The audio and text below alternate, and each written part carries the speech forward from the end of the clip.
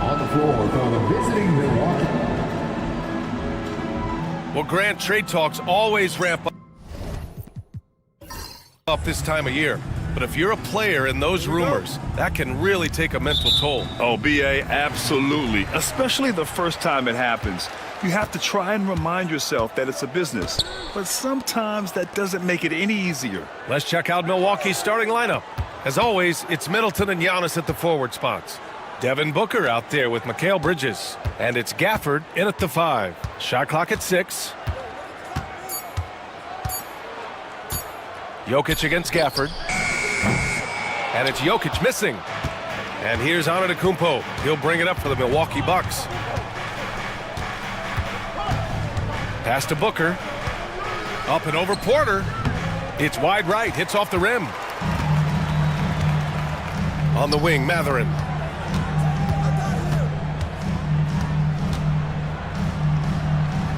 Hard with it. Here's Jokic, and he banks in the layup. Well, when Jokic gets it low, he's so hard to dislodge. You can bump him all you want, but it's usually no use. And coach, a 3-time league MVP, Nikola Jokic joining Moses Malone, Larry Bird, and Magic Johnson. What a list. Yeah, that's not a bad list at all, Brian. But what stands out beyond Jokic's skill set is the consistency that he produces with every night. And everybody around him instantly gets better when they play with Jokic. They love playing with him. What a release. Halliburton getting rid of it. Pass to Middleton. Booker with it. We saw him with 11 points in his last game. Back to Antetokounmpo. And Giannis with the dunk. Yeah, play like that is beautiful to watch. Booker running the pick and roll almost to perfection. Outside Mathurin. Antetokounmpo against Porter. Jokic the screen. Porter's shot is off. For Milwaukee, they've gone 2 of 3 from the floor. The resume Giannis has built already is impressive, and he's nowhere close to being done adding to it. Milwaukee shooting their first free throws. First trip to the line in this one. Giannis Antetokounmpo taking 2 shots.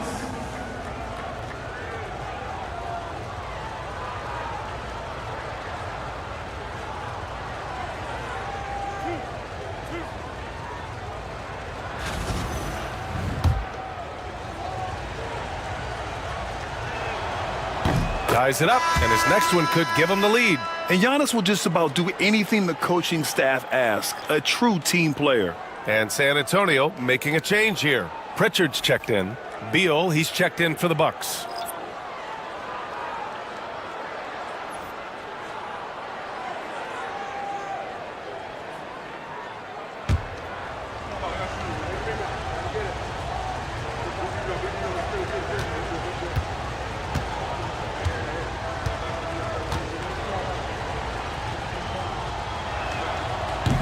That one's no good. Stan, one of the most impressive streaks in sports history. The San Antonio Spurs, one of the smallest markets in the NBA, making 22 consecutive playoffs. Yeah, and Brian, there's nothing that I respect more than consistent success year after year. I think it's harder than having that one great year. What San Antonio did in those years is incredible. And they had a great sideline reporter, I hear, too. Good-looking guy. Simons is checked in for Milwaukee. And Greg Popovich has called timeout. He wants to give him a breather and talk things over.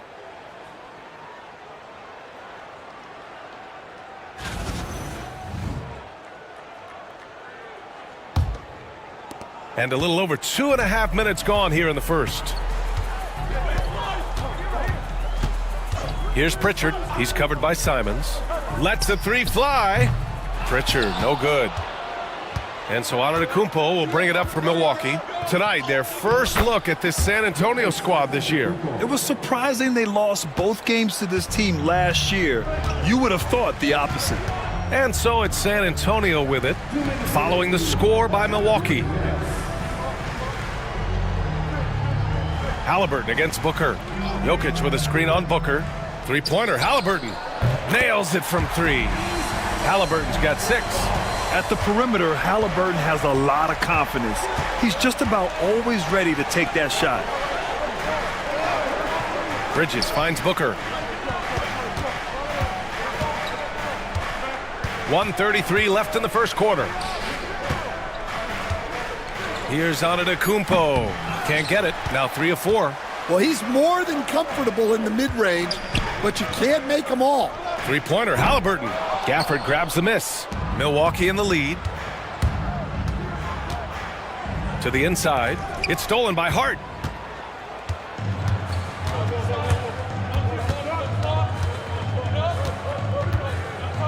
Pass to Halliburton.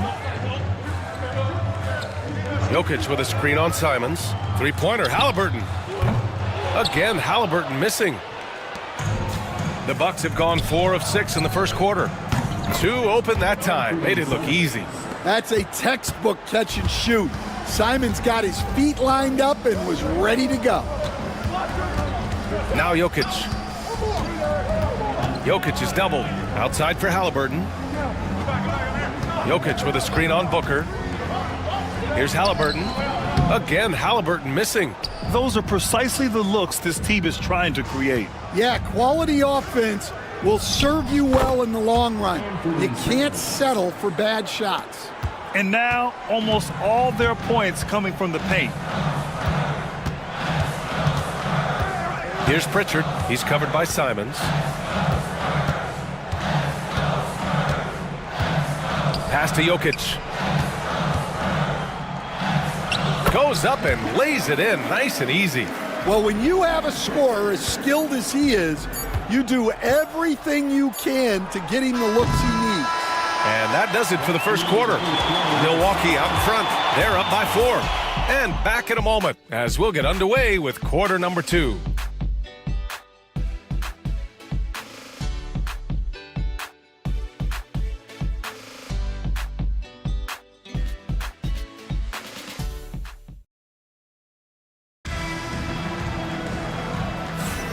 And thanks again for tuning in. If you're just joining us, we played through 1 quarter of action so far. And let's quickly break down the game we've seen from the Bucks. Guys? They are looking engaged so far, especially on offense. Yeah, and that's helped them get the lead. But we'll have to see if they can sustain this offensive output. Milwaukee leading by 4. Michael Porter out there with Wendell Carter. Then there's Seth Curry. Then there's Rudy Gobert. And it's Pritchard in at the 1 spot. So that's who San Antonio starts the second with. Randall deciding where to go with it.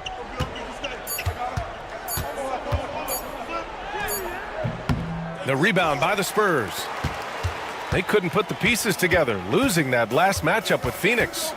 It's simple. Your defense has to be razor sharp on the road. You really want to take the crowd out of the game. Easier said than done. Well, on the road, your defense needs to withstand runs from the other side, and that wasn't the case for them. Stolen by Capella. To the middle. And it's Randall with the jam. Wow, Julius Randle. We could feel the floor shaking on that one. For close to a decade now, Stan, Clint Capella has been a double-double machine. Well, Brian, I think the key to Capella is he knows who he is. He's a great rebounder, rim runner, and shot blocker, and then he doesn't force things offensively, and that's why he's had one of the highest shooting percentages in NBA history. KYG, know your game. Now here's Simmons, guarded closely, and the shot goes in. Simmons has gotten his first points of the night. All right, guys, what's your take on the hustle stats for the Bucks? Well, our coaching staff has to be happy with how active they've been defensively, forcing turnovers and making the offense uncomfortable. They're also managing to make lots of trouble for their opponent in transition. Right away, they're finding points on the break. For San Antonio, Matherin's checked in for Carter, and Halliburton is subbed in for Pritchard. Booker finds Anderson. Bridges outside. Matherin against Booker. Here's Middleton. No good off the back of the rim. Now there's your rim protection. That's how you defend the post. Yeah, that's an outstanding defensive stand in close. And the basket by Curry. Well, it's a three-point shooting league. Guys like him are so important for spacing. Booker, the pass to Anderson. And here in the second quarter of action, just a hair under 2.5 minutes played. Yeah, he usually makes you pay from that range. It's Matherin with a drive. Ooh, a two-handed power slam. And putting his athletic ability to work. Matherin comes in hot on the drive and lifts off for the slam. Here's Randall. Oh, plenty of contact on that shot. Officials call the foul, and he'll take 2 free throws now. A reliable veteran like Julius Randle is so valuable. He provides a foundation for everyone else to play off of because they know he'll be there to score and help out. He makes it easier for other players to succeed around him. First trip to the free throw line for him in this one. Coach, when you look at the best defensive teams, what's the balance between IQ, the smarts for the game, versus effort? Well, Brian, it's both. The effort is a given. You're not going to get anything done in the game without effort. But to be a good defensive team, you have to be smart. You have to understand your opponents, their tendencies, both as a team and as individuals. Time and out. if you do that, you can cover up for a lot in terms of just raw athleticism. And Greg Popovich has called timeout. He'll take the opportunity to regroup.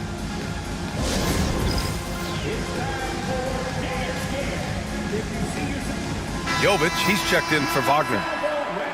And these are the top rebounders in the league. Nikola Jokic, third. Just so strong on the boards. That's a skill that helps your team win games.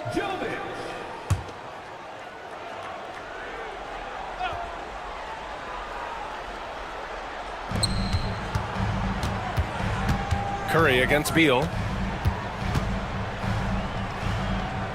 Now here's Curry. Not a lot of room. Antetokounmpo with the block. Yeah, such an imposing defensive force.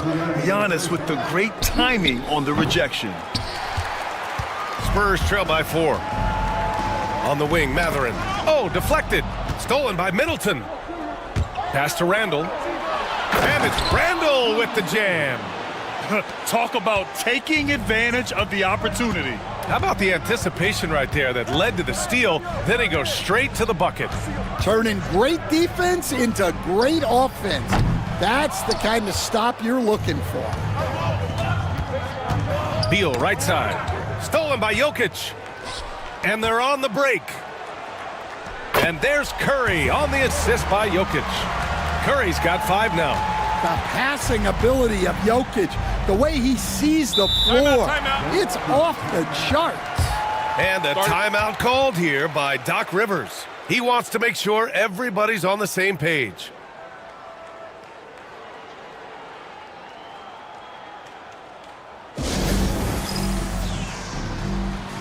And the Spurs with some changes. Porter Jr. comes in for Jovic, and it's Josh Hart in for Curry. Gafford, he's checked in for Milwaukee. Mikal Bridges comes in for Beal. 1:14 left in the first half. Here's Bridges.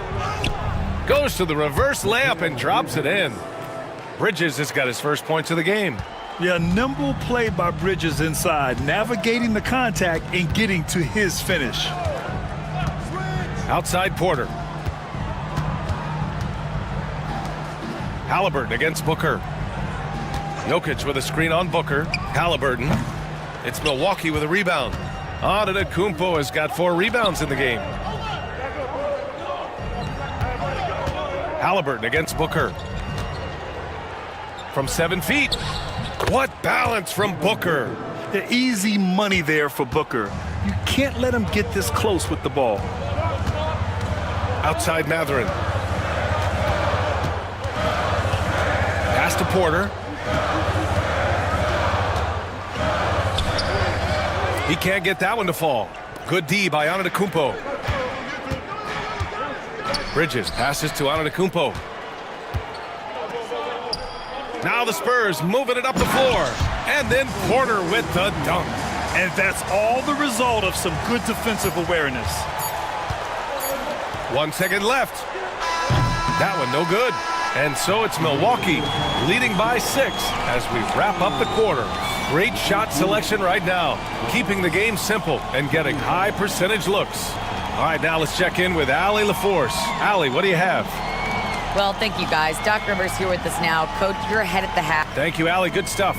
We will be right back after this break for the beginning of the third quarter.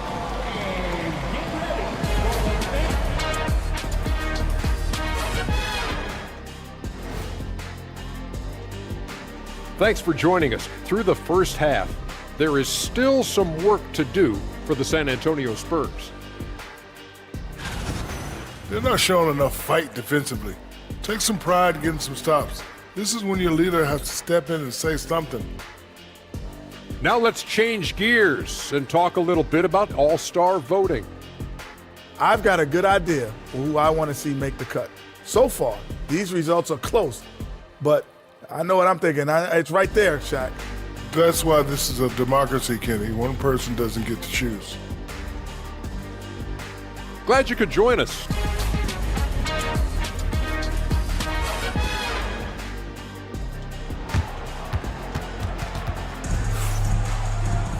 Second half of basketball is upon us, and we may be in for an exciting finish based on how close of a game we've seen so far.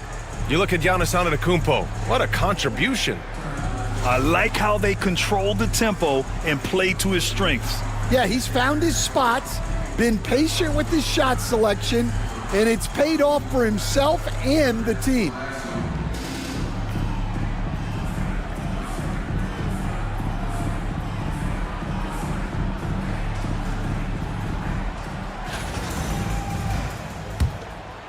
Here's Booker.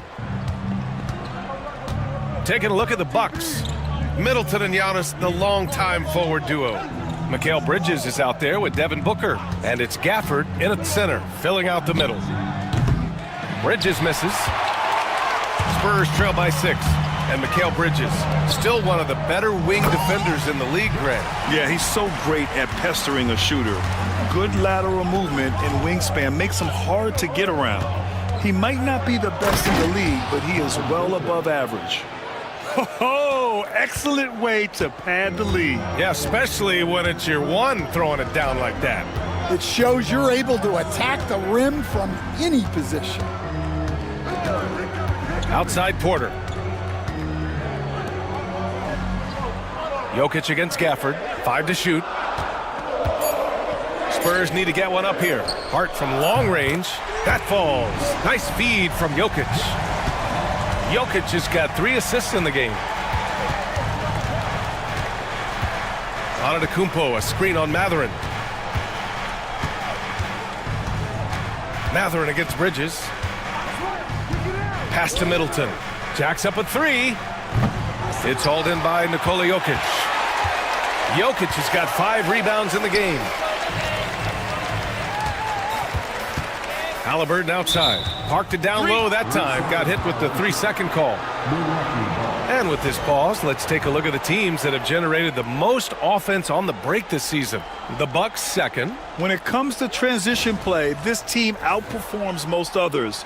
They've got a lot of speedy players, and they use them well. Booker finds Antetokounmpo. Kicks it out to Middleton. Gafford with a screen on Hart. Here's Middleton. Connects on the foul line jumper. Middleton's got his first 2 points of the night. Yeah, that's butter. I mean, Middleton with one of the smoothest jump shots in the league. And we've got a timeout called by Greg Popovich. He's going to gather the troops and talk it over. And we all know about Stan the analyst and Stan the coach. But when you played in college, what was your game like, Stan? Hey, Brian, I had the game that would get you beat as a coach. I will say my greatest strength was this. I was never once accused of overpassing. The black hole. That is Stan Van Gundy.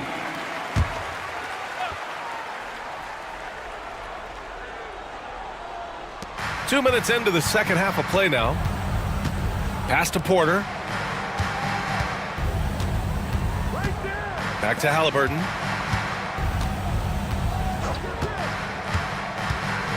Clock at 6. The teardrop. The shot off that time. Excellent D there from Booker. It's Bridges on the wing. He's covered by Matherin. Gafford passes to Middleton. Gafford with a screen on Hart. Middleton looking around. From deep three-point range. Another miss by Middleton. And it's Jokic with the ball for the San Antonio Spurs. Trailing by 5. Outside for Porter. Pass to Hart. Jokic in the post. He's guarded by Gafford. Halliburton for 3. It's Milwaukee with a rebound. Antetokounmpo has got his 6th rebound on the night. He's been just a little off the mark tonight. Really the story of the game so far.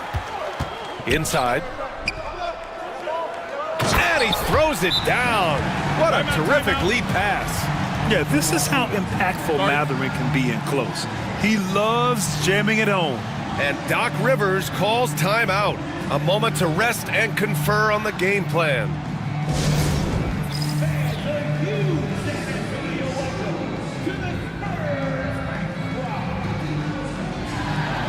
Pritchard's checked in for San Antonio. Jaquez has checked in for the Bucks. Milwaukee leading by 3. Outside Booker. Antetokounmpo against Hart. Antetokounmpo, a screen on Porter. That's good from Jaquez on the assist by Antetokounmpo. Well, when Jaquez is hitting threes, it adds a whole nother dimension to this offense. And you think about what Jaquez has done early in his career. It's pretty impressive, Stan. Well, Brian, people tend to underrate college players who play multiple years. He was basically a finished product before he reached the NBA. And it's Antetokounmpo with the miss. Well, you got to miss sometimes, but that one seemed like a gimme. Hart with a screen on Bridges. Down low. Shot's good by Hart. Hart's got 7 now in this quarter. Halliburton really a playmaker with the ball in his hands. Here's Booker. Booker slips by. And defensively, that's just not going to cut it. A chance at a 2-for-1. You have to find ways to use the clock to your advantage. Pass to Halliburton. There's the 3. Drills it from deep. Halliburton's got his 3rd bucket of the night. Yeah, you've got to be attached at the hip to Halliburton, especially when he's operating on the perimeter. Now here's Booker. He's closely guarded. Good. That's his 5th bucket in 9 attempts. Well, he's been very reliable tonight, not wasting any chances, really using his head. Here's Pritchard. Booker defending. Here's Jokic. Here's Halliburton. Oh, it would have counted had it fallen, but it is offline. And we've reached the end of the 3rd. Bucks ahead, leading by 5. And 4th quarter basketball will be coming your way on 2K Sports right after this.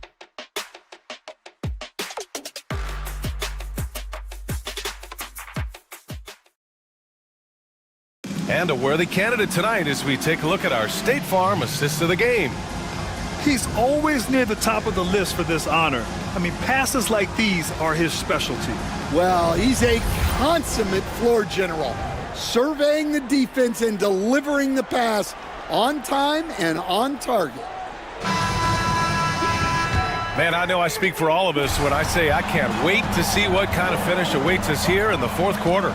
They've got Rudy Gobert. Benedict Matherin is out there with Wendell Carter. Then there's Peyton Pritchard, and it's Halliburton in at the 2-guard position. That's who's in the game for the Spurs. Matherin against Middleton. Spins. Matherin with a rebound. Well, with his team leading, he might just want to put that one in his pocket next time. Pass to Pritchard. Gobert with it. On the wing, Matherin. Carter inside. Middleton covering. Pritchard gets it to go. After being behind for so long, they must be relieved to finally get this thing tied up. Yeah, guys, they've shown a ton of character in making this comeback. Now they've got to finish the job.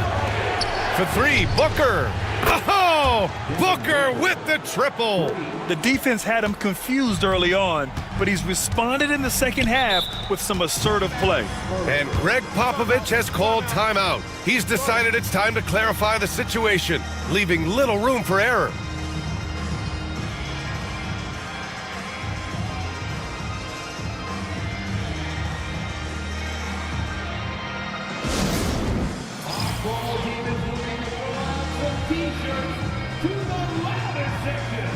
Laravia is checked in for San Antonio. Curry comes in for Pritchard. And Milwaukee with a change here too. Beal's checked in. And from the sideline, let's catch up with Allie. Well, over the break, I listened in on Greg Popovich's huddle. He applauded their shooting and their shot selection, saying, "We're taking the right threes, not forcing anything. Keep doing that, and they'll continue to fall." Makes the game easy, doesn't it? Great work, Allie. Thanks.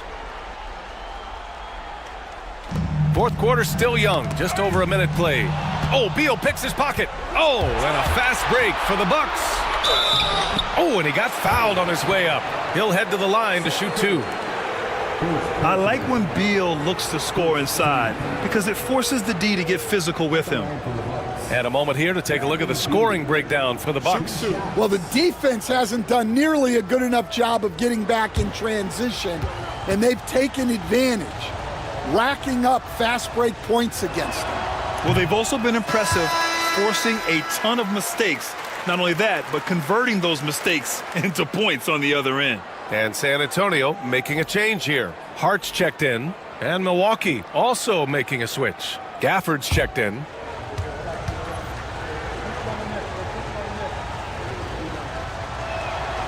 He hits the second from the line. Well, you like to see all of them go down, but that did make it a two-possession game.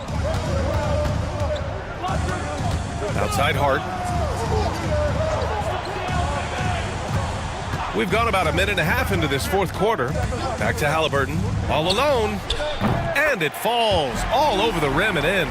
And this is just typical of him, always making an impact at crucial moments in the game. Well, you know this is when they lean on him, and he delivers with a much-needed score.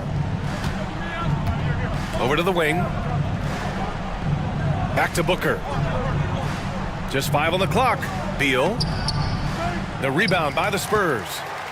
When this game's over, they'll be off to Golden State as they take on the Warriors. That's the first of a 3-game trip out on the road for them. Halliburton looking over the floor. Shoots over Booker.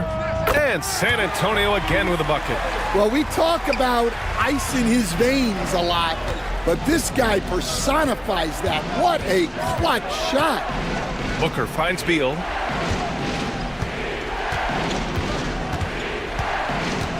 Randall on the screen.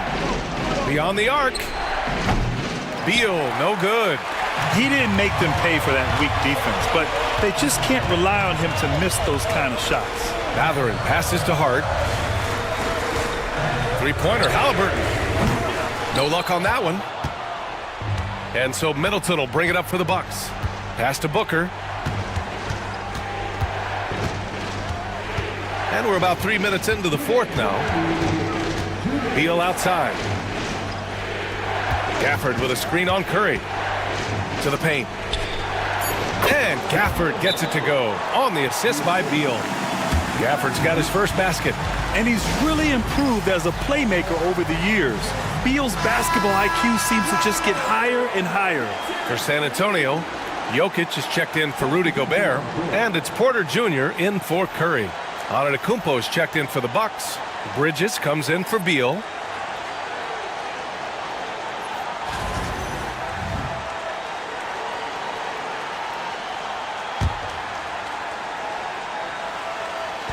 .152 left in the game.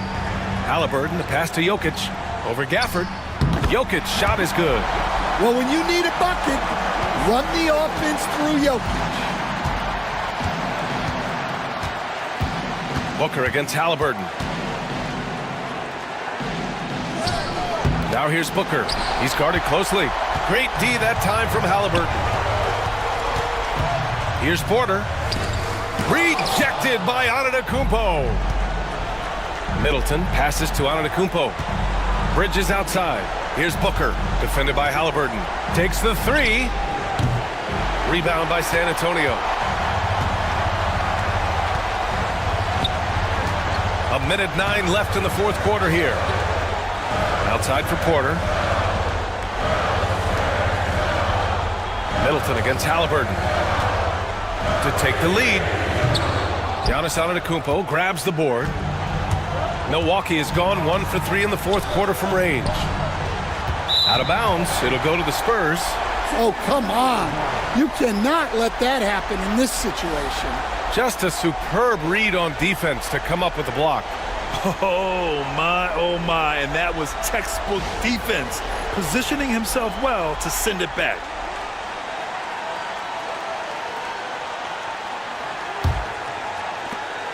There's 48 seconds left to play in the fourth. Pass to Jokic. Outside Matherin. From downtown. And nails the tray.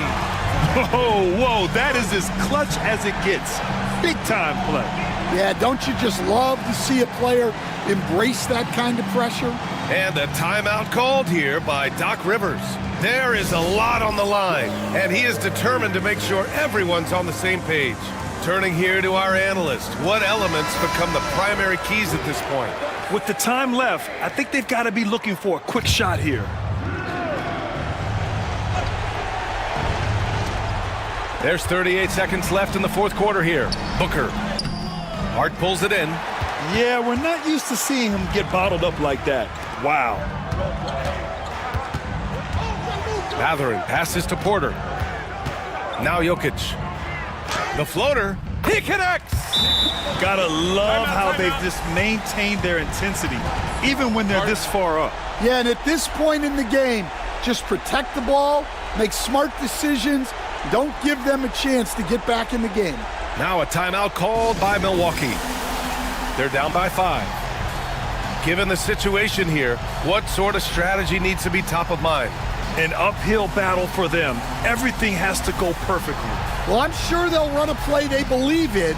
If it works, I say try for the steal, and if you don't get it, immediate foul.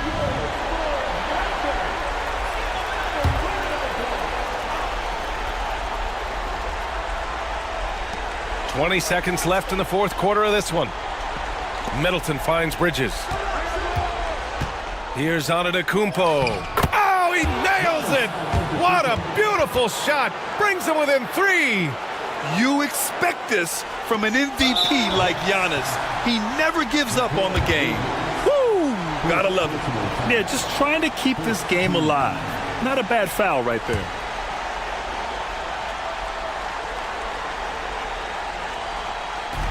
And so they foul intentionally.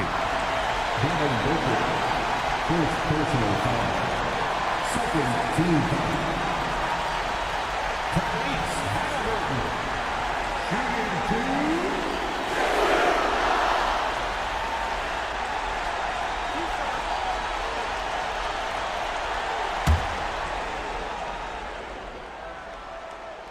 So the first one drops, and that gives him a 4-point cushion.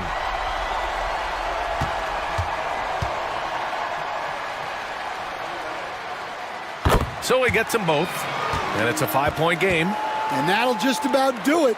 Coming through at the line in a big spot. Booker, the pass to Antetokounmpo. 3-pointer, Bridges. And knocks down the 3. And we've got a timeout called by Greg Popovich. The pressure is on, and he's got a plan to share with his guys.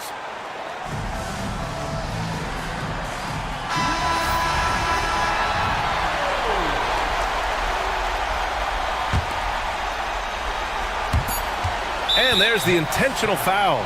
No choice but to stop the clock here. Yeah, no choice but to foul in that situation. Although, that's not the guy you want to send to the free throw line.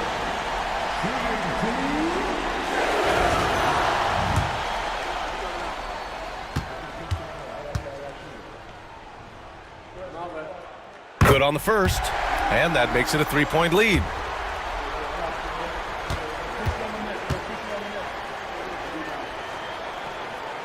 So he goes 2 for 2 at the line, and it's a 4-point ball game.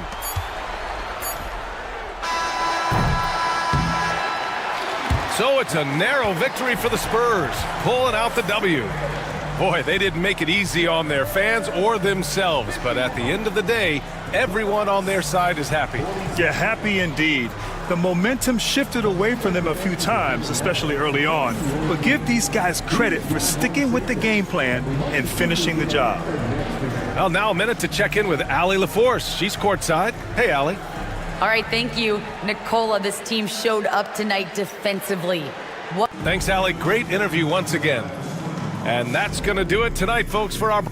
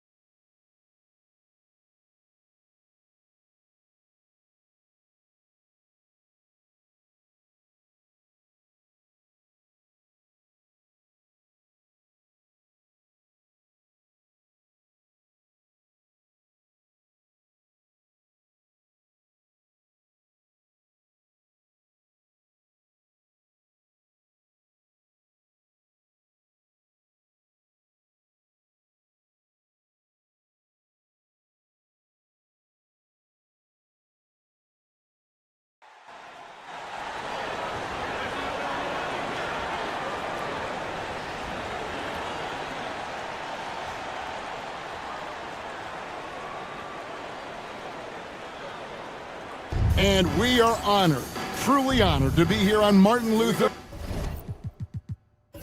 King Day, a special day, Greg, on the NBA calendar. It is. Traditionally, the games in Memphis and Atlanta, a chance to reflect and celebrate Dr. King. It's one of the best days of the season by far. And now Washington's starting group. Williams is out there with Anthony Davis. Then there's Brandon Miller. Then it's Trae Young. And it's Hunter in at the small forward position. Now here's Thompson. Brown outside. And the shot goes in. Well, that's where you use your athleticism and agility if you're Jaylen Brown, navigating to a high percentage look. Young against Thompson. And here's Young, trying to claw his way back after a terrible showing in that loss to Phoenix. 4 on the clock. Here's Williams. The Mavericks pull it in. They come into this having outplayed the Clippers last game. Yeah, and defensively, boy, did they trust one another. Communicated well and just made it very difficult to get good looks in that one. You knew they were on a string all night on the defensive end, and it always helps when someone got caught out of position, help was on the way. We know, Doris, at one point the Wizards had one of the most unique pairings in NBA history.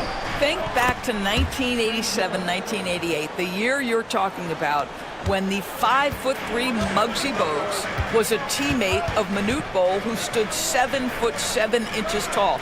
At the time, they were the tallest and shortest players in NBA history, with 28 inches between them. Incredible.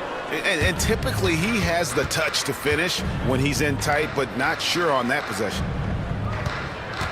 Pass to Miller. Back to Young. Takes the three.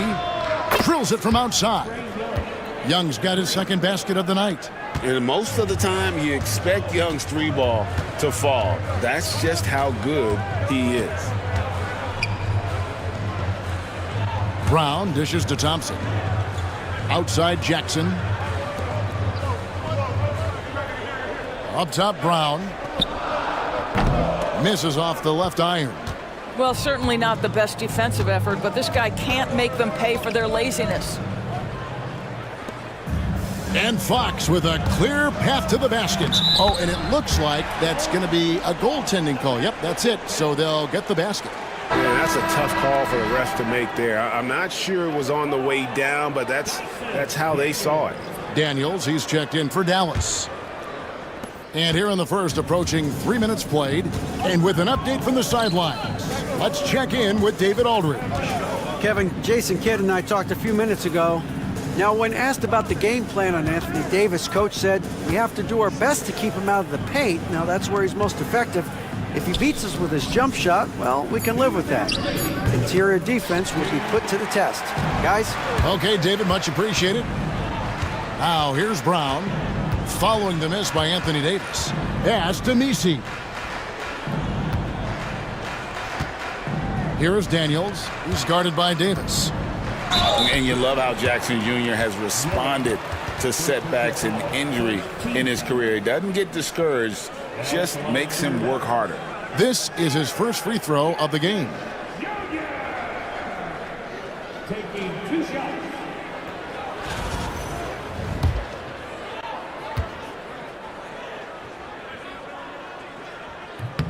The free throw drops for Jackson. Oubre's checked in for Davis.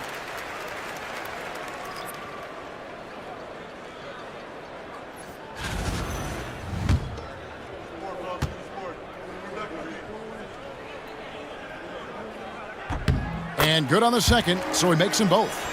And it's been a really good day for him at the line. Some other bigs have well-documented problems on their free throws. He's not one of them. Now, here's Oubre. Back to Young. From the arc. Jaylen Brown with the rebound. And the great shooters know when they've got enough opening to go for the three. I didn't think it was a bad choice on that possession. And this is outstanding vision by Jaylen Brown. This guy dishing the ball beautifully to his teammates. You know, many see Brown as a scorer, but Doris, he's put more of an emphasis on his defense in recent seasons. You're exactly right, Kevin. He's taken tremendous pride in asking his coaches to put him on the best offensive player. When he's the point of attack defensively, look out. He can give a lot of headaches to ball handlers. Mavericks leading by 4. Outside Jackson. Pass to Brown. The three. That's tipped. That's unparalleled defensive focus from Kelly Oubre. He's all over his man and just suffocates that shot. Dallas has gone 1 of 2 from long range in the first quarter. The wide open look here for Fox. That one's off. He's now 1 for 2. Wizards trail by 4. 2 seconds separating the shot clock and game clock. Oubre passes to Williams. Here's Hunter. It's hauled in by Brown. Brown's got his 4th rebound with that last one here tonight. Outside, Fox.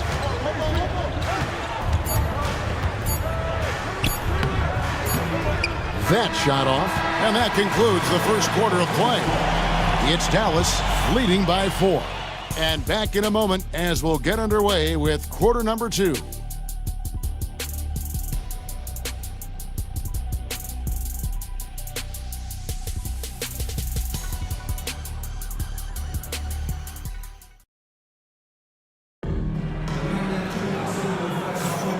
And welcome back to our special presentation of the NBA for Martin Luther King Day. And what do you think, guys, about Dallas here in this one? Guys, I love their defense in that first period. They were in position and just challenging shots. Well, I think they combined great intelligence with great effort, and you can see the results. So with Thompson sitting on the bench, here's the 5 for Jason Kidd right now. We've got Daniels. Jaren Jackson is out there with Goodwin. Then there's Jordan Poole. And it's Diabate in at center.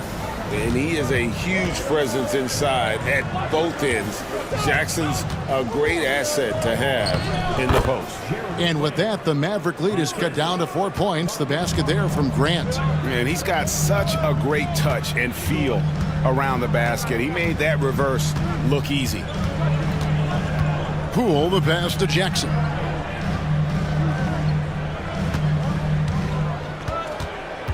Six to shoot. From 17 feet out, connects, the jumper drops. Jackson's got the lead up to 6 now for the Mavs. Yeah, and their shooting really starting to pick up here in the second. Davis with a screen on Poole. Loads it up for Davis. Oh, offensive interference. Thompson, he's checked in for Goodwin. And a switcher also for Washington. Jackson Hayes, he's checked in for Cason Wallace.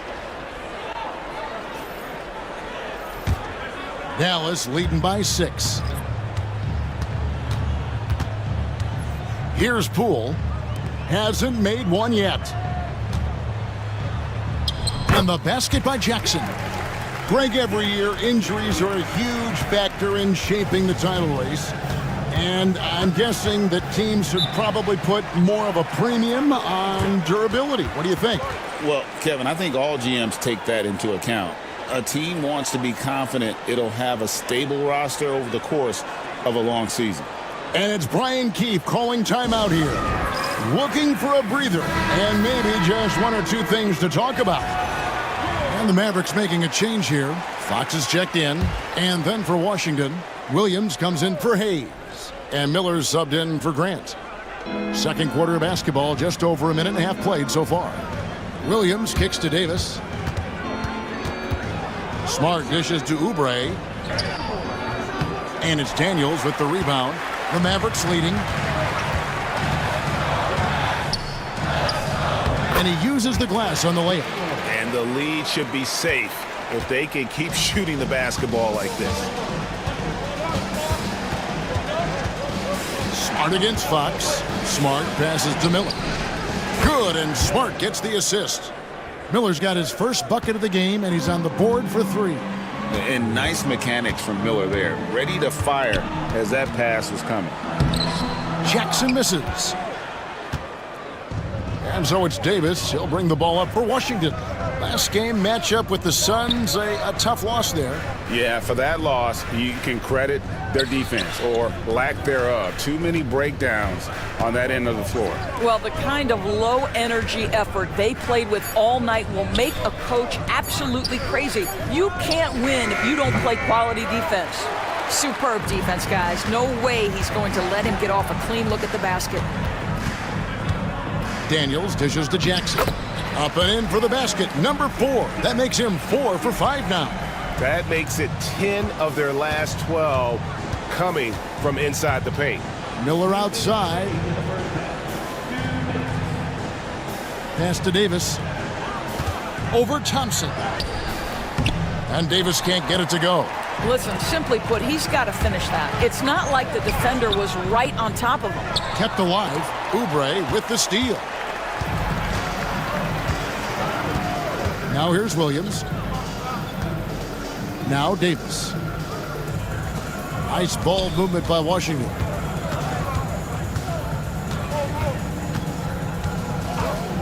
Shot clock at 5. That one goes in. Davis has got his first points of the game.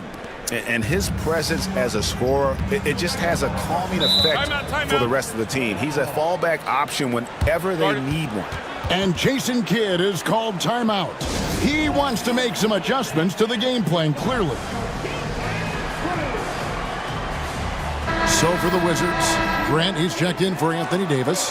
DeAndre Hunter comes in for Kelly Oubre. And Trae Young subbed in for Smart.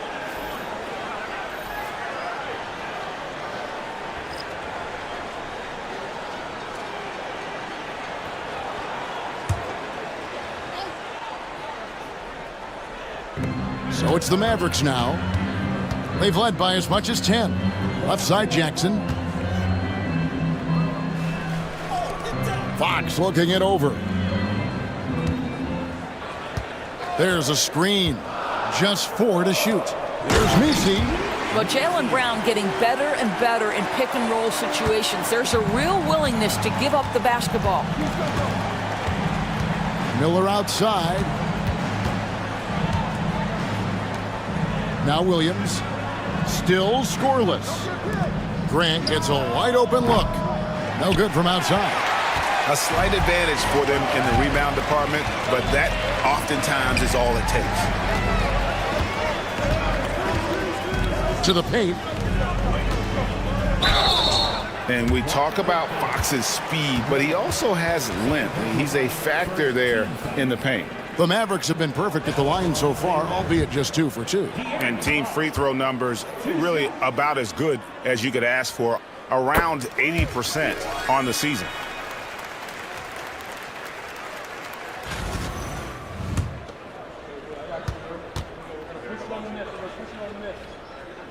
Both shots good from the stripe. This is about the last guy you want to send to the stripe right now. They keep fouling him, and he keeps making them. About 3 seconds between shot and game clock. Pass to Young. Spins to the middle. Outside Williams. Miller with the ball. Washington needs to get a shot off here. Young, no good. And so it's Dallas. Their lead at 11 points to end the quarter. They're shooting the ball so well in this one. A great performance from the field. And now we'll send it over to David Aldridge, who is standing by courtside. David. Thanks, Kevin. AD, you see how they're playing you in the first half. What's the adjustment going to be? So, we got to come out with a great intensity. All right, David, thank you. And stay with us, folks. We'll be back just after halftime to get the third quarter started.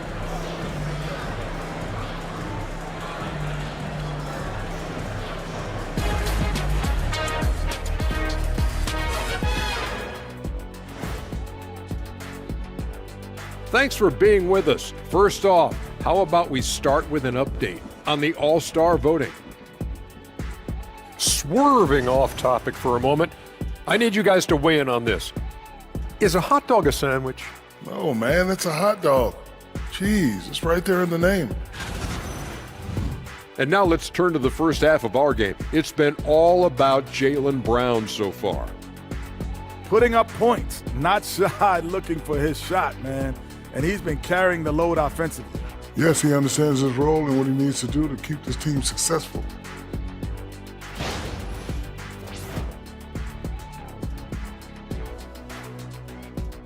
Thank you for being with us. Now let's send it to Kevin Harlan for the second half tip.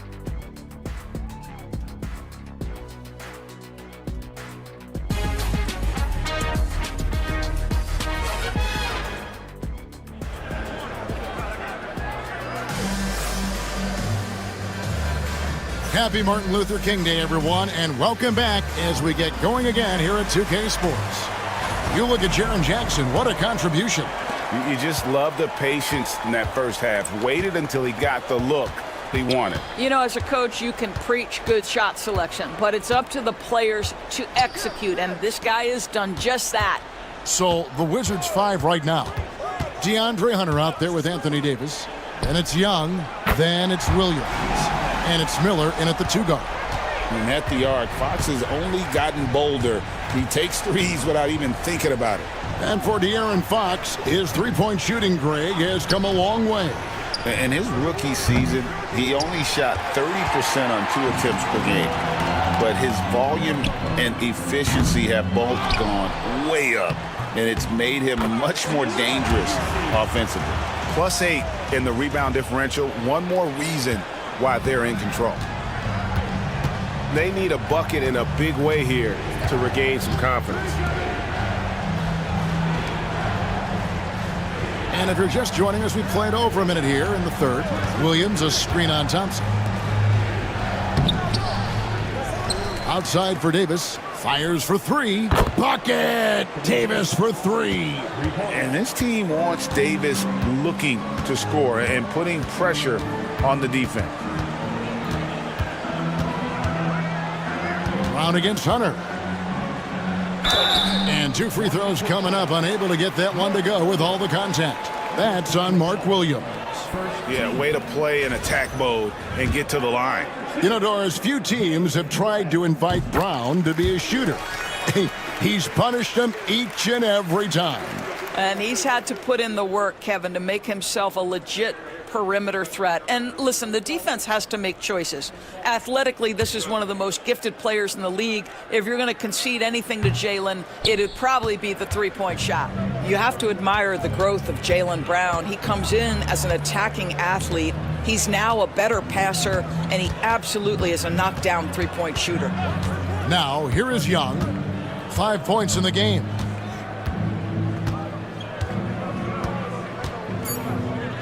Pass to Davis. From past the arc. Thompson with the rebound. All right, time now to pick it up. You're 1 for 4, and you certainly don't want to give your opponent momentum. A moment now to hear from our sideline reporter, Hall of Famer David Aldridge. David. Well, Kevin, we are seeing a new generation taking over the NBA. Commissioner Adam Silver says stars can be created much quicker these days. Sports is a meritocracy, and talent gets rewarded. With a social media community in the billions for basketball and a global market for talent, new and different stars end up emerging. Kevin? Which is always good for the game. Great to see. And David, a great report again from you. Thank you. Now, here's Fox. He's got 7. It's good. Fox has got 9. Nice work inside from the smaller Fox. So cunning and crafty around the rim. And it's Brian Keefe calling timeout here. He wants a minute here to get things straightened out with his team.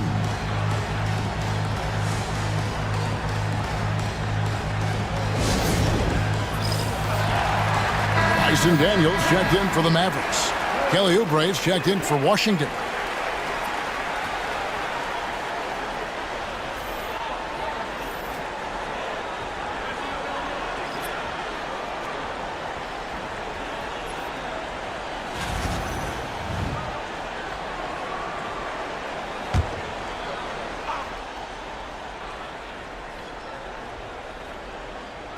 Dallas on defense.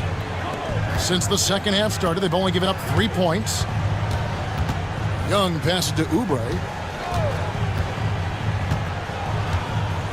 Just 5 on the clock. There's the triple. And it's Daniels with the rebound.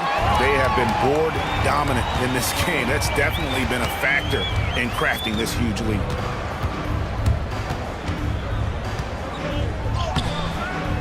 No good. Good D by Miller. Wizards trail by 16. Puts up a 3. It's rebounded by Dallas. Brown's got his 6th rebound on the night. Daniels dishes to Fox. Right side Jackson.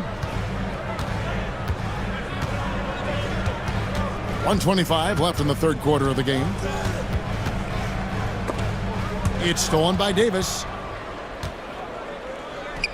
Here's Oubre, and finished off by Oubre. Well, Oubre has the kind of athleticism that makes that an easy play. And Jason Kidd is called timeout. He's going to have a discussion here on the sideline. A different look for Dallas. Diabate's checked in, and Poole subbed in for De'Aaron Fox. The Wizards also changing it up. Hayes, he's checked in for Mark Williams. Jeremy Grant comes in for Davis, and Wallace subbed in for Brandon Miller. And finished off by Brown. How about a little bit of daylight is all Jaylen Brown needs, up off his feet in a hurry. Wizards trail by 16. They've been looking out of sync offensively. Yeah, their offense has ground to a standstill. 46 seconds left in the third. Pass to Poole. And that's a foul called on Kelly Oubre. That's his first foul. Goodwin's checked in for Brown.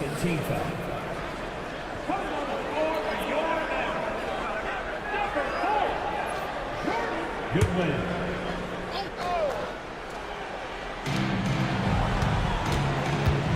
Now here's Goodwin, covered by Oubre. Pass to Diabate. Clock at 4. Jackson from long range. It's rebounded by Hayes. Washington's gotten 1 of 6 three-pointers to drop since coming out of the locker room at halftime. And it's Young, that time on the assist by Wallace. Young's got 7 points. Oh, crafty move there by Young, finessing his way around the contact. And Poole gets it to go. And with the lead, I like the strategy here. Continue to get the ball to guys who can do something with it. One thing we've learned in the NBA, the game is never over. So you've got to continue to score, continue to build your lead. And so it's the Dallas Mavericks with a 14-point lead as we bring the quarter to a close. They've been playing some ferocious defense. Don't go anywhere. We'll be right back.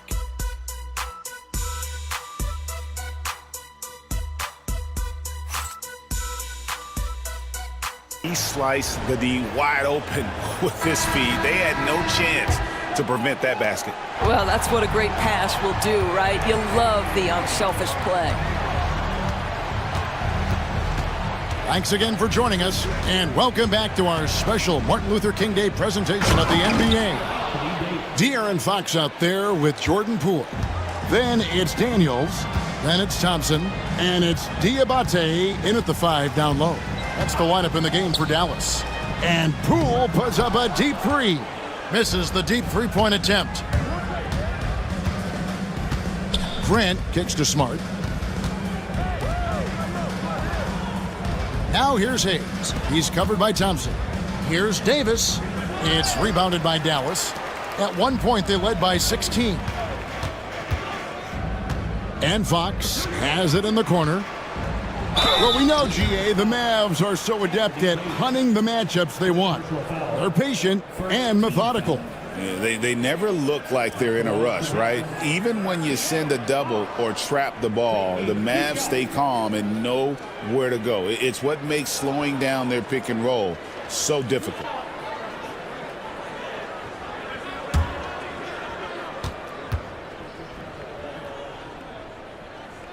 First free throw is good. And I really love Fox's game. He's got a ton of room to grow, but boy, does he play with intensity. Dallas making a switch here. Goodwin's checked in. Trace Jackson-Davis is checked in for the Wizards. Brandon Miller comes in for Oubre, and so he hits both. Wizards trail by 14. Pass to Jackson-Davis. Grant outside. There's the screen. Back to Jackson-Davis. Stolen by Thompson. Now here's Goodwin. He's guarded closely. Daniels passes to Goodwin. Here is Daniels, covered by Miller. 5 on the clock.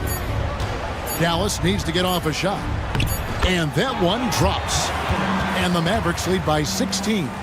It helps that Thompson can score with either hand close to the bucket. Defenders can't force him to one side or the other. And we've got a timeout call by Brian Keefe. He has decided it's the right time to talk.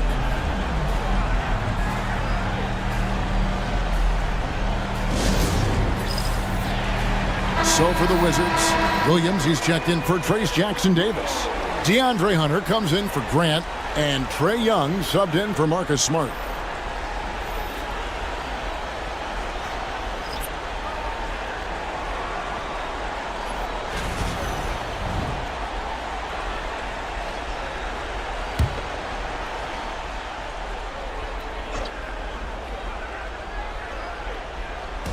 Dallas on defense.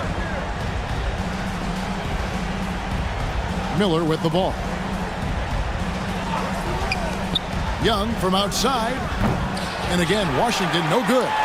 And they've controlled the boards, and that's a big reason why they're controlling the lead. Fox against Miller. Rebounded by the Wizards. Davis has got his 5th rebound right now in the game. Thompson against Young. Miller dishes to Young. Davis setting the pick for Young. Down low. And finished off by Davis. And he'll get a head of steam when there's that much of a lane. You can't get in AD's way. Pass to Brown. Here's Messi. Outside, Fox.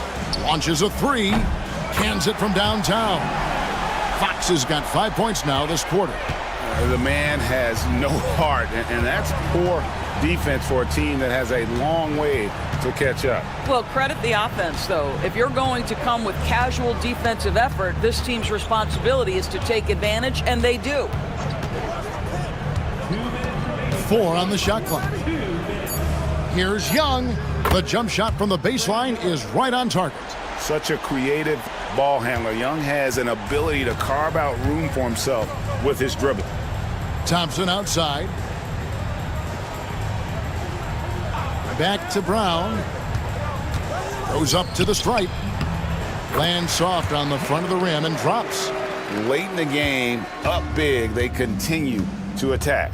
And as a result, they may be facing just a little bit less resistance right now. They are having their way. Miller kicks to Davis. Williams, a screen on Jackson. Up again, and Williams is right there. And so just rolling to the finish line now in what has been a very confident-looking performance for the Mavericks. Free throws were a big factor in this one. You know, it's always great to get a lot of shots at the line, but the key, they were able to convert tonight. You start making free throws, and it can get you the win. And an important milestone for them tonight as they pick up win number 10.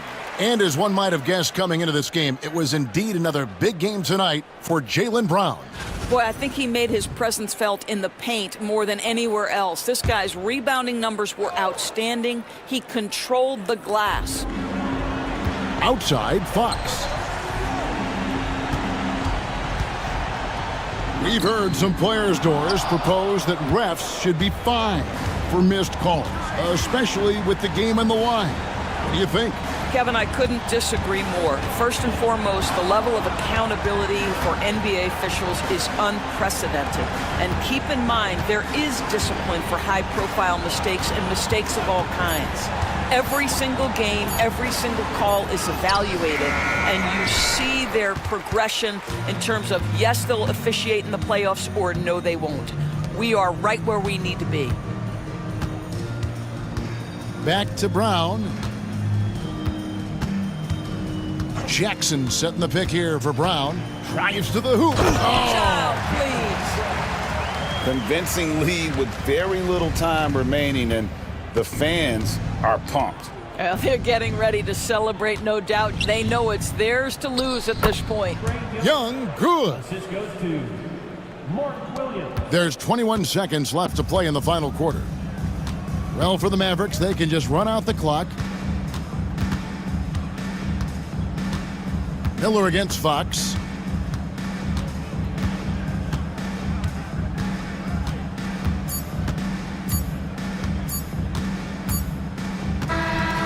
So no problem for Dallas as they get the win. Some good competition, but the hometown advantage and their ability to stay focused, I think, made the difference. Yeah, and the first step in becoming a good team is your ability to win at home. And they really seem to revel in that opportunity, and this is what they came out to do.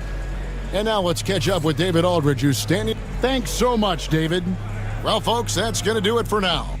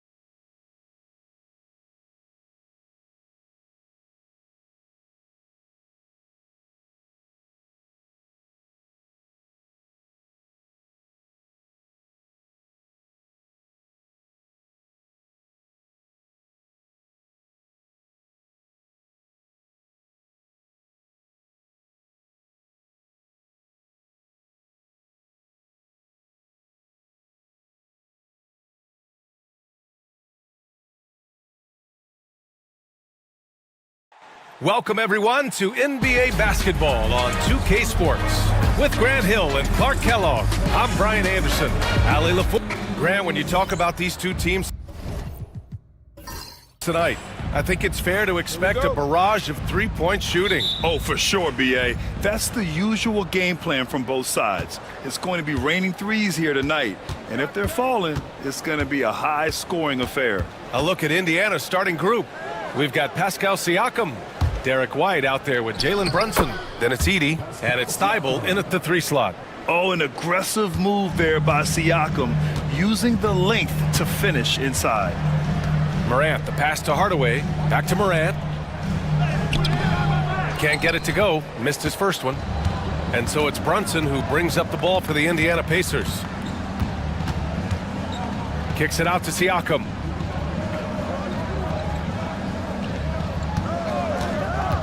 Inside. Here's Edey. Oh, and that one, no question, powered it down. And we talk about Siakam's versatility. Well, there it is. Nice pass. Outside Morant. Screen by Embiid. Morant, the pass to Brooks. Clock at 2. Oklahoma City's got to hurry. They got to get up a shot. And it's Morant missing. And here are the Pacers now. And one thing that Morant has always been elite at, finding a seam in a defense and getting to the rim, Grant. Yeah, any crack allows him to get inside. And as good as anyone at splitting a double, which he sees a lot of. So once inside, he can finish with authority or kick it out to a shooter. Here's Johnson, and the jumper is good at the free throw line.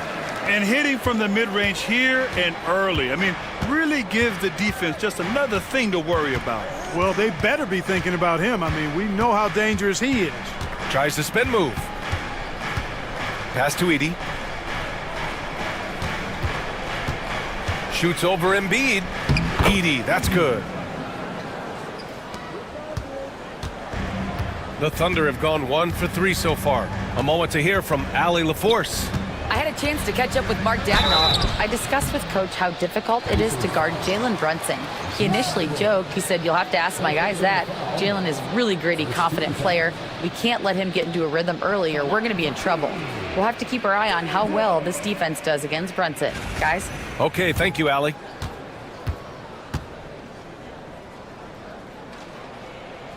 And he makes the first. Grant, how about the rise of OKC? In just 2 years, transforming from a 24-win team to the top seed. Incredible, B.A. The Thunder drafted well and gave those picks lots of playing time. Plus, they made some fantastic trades. And of course, don't forget, OKC still has a boatload of picks. Every team wants to have an enforcer or two, somebody who's physical, unafraid, gives his teammates confidence. Brooks is one of those guys. To the middle. Oh, stolen by Embiid. Left side, McBride. First quarter of basketball. Just over 2.5 minutes played so far. Pass to Embiid. He takes it in. And Grant, I know you played a part in Embiid's decision to join Team USA. Yeah, B.A., I spent a lot of time talking to Joel Embiid and convincing him to play for us in the U.S. men's national team.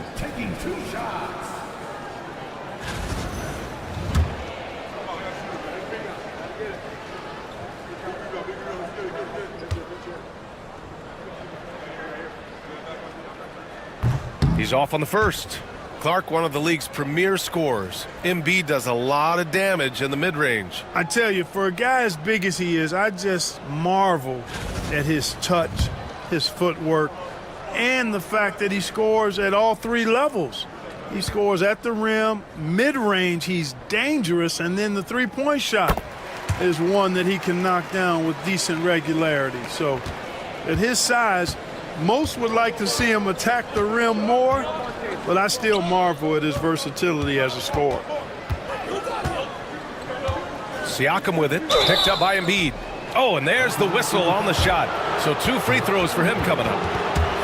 That's on Joel Embiid. He's shooting more free throws as his career is going on.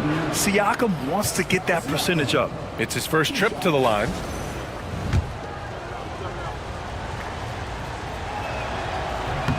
And he knocks down the first one. Well, the first 7.5 seasons of Pascal Siakam's career were in Toronto. But Clark, a fresh start here with the Pacers. You know, it's great for the Indiana Pacers because Pascal Siakam wanted to be part of this group. He saw a nucleus of young talent that had a chance to be competitive in the East and chase a championship. So he signed a nice big contract this summer to remain a key contributor for them moving forward. Actually, he'll be the hub of the wheel along with Tyrese Halliburton. And we've got a timeout called by Mark Daigneault. And we might see some changes. Coach potentially looking to adjust.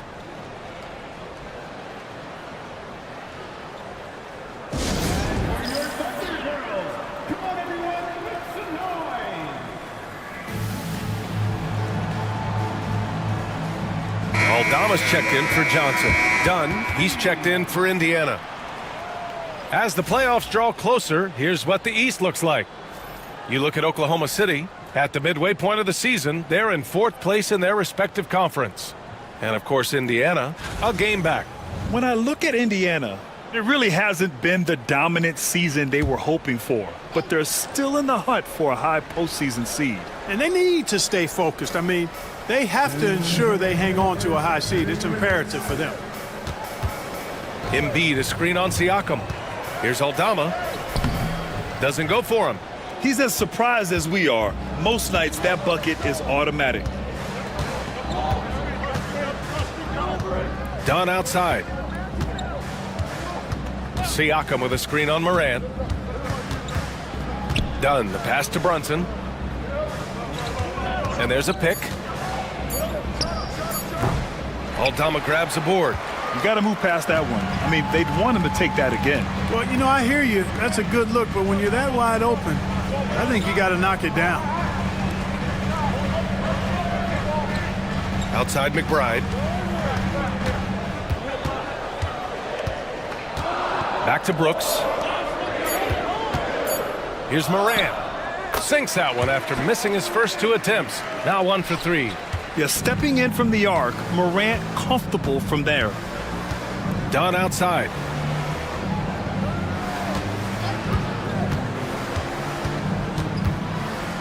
And it's blocked. He keeps control of the ball. Outside McBride. There's 37 seconds left in the opening quarter. Down low. Here's Embiid. And it's rejected.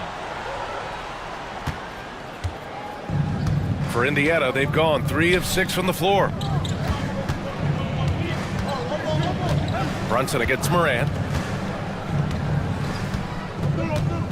Outside Brunson.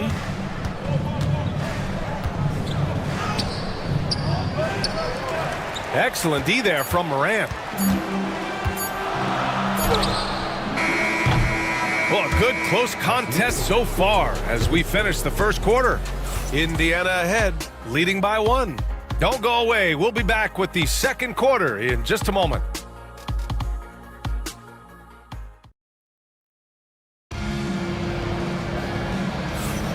And this has been a fairly close game through the first quarter. We'll see what happens here in the second. And guys, what's your take on Indiana so far? It's simple. The main takeaway from the first quarter is they're winning this game with defense. Yeah, I agree. I mean, you look at the energy, the effort, defensively, they put it all out there in that opening quarter.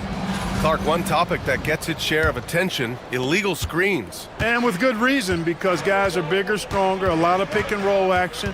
So you've got to be more diligent in cracking down on those screens that are illegal. The game is extremely fluid. Guys are in constant motion. But I think it's a hard call to make consistently, but the officials have to keep working at it. On the court for the Pacers, second quarter underway. Derek White out there with George. Then it's Thompson, then there's George, and it's Richards in at the center position. Williams a screen on White. For 3, Smith. Nice start for him, sinking his first shot. A dead-eye shooter, Nick Smith, is great from three-point land. That might be his biggest asset to this team. Here's Richards. Kicks it to George. From the arc. Oklahoma City grabs a miss. And this is exactly who you want taking that shot. He just missed it. Oh, and Johnson slams it in. Oh, man. He got fancy with that finish. He may be trying to provide the spark they need to break this one open. And I like it. I mean, some coaches might want to see just a sure-handed lay-in there, but for me, I don't mind a little extra. White, good. Boy, White is a capable three-point shooter now, and he does not need a lot of space or time to get off his shot. For three, Smith. It's rebounded by George. And so George will bring it up for the Indiana Pacers. Outplayed in the previous game on their schedule. They lost to the Rockets. And the win was there for them, but they just let it get away. Just couldn't make enough plays late. And, you know, those are the kind of games that sting and that bad taste lingers. Knowing you were in it, but not coming through down the stretch, those are hard to get over sometimes. And George with the jam. And plays like that one can make the difference in a close game. And it definitely got the bench on their feet, too. Making a statement for sure. I mean, we'll see if they can maintain that aggressive approach, guys. Embiid, he's checked in for Oklahoma City. Hardaway comes in for McBride. Siakam, he's checked in for Indiana. Thibault comes in for George.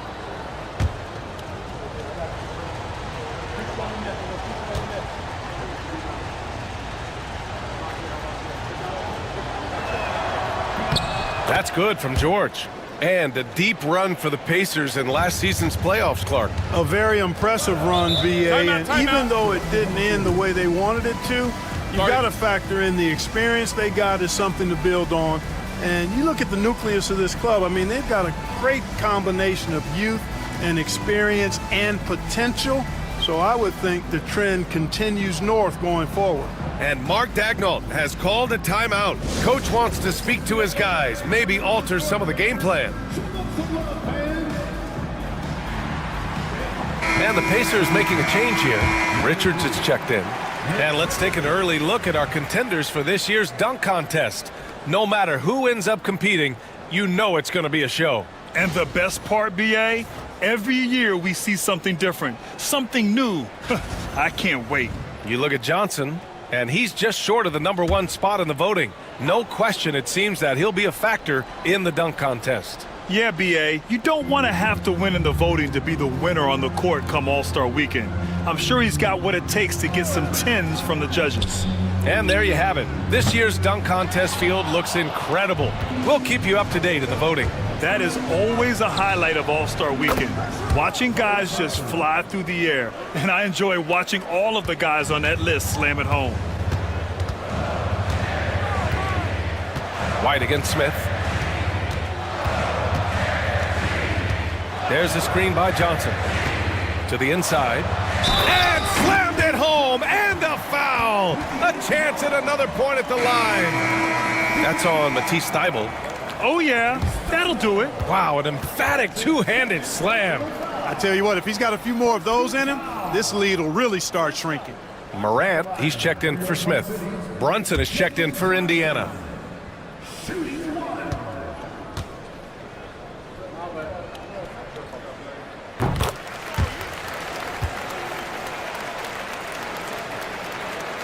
And we're just over 2.5 minutes into the second.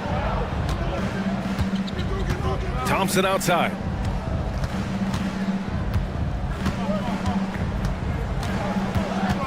Siakam outside.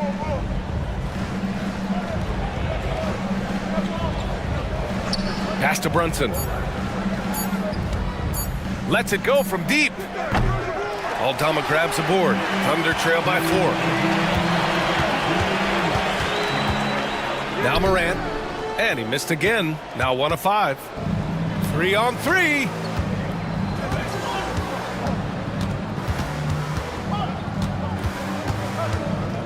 Thybulle against Johnson.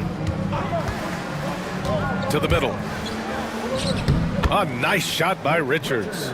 And they found a nice flow offensively here in the second period. Yeah, and that field goal percentage zooming upwards is now above 50%, which is pretty strong.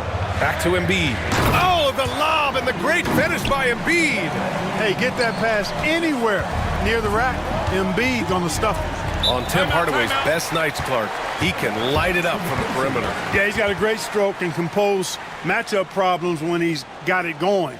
When that happens, it forces opponents to adjust their defensive posture. So he's extremely valuable when he gets it going, knocking down shots on the perimeter. Smith, he's checked in for Oklahoma City. The Pacers also with a sub. Dunn, he's checked in for Thompson.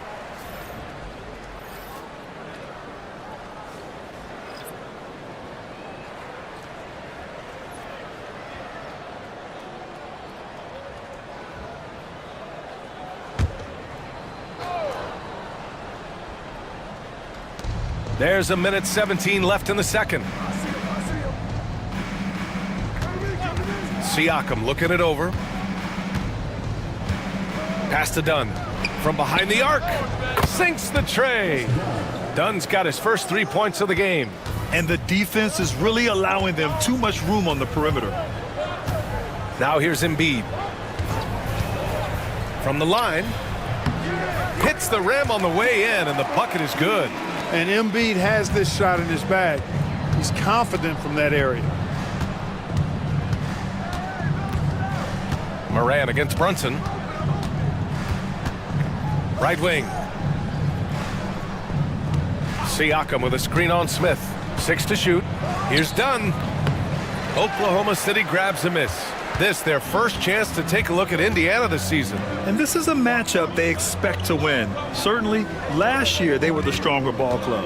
Yeah, and very tough to beat when they're playing up to their capabilities. That's why they're one of the top teams in the league.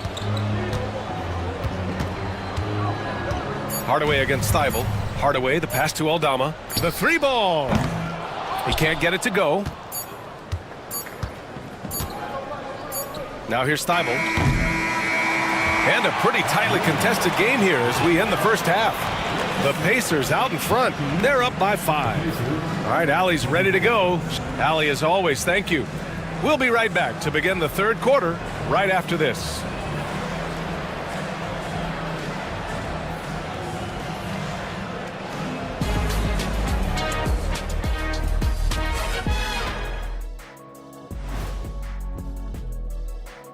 Welcome, one and all. Before we hear Kenny and Shaq's insight. And for that matchup with the Timberwolves, they've had the better season, but this game feels close. More than a few analysts have predicted an upset here. I'm going the other way. So let's dig into that first half now, and what was a very solid performance for the Pacers. Thanks for tuning in. Now we head back.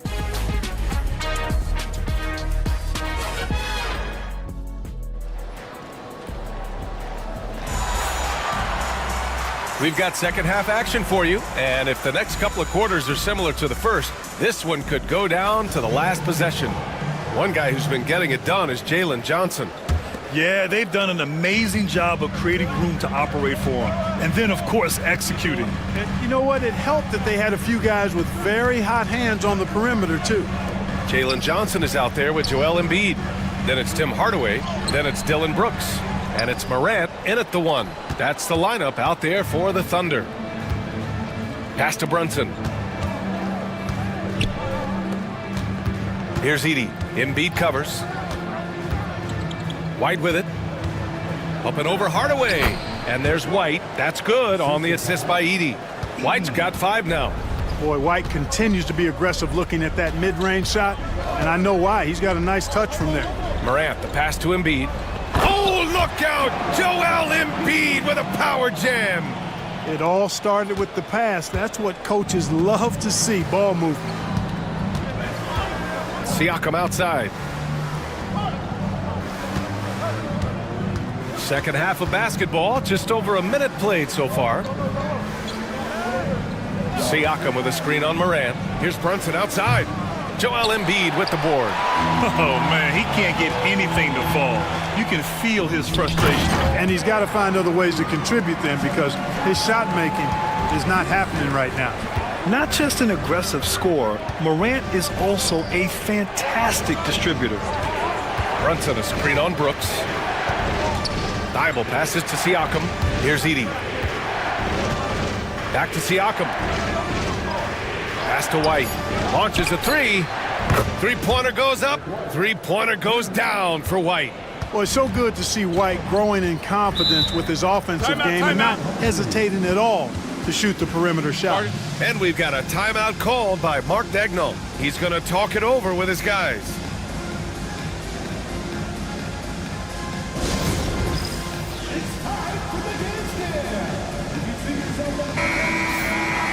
And while we have a chance, the 2K leaderboard showing the NBA's best when it comes to steals. In third, the Pacers. This team will punish you for sloppy ball control, no question. They've got a lot of fast-handed guys just waiting to take advantage.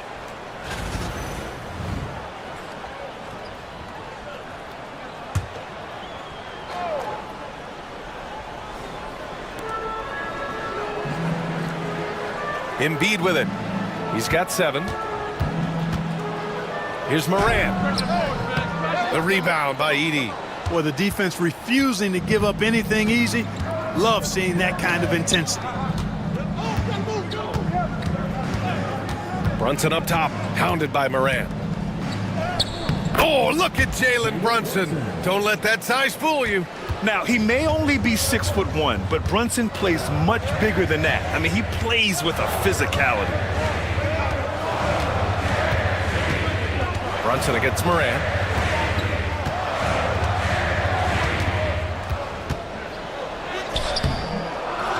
Some solid defense from Brunson. Hey, the struggle is real. He hasn't found much success with his offense today. Siakam, that's good. Throughout the second half, they've achieved excellent efficiency on the offensive end. Yeah, they're in a nice zone right now, and that basket looks, it can handle 2 balls at once. It looks like now it could probably, for them, handle 3 or 4 balls at once as well as they're shooting. Hardaway, the pass to Embiid. And the foul is called. He missed it, so he's got a couple of free throws coming his way. Well, I tell you, it's pretty obvious. Embiid takes pride in and enjoys tricking his defenders and getting them to jump on the pump fake.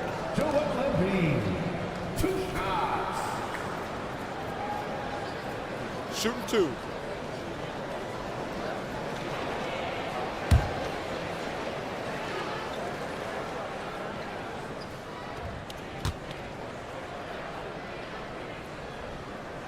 And the first one at the line is good. This past offseason, OKC decided to move on from their former first-round pick, Josh Giddey. Yeah, the 6th overall pick in 2021. Giddey is a talented player with good upside, but fit is so important in the NBA, and the Thunder knew his talents would be better suited elsewhere. McBride, he's checked in for Oklahoma City. And Embiid drops them both. The constant evolution of Embiid's game, really impressive. A credit to his work ethic. He continues to get better, becoming a bigger threat with his improved arsenal. There's a screen. White, the pass to Thompson. This one for 3. Oklahoma City grabs a miss. Embiid's got 4 rebounds now. First and second chance points, and they're currently 3rd in team blocks. They do a great job finding ways to put a body in front of most shots. And this team embodies a never-give-up attitude. This is especially evident on the offensive glass, where they know how to keep plays alive and score off second-chance opportunities. And just unable to get anything going tonight. I mean, his teammates have really bailed him out. McBride passes to Embiid. Embiid drawing the double team. Here's Johnson. Oh, and Johnson slams it in.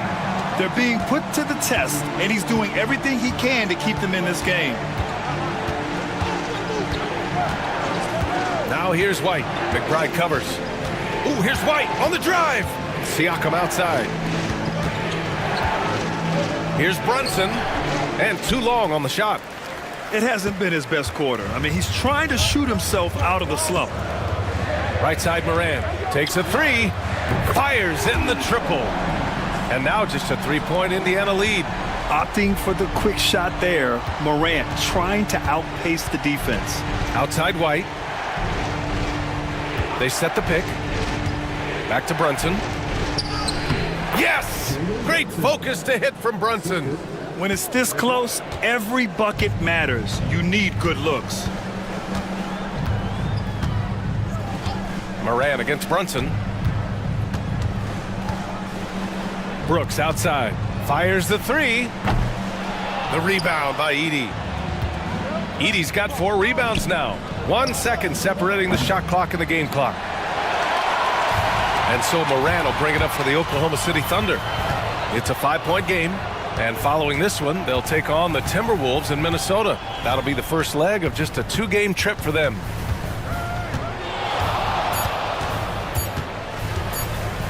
Puts up a 3. No good. Misses at the buzzer. And we've watched 3 so far in this one. The Pacers out in front. They lead by 5. Don't go anywhere. The final quarter is coming up next on 2K Sports.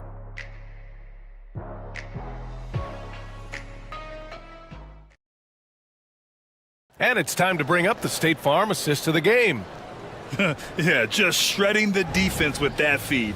Zero chance to stop that. Yeah, that's just a brilliant read of the defense. I mean, it was also excellent anticipation of the movement of his teammates before the pass. Just great harmony on all sides. And with 3 quarters behind us, we'll start the 4th in what is still anybody's ball game. And a look at the 5 for the Pacers to start the 4th quarter. Matisse Thybulle out there with Pascal Siakam. Then there's George. Then it's Klay Thompson. And it's Richards in at the 5. Down to 5 on the shot clock. The rebound by Embiid. Embiid's got his 7th rebound of the game with that last one. Smith passes to Aldama. Outside Hardaway. Fires from deep. Gets the 3 to fall. Hardaway's got his first bucket of the game, and he's on the board for 3. This is Hardaway Jr.'s bread and butter. Really lethal off the catch. Here's George. And that one's on target from the wing. And the Pacers lead by 4. And I understand we're seeing some potent offense, but you have to put up more of a fight defensively. Come on now, look. Sit back and enjoy the fireworks. Nothing better than good offense. For 3, Hardaway drops in the 3. That's 3 in a row from out there now, so they've got to do a better job contesting. Here's George. Thompson outside. Tried to come right back with a 3 of his own, but it's no good. To the paint. Here's McBride. Laid it in with a nice touch off the window. Another shot right in the lane. That's been their MO this evening. George with it, and it's Aldama picking him up. And he drops in the layup off the glass. Wow, Keontae George flashing those handles. Nasty stuff. And we've got a timeout called by Mark Daigneault. He wants to make sure they're purposeful with the game plan. A different look for Oklahoma City. Johnson, he's checked in for Aldama. Brooks comes in for Smith. And it's Morant in for McBride. Time now to hear from our reporter, Allie LaForce. Hi, guys. Well, Mark Daigneault was just reviewing the plan with his team. This might be a close late game, but don't tell Coach. They were cool as a cucumber in the huddle, and I think that resonates with their players. We'll see if that approach works. Brian? All right, Allie, thanks once again. Oh, a vicious move by Embiid. Hey, Embiid is used to this. It's second nature to him. That's why he's so good at being able to score through contact. Brunson misses. Boy, he's got to be disappointed in the result there. I mean, the defender really didn't make any impact at all. Siakam against Morant. Can't get it to fall. You know, even though they're on top in this one, you'd like him to be better out there because he's capable of being better. It sure would make things a lot easier, too. And that one's good for Brunson. I mean, towards the end of the game, you want Brunson out there, and he can do some special things for you. Morant, the pass to Embiid. And a miss there on the triple. Yeah, and the defense has really got to tighten up on him. I mean, he's just too dangerous from the three-point line. Brunson. And the rebound goes to the Thunder. Here's Hardaway. And a foul called on the way up. So he'll take 2 from the free throw line. Well, you got to give Hardaway Jr. credit, guys. I mean, he's excellent at finding ways to get to a spot and then make the defense compromise. And so he's good on both free throws, and that gives him a lead. You see why he's one of the guys they want at the line in these situations. Brunson against Moran. Check out Brunson going to work inside. A flashy ball handler at times, Brunson knows how to carve up scoring opportunities for himself. Brunson against Moran. And there's a whistle. He'll head to the line to shoot 2.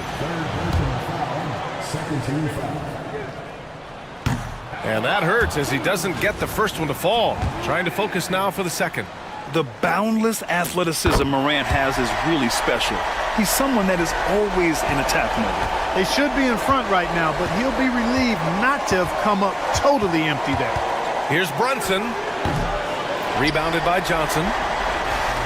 Oklahoma City's gone 2 of 3 from beyond the arc here in the fourth. Brooks the pass to Moran.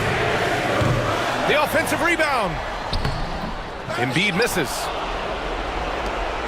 And so it's Brunson who brings up the ball for the Pacers. And count that. 2 points and a chance for one more at the line. Talk about stepping up in a big way.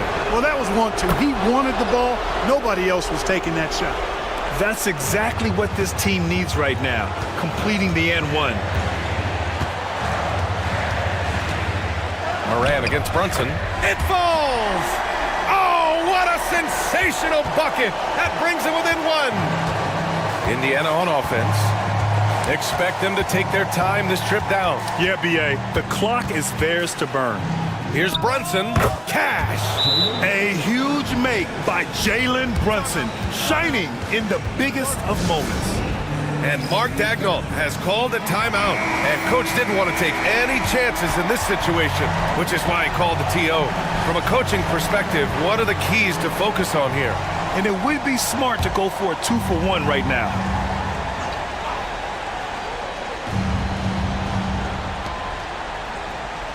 Hardaway finds Moran. 32 seconds left in the fourth quarter. Back to Hardaway. Embiid, a screen on Brunson. For 3, Hardaway. And it's in. Oh, a tremendous 3.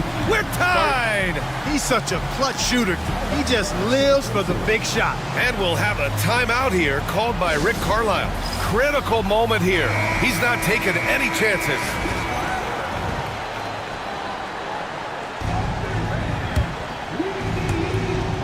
We've got 22 seconds left in the fourth. Brunson against Moran. Now here's Brunson. Defense is right there. Pass to White. 4-3. And he drills the triple. One of the things you've got to admire and respect about him is his aggressiveness at the offensive end, always in attack mode. And Mark Daigneault has called a timeout. Great time to call his guys into the huddle at a very tense moment in this game. All right, thoughts on what coach is going to do here? So hard to get a clean look from distance in this situation because every... And it goes! He gets it! Wow!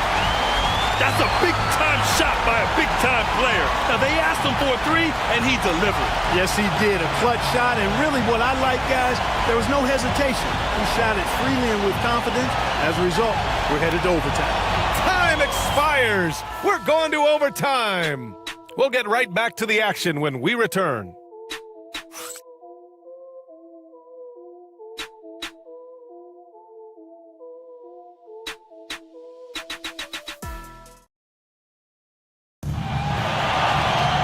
Glad to have you with us as we get going in overtime. Neither team giving an inch in this game.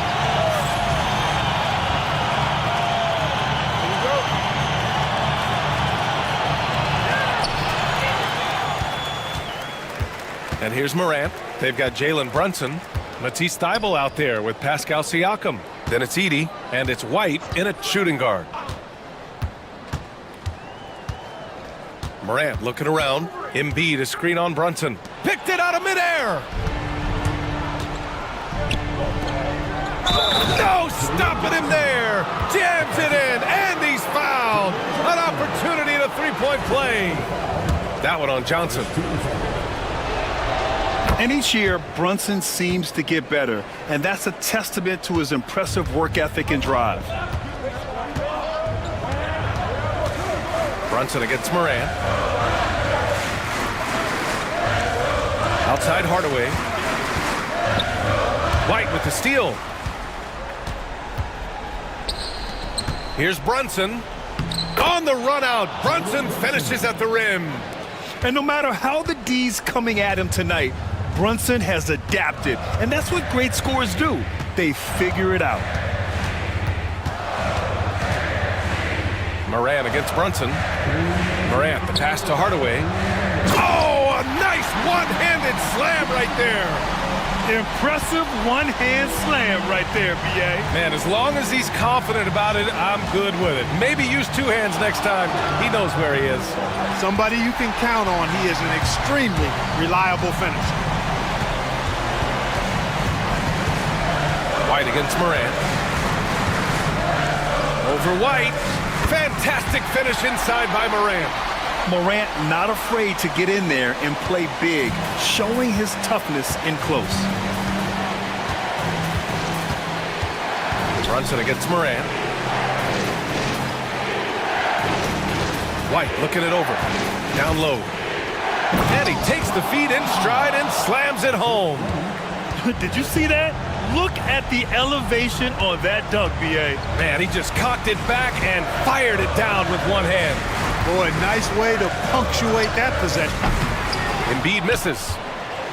Pacers leading by 3. Outside Brunson. And he buries it. Brunson doesn't fear going in amongst the trees. Remarkable poise there inside. And we've got a timeout call by Mark Daigneault. And a great call on his part. This is the time you want to be in sync right here.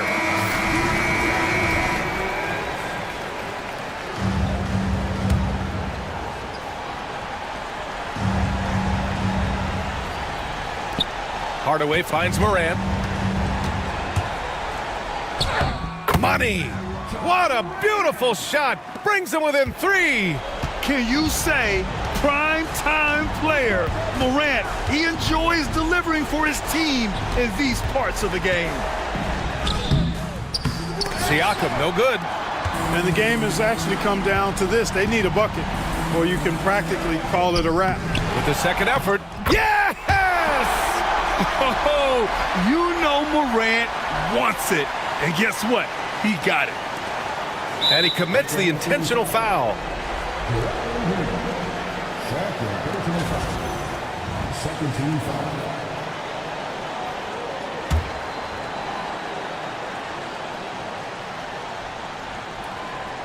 It's all come down to this one critical possession. And B.A., you can feel the intensity in this arena. And no good, as the first free throw misses. We'll see if he can hit the second. So he comes up empty, missing both. And Mark Daigneault has called a timeout. Great time to call his guys into the huddle at a very tense moment in this game. All right, guys, how do you see him managing the next possession? It's always interesting to see what play a coach has saved for a situation like this. And we call those ATOs, or plays run after a timeout. They often make the difference in a game. Here's Morant. And they need to stop the clock, so there's the foul. Yeah, and that was a smart move. I mean, you have to foul right there. You just don't want them to run out the clock. Yeah, they have to extend the game. I mean, plain and simple. Use every second you can on the clock here. And so both free throws good, and it's a three-point game. Delivering exactly what they needed from the line. He secures the three-point lead. Pass to Johnson to tie it up. He's off from 3.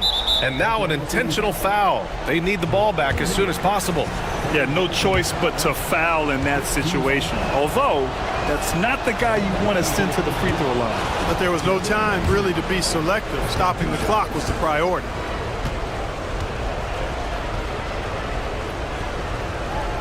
And he hits both free throws here. And it's a 5-point game. Unflappable. This guy relishes being the man to put the game away. Three-pointer, Brooks. The shot no good. And the shooter had very little space on that attempt. And guys, that's exactly the kind of high-impact defense. All right, Allie, good stuff there. Thanks for that. And that'll wrap it up, folks. For Clark Kellogg, Grant.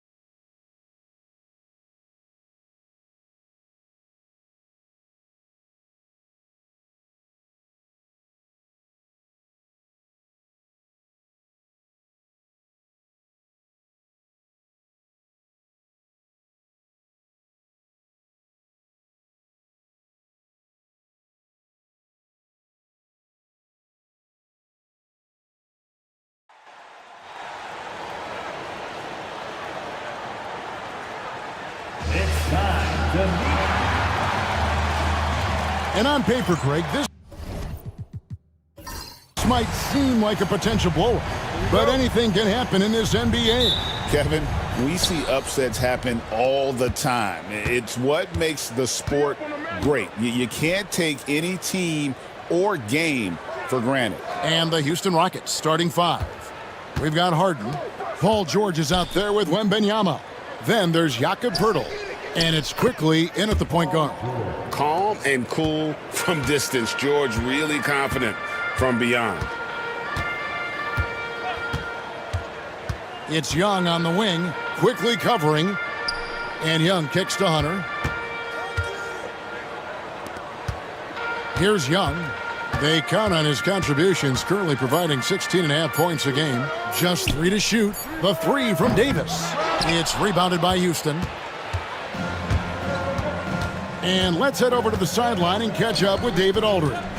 Hey, Kevin, I caught up with Washington's head coach. Coach said he knows the obstacles of playing against Paul George. He told me, you know he's going to have his fingerprints all over this game on offense and defense. Our goal will be to minimize how often we let him disrupt our game plan. We'll see how long they can keep George out of the picture. Kevin? Thank you, David. And it's his decision-making, Hunter looking like a surgeon the way he operated that pick and roll. So, RJ, the Rockets last year, they were exactly at 500, 41 up and 41 down. Still, they missed the play-in by 5 games. In the East, they easily are in. That just tells you how difficult a rebuild in the Western Conference is, and Houston is up against it. This is the defensive intensity you have to have against Davis inside, but he still powers through it.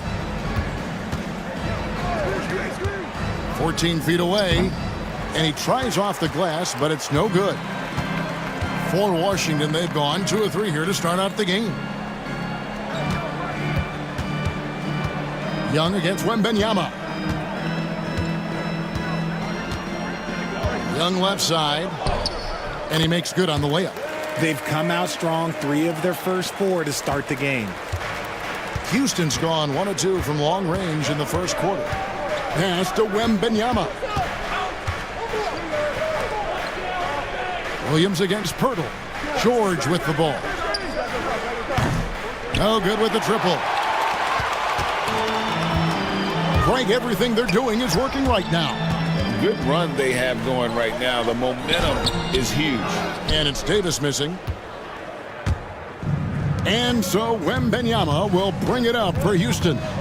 They trail by 1. Pass to Harden. Wembanyama down low. He's against Miller. George with the bucket. Quick decision right there from George, not giving the D any time to react. And it's Brian Keefe calling timeout here. He wants to check in with his team and regroup.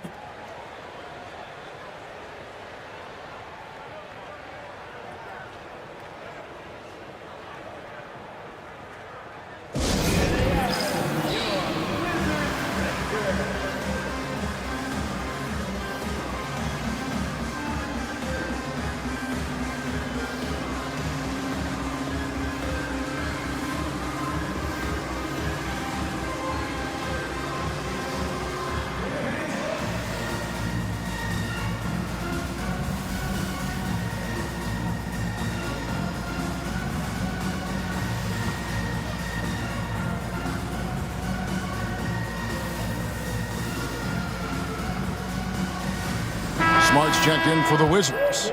Houston also making some changes. Beasley's checked in for Paul George. And it's Kobe White in for Quickly.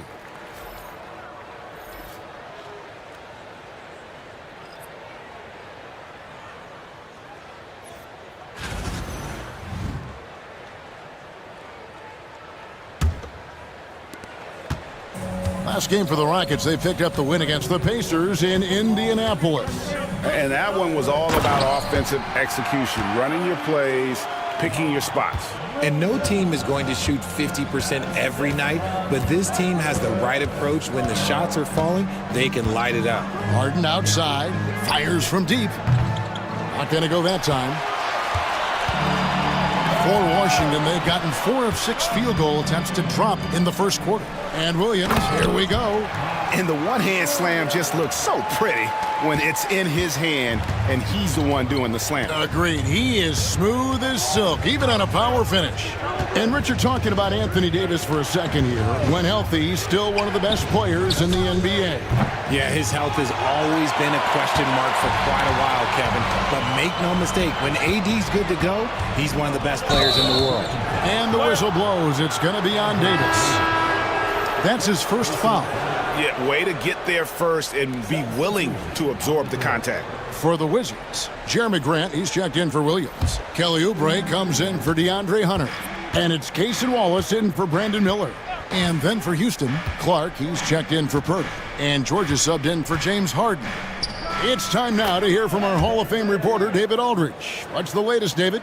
Kevin, thanks. At this point in his career, Paul George says he's in bully mode. He said, every night I'm on the floor, I'm there to dominate.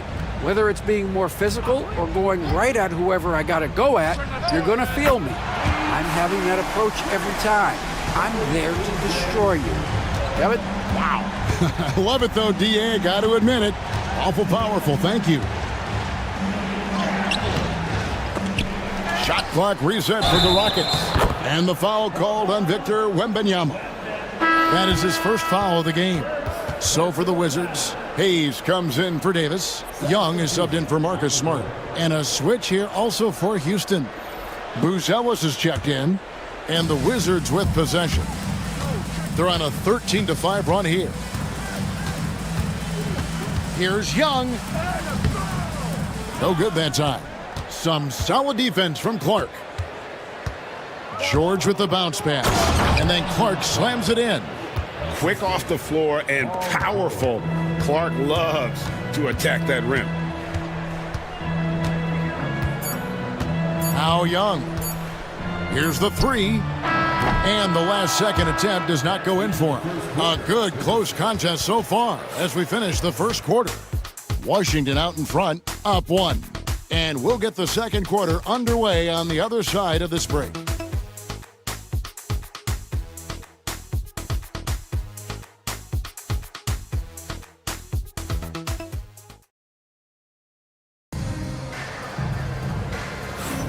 Some good action already in this one, but a fairly even matchup after the first quarter of play. And a moment to look at the scoring approach in terms of where the points are coming from for the Wizards. They've made a point to take what's given to them in the mid-range. The jumpers are falling for them so far. Also, they're getting into the teeth of the defense. Points in the paint, something coaches always love to see. We've got Oubre. Jackson Hayes is out there with Grant. Then there's Smart, and it's Young in at the point. That's the group on the floor right now for Washington. White finds Beasley. White looking around. Shot clock at 6. Driving the lane. There it goes. It's in, and the Wizards' lead is cut to just 1 point on the basket from Clark. And so it's Young who brings it up for the Wizards. And the way the Wizards like to play, Greg, you can expect them to get out and run. Yeah, they're young and they can fly, right? They've got speed and athleticism to get up and down the floor. They'll push the tempo as much as you allow. Now, here is Young. Last game we saw him score 13. No good. He's off to a slow start. 1 for 4 so far. Beasley into the lane. And out of bounds as the Wizards gain possession. A moment now to check out who's leading in the All-Star voting. And a lot of fans and players interested to see how this thing all turns out. Well, you look at Young. He's all the way up there at number 3 in the Eastern Conference fan voting. And you'd be crazy not to give him your vote. What he's done this season has been nothing short of spectacular. And it seems like the anticipation just continues to build each year around this time of the season. Gonna be a fantastic weekend. Trace Jackson Davis is checked in for Hayes. Hayes, he's checked in for Trace Jackson Davis. And the Rockets making a change here as well. Clark's checked in. Oubre passes to Young. Back to Oubre. Grant on the wing. He's covered by Clark. Grant gets a wide open look, and he sinks that one, hitting the back of the rim on the way in. And we've really seen Grant evolve his scoring ability. He's becoming a guy who can easily create his own offense. Now here's White. Scoreless thus far. It's good, and the Washington lead is cut to just 1 on the basket from Clark. Yeah, the chemistry has been terrific. Really impressed with their offensive execution. Young against Quickly. Inside, Hayes. And Hayes throws it down. What a play by Young. Out of that pick and roll, does a great job with his decision making. Now, here's Quickly. Taking a look at his stats, he's averaging around 7.5 points a game. And White kicks to Quickly. Clark a screen on Young. Here's Quickly. Uses the glass to finish the layup. And we see dunkers get technicals for hanging on the rim, slapping the backboard, or Richard even staring someone down. Should refs let that slide, or is that something they got to pay attention to? I don't mind the hanging on the rim, the smacking the backboard. I love that aggression. The staring people down, that's something you got to be careful with because that can cause some problems, and we don't want any of those issues on the court. Grant against Clark.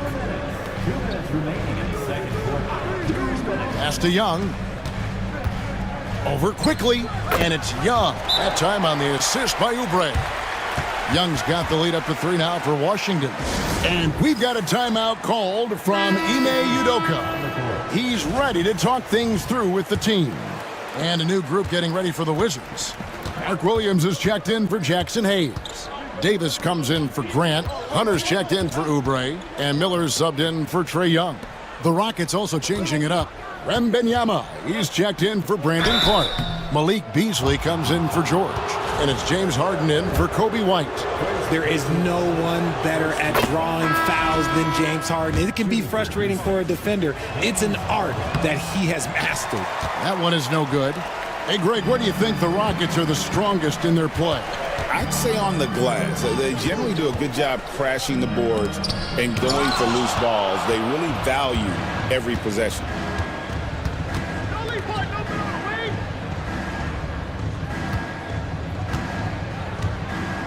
1:16 left in the first half.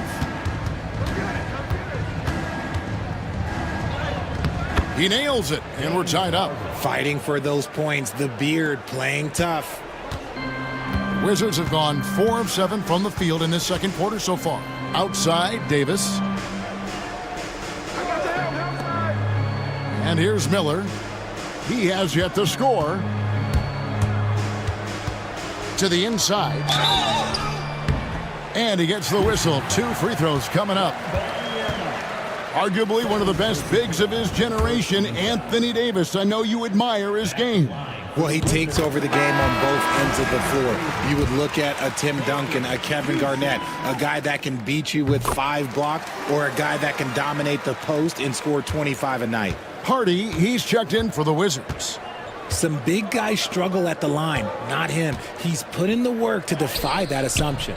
And that's when they say you can't teach tall. This is where size helps you, owning those rebounds on the defensive end. And the bucket is good. 3-point play chance here for him. Yeah, powering through the foul there. Miller showing some serious intensity. And Washington making a change here. Wallace is checked in. That free throw good from Miller. Rockets trail by 5. 4 seconds separating the shot and game clocks. Quickly, a screen on Davis. A 3 from Wembanyama. And the 3 ball is good. Wembanyama has got 5. And when Wembanyama is connecting from deep, he is downright unguardable. This is how special a talent he is. Wallace outside. From deep 3-point land. And no good on the last second attempt this time. And some good action through the first 2 quarters as we reach halftime. Wizards lead by 2. We'll see you after halftime for the beginning of the third quarter.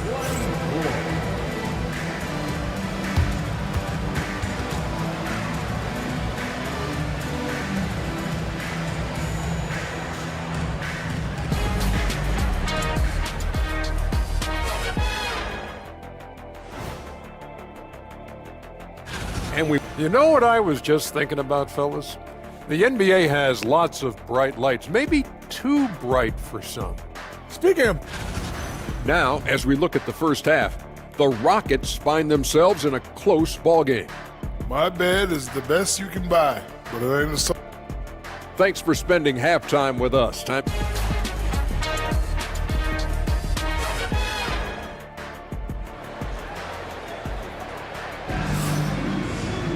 And in that first half, we saw a pretty tight battle. We'll soon find out what sort of adjustments were discussed during the half. Paul George really making a difference here.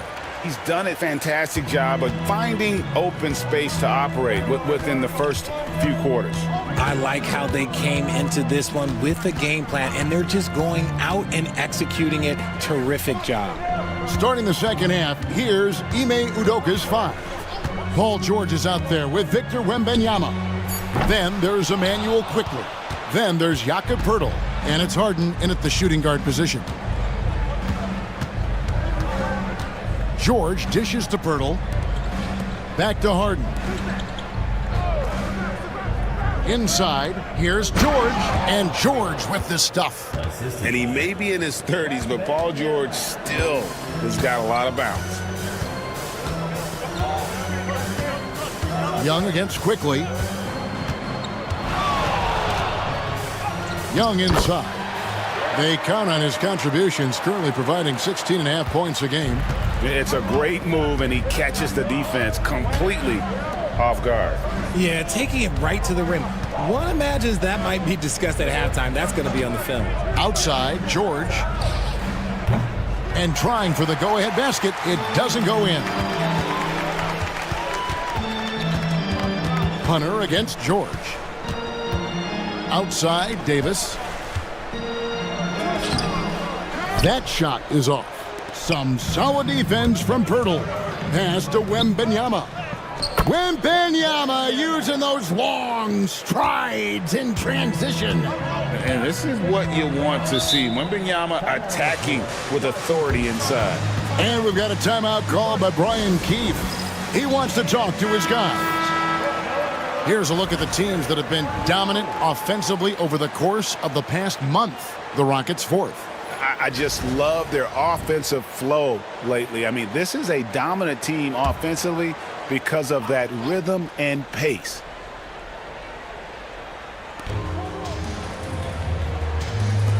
On the wing, Williams, defended by Pirtle. Young looking around. Drops in the tray. Young's got 5 points in the quarter. And easy to admire Young's confidence. Knows he has the ability to drain it from way outside. And we've got a timeout called from Ime Udoka. This will give him a chance to discuss some potential alterations. And a quick look at the numbers for Wembanyama. First in rebounding, and he pressures the ball and forces turnovers at a rate that's remarkable. How about second in the league in steals per game? And just going back real quick to the fact that he's tops in the league in rebounds, what a tremendous feat. What a monster he is in the paint. Miller, the pass to Young. And it's sent back by George. Well, how about the D there from George, one of the premier two-way players in our league. And he recovers it. And so the ball out of bounds, Davis touched it last. Oubre's checked in for Washington.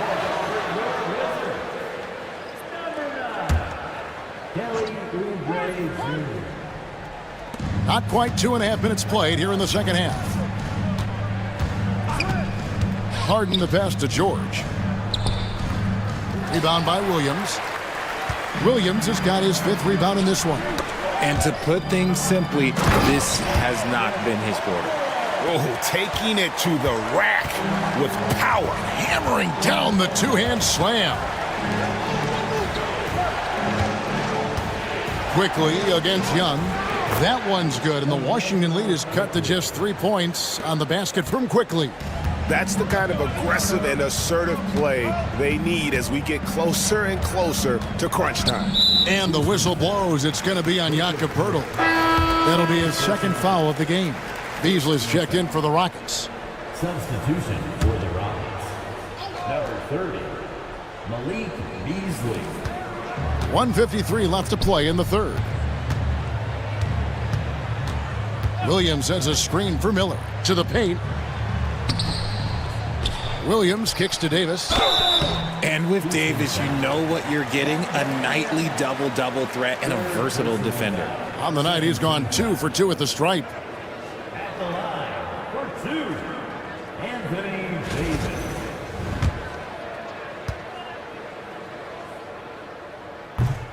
And the first one at the line is good. And he makes the first but misses the second. And Davis remains a dominant presence on both ends of the floor. And it became very clear very early, RJ, that Wembanyama is legit and a very special player. Generational. You never know until those first few games, but it was immediate how different Wemby is going to be. He has already met those lofty expectations that we all had for him. And it's Williams finishing it off. You know, such a selfless player. I love how Young stays consistent in how he involves his teammates. Young against Harden. Down low. Poeltl, the pass to Wembanyama. To the middle. 5 to shoot. Here's George. Hits some rim on the way in, and the bucket's good. George has got 4 points this quarter. And we know George can score from all 3 levels, which is why he's capable of catching fire. Here's Davis, and he could not get that one to go. A lot of contact, and he'll go to the line for 2. It's going to be on Victor Wembanyama. The Wizards shooting their 6th and 7th free throw attempts tonight. You've got to appreciate their ability to make free throws, 81% as a team. Washington making some changes. Jeremy Grant, he's checked in for Williams. Cason Wallace comes in for Miller, and Smart subbed in for Trae Young. And then for Houston, Brandon Clark, he's checked in for Jakob Poeltl. Bruce Ellis comes in for Victor Wembanyama. And it's Kobe White in for James Harden. Smart deciding where to go with it.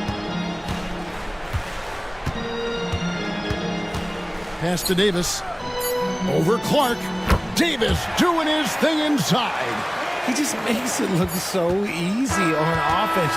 Like, who takes pleasure in torturing defenses? He does. And so it's Washington heading to the bench with a 7-point lead as we wrap up the quarter. And they've done a phenomenal job down low. So many of their points coming right at the rim. Right back after this break.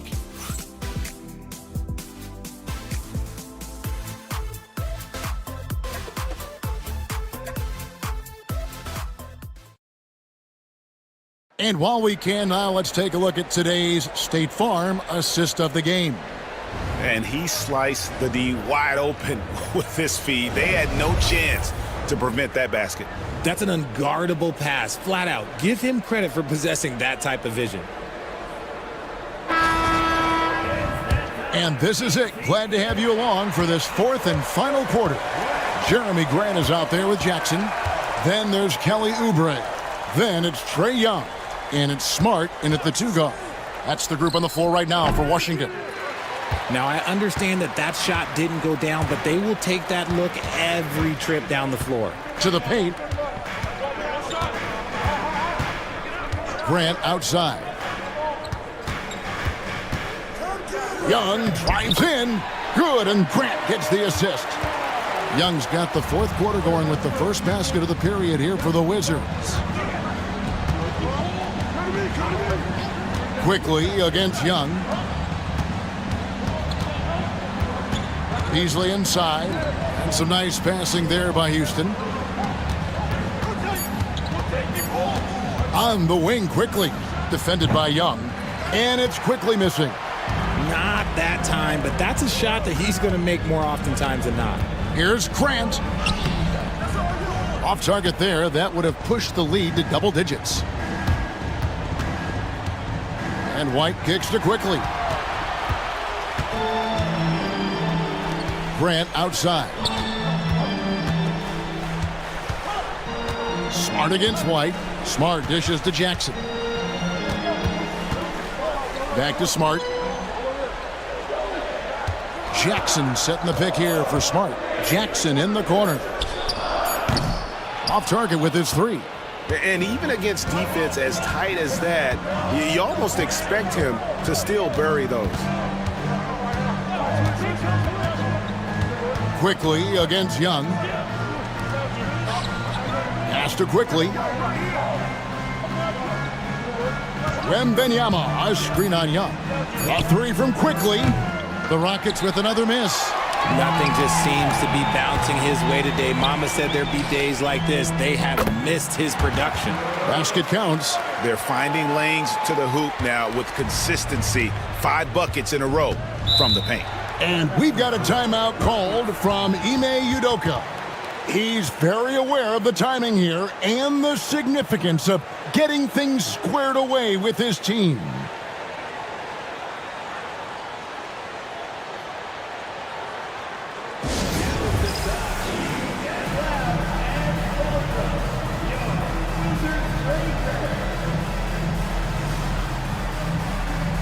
Group getting ready to come in for Washington. Williams, he's checked in for Jackson. Davis comes in for Grant. Hunter's checked in for Kelly Oubre. And it's Brandon Miller in for Marcus Smart. And now we've got some time to check in from the sidelines. You got for us, DA? Thank you, Kevin. During the last break, got to listen in on Ime Udoka's huddle with his team. He was calm when he told the team, if we play hard, we'll win this game. Let's keep the effort level up defensively. Coach talking about defense? Crazy. Back to you guys. Thank you, David. And let's get your take, guys, on the scoring breakdown for the Wizards. Look, they're getting good looks inside. It's been a point of emphasis all night long, but I love this hard-nosed attitude of this team. And we also got to talk about the damage they've done inside. The opposition having a hard time keeping that ball out of the paint. There's not a lot of flash in Pirtle's game, but he doesn't need it. He's reliable and sturdy in that middle.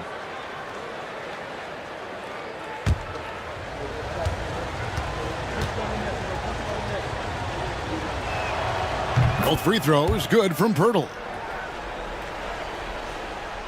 We're in the fourth quarter here, just under 2.5 minutes gone. Here's Miller. Up and in on the layup. Miller's got the lead up to 11 now for Washington. And Miller moves well for a guy his size and finds the shot there off the drive. It's George on the wing.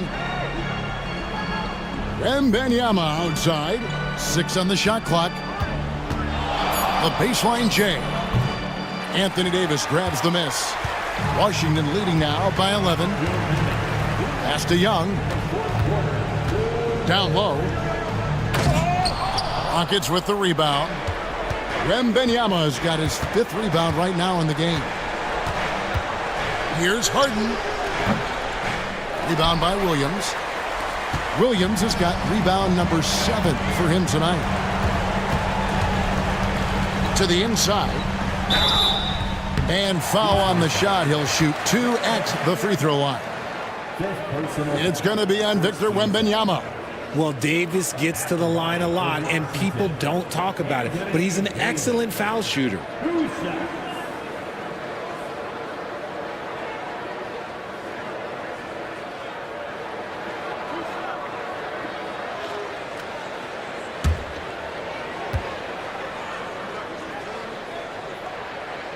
And the first one drops.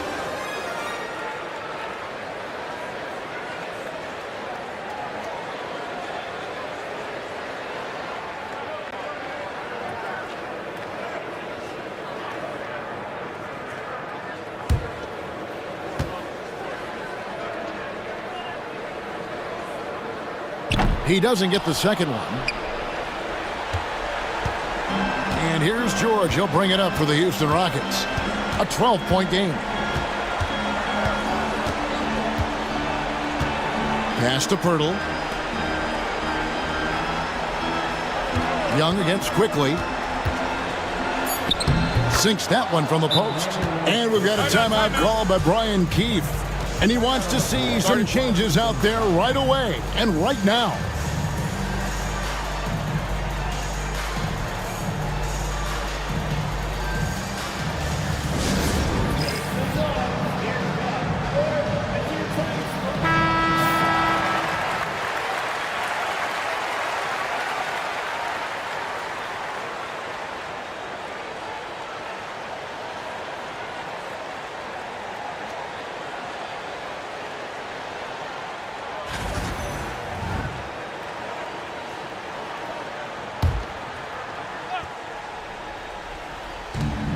.115 left to play here in the fourth. Miller finds Young. Here's Davis. That's in, coming off the assist from Young. And the Wizards lead by 12. And these are the types of games where one team clearly has the edge. Tonight, it will be a win by a large margin for the Wizards. And they had to battle for this win. There were times when it looked like it was maybe slipping away a bit, but they never let that happen, which I thought was a real credit to them. And that's a product of their mental toughness. Anytime the flow of the game turned against them, instead of caving, they just dialed it up a notch and were able to pull away. And so with this win, they'll move to 6 victories on the season. And we watched them all night long. No one could really stop them. Just another excellent game it was for Trae Young. He really managed to shine on both ends of the floor, finding lots of opportunities to affect the game and make an impact. 7-second difference, shot and game clock. Miller kicks to Williams. It's Young on the wing. Floats it up for Williams. And Williams with the stuff. And how sweet a play was that? As sweet as it gets. An exquisite pass to set up the powerful alley-oop dunk. And here's George for 3. Rebound, Washington.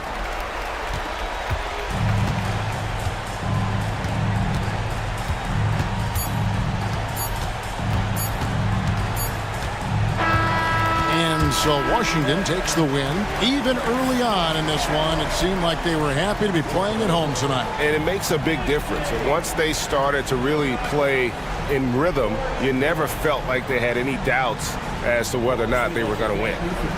And now let's go over to David Aldridge from the sideline for an interview with our player of the game. Hey, David.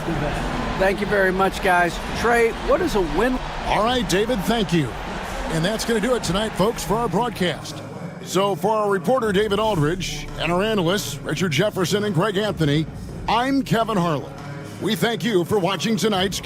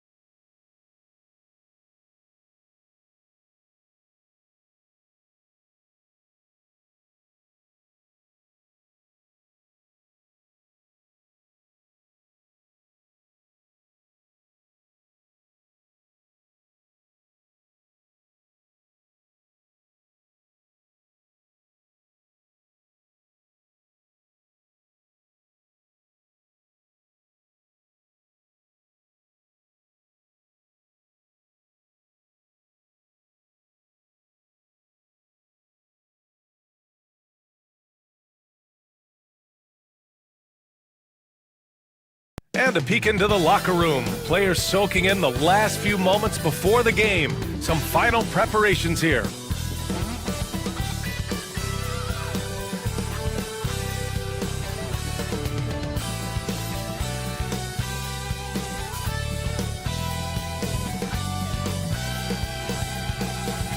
Thanks everyone for joining 2K Sports for this Wednesday evening presentation of the NBA. And along with Grant Hill and Doris Burke, I'm Brian Anderson. Well, Grant, we're near the middle point of the year now. At what point do coaches start looking at limiting the minutes of their stars? You know, each game is really the determining factor for how that plays out. So, when possible, you keep your stars in there for close games and get them some rest when the outcome isn't in question. So, the opening lineup for the Mavericks.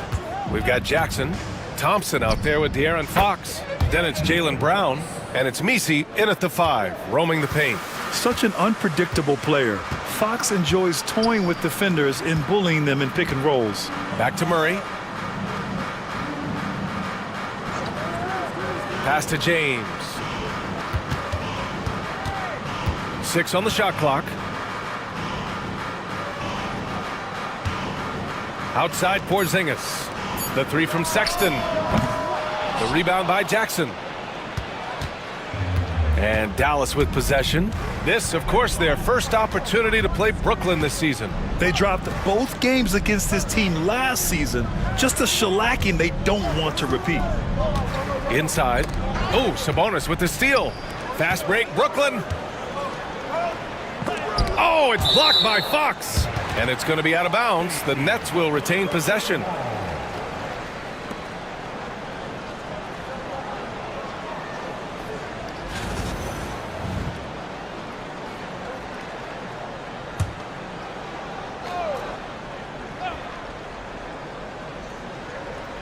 We played just over a minute here in the first. Goes up at the stripe.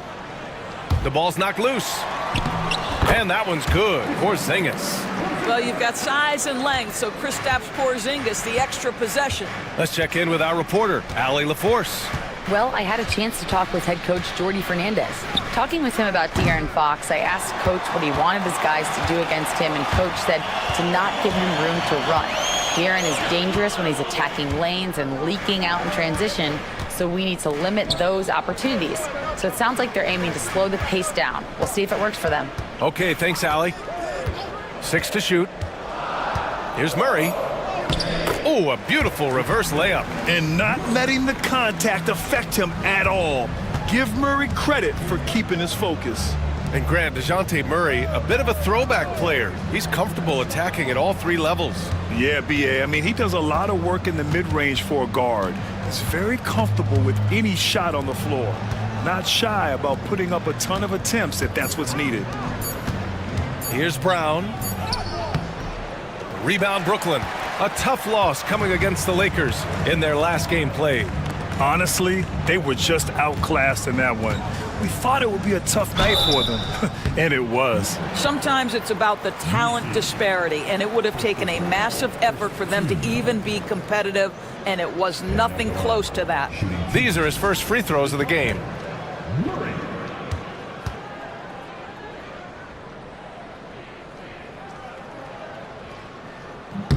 The first one falls.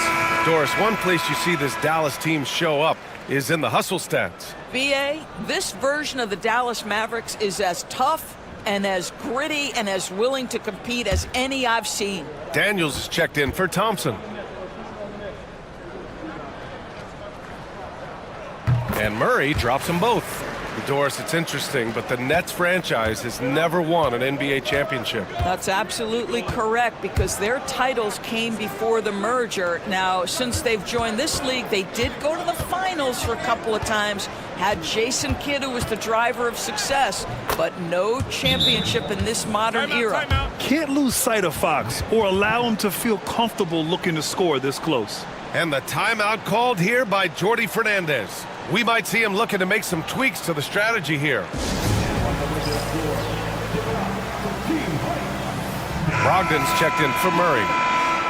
And over the last 10 games, these are the league's best rebounding squads. In third, Dallas. And over the last 10 games, this team has brought it to the glass. Everyone is getting involved and trying to help one another secure boards. Outside Porzingis. First quarter of play, and we're about 3 minutes in. Back to James. Nice D from Brown. Well, we love his ability to attack the rim. He just loses a little bit of focus and misses the chippy. Hammers the lob through. And that was beautiful timing on that play. Daniels, with good lift off the floor, makes it look so easy. From 10 feet away. And the shot is good. Dropping it off the front of the rim. This guy reads situations so well, and he knows how to execute. Fox, the pass to Daniels. Here's Misi. He's guarded by Sabonis. Brown against James. Oh, a clear foul there on the missed shot. So he'll get a pair at the line. It's on LeBron James. Don't you love how physical Jaylen Brown is? This guy is not afraid to draw contact. He's getting his first free throw attempts of the night now.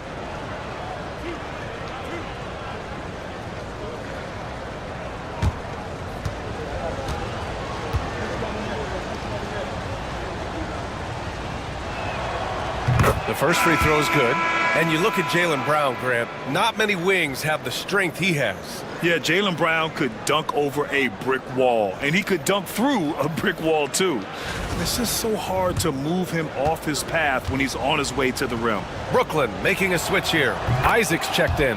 And Dallas with a change here too. Diabate's checked in for Jaren Jackson Jr. You think about what Jaylen Brown brings to the table.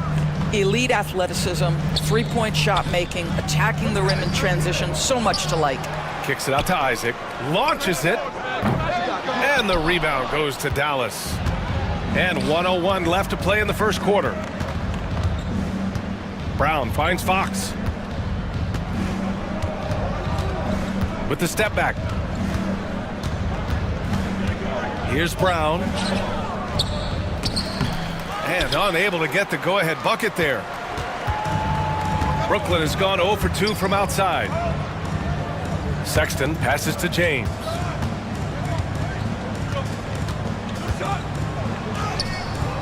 Jaylen Brown with a rebound. For Dallas, they've gone 3 of 6 from the floor. There's a 4-second difference between the shot and game clock. Brogdon against Fox. Back to Brown. The three. Again, the miss by Dallas. And here's Sexton. He got it up in time, but it would not fall for him. Tie game in Brooklyn. And we'll be back shortly for the start of the second quarter.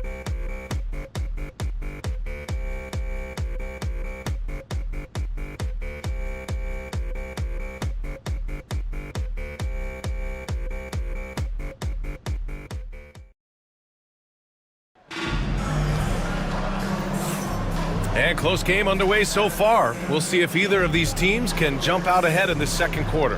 And looking at what we've seen from the Nets, what do you think, guys? It's all about the strong inside-out game in the first period.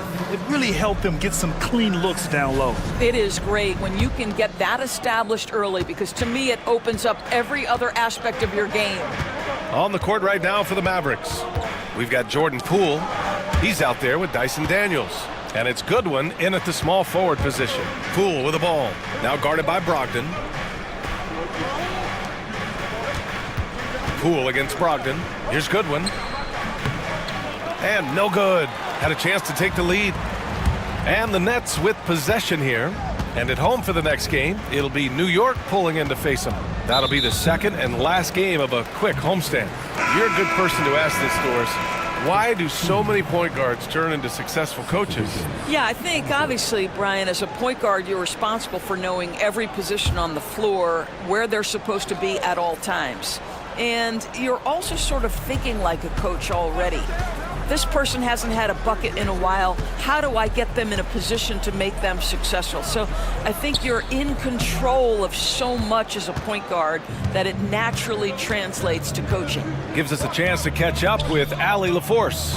Hey, Brian, the Mavericks are looking to contend. Coach Jason Kidd said, we're trying to build a championship team, and it's not easy. Dallas has not talked about that for a long time. So to talk about that, it's pretty cool. To be able to build it takes time. We have the personnel, we have the team. Brian, that's confidence. Yep, and they're in win now mode, Allie. Thank you.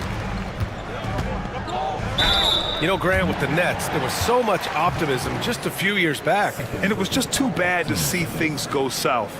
It's a reminder that nothing is as easy as it seems in the NBA. Even with a superstar roster, things don't always work out. Brooklyn shooting their third and fourth free throw shots of the night.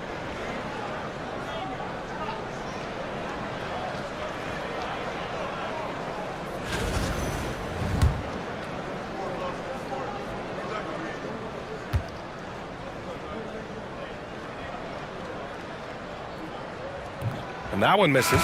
And the Nets making a change here. Şengün's checked in.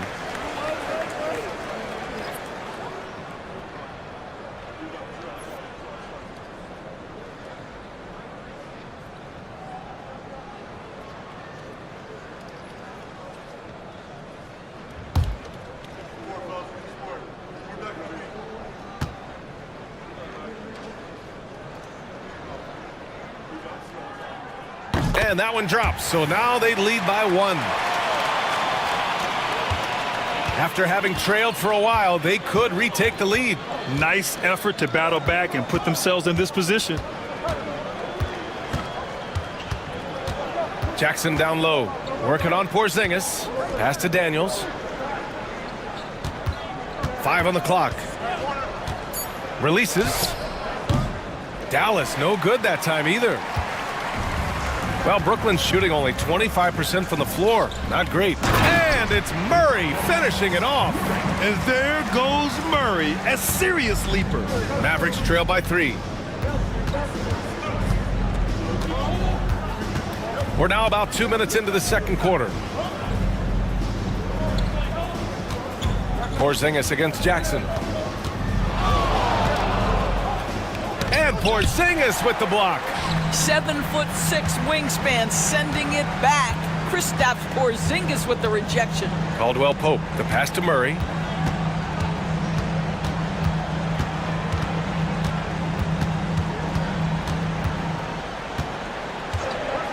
From 17, jump shot is good. Now it's a 5-point Nets lead.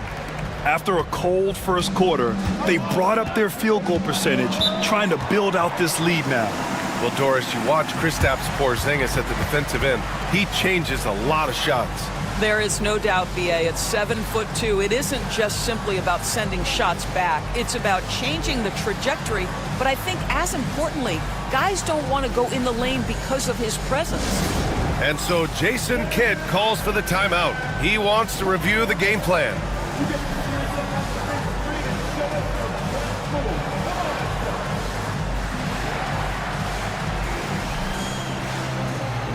So Brooklyn going with almost an entire new group here. Sabonis, he's checked in for Alperen Şengün. Isaac comes in for Kristaps Porzingis. James is checked in for Champagnie. And Dante Exum subbed in for Caldwell Pope.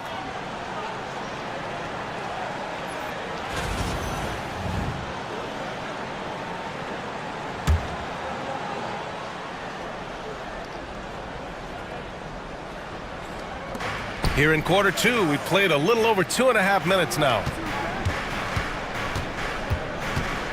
Here's Nurkic. Sabonis with some nice D. You gotta love how they've been crashing the boards, fighting hard for every miss. James passes to Exum. Here's Thompson. Oh! That's unreal. I mean, Thompson, that boy's gonna hit his head on the rim one day. Oh. Sabonis outside. Outside Murray. James outside. Shot clock at 6. Rebounded by Nurkic. Mavericks trail by 3. Offensively, it's been a struggle for them. Yeah, they need to string together some shots to have any kind of chance. Pass to Fox. Fires the 3. Fox, that smooth lefty shot. Yeah, hats off to Fox. He really has upgraded that three-point stroke. And Jordi Fernandez calls timeout. I think right now he must be looking at some adjustments.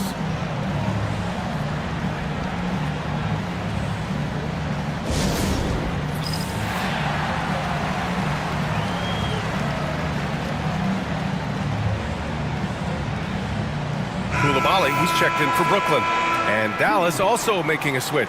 Poole's checked in. And here in the second quarter of action as we approach 4 minutes played. Isaac with a screen on Fox. Oh, he tries a 3. And Isaac hits from deep.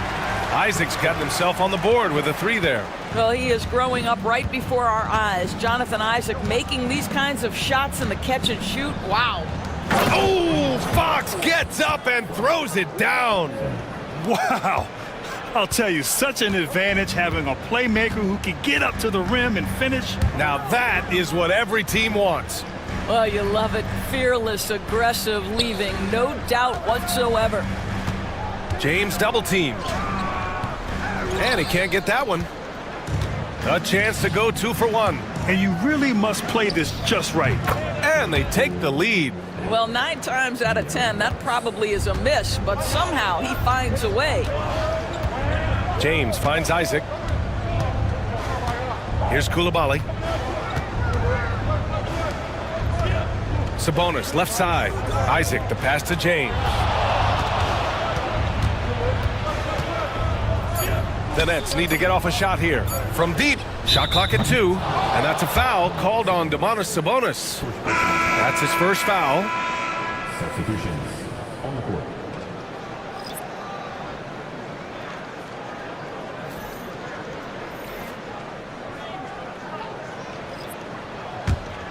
Here's Fox. 9 points in the game.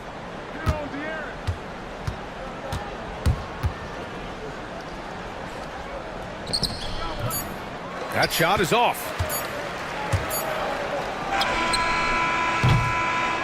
And the first half comes to a conclusion in a game that's been very close so far. The Mavericks on top, up 1. And we'll be right back after halftime to get the third quarter underway.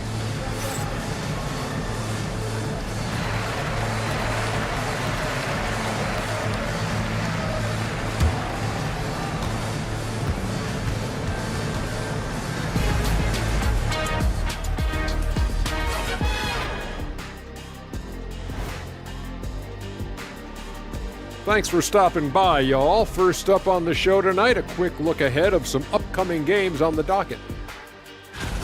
When I look at Dallas, yeah, they're almost the best in show. My question is, how much better can they get? Can they shift into a... Shifting gears back to that first half, De'Aaron Fox had it all working. He's feeling it, exploiting the gaps in. Glad you could join us. Ryan Anderson and crew are ready to take it away for the start of the third quarter.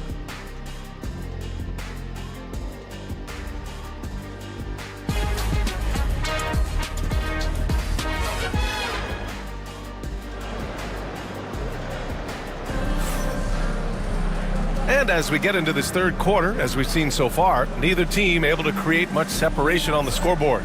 Well, without question, De'Aaron Fox displaying all his skills today. The numbers say it all. He spent the first half playing efficient ball. I think they've taken their time. They've showed incredible patience. It's a sign of a well-coached ball club. Domantas Sabonis out there with Kristaps Porzingis. Then there's Colin Sexton. Then there's DeJounte Murray. And it's James in at the small forward. And that's the group for Jordi Fernandez as we begin the second half. Tipped! And so it looks like the Nets will retain possession here.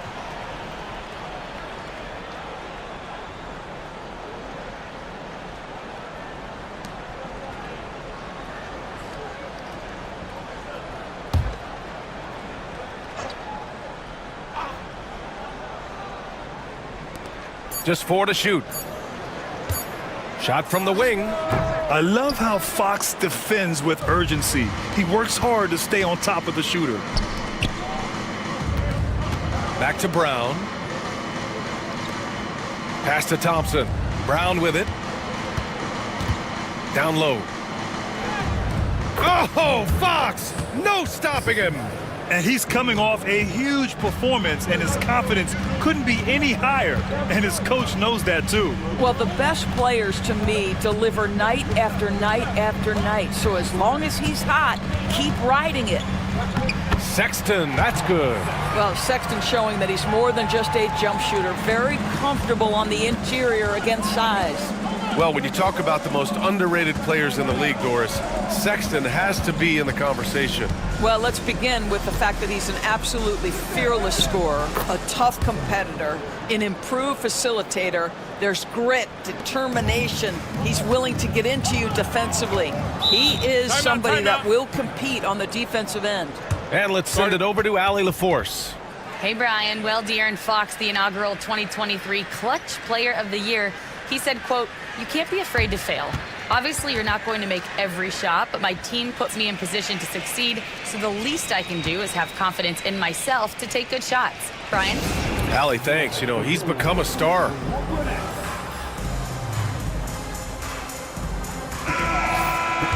Just 10 games left. Let's see the playoff race in the West. You look at the Mavericks. What a season thus far for them. Second place in the conference. Well, right now for the Mavericks, I think we all knew they were going to be a dangerous team, but to their credit, they have lived up to those expectations. They're just not a team you want to face right now. Yeah, and there really hasn't been any feeling out process for them at the start of the season. They were in peak form immediately. Second personal foul. First team foul.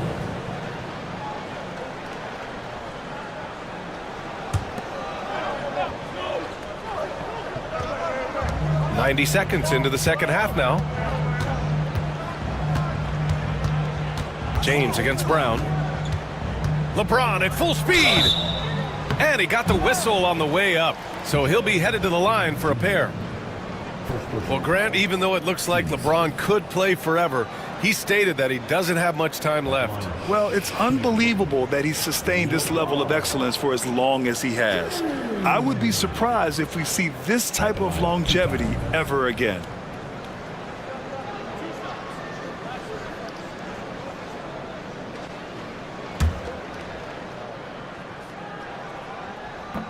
First free throw is good. What's striking about LeBron James is how his game has morphed to now it's all about guile and smarts and experience. He continues to dominate, just in a different way. Third quarter of play with just over 1.5 minutes gone by. Pass to Brown. Brown gets the inside finish. Wow, what a start to this half. 3 for 3, dictating the pace on the offensive end. They're rolling early. Murray passes to James. Outside Porzingis. And here's Sexton. Sabonis with a screen on Fox. Shot clock at 5. And Sabonis slams it in. Well, the team has got to be thrilled to see Colin Sexton work the pick and roll game and find the open teammate. And so Jason Kidd calls for the timeout. He wants a few moments to regroup with his players. You know, Grant, looking at the career of Colin Sexton, he had a huge third season, averaged 24 a game. Yeah, B.A., and unfortunately, Colin hurt his knee early during his 4th year. Had season-ending surgery, but we've seen Sexton make a full comeback and just a dynamic scoring guard. And over the last month, these point guards have been shooting the rock with confidence. 5th, De'Aaron Fox. They're just some fantastic shooters on that list. You love point guards who have great touch as well as the patience to wait for good looks. You know, that intelligence is really their hallmark. Always taking the smart shot, never forcing it when it's not there. You know, that's how they're able to keep their percentages so high. That and the fact that they can flat out shoot it. James against Brown. Fox outside.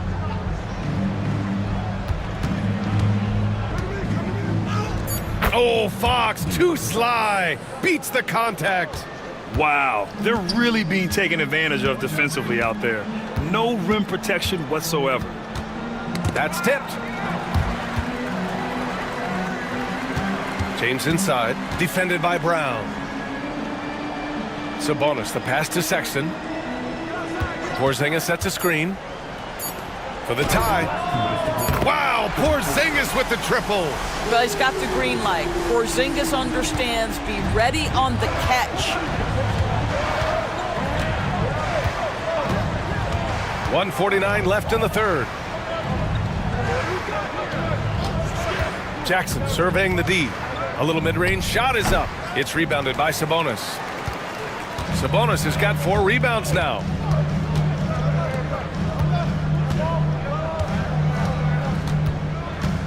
For the lead. The Mavericks pull it in. And following this one, they'll take on the Timberwolves in Minnesota. That'll be the second of 4 games total on the road for them. And that one's good. Thompson's gotten his 3rd basket of the night. You know, inside is where Thompson excels, and the concentration allowing him to finish there. Porzingis with a screen on Fox.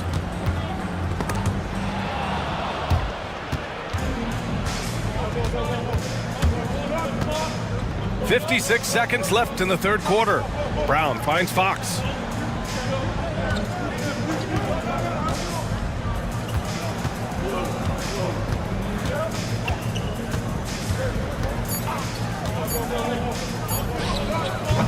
Porzingis grabs the board.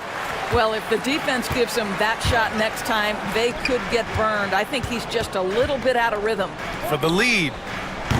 Brooklyn, no good that time either. The Mavericks leading. 3-second difference between the shot clock and the game clock. Fox gets it to go inside. Very little resistance around the rim right now. That's the 5th straight bucket they've given up in the paint. Murray against Thompson. Right side Murray.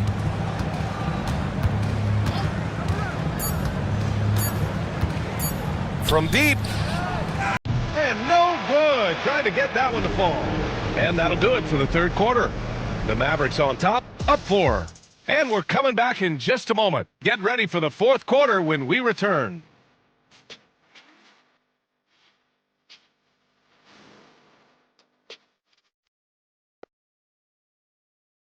All right, let's listen in. Head coach Jason Kidd is mic'd up. We're doing the right thing on offense and we're doing the right thing on defense. Come on, stay with it. And Jason Kidd, happy with what he's seen so far, just wants to keep seeing more of it. Yeah, sometimes it's good to put the teaching aside for a second. Let your guys know, look, job well done. And with these teams locked in a very close contest, this fourth quarter promises to be a good one. On the court right now for Dallas, we've got Dyson Daniels, Jordan Poole out there with De'Aaron Fox. Then it's Thompson, and it's Diabate in at the 5. Back to Daniels. Fox outside.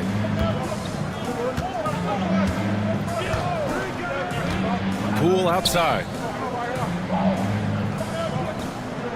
Thompson, a screen on Brogdon.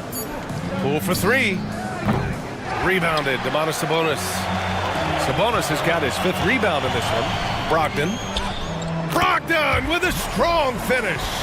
Well, it takes a certain level of composure and willingness to absorb contact on the interior. Step up there, Mr. Brogdon. Murray against Fox. Over Murray. Oh, rejected by Isaac. Brogdon feeling it out a bit. Murray against Poole. Outside Brogdon. Pass to Murray. Over Poole. Murray, no good. The Mavericks have gone 0 for 3 in this fourth. Not good. Here's Thompson. No luck on that one. Brooklyn trailing.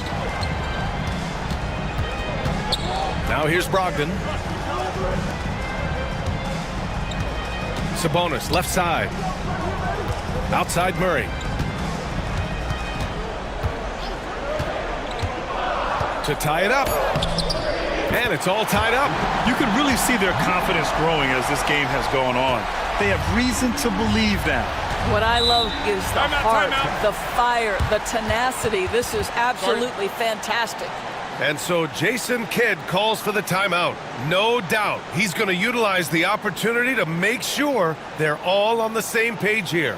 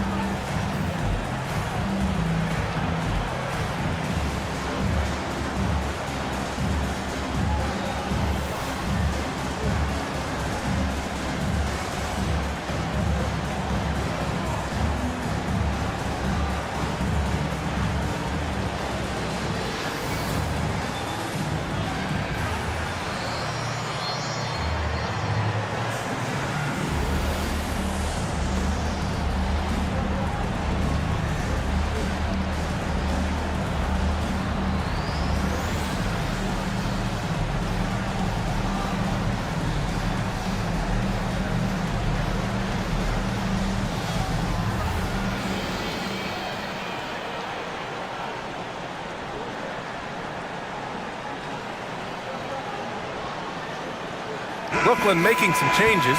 Kristaps Porzingis, he's checked in for Isaac. James comes in for Caldwell Pope. And Sexton subbed in for Malcolm Brogdon. Let's go now to the sideline and catch up with Allie LaForce. Hey guys, I was able to catch the message that Jason Kidd was giving to his team.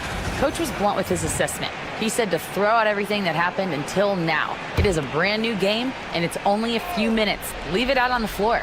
Back to you guys. All right, appreciate it, Allie. Fox outside.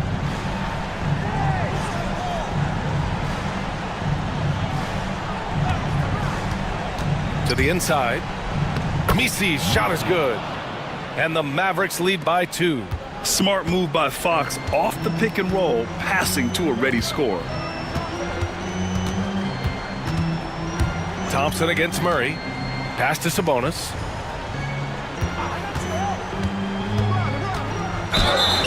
So it'll be 2 free throws. He was fouled in the act of shooting. Well, to me, the size of Sabonis creates problems for the defense. You cannot be careless in how you guard this guy.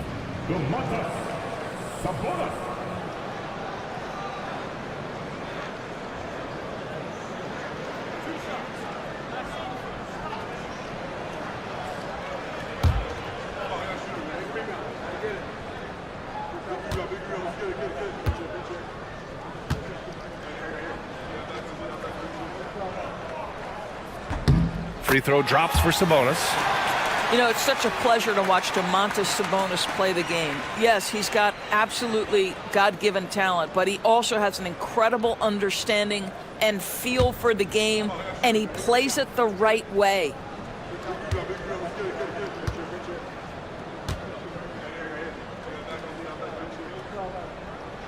And Sabonis drops them both. You must embrace the pressure and knock down critical free throws. Nicely done. Fox against Sexton. Fox, that's good. Oh, Fox doesn't shy away from important possessions. He wants to be the man for this team. Pass to Sexton. And the rebound goes to Dallas. Fox left side. And here's Jackson. Thompson outside. It's Brown on the wing. 4 on the clock. Dallas needs to get off a shot. Here's Fox. Second chance effort. And that's 2 points on the layup. Misi's got 4 points now in the quarter. You simply must put a body on this guy. You know he's going to try to get to that glass. James inside. Brown's there. Outside Murray. Pass to Porzingis. It's good. And the assist goes to Murray. Murray's got his 3rd assist of the night. Sexton against Fox. They set the screen. The 3 is up. Oh, he buried the 3. That's one of those clutch shots he's known for. When the pressure is high, he seems to be the most locked in. James deciding where to go with it. Outside Murray. There's the triple. The rebound by Jackson. And so it's Dallas with it. And now we've got an intentional foul.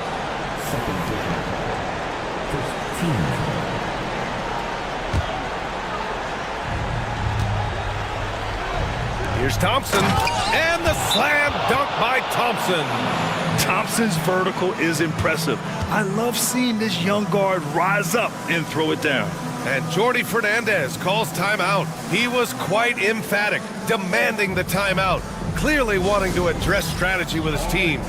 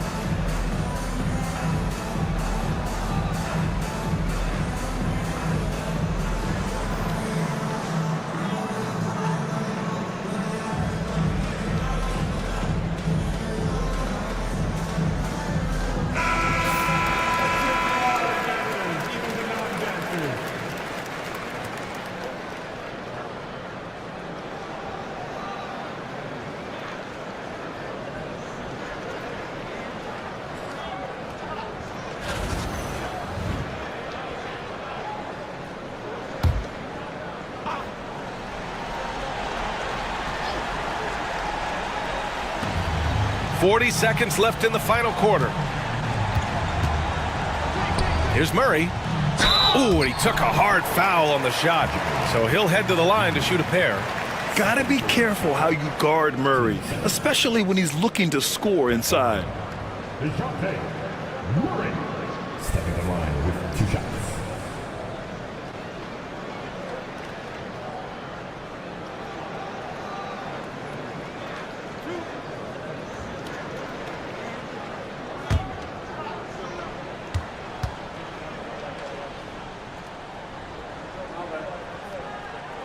He drops the first one, and that brings him within 5.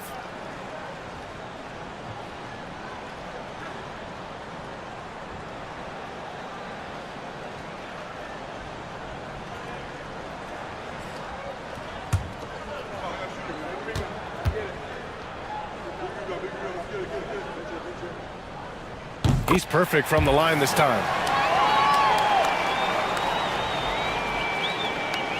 Here's Fox. And now they decide to foul intentionally.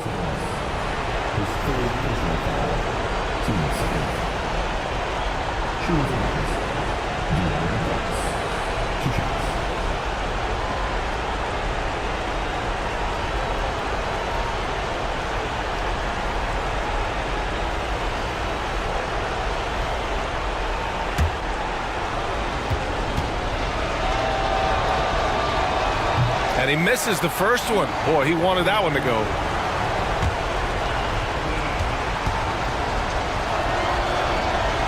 That's good. Going 1 of 2 from the line. And that puts him up 5. What a huge trip here. Absolutely. You can feel the energy in this arena. And the timeout called here by Jordi Fernandez. He's looking to make some very important adjustments here.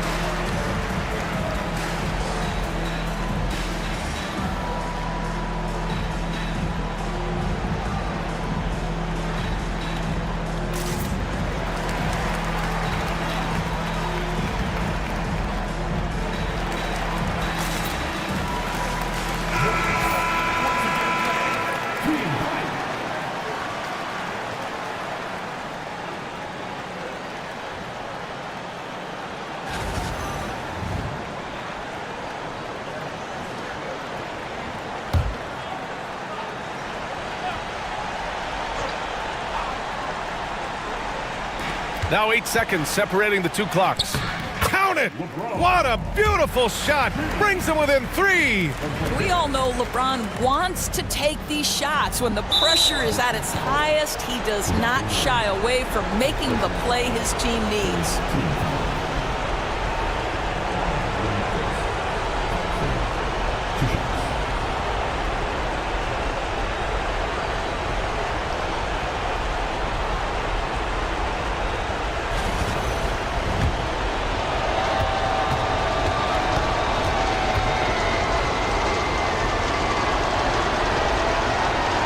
And he cannot get the first one to drop. Tough one to miss. And what I like about Thompson, along with the high-level athleticism, he has a high-level feel for the game.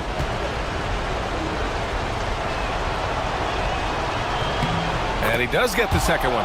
And that gives him a 4-point cushion. Absolutely no room for error. Everything has to almost fall perfectly for them to pull this out. 2 seconds separating the shot clock and the game clock. Porzingis with a screen on Thompson. Murray passes to Sexton. And it's good. And that one brings him within 1. And we've got a timeout from Jason Kidd. Critical moment here. He's not taking any chances.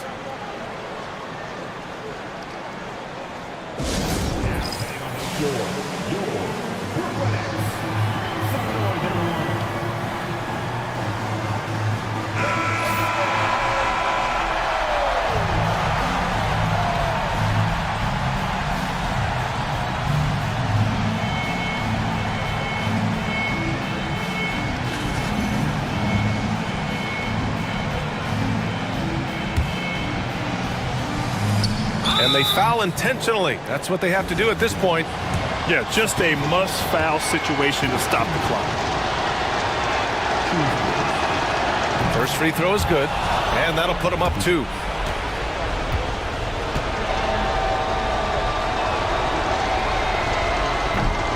second one is good, getting both at the line. And it's a three-point game. Well, those are essential free throws to make a three-point lead. It's going to take something from long range now to tie this game. And so it's the Mavericks who come out on top here.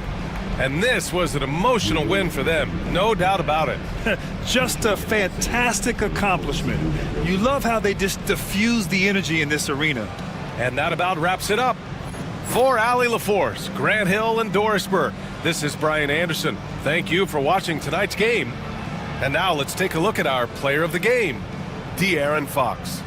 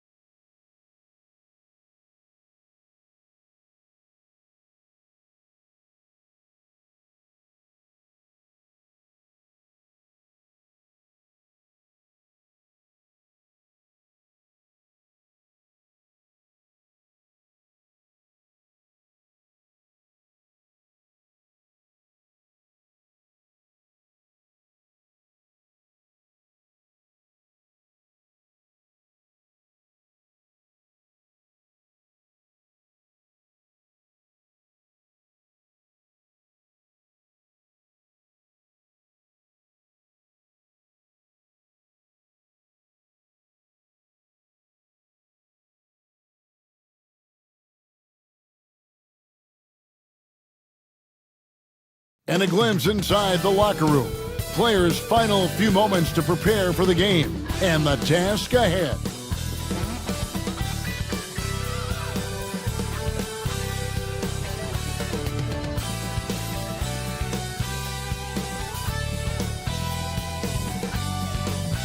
"2K Sports presents Thursday night at the NBA. With Coach Stan Van Gundy and Greg Anthony, I'm Captain. Oh, Stan, this should be a fun one. A clash at the center position. Yeah, and Kevin, the way the game has changed, we don't see these kind of big men matchups much anymore. And so it's great to see one where two great big guys going at it, and they're going to go after each other. And Stan, you know what you're talking about. You've had the opportunity to coach some great big men. Oh, I have. I had Shaquille O'Neal, Dwight Howard, Andre Drummond. I seem to always have good centers. Now the starting group for the Denver Nuggets. Tyler Hero out there with Gilgeous-Alexander. Then there's Bobby Portis. Then it's Collins, and it's Markkanen in at the small forward. Gilgeous-Alexander can't get it to go. The Minnesota Timberwolves come into this one following a loss to the Bucks. Durant against Portis. The shot by KD, no good. And always hovering around the 50, 40, 90 mark, Kevin Durant is both prolific and Greg efficient. And Kevin, you want to talk about guys in this league who make winning plays time and time again? KD is right at the top of that list. Down to 5 on the shot clock. Gilgeous-Alexander can't get it to go. Here's Minnesota. This game coming after a loss against the Bucks. When they ran the offense right, they found some easy shots, but on that occasion, it was few and far between. Yeah, they had a hard time getting the looks they wanted on offense, and it's hard to get a win when that's the case. KD's shot is good. And he knew what he was going to do before the ball even got to him. KD is always ready to let it fly. Gilgeous-Alexander kicks to Markkanen.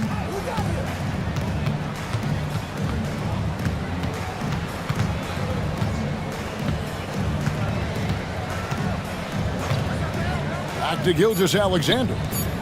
Hero from long range. The Nuggets with another miss. They haven't been able to find their rhythm. That's 3 straight misses. And that'll be 2 free throws coming up. Officials on the call with the foul. Such a unique player. Kevin Durant, pure shooter, incredibly skilled, all at nearly 7 feet tall. Minnesota shooting their first foul shots of the night here. And they've shot the ball well this season in terms of their attempts, 81%.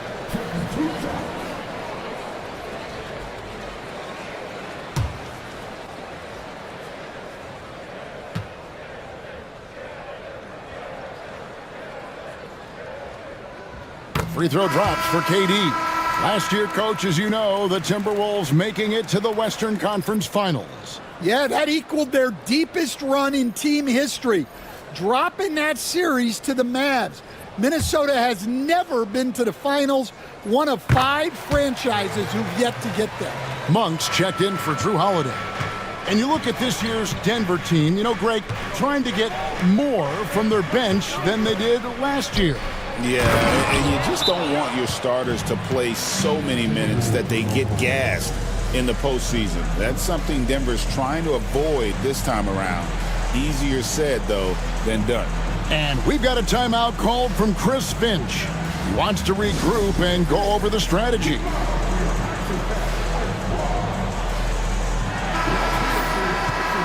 And here is our 2K leaderboard. These teams have been on fire over the course of the past 10 games. Number 5, the Nuggets. You have to be impressed with their shot selection. I mean, the discipline on that end and the unselfishness really is what allows those great numbers to show up. Timberwolves have gone 1 of 3 from the field to start this one so far. Monk outside. Pass to Allen. Now Kispert. Not a good performance from him in that loss to Milwaukee. Good on the triple. You can't play lax defense on Bane because he's looking to shoot as soon as he catches it. Here's Black. Denver passing it around. Collins kicks to Hero. And he can't answer back. The three-pointer offline. Pass to Monk. And here is Kispert. Outside Durant. Kispert setting the pick for KD. Over Collins. KD's shot is good. Durant's got 6 points. And KD just keeps coming at you with that jumper. There isn't anything you can do except hope he goes cold. Hero finds Gilgeous-Alexander. Lets a floater go. Good on the shot. Well, he can beat you in a lot of ways. Very challenging to defend. Greg, seems like we always talk about Shai Gilgeous-Alexander's offensive side, but when it comes to deflections and steals, his defense, he's one of the best. Yeah, his two-way ability is sometimes overlooked in the mainstream media, but people in the know how good of a defender he is. Not really his best quarter as far as scoring. Let's see if he can eventually get back on track. Stolen by Hero.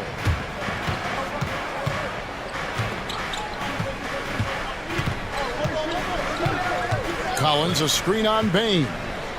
And so it looks like Denver will retain possession here. And with a quick break in the action, here's some numbers for Gilgeous-Alexander. And also his field goal percentage is up in the top 5. Tremendously efficient at finishing plays at the basket. And his scoring abilities are just so far out of sight. Number 1 overall right now.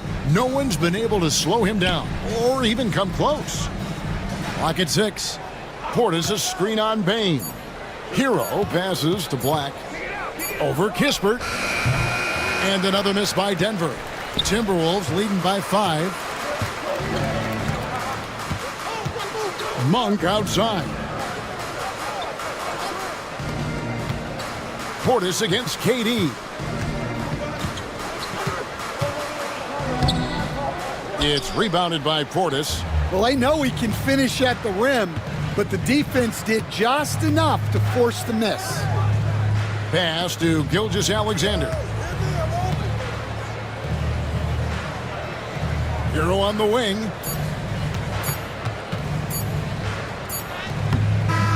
And the last shot before the buzzer is off. And so the first quarter is in the books. Timberwolves lead by 5. And back with the start of the second quarter in just a moment.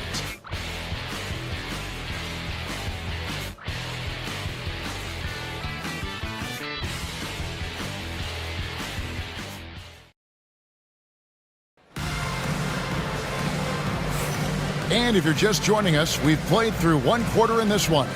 And before we move on, what do you guys think about what we've seen so far from the Timberwolves? Aggressive at running guys to the backboard. You could tell it was part of their game plan coming in. Yeah, we're not surprised by this. These guys work hard and they are physical. And you'd think the Nuggets would get to the line a lot more, but Stan, over the last few years, that has not been the case. Well, part of that is they don't force anything. They work for open looks. They're not trying to bait you into fouls. They've got Jones. Bridges out there with Rob Williams. Then it's Malik Monk. And it's Allen in at the pivot spot, manning the middle. That's the 5 to begin the second quarter for the Timberwolves. Here's Black, defended by Jones. Herter against Williams. Herter kicks to Black. There's the 3. Rebounded by the Timberwolves. After this game, they can look forward to L.A., where they'll match up against the Clippers. That will be a getaway game for them, a one-game road trip. Jones finds Bridges. And Bridges jams it in. Oh, just an impressive dunker of the basketball. I love how Bridges just takes the initiative and gets funky with his throwdowns. Williams against Collins. Pass to Bitadze. Back to Herter. Denver needs to get off his shot. Bitadze can't hit. Yeah, just a solid job on the backboard. They are really controlling the inside. On the wing, Bridges. He's guarded by Collins and slam dunk by Allen. When you have an elite wingspan like Jared Allen, you make those alley-oops look easy. Timeout is called. First of the game for the Nuggets. And some changes here for the Timberwolves. Baines checked in for Robert Williams. And it's Holiday in for Jones. The Nuggets also changing it up. Lauri Markkanen's checked in for Kevin Herter. And Hero subbed in for Black.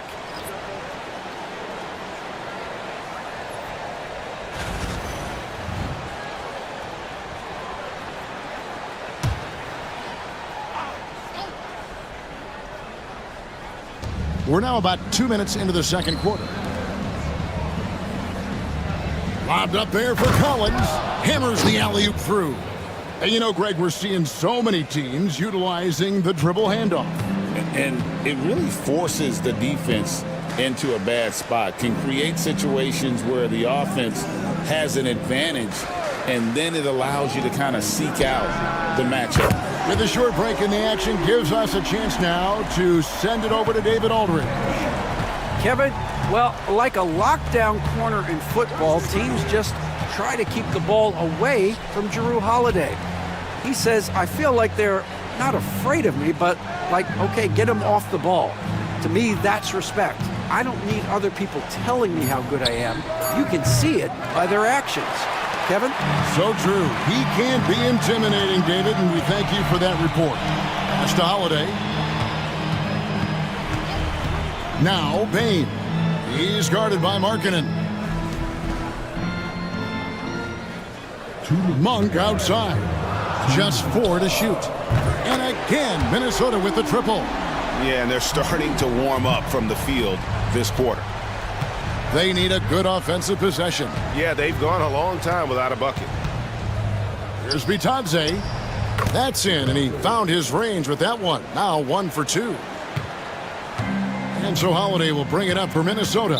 And going against Denver, their first meeting of the season.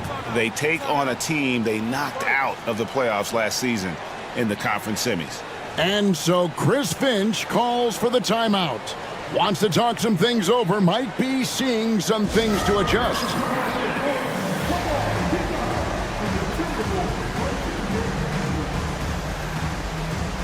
Some changes for Minnesota. Robert Williams comes in for Jared Allen. And it's Kevin Durant in for Malik Monk.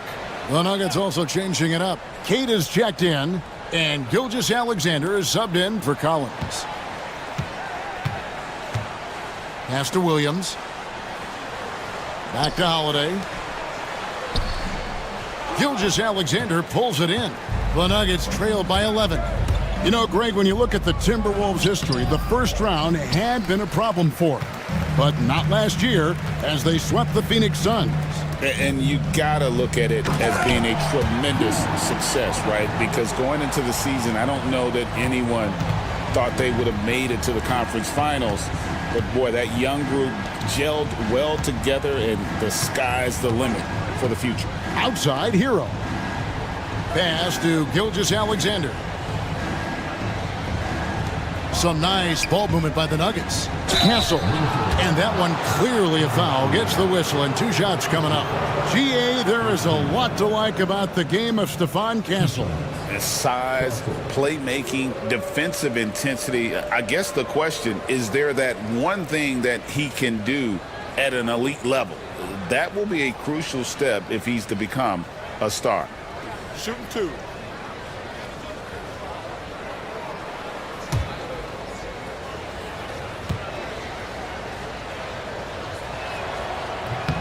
First one falls for him. And looking back, Coach, how great was it to see the Nuggets win their first title back in 2023? One of the great NBA stories, Kevin. It was huge. It was a moment years in the making. That championship meant so much to the city of Denver and its fans. Here's what Minnesota's going with right now. Jared Allen's checked in for Williams. And Corey Kispert subbed in for Bridges. Here's Bain. It's hauled in by the Nuggets. Next game, they'll take on the Pacers in Indianapolis at Gainbridge Fieldhouse. And that's the final game of this 5-game road run for the team. There's 18 seconds left now here in the second. Collins, a screen on Allen. No good there, and that would have cut it to single digits. Fast break, Minnesota. And here's KD for 3. The shot comes out. And so it's Minnesota enjoying a 12-point lead as they talk things over during the break. They've been playing some inspired defense, giving up very few easy points. Back right after this.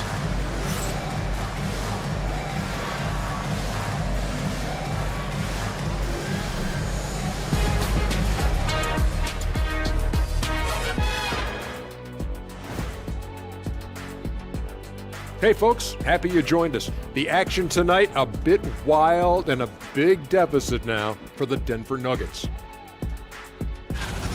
Well, their problems start on the backboard, and it's not just a few unlucky bounces. It's an activity, Shaq. Which is something you can fix if you want to, but I'm not seeing a lot of want to from them. And now that we have some time, let's see how the All-Star voting is shaping up. I think we have a good idea of who's going to make it, but a couple of bubble dudes.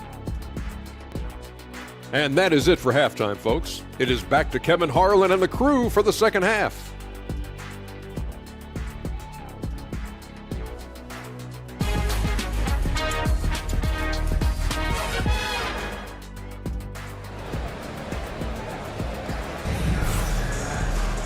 And with the second half upon us, we'll find out if this game becomes the route that it's threatening to be.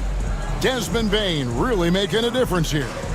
Yeah, there is no stopping him, and you can't even contain him at this point. He is that talented. Yeah, he makes defenses look utterly helpless. It's like pick your poison trying to contain him.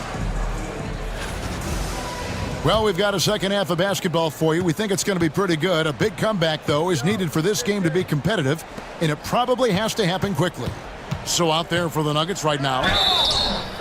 They've got Collins. Portis is out there with Lauri Markkanen. Then there's Shai Gilgeous-Alexander.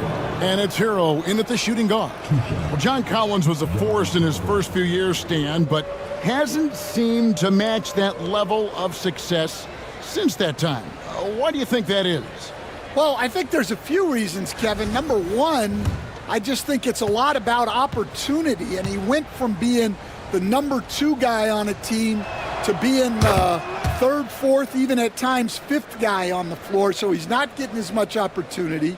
He doesn't have as much opportunity to play some of his minutes as a center now, and that was always where he could get a quickness advantage. So even where he is now, though, this guy is a very good player and has gotten to the point he's underrated. And so Collins nails both of them. Hey, Stan, I've always wondered, back when you were coaching, college or pro, what was your defensive philosophy? Well, I think, first of all, Kevin, we always wanted to take away the easy baskets. In other words, we're going to get back in transition, not give away fast breaks. We are going to try to protect the paint and make sure we're not giving away layups. And we didn't want to foul unnecessarily and give away free throws. Nice find by Gilgeous-Alexander. He reads the floor so well. Durant against Portis.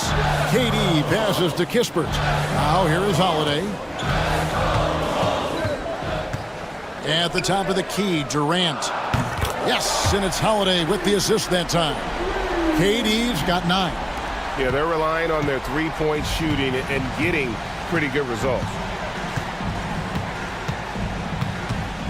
Gilgeous-Alexander against Holiday. From 12 feet out. Gilgeous-Alexander can't get it to go. And they've got a big lead, not just on the scoreboard, but really in the rebounding numbers as well. Shoots over Portis. Great D that time from Portis. Yeah, he hasn't had the best night from the field, but his teammates have had his back. And the defense of the Timberwolves, Stan, as good as it gets. Well, Kevin, they can compete with anyone when it comes to size, not just up front, but on the wings. They're long and athletic, but it all comes down to execution, and they get it done. For Denver, they have gone 3 of 4 at the free throw line tonight.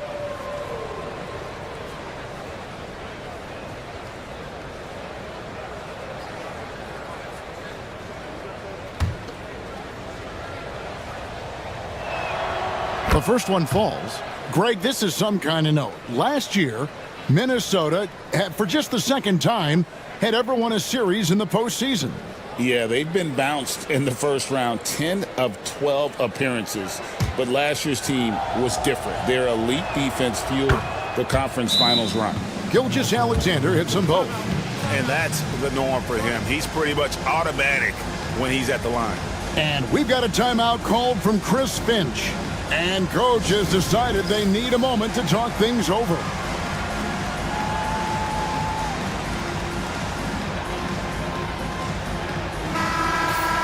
As we close in on the start of the playoffs, let's see how the West is stacking up. You look at the Nuggets. Here in the middle of the regular season, they've been able to get the 4th best record in the conference. Of course, there's the Timberwolves. They're down in 8th place. And I think for Minnesota, what a lackluster start to the season it's been for them. Where are the championship contenders that we've grown accustomed to seeing? Well, with that said, they could be a sleeping giant. If they can get it together, watch out. Let's check in with our reporter, David Aldridge. Kevin, thanks. A move that likely helped the league's parity has been shortening max contract limits. Commissioner Silver says we used to refer to it as dead money, a star player toward those end years sitting on the bench. We've reduced max contracts to 5 years, and in some cases 6. This way, it moves to more pay for performance. Kevin? I think, DA, that's a pretty good business decision. It's going to have nice ramifications.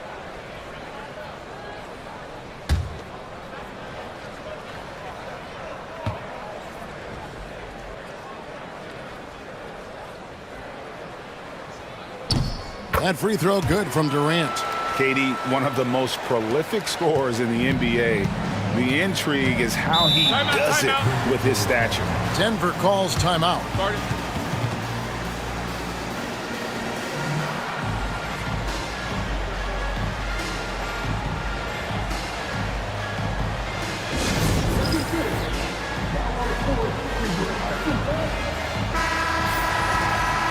Let's use this break in the action to show you the teams that in the last 10 games have been the NBA's best fast break teams. In the third spot, the Timberwolves. I mean, no doubt for me that they've hit their stride the last few weeks. I mean, they are punishing the defenses with that up-tempo style. Unselfish basketball. That's what coaches love to see. Portis against KD. Inside, here's Payne. A great 1-2 punch. Beautiful pass and nasty jam. And not settling for a jump shot. Bane right at the rim.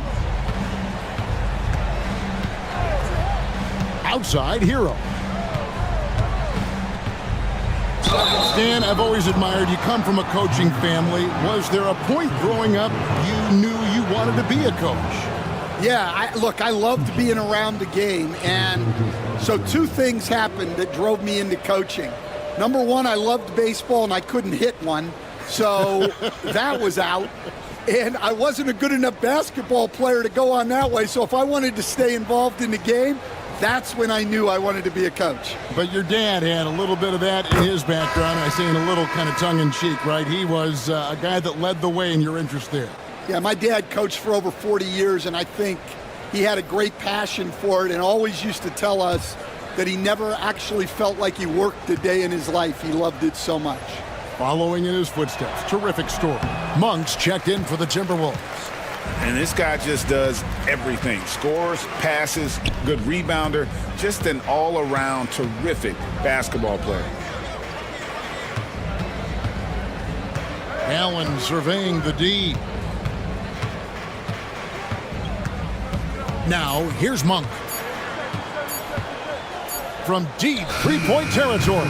Offensive rebound. The Nuggets trail by 11. Here's Gilgeous-Alexander. Banked in off the glass. Gilgeous-Alexander's got 7 now in this quarter. And good work inside. SGA will make more room for himself on the perimeter when he can be effective down low. Here's what the Timberwolves have lined up on their schedule.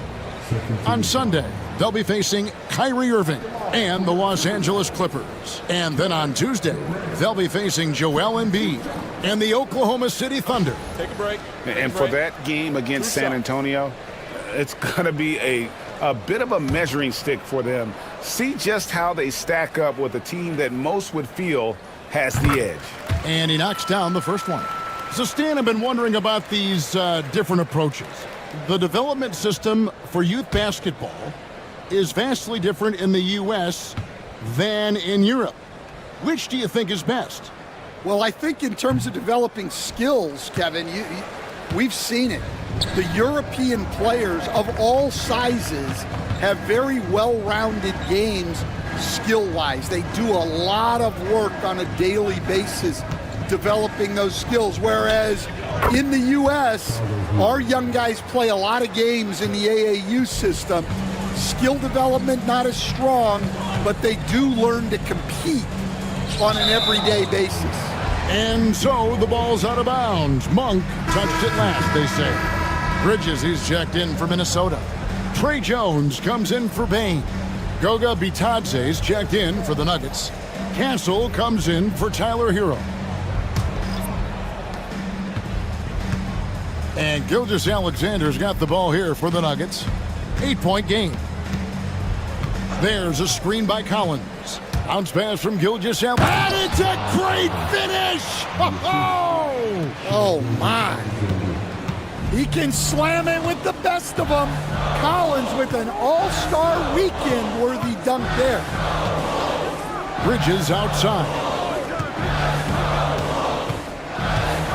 Pass to Allen. And he banks in the layup.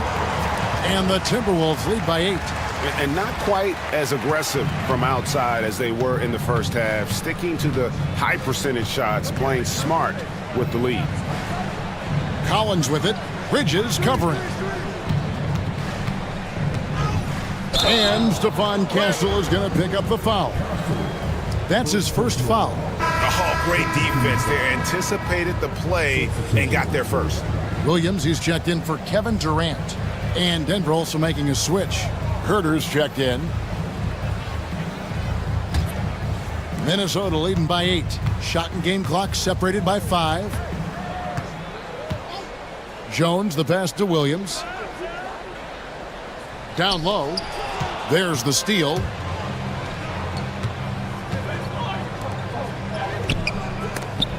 Minnesota with the rebound. Allen's got his 7th rebound of the game with that last one. Monk kicks to Williams. Jones from outside. And the last shot at the buzzer doesn't go in for him.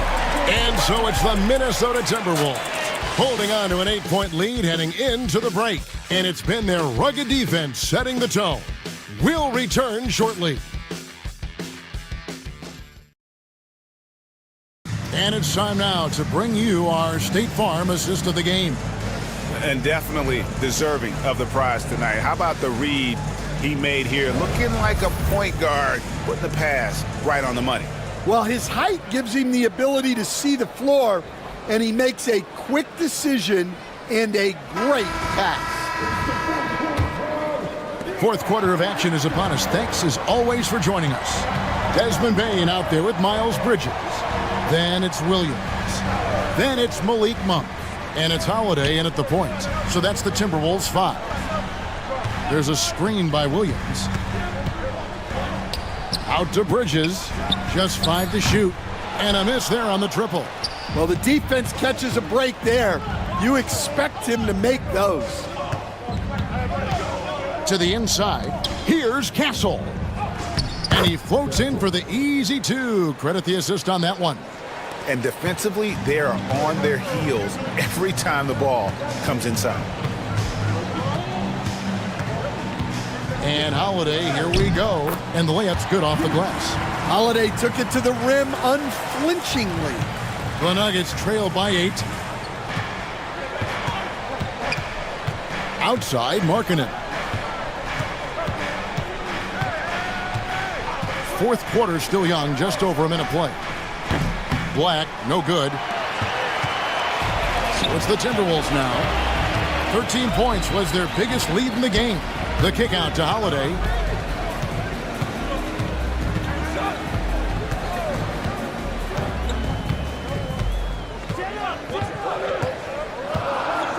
To the middle. Here's Bain. And that one is stuffed right through. Well, another assist in the career of Holiday. We've seen him run point for a long time. Timeout called, Nuggets.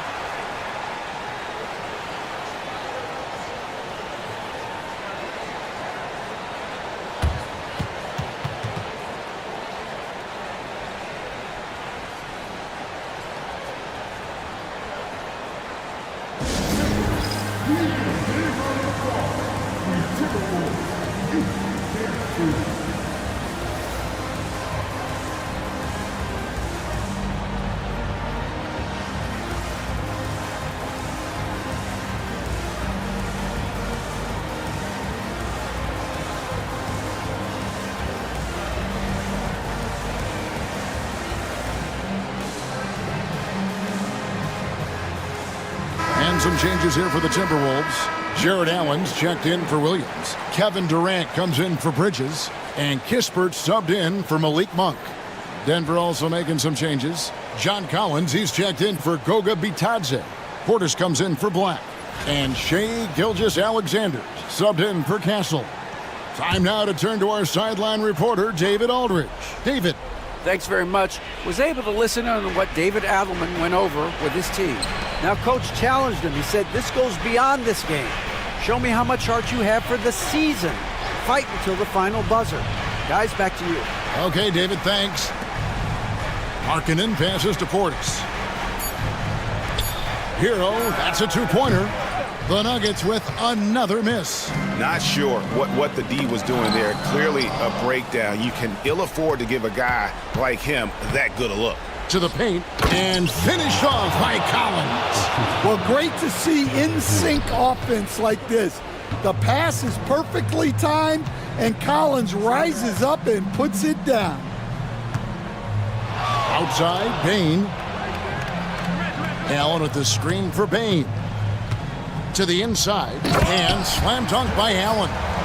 You see how quick Allen moves in these situations, which makes him a perfect pick-and-roll partner. They've been struggling here on offense. Yeah, a bit of a dry spell for sure. Here's Gilgeous-Alexander. Makes it off the glass. Yeah, he's in such a great rhythm right now. Makes sense to get him the ball any way you can. Yeah, when you have a guy playing like he has been recently, he's got to be the first option on every possession. And we've got a timeout called from Chris Finch.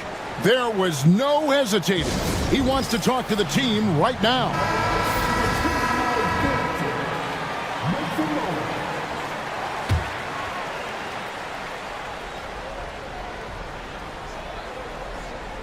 Here's Durant. Third minute of action now gone here in the fourth. Count it. Yeah, look, you're not going to outwork Holiday. He's going to grind out rebounds, buckets, all the little things. Here's Gilgeous-Alexander. It's not going to go for him. Doesn't register as a block, but he did everything you want defending that shot.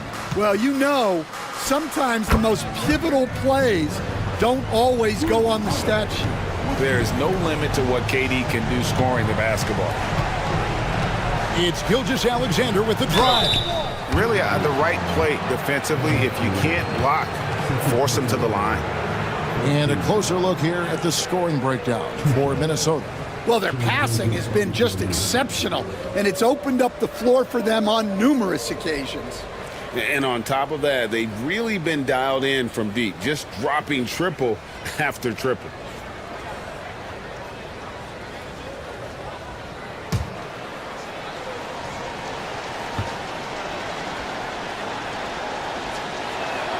That's good from Gilgeous-Alexander.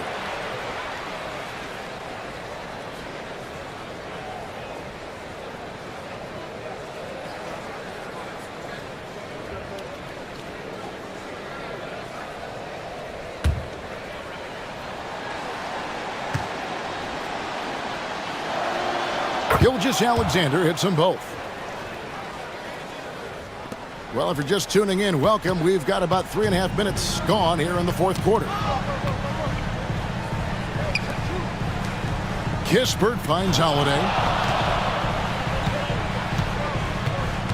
Back to Kispert. 6 on the shot clock. Pass to Bain. That's in, coming off the assist from KD.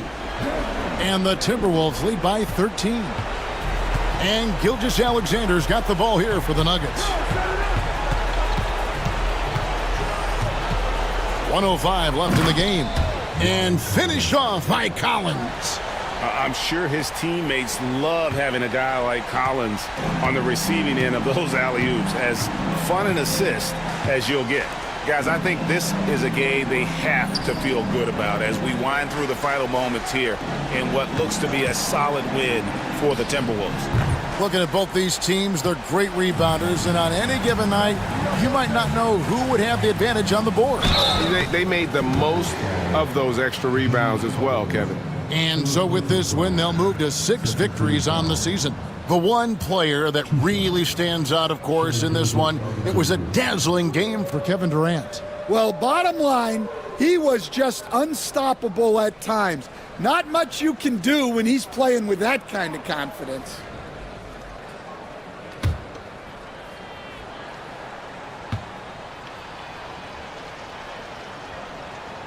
He hits the first one, and that brings them to within 10.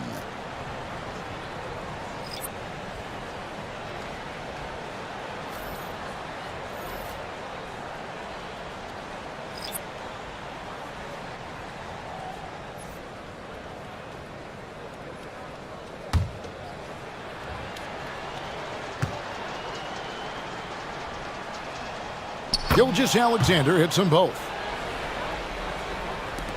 There's 39 seconds left in the fourth.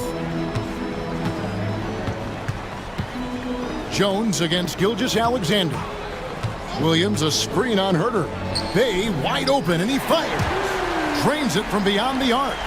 Impressive job by the players, coaches, and don't discount the impact of these fans. No, I'd be lying if I said the crowd doesn't have an impact. It's certainly felt from the head coach all the way down. Herter, that's a two-pointer. The Nuggets with another miss.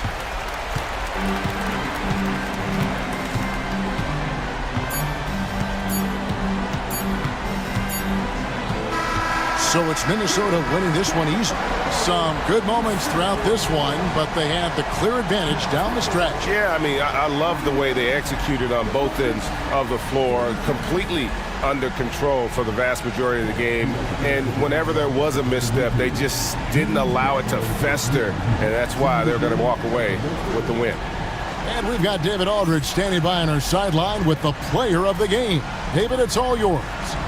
Thanks very much. Katie, what was the big thing to secure this win? I like how active we were on the defensive side of the ball to start the game. We made shots tonight, and it's always good when you make shots. It brings more energy into the building, and I'm glad we got a W. All right, David, thanks so much. And that about wraps it up. So now for Greg Anthony, Stan Van Gundy, and David Aldridge, this is Kevin Harlan saying thanks for watching. See you later.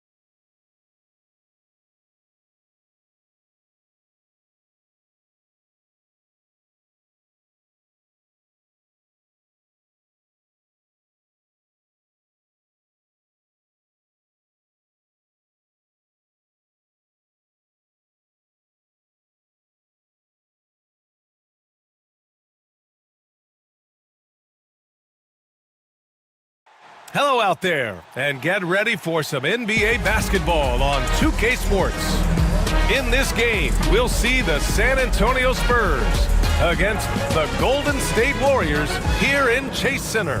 I'm Brian Anderson at the table with Brent. These teams know each other well, and Safe to say, they don't particularly like each other. And I think fans really gravitate towards that sort of dislike. It just puts an extra added ingredient of intensity on a game like this. So for the fan bases, this one's big. Here's the starting group for the San Antonio Spurs. They've got Nikola Jokic. Josh Hart is out there with Michael Porter. Then it's Halliburton, and it's Mathurin in at the 2-guard spot. Banchero no good. On offense, here is San Antonio. Jokic finds Porter. And here's Mathurin. Here's Jokic. His offense has been solid, scoring around 11.5 points a game. Not stopping on his way in, Hart going through the defense. And here's Westbrook. He'll bring it up for the Warriors. Outside, Green. Westbrook with a screen on Mathurin. Pass to Banchero. Westbrook outside. Just 5 to shoot. No good from outside. Practically a block. Good, strong challenge. Yeah, altering the shot just as long as there's a miss. That kind of energy not wasted. And setting the tempo with an assertive move. Like, where was the defense on that play? Yeah, APB sent out to try to find out where the defense is. Inexcusable. Pass to Banchero. That's good. And so Westbrook with the assist. His ability to shoot off the catch is a big plus. Banchero has quick reactions, a really versatile scorer. I'll say this, Banchero is a guy that opponents can't forget about for a second. And you see it in all the defensive attention he gets. Teams show him all kinds of different looks, and he draws a bunch of double teams in isolation. Knocks down the long J. Porter in a comfortable place there. He likes the passes being on target, and he stays perfect in rhythm with that J. Banchero outside. Back to Westbrook. And he's going to the line for 2. The official saw contact while he was going up. And when Westbrook comes into a game, he really provides a jolt of energy. He's really embraced that role, and it's infectious for the rest of the team. First one falls for him. But Grant, despite the Warriors' success over the last decade, it hasn't always been this way for this franchise. Yeah, they didn't have many winning seasons before they got Steph, Clay, and Dre. And you know, BA, from 1978 to 2012, they made the playoffs just 6 times. And San Antonio making a change here. Pritchard's checked in. So 1 for 2 that time at the stripe. Russell Westbrook just out there and focused, trying to find ways in which he can help out his team to secure any win. Now, they can't miss. 4 for 4 and warming up the burners. And Steve Kerr calls timeout. He'll take the opportunity to regroup. And going against San Antonio, their first meeting of the year. They'll be looking for payback after grabbing the short straw in the season series last year.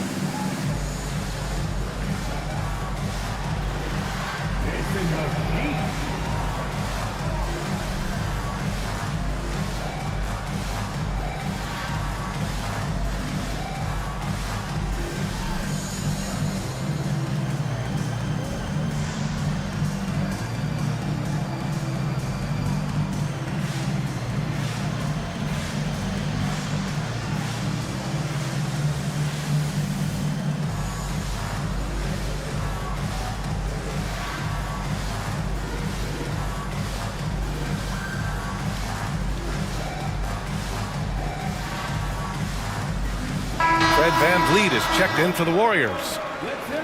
Let's check in on the Western Conference standings as the race to the playoffs continues. You look at the Spurs, their efforts so far have put them 5th in the conference with plenty of time left to move up. And of course, the Golden State Warriors, a game back, Checking out San Antonio, it really hasn't been the dominant season they were hoping for, but they're still in the hunt for a high postseason seed. Well, the goal is very defined. They have to have a strong finish to the season and make sure they get home court advantage for at least the first few rounds of the playoffs. A dynamic finish, then decides to hang out a little for good measure. Yep, that's the exclamation point right there. Porter from outside. Lively grabs a miss. Warriors trail by 5. Banchero in the post. He's covered by Hart. Buries it. He's 2 for 4 in this game. Oh, too big, too strong. It'll take more than that to stop Banchero. A chance here to catch up with Ali from the sideline. Well, Paolo Banchero grew up in Seattle playing pros every summer, and that gave him a huge leg up in the NBA. He said, quote, "They'd always tell me it's not as hard as you think.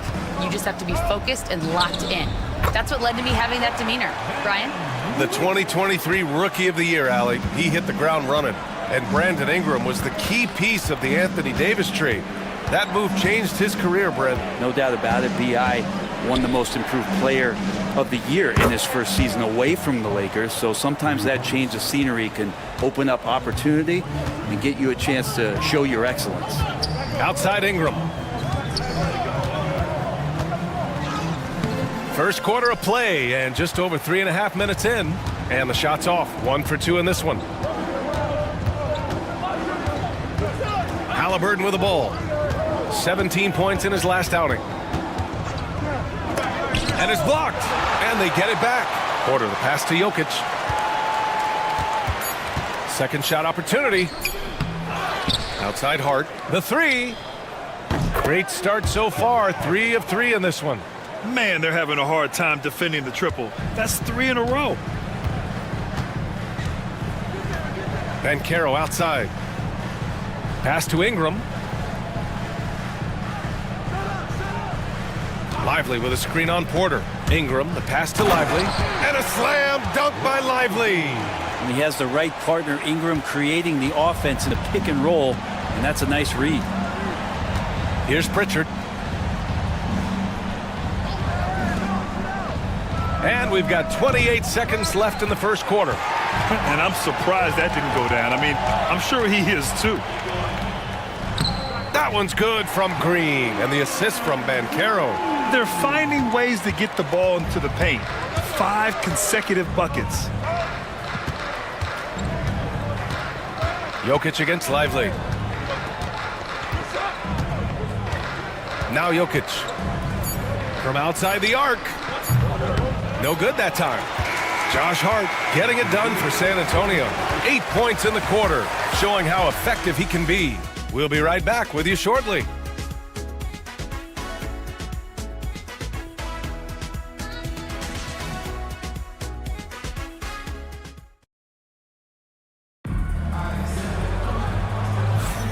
And getting it going again here in the second quarter. Fairly close game so far. And a moment here to take a look at the scoring breakdown for the Spurs. Well, they found a groove, and it's from distance, so knocking them down from the three-point land never hurts. So much good energy and flow tonight, and that has really come out of great ball movement. Guys have been open, and as soon as they are, they get the ball. So on the floor for the Spurs, Wendell Carter is out there with Rudy Gobert. Then there's Seth Curry. Then it's Michael Porter. And it's Pritchard in at the point. Outside Ingram. Curry against Trent. Out to the wing. Pass to Van Vliet. Here's Pritchard. Still without a bucket. Well, when you look at the forwards in this league, there are a lot more Grant Hill types out there these days, partner. Well, thank you for the nice words, B.A. Of course, I took pride in my overall game. And over the last few decades or so, we've seen a bunch of guys playing the 3, 4, and 5 who can pass, dribble, and shoot. So it's fun to watch the game evolve.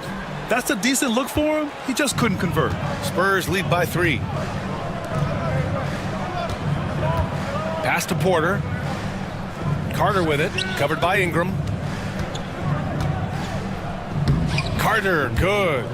Carter's got his first bucket in this one. putting in work. Carter Jr. is a lunch pail guy who just goes about his business. Van Vliet finds Ingram. Gordon with a screen on Porter. Here's Ingram. Gets it to drop. Now 2 of 4. Well, that's how you draw it up right there. A screen to shed the defense, a quick move to the bucket, and you get the lay-in. And Greg Popovich has called timeout. He wants to make sure everybody's on the same page.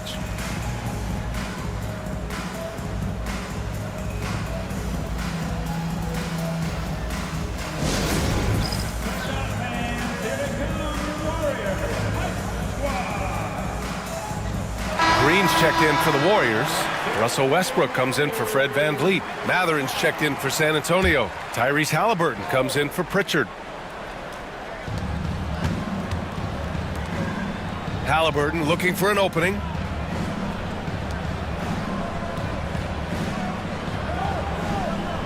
Gobert with a screen on Westbrook. Clock at 6. Halliburton, the pass to Gobert. Puts one up from 19. And the ball goes out of bounds. Last touch by Claxton. And right here on the 2K leaderboard, the best rebounding teams of the past 10 games. The Warriors, 4th. And over the last 10 games, this team has brought it to the glass. Everyone is getting involved and trying to help one another secure boards. Gobert passes to Porter. Halliburton outside. Here's the 3. Yeah, their three-point percentage has dropped a bit here in the second half. They need to think maybe about getting into the paint for easy buckets. And the basket is good. He got it to go, and he took the bump. So a free throw coming up, an opportunity at a three-point play. And he's got his first opportunity at the line here tonight. Banchero's checked in for Claxton. And San Antonio also making a switch. Nikola Jokic is checked in for Rudy Gobert. Find the lanes. Find the lanes. One shot. Shooting one. And it's tied up with that one. And for Green, it's about trying to be consistent. He has talent, and he needs to play to his strengths. Outside Porter. Pass to Curry. Outside Matherin. That drops, and it comes off an assist from Curry. Matherin's gotten himself going here. His first points of the game on the deep ball. Now here's Green. The shot won't fall. Great D that time from Jokic. Curry against Westbrook. Porter. It's rebounded by Golden State. They're coming off that loss against Denver.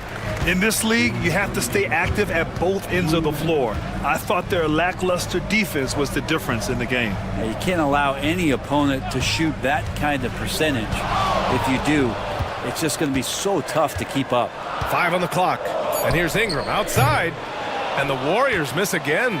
Spurs lead by 3. Curry looking it over.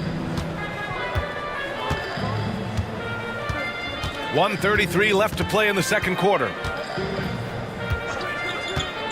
Three-pointer. Goes back up. It's rebounded by Banchero. Well, he creates such a great opportunity right at the rim, and he just can't get it to go. Even with the defense not really a factor. Great timing, but Aaron Gordon's going to make any lob look good. And Greg Popovich has called timeout. He wants to give him a breather and talk things over. They defeated Milwaukee in their last game. What about their offense? It was a well-oiled machine, getting them high-quality looks time and time again. Yeah, and talking with the coaching staff, they said in that game they did a great job of not settling. Keep working the ball around, finding the best look. Let's see if they can keep that up. And the Warriors making a switch here. Lively's checked in. Hart's checked in for San Antonio.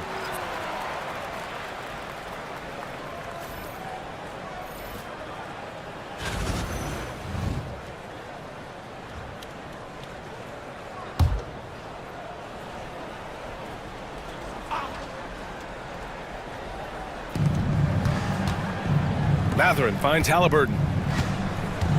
Outside Hart. Pass to Halliburton. 6 on the shot clock. Jokic with a screen on Westbrook. Spurs need to get one up here. Here's Matherin. Here's Jokic.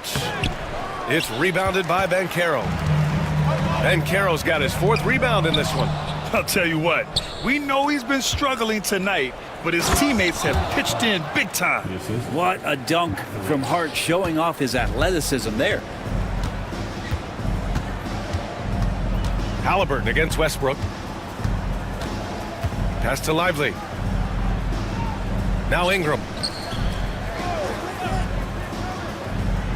Outside, Green.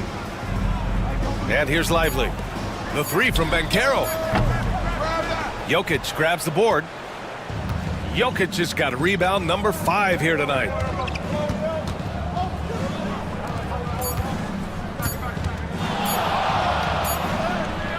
Oh, he got it up in time, but it wouldn't fall for him.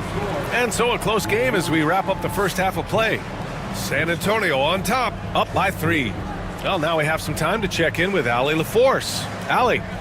I'm here with Coach Greg Popovich. And, Coach, you look at the offensive execution for this team. What are you seeing? I think they've done a pretty good job in moving the basketball, keeping up the pace, because we've been playing in mud a little bit lately, but the pace. Okay, Allie, appreciate it. And, folks, we'll be back after halftime to begin the third quarter.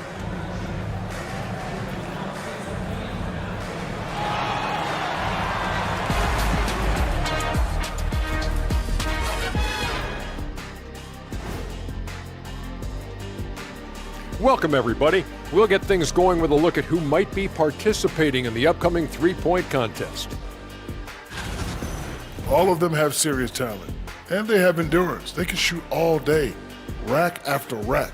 Yeah, when these guys get on a roll, they don't stop. They pile it on. And now let's talk Golden State. They're in an even matchup through one half of play.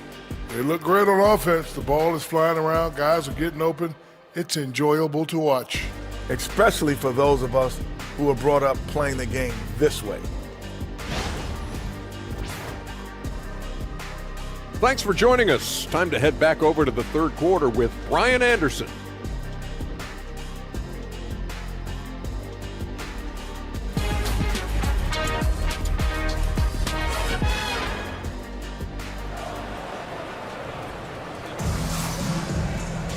And we've got second half action for you. Thus far, a pretty evenly contested game. It's been quite a game for Josh Hart. Through 2 quarters of play, he's been an excellent source of points. Yeah, he's shouldering the load right now and looking really comfortable while he's doing it.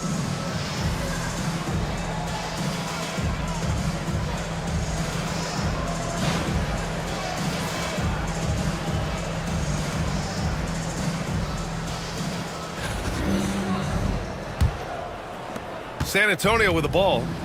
It's a three-point game. Russell Westbrook out there with Green.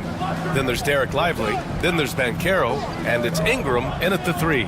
So that's the group out there for Golden State. Pass to Jokic. Fires for 3. Nikola Jokic. He's a stretch 5. The assist numbers certainly stand out. They've really emphasized ball movement here today. To the paint.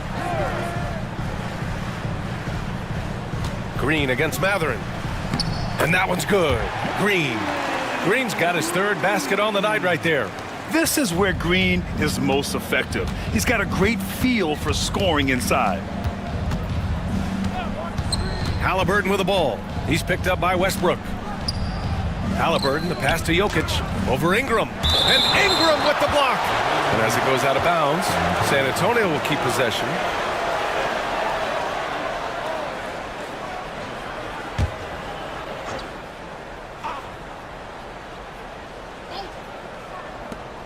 Second half rolling along, about a minute played here. Jokic with a screen on Westbrook. Out to the right wing. 3 on the clock. No one covering. Jokic has got 7. A nice stroke on the quick shot by Jokic. Not giving the defense any chance to come over and disrupt.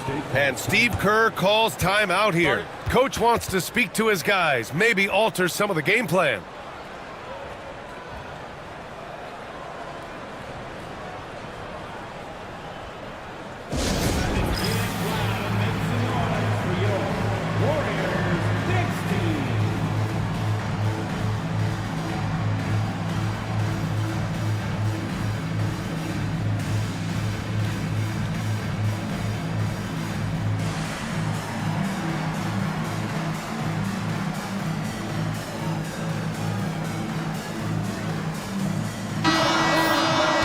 And during this last month of action, here is a list of the players who have shot the ball most efficiently so far from deep. Fifth on the list, Josh Hart. Sometimes you get into a rhythm from long range, and you can ride that stretch for a while.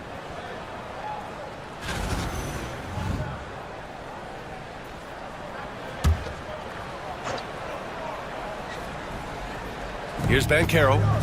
He's been productive, averaging just over 7 points a game. And here's Green from the arc. Look at Green showing off his range. Yeah, and Green has tons of confidence in his three-point shot, and it was on display right there as he knocked it down. Westbrook against Halliburton.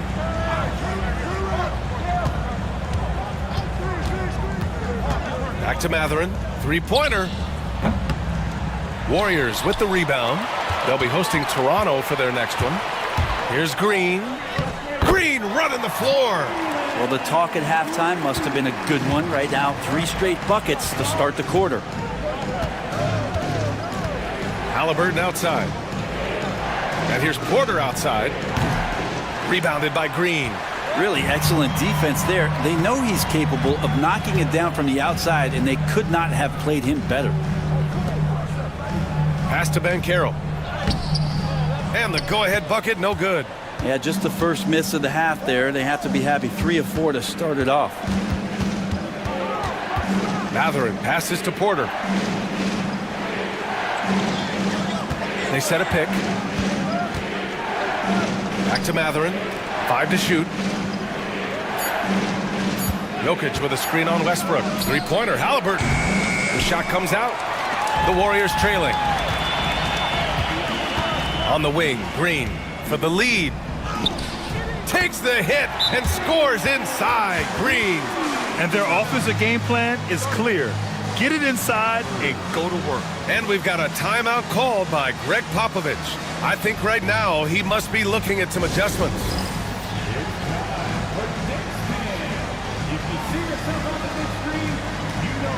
Fred VanVleet is checked in for the Warriors. And San Antonio with a change here too. Pritchard's checked in. And here's Halliburton. He'll bring it up for the San Antonio Spurs. Pass to Pritchard. 2 minutes remaining in the third. Jokic with a screen on VanVleet. To the middle. Oh, Jokic hammers it home. Oh, Jokic attacking the rim and brings it down hard. The Warriors have gotten 4 of their first 5 shots to go since the break. Third quarter of basketball here. A little under 3.5 minutes gone by. Here's Green. And it's Green punching it home. Scoring is Jalen Green's top skill. I mean, he can pile up the points in a hurry. San Antonio's gone 1 of 4 here in the third from range. Halliburton on the wing. Green covering. Hard against Ingram. Jokic with a screen on Ingram. Pass to Jokic. Outside runner. And San Antonio again with a bucket. He was sitting back a little bit there in the first half, but feels like showtime now, and he's ready to put some major points up on the board. And here's Ingram outside. Rebound by San Antonio. Jokic has got 6 rebounds in the game. And here's Porter outside. The Warriors pull it in. Banchero's got 5 rebounds tonight. Ingram, the pass to Banchero. Outside, Green. For 3.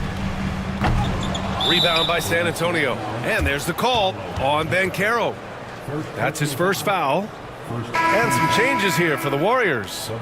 Nick Claxton, he's checked in for Lively. Gordon comes in for Banchero. And it's Gary Trent Jr. in for Green. San Antonio leading. Shot clock and game clock. 1 second differential. Here's Pritchard. Yet to see a basket. 12 seconds left in the third quarter. Carter, a screen on VanVleet. Pass to Curry. Let's go with a 3. Nails it from beyond the arc. Curry's gotten himself going with a triple, his first basket of the game. It's been all about Nikola Jokic for San Antonio, hunting for opportunities, leading to 9 points in the quarter. We'll be back in a moment.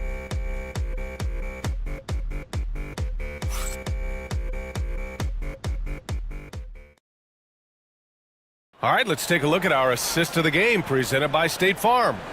You know, I'm kind of stoked this was a choice because I love this pass. A remarkable find. He put his court vision on full display. Well, a great job with the eyes. And what separates great playmakers, as we know, is peripheral vision. We've reached the fourth quarter in what has been a very competitive game. Should be an exciting finish. So on the floor for the Spurs, they've got Mo Wagner. Seth Curry is out there with Tyrese Halliburton. Then there's Rudy Gobert, and it's Mathurin in at the 3 slot. And here's Green from the arc. Sends it home from three-point land. Green's got 19 points. You love the confidence Green has. He wastes no time going up with the shot. Back to Curry. Oh, and makes it with the kiss. And the Spurs lead by 3. Can't ask for a better look with the game in the balance. Westbrook, the pass to Claxton. Inside. Kicks it out to Westbrook. The 3 is up. Another 3 for Golden State. Well, this is going to help the entire offense. Russell knocking down shots from range.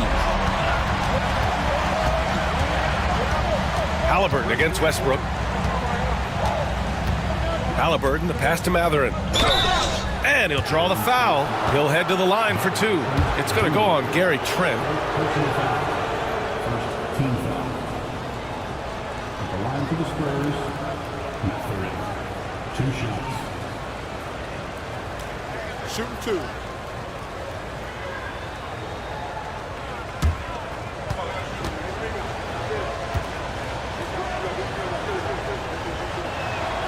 That free throw good for Mathurin. And one thing Benedict Mathurin has no shortage of is raw athleticism. Now it's just a question of him honing that physical ability to be an effective pro-level player. Jovic, he's checked in for San Antonio.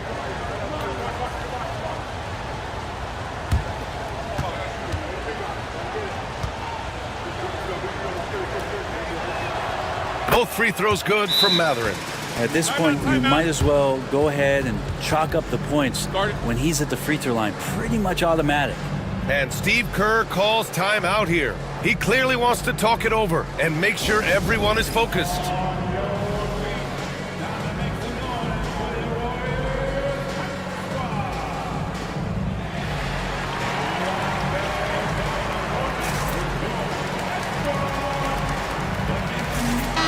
All right, let's check in with Allie LaForce.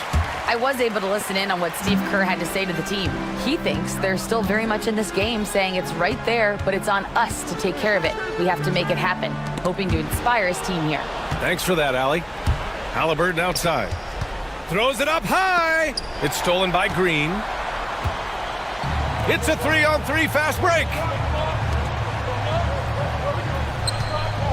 About a minute and a half through the fourth quarter now. For 3, Westbrook connects from downtown. And the Warriors lead by 1. This defense is getting spaced out. 3 of the last 5 buckets have come from way beyond the arc. No stopping Halliburton. So physical. Defense doing their best to put Halliburton off balance, but he stays flexible, kind of warps around the defense and adjusts to the contact. Trent outside. Screen by Gordon. 3-pointer. Trent's shot is off. And even after airtight defense like that, you still just expect him to hit those kind of shots. For 3, Mathurin. On target from range. And now it's a 4-point San Antonio lead. And after a sketchy first half, they're now looking much more comfortable on the offensive end. And Steve Kerr calls timeout, looking to get everyone dialed in and engaged. And the Warriors make some changes. Lively, he's checked in for Claxton. And Carroll comes in for Gordon. And Ingram is subbed in for Trent. And Carroll passes to Westbrook. Then Carroll the screen. And he was fouled while in the act of shooting, so he'll take 2 free throws. Second personal foul. It's going to be on Tyrese Halliburton. And Westbrook scoring, it comes in bunches, but such a key to it all is for him to get himself to the free throw line. He's top 40 all time in free throw attempts.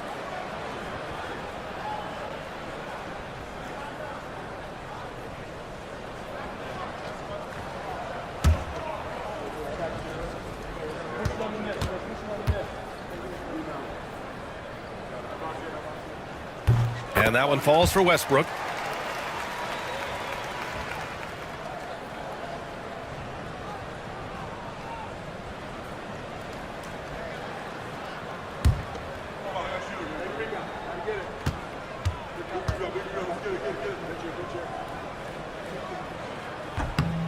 Hits both from the stripe.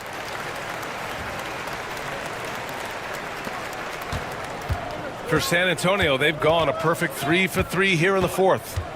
Outside Porter, pass to Matherin. Outside Hart, the three ball. The Warriors pull it in. I'm not sure how he finds himself in so much space there. He's kicking himself. Oh, that was incredible! Oh, my goodness! Yeah. Oh, no holding back from Banchero. He wants this team to be able to rely on him in these type of moments. Well, Jokic needed it, and he got it. And it's Westbrook with the ball for the Warriors. Trailing by 2. 1:51 left to play in the fourth quarter. And it's Green missing. San Antonio's gone 1 of 2 from deep in this quarter. Porter, the pass to Halliburton. Jokic in the post. Lively's there. Jokic shot is good. Morphing from second-round pick to superstar. Jokic comes up big for this team night after night. And play stops. A whistle there on what looks like an illegal screen. The screener was leaning a bit right there. His feet may not have been planted. Pretty obvious call by the officials. Gotta hold firm or you're gonna get a call. San Antonio leading by 4. Fourth quarter of play and over 3.5 minutes have gone by now. Hart with a screen on Lively. Here's Jokic. Jokic using his size. Jokic stepping up big time here. The Warriors have gotten 4 shots out of 6 attempts to drop so far in the fourth. Ingram deciding where to go with it. Floats one up, and he sinks it. And now they trail by just 4. Well, Ingram's going to come through when it's crucial. He did so there. Porter with a screen on Westbrook. Pass to Jokic. Jokic is doubled. To 3, Matherin. And an intentional foul right there. Second personal foul. Second team foul.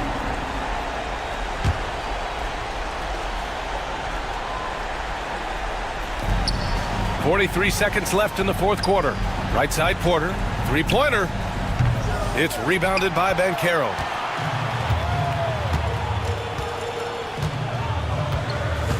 Outside Ingram.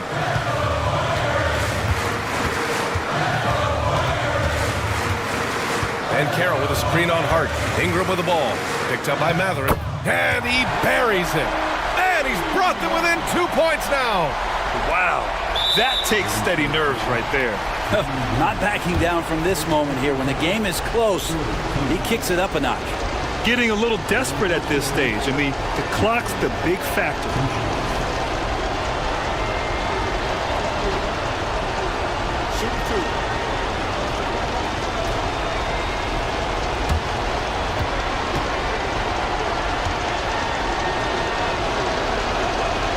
He hits the first one, and that makes it a 3-point lead.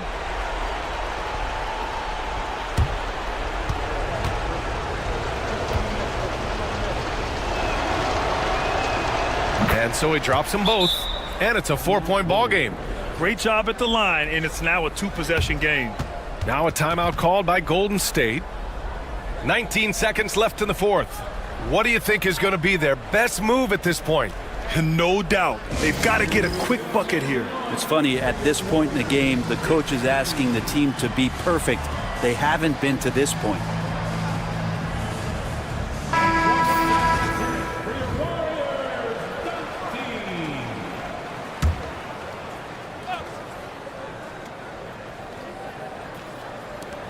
19 seconds left to play in the fourth quarter. Here's Westbrook, and it's in. And he's brought them within 2 points now. And this is the thing about Westbrook. He wants to take the responsibility when it matters most.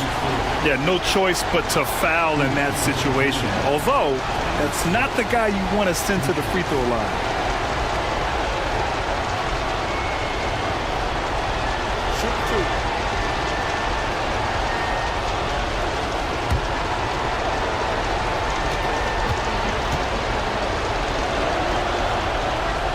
He gets the first, and that makes it a 3-point lead.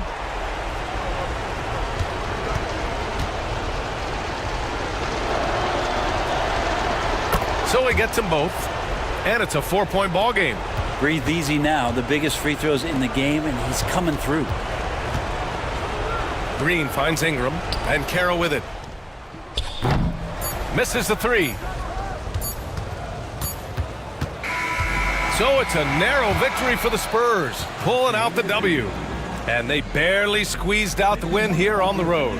And B.A., the visiting team is always under some added pressure, but they made it work and got the win, whatever the margin may have been. And now we have Allie LaForce standing with the player of the game. Allie, take it away. Nicola, congratulations. All right, Allie, thank you. And that'll do it, folks.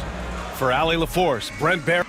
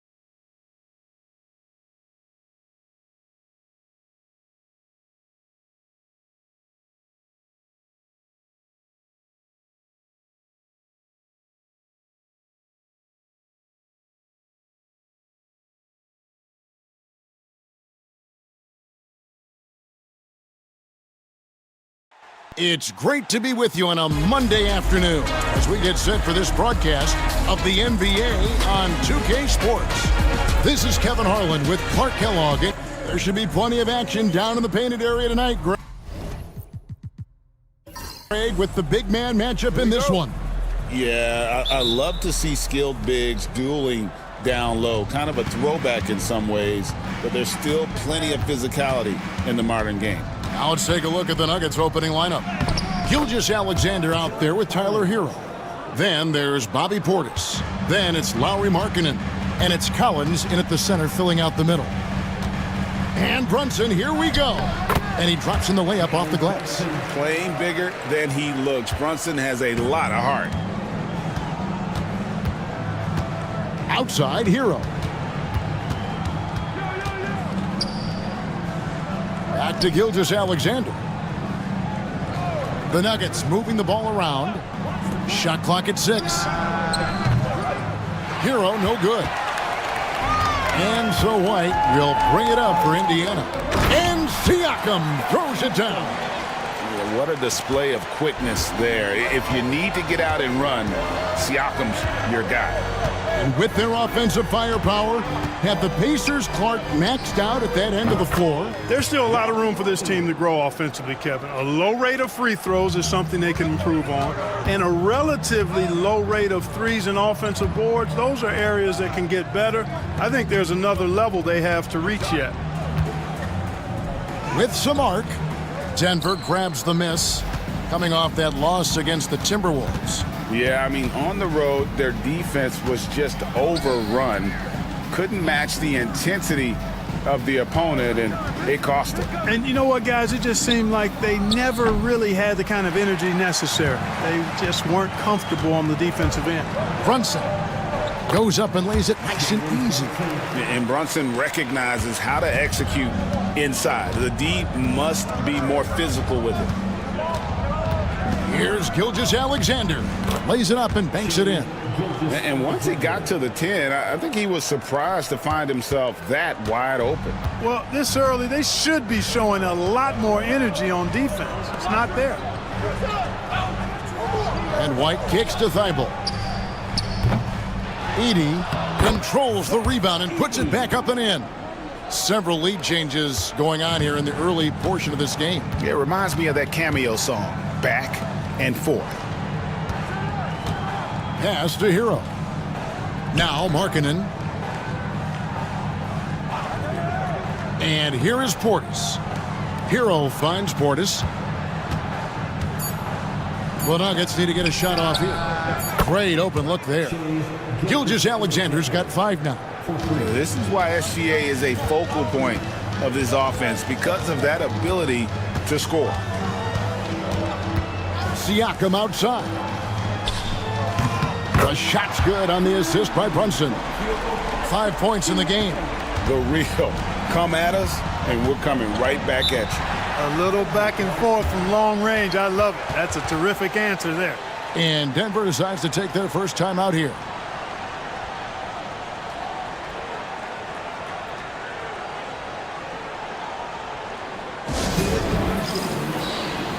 Klay Thompson is checked in for Indiana. Goga Bitadze is checked in for Denver. Black comes in for Lauri Markkanen. There's 1:54 left to play in the first. They set the screen. Gilgeous-Alexander passes to Bitadze. 4 on the clock. Back to Gilgeous-Alexander. And he hits it just before the shot clock expires. 7 points for Shai Gilgeous-Alexander. Right now, let's send it over to the sidelines and get a report from David Aldridge. Well, earlier I spoke with Rick Carlisle. He immediately mentioned that Shai Gilgeous-Alexander, of course, is at the top of their scouting report. He told me the key to stopping SGA is defending without fouling. Easier said than done, but try to keep him off the free throw line. And try, emphasis on try, to make Shai a jump shooter. A very tall task. Guys? Thank you, David. Great D that time from Hero. And Gilgeous-Alexander's got the ball here for the Nuggets. Pass to Collins for the 3. Good D by Siakam. Indiana's gone 1 of 3 from beyond the arc so far in the game. Thompson for 3. Buries it from 3-point range. Such a silky, smooth stroke from deep. Thompson, excellent accuracy. Here's Bitadze. Pass to Hero. Collins setting the pick for Hero.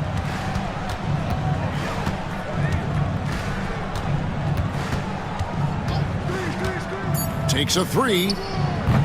Edey with the rebound. Thompson outside. 3-pointer. Unable to get that one. So at the end of 1 quarter of play, still a close game. Pacers lead by 2. And we'll get things started in the second quarter when we return.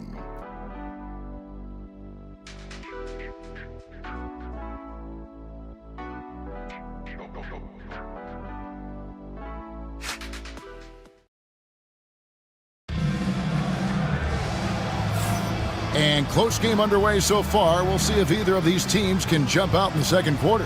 And when you consider how the Pacers are doing, guys, what do you think? Well, in that first quarter, they were intent on just pounding the ball down low. Yeah, and it's worked. They've got a clear edge and points in the paint. Now we'll see if they go with a more balanced attack or just keep on pounding it inside.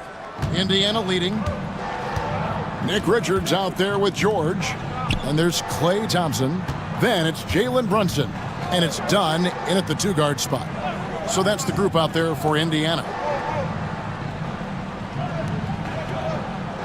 Brunson surveying the D. 5 on the clock. Richards no good. Well, that's a good player missing from point-blank range. That's one you got to convert. Clark, it has been quite a run for the Nuggets, hasn't it, who have made the playoffs every season since 2019. And how about this, Kevin? They've only been lower than a 3 seed one time in that span. And that was because Murray missed the season due to injury. They are consistently tough. A bigger guard, 6'6" Castle, can just overwhelm defenders. Impressive for his age. Dunn passes to Thompson. Looking for Richards and gets it there. The jump hook. Right side George. Buried from 15 feet out. George has got the lead up to 2 now for the Pacers. Just focusing on the task at hand, that's all you can do. Yeah, these teams trading punches right now. I mean, it's table tennis. Back and forth we go. Time called here. The Nuggets decide to talk it over.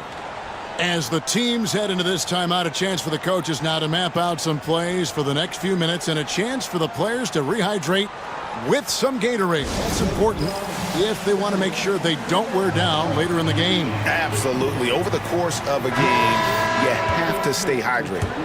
Bobby Portis has checked in for the Nuggets.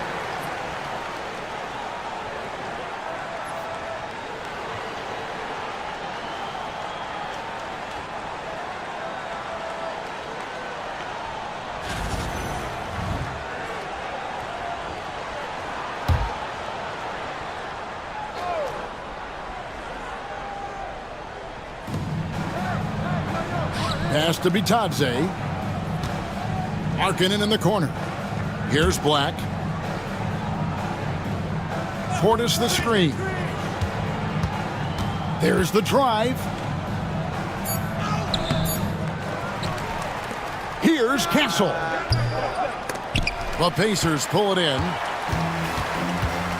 And while we've got a moment, let's send it over to our terrific reporter, David Aldridge.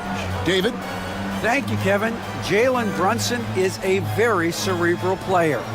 He says he focuses on the little things. The attention to detail has made the game a lot easier, he said. I know what I'm capable of. So as long as I keep working on my craft, keep the same mindset, only good things are going to happen for me. Kevin, back to you. Good stuff, David. Amazing how far he has come. We appreciate the report. Dunn passes to Brunson. For years, it seemed like the league was going to go smaller. But lately, Greg, it seems like size is back in fashion. Yeah, I mean, look at the MVP award, right? Centers and Jokic and Embiid winning it recently. Even Giannis, I wouldn't consider him small.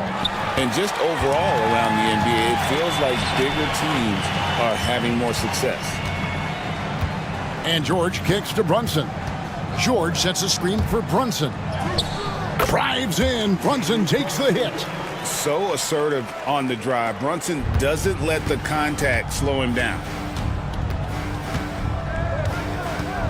Here's Black. Brunson covering. Pass to Portis. Shoots the 3. Score the basket. Nice shot after missing his first attempt. This speaks to how assertive Portis is, and he's skilled at knocking it down off the catch, too. And so it's Rick Carlisle here calling timeout. He's made the decision. He wants to huddle up with his guys. So an entirely new group in now for Indiana. Edey's checked in for Nick Richards. Pascal Siakam comes in for George. Matisse Thybulle's checked in for Dunn. And it's White in for Jalen Brunson. And then for Denver, Kate is checked in. And Hero subbed in for Markkanen. And White kicks to Thompson. Down to 5 on the shot clock. Feibel, the pass to Thompson. Thompson with the 3! I really believe we can go ahead now and lock Klay Thompson in on the short list of the greatest pull-up shooters in the NBA, and we might be talking the all-time list here. Pass to Queta. Here's Gilgeous-Alexander. No good on the shot. White with the defensive effort.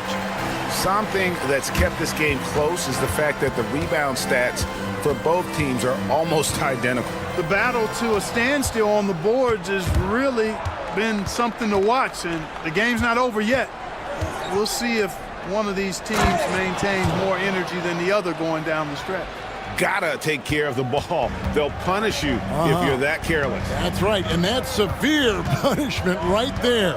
Exactly. I mean, when you're running neck to neck, those kinds of mistakes tip the scales. And though the Nuggets have some excellent outside shooters, Clark, they've been more prolific inside the arc the last couple years. Yeah, that's exactly right. I mean, they were an extreme example of that, Kevin. First in the league in 2-point attempts, and then dead last, almost dead last, in 3-point attempts. Not what most people would think when looking at the Nuggets. It didn't take long for White to distinguish himself in the league. He's a really good ball handler, and he's got some good moves, too. Keontae George, he's checked in for the Pacers. John Collins, he's checked in for the Nuggets. Markkanen comes in for Castle.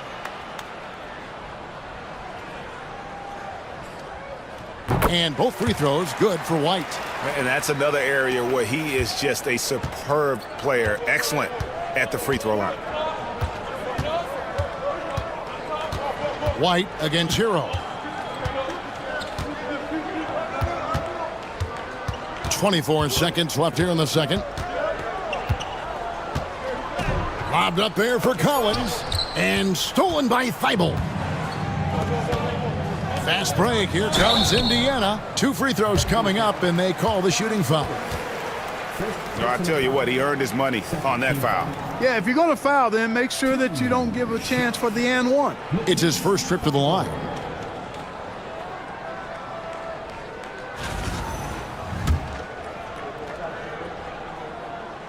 He misses the free throw.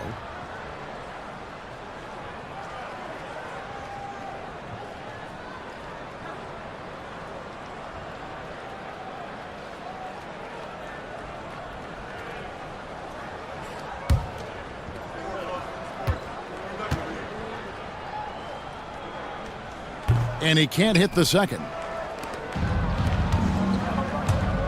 Here's Markkanen. The shot's good. Gilgeous-Alexander making the play. Gilgeous-Alexander's got his 4th assist in this one. For 3, Siakam. And the last second attempt doesn't fall. And the first half comes to a close in a tie game. It's time now to go courtside as we send you over to David Aldridge from the sideline. David, take it away. Thanks, Kevin. Rick, what's your analysis of how your defense has done so far? Well, they're getting too many open looks at threes. We're lucky they're missing a few. With this team, they stretch out so much. You got to be really alert. You got to pay close attention to details. Rick, thanks for your time. Back to you, Kevin. Okay, David, much appreciated. And now time for halftime. So we'll be back in just a bit to get the third quarter underway.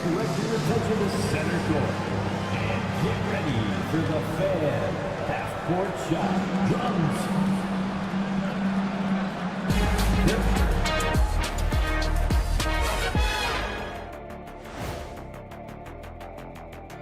Thanks for tuning in. Did you miss us? Before we discuss the game at hand, let's first check out the upcoming schedule. When players look ahead, how much are they circling particular games on the calendar? Well, I don't think this generation of players still use paper calendars, Ernie. Showing your age there, old buddy. I walked into that one. And now time to take a closer look at Klay Thompson, who spent the first half lighting it up. Well, I love what he's doing offensively. He's hungry, he's attacking, and he's not settling. He's shooting well because he seems to be getting the shots he wants. Listen, a guy like that can always get a shot that he wants, Ernie.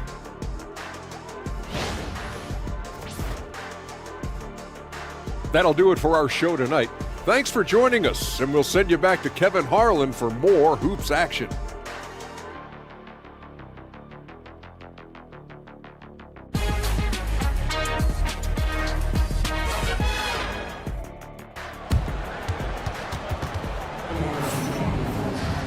And if you're just joining us, we've played through the first half in a game that's been fairly even so far. You know, Shai Gilgeous-Alexander has been exceptional here tonight, guys. And the way that he has helped out with the ball movement has been a difference maker early on. And, you know, that's not a job they ask him to do very often. But in the first half, I thought he was in perfect sync with his teammates.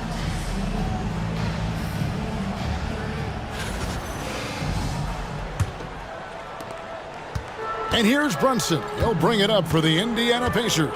So out there for the Nuggets right now, they've got Collins. Lauri Markkanen is out there with Bobby Portis. Then it's Tyler Hero.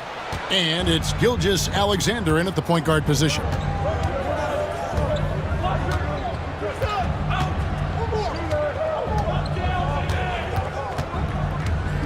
With the floater.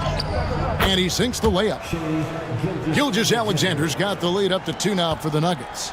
Oh, silky smooth shot there by Gilgeous-Alexander. He knew the floater was the right move to beat the defense. And Brunson has it in the corner. Gilgeous-Alexander with it. Brunson picks him up. Denver passing it around. Back to Gilgeous-Alexander. Here's the screen. That's another one for him. His 5th in just 7 shots. Pretty much all of their buckets coming from inside the paint now. Clark, these Indiana Pacers play at one of the quickest paces of any team in the NBA.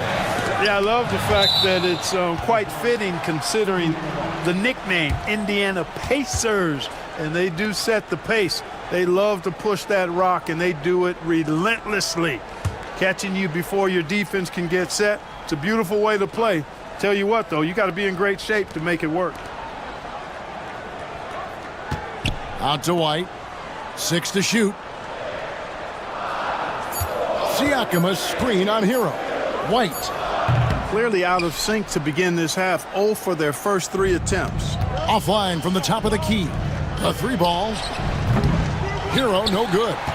Well defended that time. He's a shooter that the D has to close down on quickly when he's ready to pull the trigger. Collins grabs the miss. Boy, an awful beginning to this half, guys, missing their first 4 attempts. Outside, Gilgeous-Alexander. Outside, Hero. Collins setting the pick for Hero. Nailed from three-point land. Hero's got himself going with the triple, his first basket of the game. They could use a big shot here to get this offense going. Too many empty possessions. Right now, they need a basket. And Rick Carlisle decides to call timeout. He wants to check in with his team and regroup.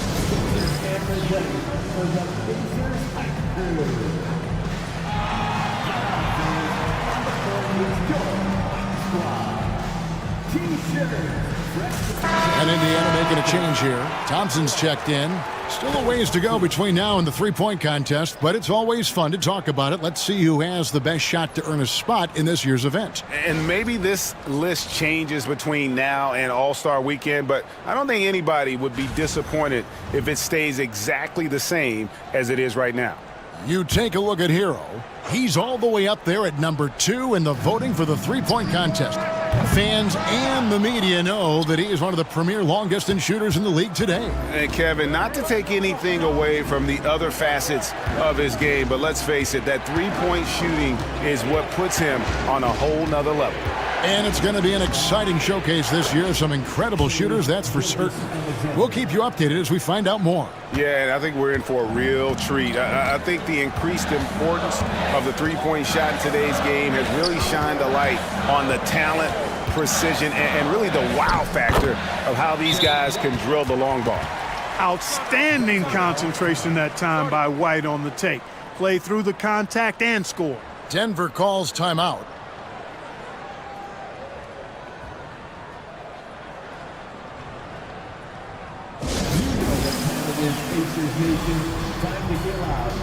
And the Nuggets making a change here. Bitadze's checked in. With a break in the action, let's see which teams have come away with the most steals in the NBA this season. The Pacers fourth. You can't get careless with the basketball against this group. I mean, they'll pick your pocket, and no surprise to see them in the upper echelon as far as steals. 3 minutes gone now in the third quarter. It's rebounded by Indiana. Well, you've got to be there defensively. I mean, that's an easy mid-range jumper that he'll typically drain. Brunson against Gilgeous-Alexander. Brunson, no good. Those are chances almost always you can rely on him to get you 2 points, but the D, just enough to keep him out of rhythm. Yeah, they're going to have a nice little run here. Pacers trail by 9. And Greg, we know the Pacers have to improve defensively. But where do they start? Candidly, Kevin, I feel like they're too soft. But giving up offensive rebounds, cheap fouls, they've got to be tougher mentally and physically, especially on the interior. Markkanen looking it over. Here's Gilgeous-Alexander. Score that one for him, his 8th field goal. 8 for 11 on a very accurate night. Well, if it ain't broke, don't fix it. They keep getting it in the paint and continue to score consistently. Siakam passes to Thompson. Good on the three-point shot. Thompson's got 5 points in the quarter. Well, that's exactly the guy you want to set up. I mean, Klay Thompson feels like every shot he takes is going in. Pass to Hero. Collins setting the pick for Hero. Here's Bitadze. Gilgeous-Alexander, that's a 2-pointer. Nice fake there to create the shot, but it's no good. Gilgeous-Alexander against Brunson. Outside, White. Launches it. Gilgeous-Alexander with the rebound.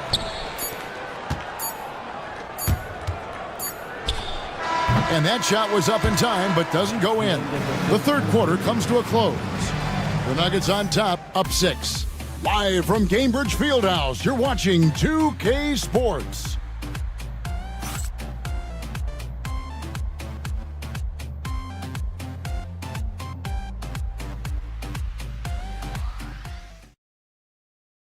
Rick Carlisle had some words for his team. Let's hear what he had to say. Come on, we got to have some presence down there. Not just try to outscore them. We got to have them feel us. We got to make it hard on them.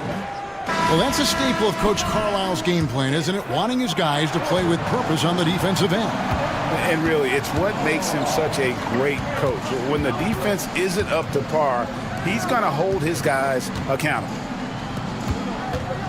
And it's been a very competitive game so far as we get rolling here in quarter number 4. Thompson is out there with George. Then it's Nick Richards. Then it's Jalen Brunson. And it's Dunn in at the shooting guard. So that's the group out there for Indiana. Pacers trail by 8.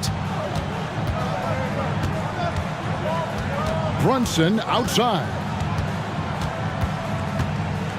Elbow shot. And the shot is good, dropping in off the front of the rim. Great jumper there from Brunson, living off that mid-range. Pass to Portis. Hero from long range. And the rebound goes to the Pacers. And thus far, they've managed to overcome an off game from him offensively. And here's Brunson. He's covered by Hero. And here's Thompson. Lets it go with a 3. That falls. Nice feed that time from Brunson. He's flipped the script here in this half, shooting a much higher percentage from the field. Timeout called. Nuggets.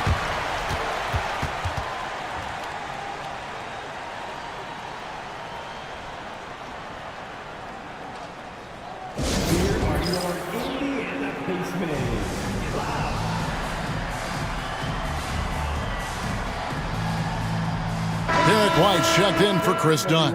Collins checked in for Denver. Getting the latest now from our sideline reporter, David Aldridge. David, it's all yours. Take it away. Thanks very much. Was able to listen on what David Adelman went over with his team.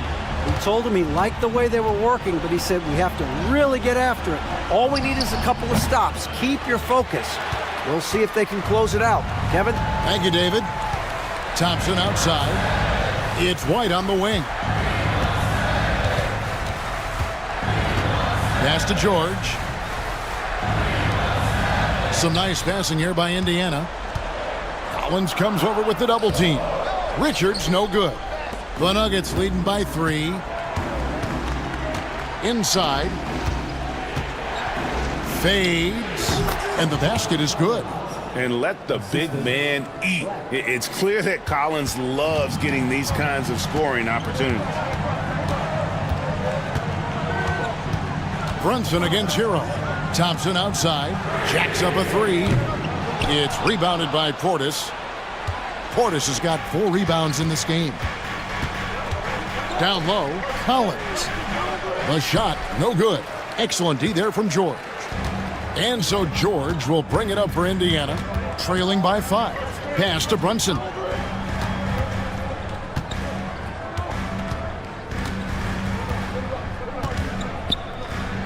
Got a hand on it. Now Hero, outside Collins. Back to Hero. Here's Black. He's covered by Thompson. Fades and shoots. Portis can't get it to go. Pacers have gone 2 for 5 on field goal attempts in the fourth quarter. And George kicks to Brunson.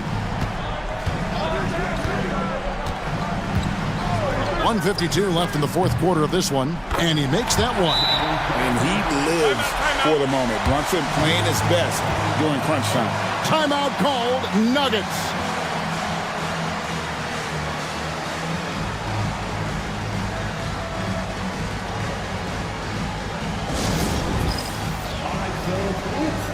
Some changes for Indiana. Edey's checked in for Nick Richards. Pascal Siakam comes in for George. And Matisse Thybulle subbed in for Klay Thompson. Denver also making some changes. Lauri Markkanen's checked in for Black. And Gilgeous-Alexander is subbed in for Castle. Portis sets the pick for Gilgeous-Alexander. It's Portis high post. Collins setting the pick for Hero. And another miss by Denver. Pacers trail by 3. Brunson outside. Shoots over Gilgeous-Alexander. Brunson, good. Brunson's got 6 points in the quarter. Nerves never show through. Brunson as calm and cool as they come down the stretch. And where some feel stressed, Gilgeous-Alexander feels strength. Love the confidence from the young fella. Gilgeous-Alexander against Brunson. Got it! And that shot brings them to within just 1. And you can't get a bigger bucket than that. Well, that was 1-2. He wanted the ball. Nobody else was taking that shot. Gilgeous-Alexander. It's in! And what a shot from Gilgeous-Alexander. This guy isn't afraid of the moment. Wow. And Rick Carlisle decides to call timeout. No doubt he is feeling the importance of this moment right now.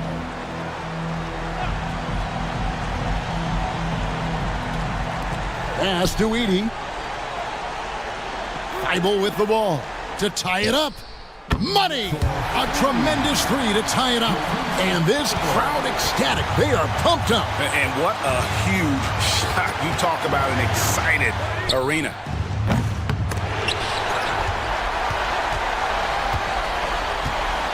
Shot and game clock separated by 5.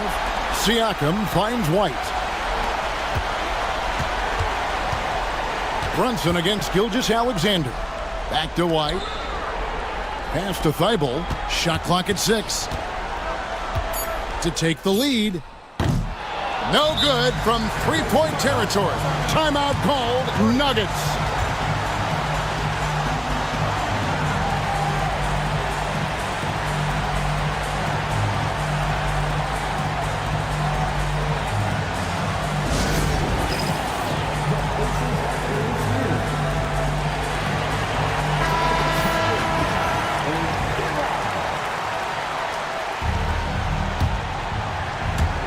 6 seconds left in the fourth quarter. Gilgeous-Alexander, that's a two-pointer. Oh, off target. And so it's Rick Carlisle here calling timeout. Pivotal moment in this game. He's not taking any chances. He'll call time.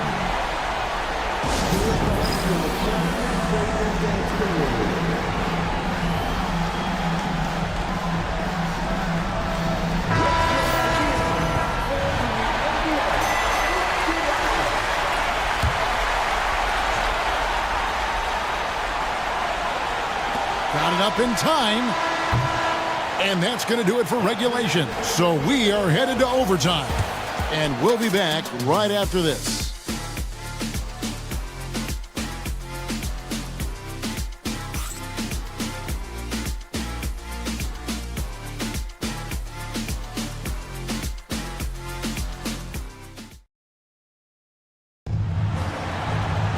Glad to have you with us as we get going in overtime. Neither team giving an inch in this one.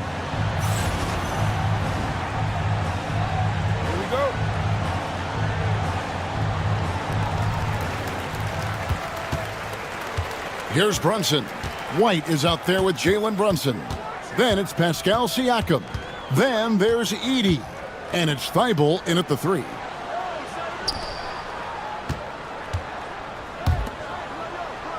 To take the lead, drills the three-pointer. Thibault's got the lead up to 3 now for the Pacers.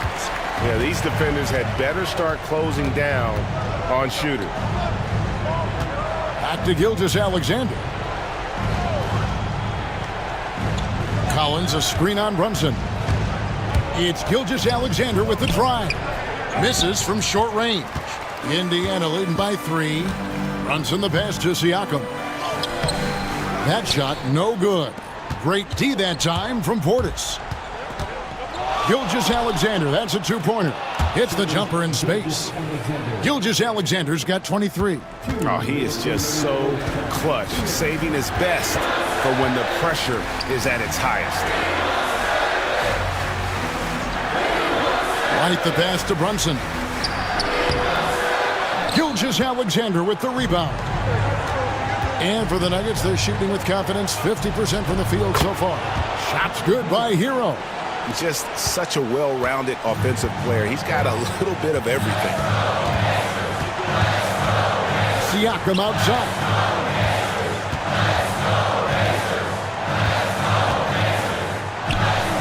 And he comes up with the deuce.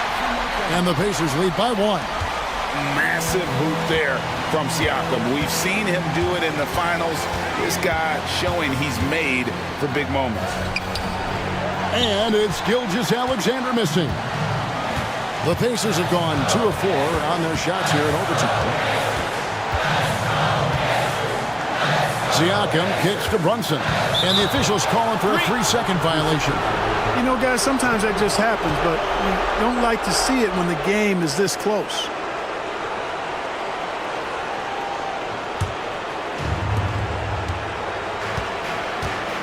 White against Hero. Pass to Gilgeous-Alexander. With the fadeaway. It drops. And this is SGA's role. He's out here to score and score often. And so it's Rick Carlisle here calling timeout. And he knows there's no room for mistakes and wants everyone on the same page.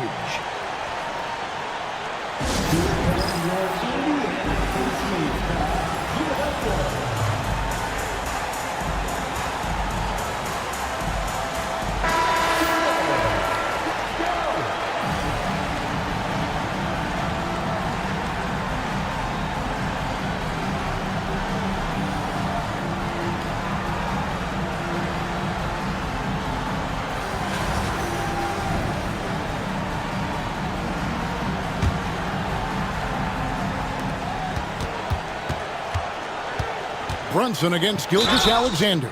Oh, staying strong inside. Brunson going right into the coverage to get the call. First team foul. At the line for the Pacers, Jalen Brunson, 2 shots.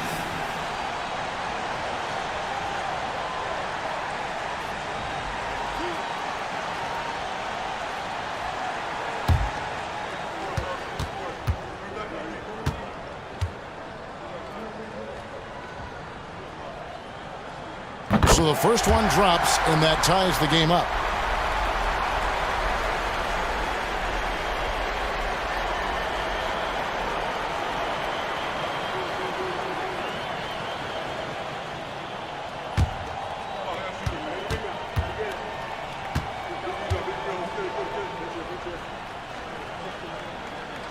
And so making both free throws, that'll give them the lead here. And he doesn't let the pressure get to him. Cool and confident from the line. Timeout called, Nuggets.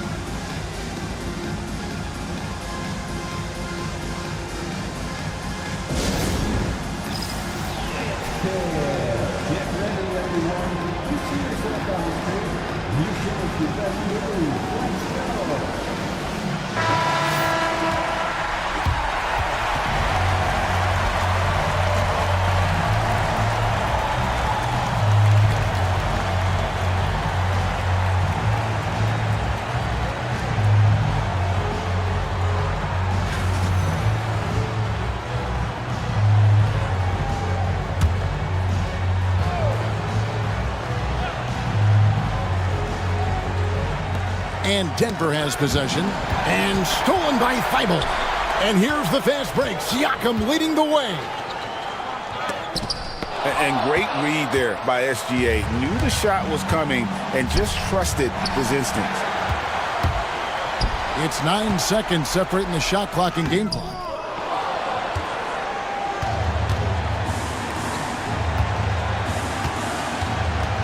Hero against White.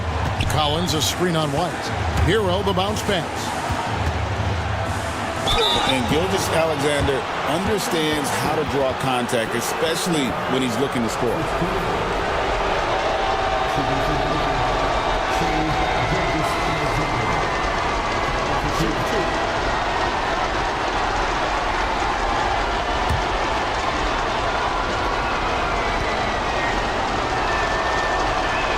He sinks the clutch free throw.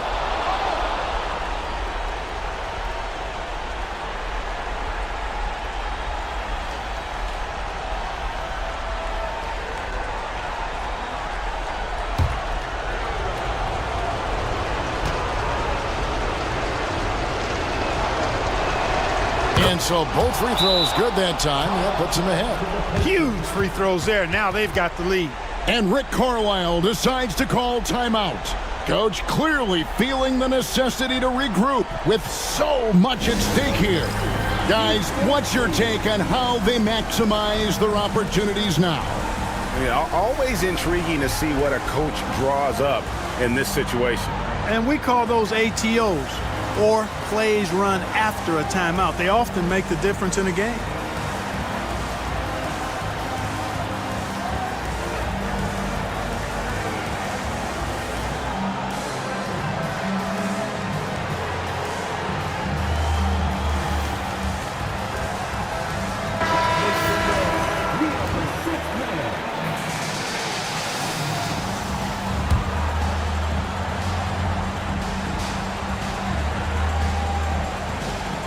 Out to Brunson.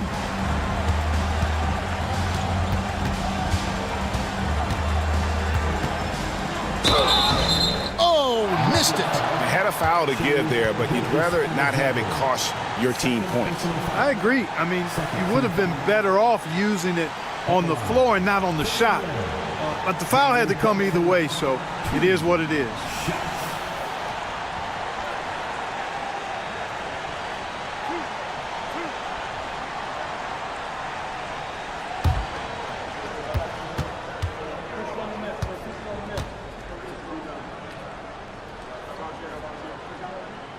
He knocks down the clutch free throw.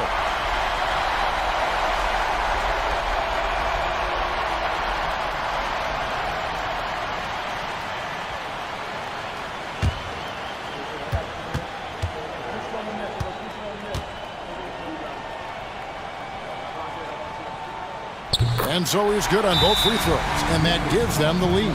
Timeout called, Nuggets. Well, given the scenario here, how do you approach this next possession? And this is it, guys. Down one, they've got just enough time to work it around for a good shot, and it better be a good shot because it's the only shot they have.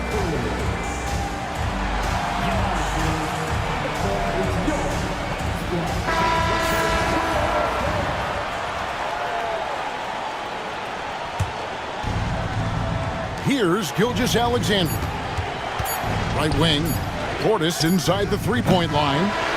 So a close game sees Indiana take this one. They had to scrape and claw to push it to overtime, but they really came on in the extra period. What a ride. I mean, I thought it might end in regulation, but you know what? They came through big and did exactly what was necessary once we got into overtime. Thank you, David. And that'll do it, folks. For Clark Kellogg, Greg Anthony, and David Aldridge, this is Kevin.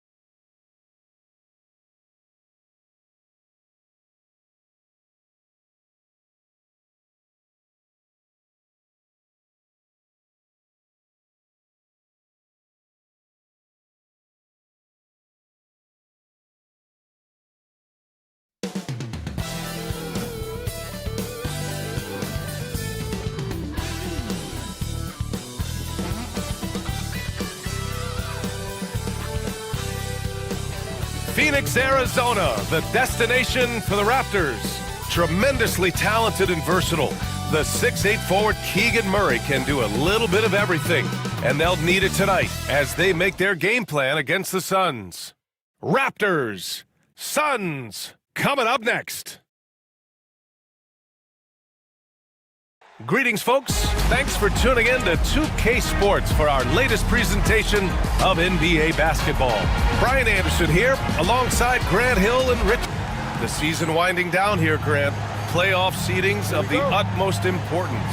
You know, BA,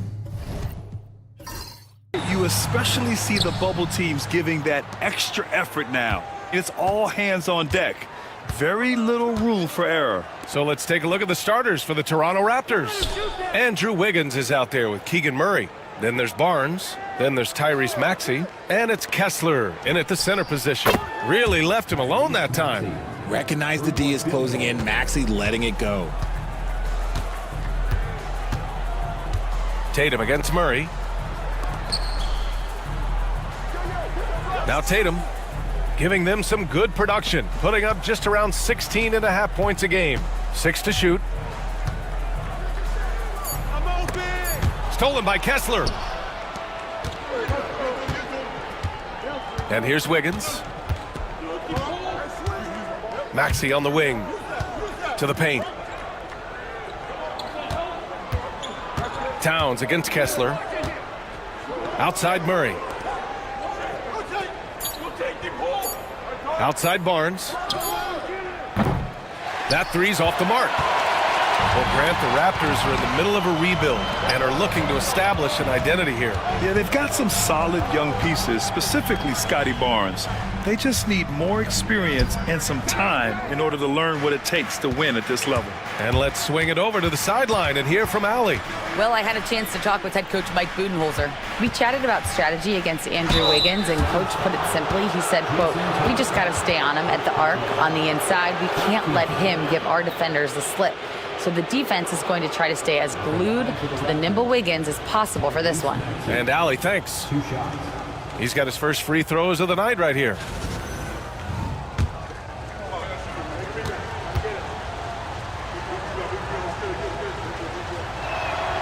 And he drops it first.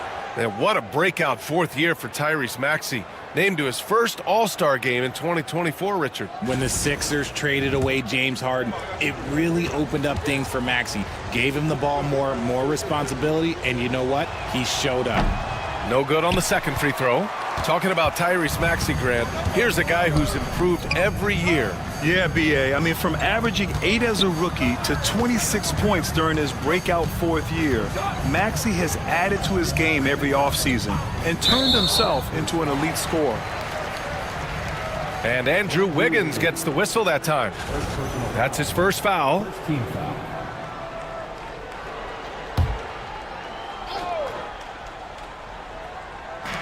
And here are the Suns now. Nothing up yet on the scoreboard for them. Pass to Towns. He drops it from range. And that's what makes Towns so dangerous offensively. He's a threat even when he's playing off the ball. Kessler with it. Covered by Towns. On the break. Back to Dick. Now Ivy.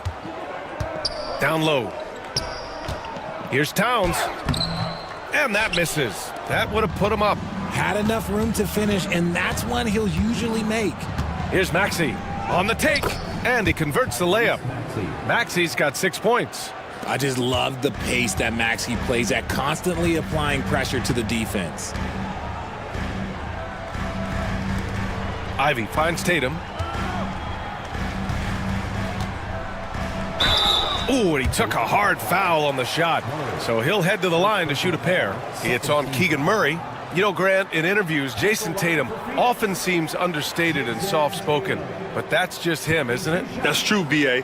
Tatum has a quiet confidence about him. He doesn't feel the need to be loud or act out. He lets his work on the court do all the talking for him. Now, look, from the moment he stepped into this league, Jason Tatum has been a difference maker. Every team in the league is looking for guys like him. Long, athletic, and most importantly, winners. And the Raptors making a change here. DeRozan is checked in.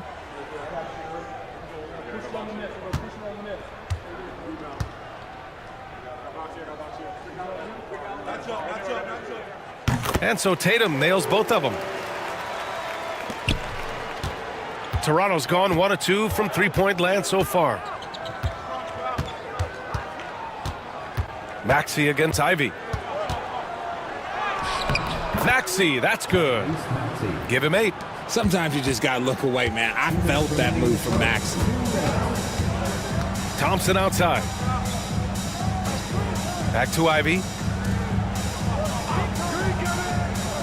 To the inside. Tatum's got room, and that's good. Off the glass that time. He just brings a great feel for the game at the offensive end.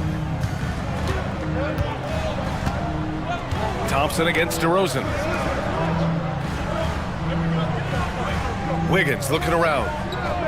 Back to DeRozan. Takes the 3. And it's Phoenix with the rebound. Yeah, and the defense really respects his shooting ability, and they showed it with that tight coverage. Towns against Kessler. And it's blocked by Kessler. And keeping us updated from the sideline, Allie LaForce. Hey, Brian, one nickname you hear for DeMar DeRozan is the lone mid-ranger. He said you can operate freely in the mid-range. It's like an ocean out there. If you're smart, you can take advantage of the space and pick teams apart. Brian? He's an expert tactician working in between. Thanks, Allie. Pass to Maxey. 43 seconds left in the first quarter of the game.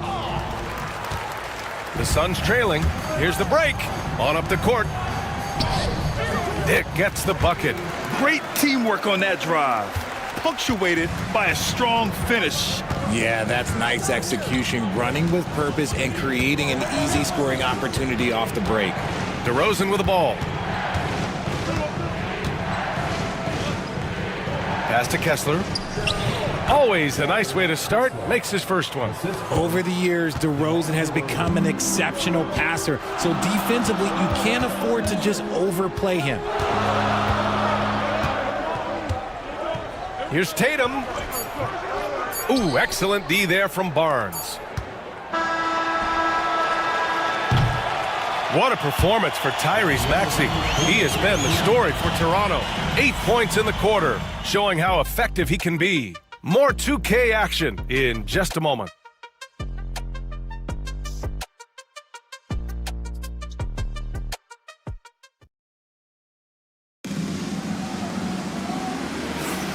And it's been a pretty even game here after one quarter of play. You know, you take a look at the Raptors' performance here, guys. What are your thoughts? Give it up for their D. They're battling, communicating, and coming up with key stops. It's been a group effort, and that's what it takes to play the kind of defense that they've played. Great showing from them. So on the floor for Toronto to kick off the second quarter, we've got Delano Banton. DeMar DeRozan is out there with Murray. Then there's Zach Collins, and it's Nembhard in at the 2. Heel to screen on DeRozan. Shoots. Tatum's shot is good. Tatum's got his second bucket on the night. And that's probably his most dangerous weapon. Tatum just has a smooth jumper. Murray finds DeRozan. Well, Grant, with players getting bigger and more athletic, do you support moving the restricted area out? Yeah, B.A., I would. We've seen a lot of injuries when defenders slide underneath elevated players on the drive. So cutting down that risk makes a lot of sense. Suggs, left side. Pass to Hendricks. Collins against Green. 4 on the clock. There's Tatum with the 3. Banton pulls it in. The Raptors with a lead. Now Collins. Nembhard outside.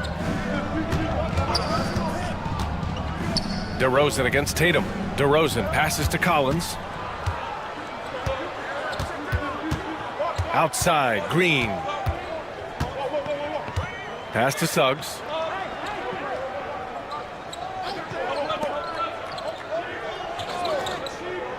Outside, Green. The Suns need to get off a shot.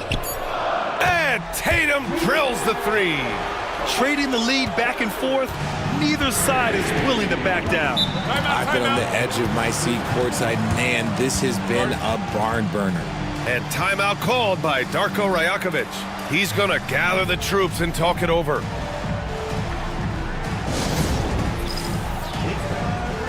A different look for Phoenix. Thompson comes in for Hendricks, and Ivy subbed in for Hield.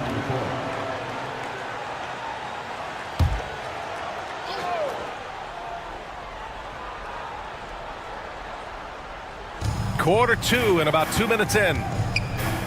Nembhard outside. Achua with a screen on Ivy. Outside Maxey.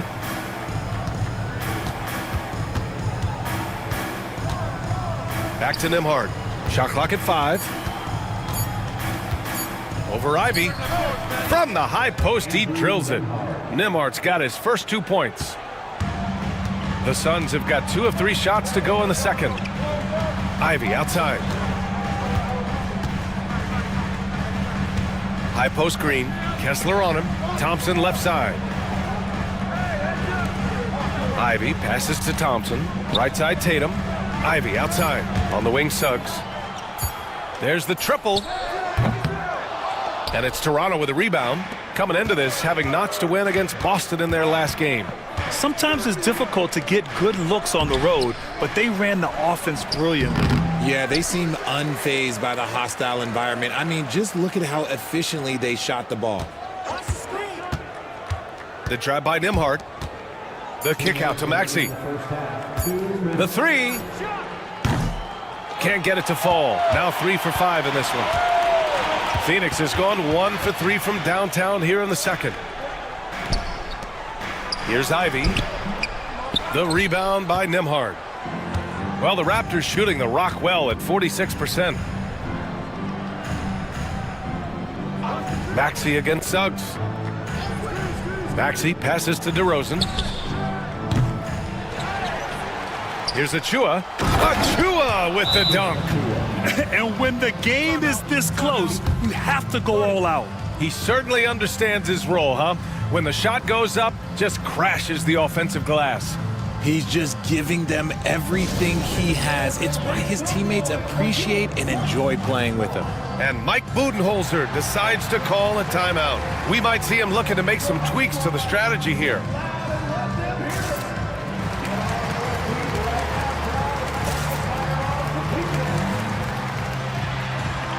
Karl Anthony Towns has checked in for the Suns. Dick comes in for Jason Tatum. Toronto making a switch here. And just over 3.5 minutes played here in the second quarter. Pass to Towns. Ivy with the ball. Suggs surveys the D. Thompson a screen on Barnes. To the middle. And stolen by Murray. It's Barnes on the wing. He's covered by Suggs. Here's Maxey. Ivy with the defensive effort. Up top, Suggs. And it's flushed down. A nice jam. Oh, rocketing off the floor. Ivy using all of his athletic ability on the jam. Suggs against Barnes. For three, Maxey. That one's good. And it's Barnes with the assist. Maxey's got 11 points. And his ability to efficiently score, that's really helped him out in this one, putting them ahead on the scoreboard. Ivy outside. Takes it inside. And so he draws the foul, headed to the line to shoot a pair. It's going to go on Tyrese Maxey. On the drive, Ivy just blitzes the defense. They don't know how to respond and end up fouling. And both free throws good for Ivy. There's 25 seconds left in the first half of this one. Maxey with it. He's got 11. Oh, and Towns with the block. And look at that reach. I mean, Towns just saying no. Maxey, that's good. And so here's Phoenix, trailing by 4. Hey, yo, right here. Here's Towns. And it's in! Oh! Nails the buzzer beater! Are you kidding?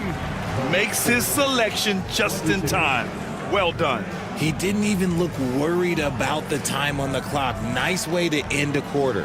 And the first half comes to an end. We've got a close game going here. Toronto out in front. They lead by a bucket. All right, Allie's ready to go. She's courtside. Hey, Allie. Thanks very much, Allie. We'll be back soon to start the second half of basketball.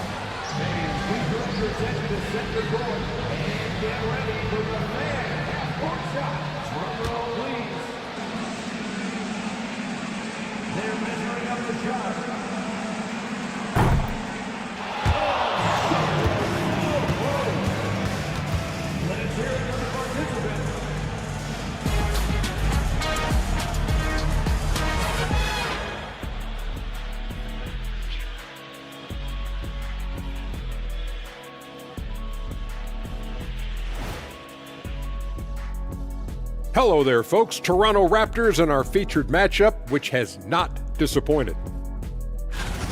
I like how they've been hitting the boards, man. Playing real hard. That's great sign for the second half. Yeah, but the score is close. And if they want to pull away, you got to do more than rebound. And let's switch it up. Here's a look at some of the possible contenders for this year's dunk contest. The NBA has a lot of great athletes, but if you look up and down this list, you see some of the most athletic guys in the world at any sport. Yeah, there's a beauty to just watching these guys fly.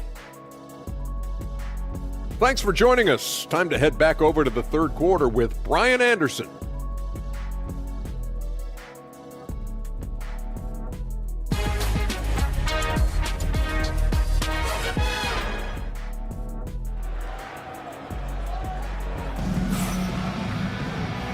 And in that first half, we saw a pretty tight battle.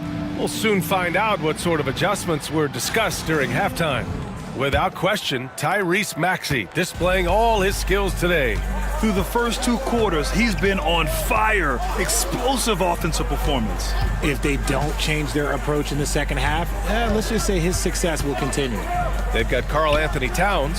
Jaden Ivey is out there with Dick. Then there's Jason Tatum, and it's Thompson in at the 3 spot. And that's the group from Mike Budenholzer as we begin the second half. Outside Murray.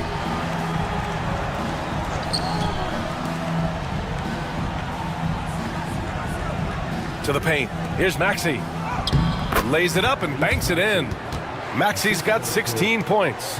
I'll tell you, when Maxey gets into his rhythm, he can go all night long. Back to Ivey. The 3. And that's out of bounds. It was last touched by Kessler. Let's have a look at the leaderboard now and see the toughest defensive teams in the league these past 10 games. 5th best, the Suns. They're on a great run defensively, treating every possession with a sense of urgency. Pass to Tatum. Out to Thompson. Outside Dick. Shot clock at 6. Tatum against Murray. And they have been cold coming out of the break, only getting one of their first 4 shots to drop this half. Got to pick it up. And timeout called by Darko Rajakovic. And we might see some changes. Coach potentially looking to adjust. Just 5 games left on the year. Let's take a look at the current seedings in the West. You take a look at Phoenix. Now in 2nd. They look to be in terrific shape moving forward. Well, I think for Phoenix, you have to really give it to them. I mean, they are backing up all the preseason hype. They've been outstanding early. And you want to talk about hitting the ground running? They've done exactly this. And you got to give a lot of credit to their coaching staff for getting this team locked in early. He's made 1 and missed 1 so far at the line. The thing you love about Maxey is that he always has a smile when he's out there. He's enjoying himself, and he embraces the challenge that the game presents. Outside Dick. Ivey outside. Pass to Tatum. Towns a screen on Murray. The baseline Jay. Tatum gets the bucket. Tatum's got 5 points now this quarter. Over the years, Tatum has limited the amount of mid-range jumpers that he takes, but it is still a natural part of his game. Barnes passes to Maxey. Gets the 3 ball to go. And the defense is really allowing them too much room on the perimeter. And so it's Towns with it. He brings it up for Phoenix. 4-point game. You know, Grant, an underrated area of improvement for Scotty Barnes has been his defense. You're spot on, B.A. I mean, we've seen an elevated intensity from him on that end. Finding more denials, attacking the ball, really proving himself as an effective stopper. Maxey finds Murray. Now Wiggins. Back to Murray. For 3, Maxey. That's off. 7 for 12 now. Phoenix has gotten 3 of their 7 threes to find the net in this matchup. Here's Ivey. Uses the glass on the layup. Ivey's got 6 points. Oh, one of the better attackers of the rim. Ivey will not be stopped. Outside Maxey. The 3 is up. That's in. Coming off an assist from Barnes. Barnes has got 3 assists tonight. Talk about putting a team on your back. He has been dominant this quarter, and I don't think they are winning without him. And Mike Budenholzer decides to call a timeout. A moment to rest and confer on the game plan.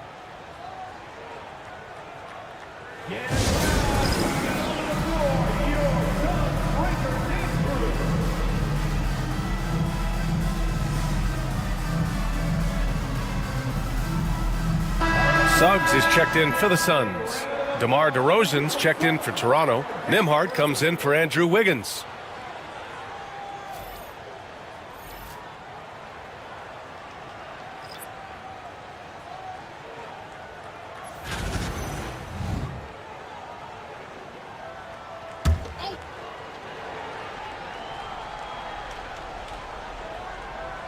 Clock keeps going. 3 minutes into the second half now. Pass to Towns. Over Kessler. And it's good. Off the back of the rim and in. He's got 7. It's easy money for Towns from 15 to 18 feet. Nembhard, the pass to Kessler. DeRozan with the ball. Kessler, a screen on Ivy. Here's DeRozan. Karl Anthony Towns comes up with a rebound. Most nights this shot would have been his, but the defender gave him just enough trouble. And let's take a look at the leaderboard and see which players were the top shooters from three-point land this past month. Number 5, Keegan Murray. Sometimes you get into a rhythm from long range, and you can ride that stretch for a while. Green's checked in for Thompson. Collins, he's checked in for Toronto. Banton comes in for Murray. That one misses, so he goes 1 for 2. One reason this game is so tight is because both teams are hitting the boards with reckless abandon. Here's Barnes. Oh, and Towns with the block. And that's out of bounds. Toronto will retain possession. And the Suns making a change here. Hendricks is checked in.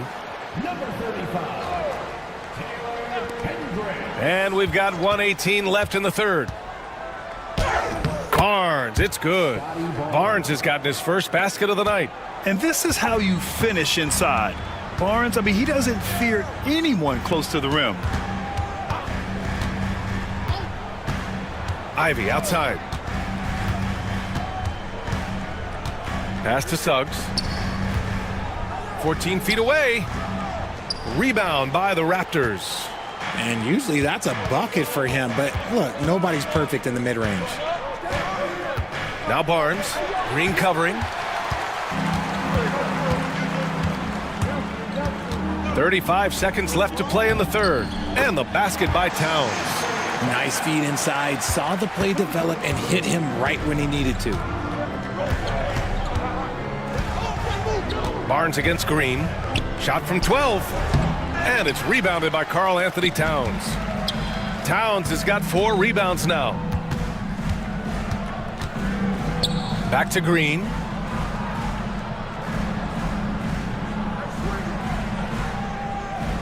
Pass to Towns. I have to admit, I mean, it's always a tough decision for the ref on the block charge call. It's his first trip to the line. That free throw misses. So it's both teams making substitutions here. And the second free throw is good. Just 4 seconds left in the third quarter. Fires away from way outside. No good. Would have counted had it gone. What a performance for Tyrese Maxey. He has been the story for the Toronto Raptors, helping them space the floor. 2 triples in that quarter. 3 for the game. Time for a quick break, then back to the action.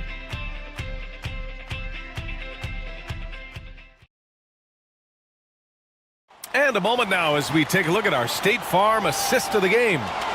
Talk about painting a magnificent picture with that dime. Just a great decision and a perfect delivery.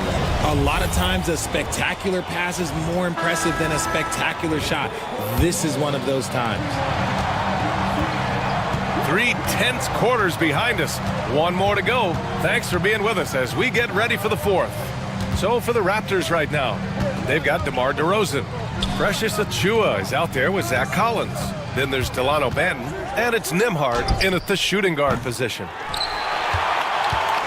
And so it's Green who brings up the ball for the Suns. They trail by 1.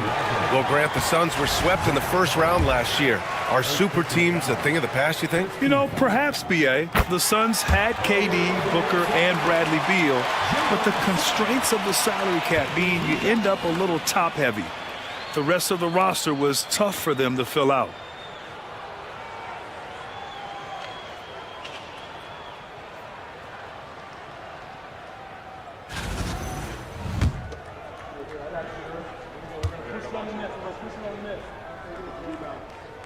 And now they lead as the free throw drops in for him. And it's a luxury to have a great shooter like him at the line. Very rarely see a miss. Pass to Collins. Now here's DeRozan, hounded by Tatum. Now here's Nembhard. Back to DeRozan. Clock at 6. Collins with a screen on Tatum. DeRozan for 3. It's rebounded by Hendricks. Given his range, you'd expect him to capitalize on that opening. Here's Suggs. Off target at the rim. Toronto's gone 0 for 2 from outside here in the fourth quarter. Nembhard outside. Ooh, a little luck that time as it drops. And the Raptors lead by 1. Coming down the stretch, it's still anyone's game. Incredible effort and energy on both sides. These guys must be gassed. Hield for 3. Rebound Toronto. When this game's over, they'll be off to Golden State as they take on the Warriors. And that'll be the 4th game of this 5-game road trip. Collins passes to Nembhard. Collins with a screen on Hield. Now here's Nembhard. The D's right on him. Here's Achua. And it's off the back of the rim. No good. Mixing it up inside, just coming up empty-handed. Tatum passes to Green. Green gets up and powers it down. And I like seeing Green go up for that flush, showing how powerful he can be. And Darko Rajakovic has called a timeout, rallying his guys to make sure they all know the plan. So Phoenix going with almost an entirely new group here. Towns, he's checked in for Green. Thompson comes in for Hendricks. Dick, he's checked in for Hield. And Jaden Ivey subbed in for Suggs. All right, let's get a report from Allie. I was able to listen in on what Darko Rajakovic was going over with his team. They were encouraging their team to run, look for breaks. Coach wants to see them getting into transition more. Back to you, Brian. Good job there, Allie. Thanks. Ivey passes to Tatum. Off target from outside. Just enough of a shot contest to bother him. Outside Barnes. Back to Maxey. There's the 3. That's in. Coming off an assist from Barnes. Barnes has got 4 assists in the game. ICE, ice. He has absolute ice in his veins. This guy, he lives for these moments. Ooh, he really came close to leveling the score there. You love the intensity out there right now. Close game. Both teams leaving it all out there. It's Wiggins on the wing. Back to Murray. Now here's Maxey, guarded by Dick. Murray for 3. And it's Phoenix with a rebound. Towns has got rebound number 5 here tonight. Pass to Tatum.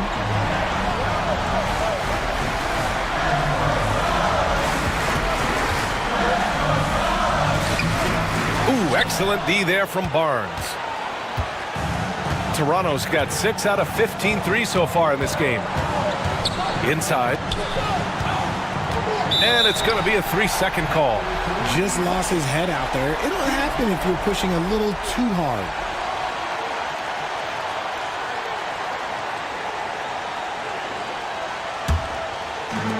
The Suns have got 1 out of 6 shots to fall in this final quarter. Not ideal. Kicks it out Towns. Ivey outside. Back to Towns. And he makes it on the layup.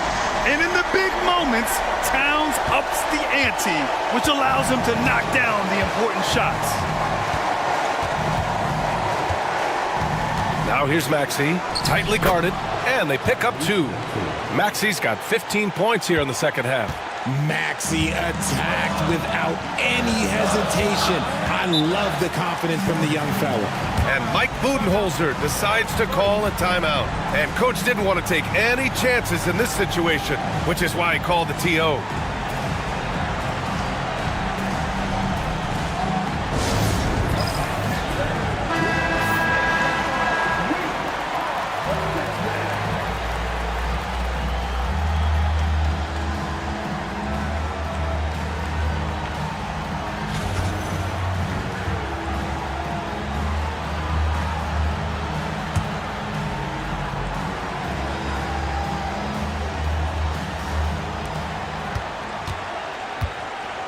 Murray against Tatum.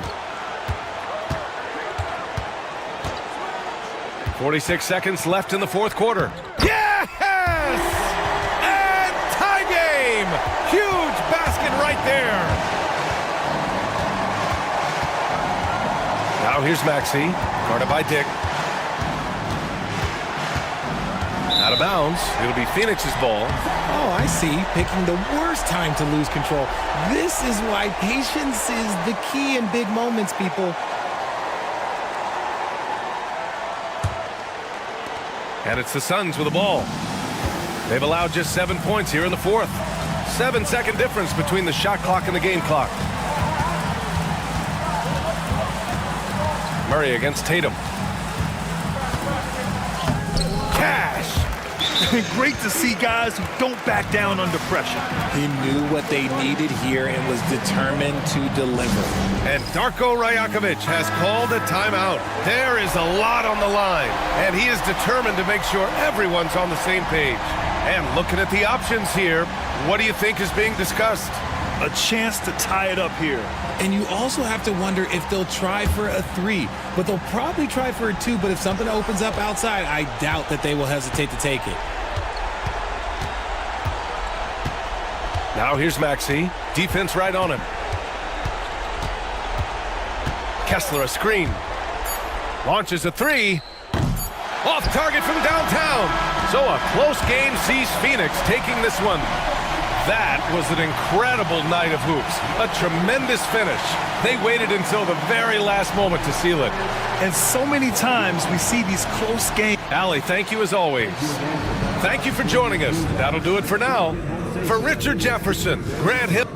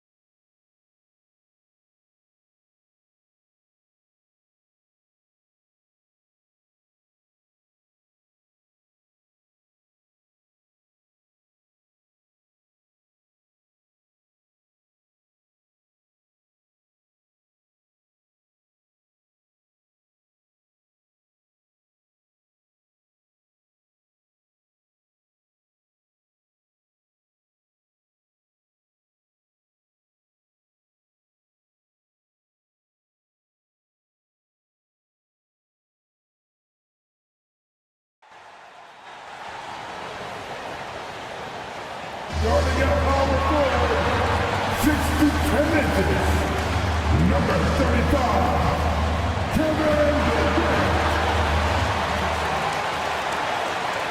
It's the NBA on 2K Sports. This is Kevin Harlan with Greg Anthony and Doris Burke.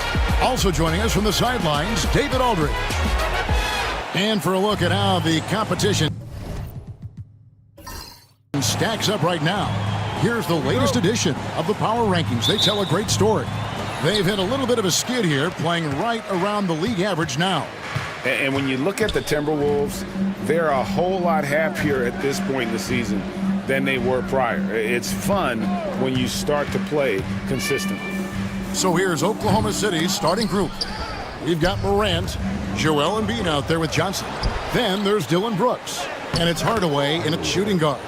Boy, this guy just finds ways to score. Tim Hardaway Jr. able to finish with contact. Well, defensively, Doris, these Minnesota Timberwolves are really a cut above the rest. They led the league in defensive rating in 2024. They have so many ways to shut down what you're trying to do offensively. Length, athleticism, rim protection, commitment, and great scheme. They are a nightmare. That's the power of Drew Holiday. Just carries him straight through the defense. Pass to Morant.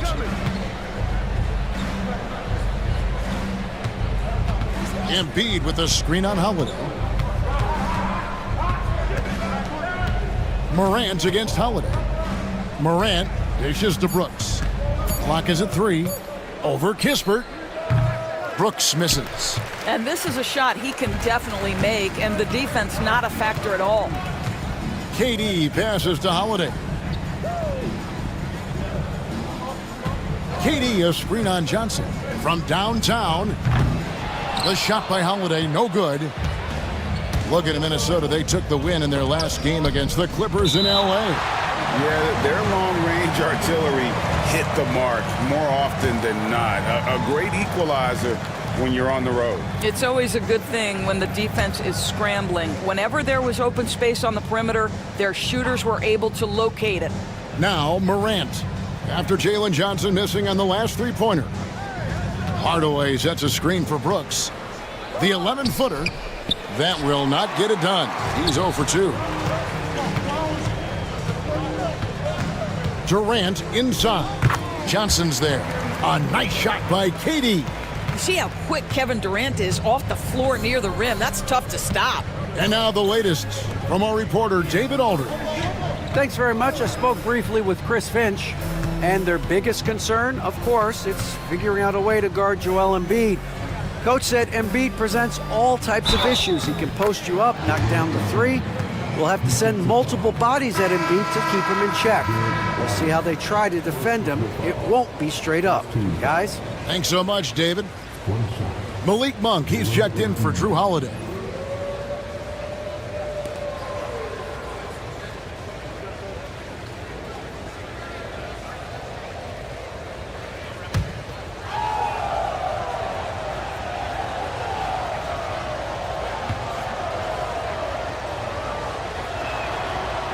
And Embiid, no good on that one.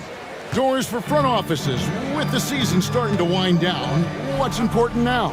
Yeah, their focus shifts depending on the season. And right now, with the season sort of dwindling, first and foremost, the draft lottery is important.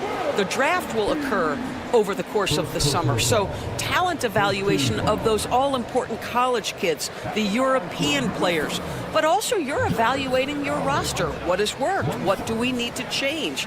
There is always so much to look at if you are trying to put a team together.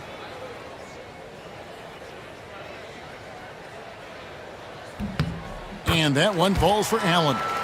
Jared Allen knows who he is, guys. Rim runner, rim protector, and excellent rebounder. Johnson outside. Brooks outside. And again, no good by Oklahoma City. He is too good a shooter, guys, to be left open like that. The defense just dodged a bullet there. Kispert finds KD. Hardaway against Bain. Pass to Allen. Just 5 on the clock. From deep. And it's Durant. That time on the assist by Allen. KD's got 5 now. They've wasted no time settling into their offense. And Mark Daigneault calls timeout. Wants to talk some things over. Might be seeing some things to adjust.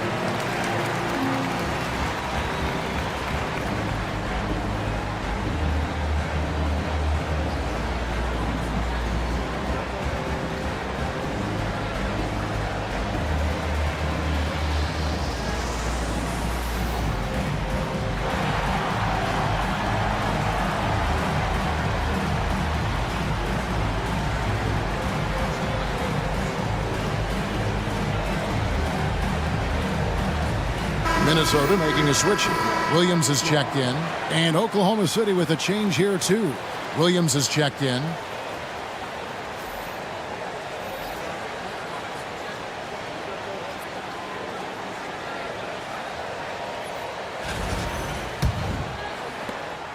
Thunder trailing by 6. Outside Hardaway. Morant looking around. Pass to Brooks. Fires the 3. Hits it from three-point range. Oh, spacing the floor. Brooks is comfortable shooting it from deep. Monk, the pass to Bain. Williams with the ball.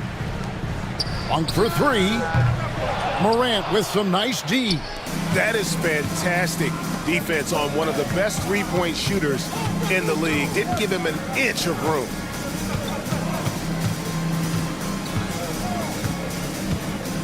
Pass to Brooks.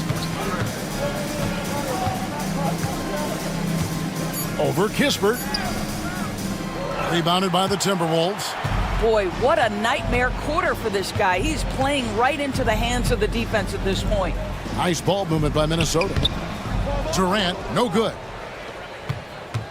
Thunder trailing by 3. Outside Hardaway. This one for 3. Rebound by Williams. A chance at a 2-for-1 if they want it. If I'm them, I try it. Pass to Kispert. Left side Durant. Over Johnson. Durant, good. Durant's got 7 points in the game. We call that the ultimate high percentage look for one of the most efficient scorers ever. KD in the house. Back to Morant. The lead pass was put in just the right spot. And their post play has been really solid right off the bat. Here's KD. Count the basket. 9 points in the game so far. Well, this is what makes Kevin Durant maybe the greatest all-around scorer in the game today. Equal proficiency from every spot on the floor. Boy, 9 times out of 10, that's going in. I'm sure he surprised himself with the miss. And so it's Kevin Durant making headlines and highlights for the Timberwolves. He finishes with 9 points in the quarter. The D is having all sorts of problems with him. And don't go away. We'll be right back.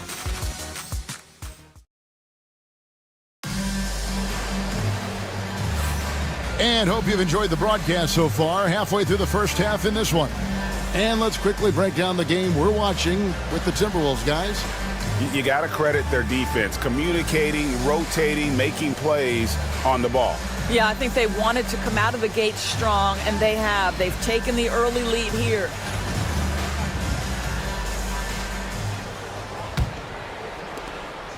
Thunder trailing by 5. On the floor for Oklahoma City, getting going here in the second quarter. Smith is out there with Miles McBride. Then it's Joel Embiid. Then it's Santi Aldama. And it's Krejci in at the 3. Now here's Embiid. Last game we saw him score 14. Excellent D there from Allen. Minnesota leading by 5. Bridges dishes to Williams. Double team on Williams. Rebound by Joel Embiid. Oklahoma City shooting just 33%, struggling to get good looks. Krejci passes to Embiid.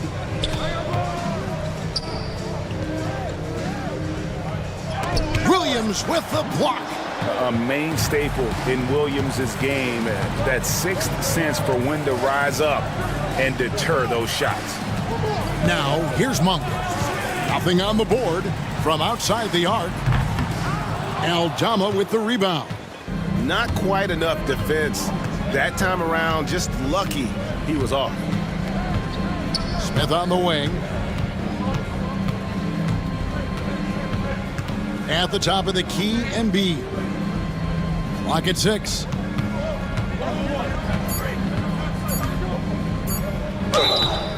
And foul on the shot, so he'll get a chance at the line. Greg, we know about the Euro step, but is the decel the next move that's getting more notice? I think it is, Kevin, and you can see players have quickly incorporated that into their arsenal. It's been fun to watch, man, and I tell you, it creates some uncomfortable situations.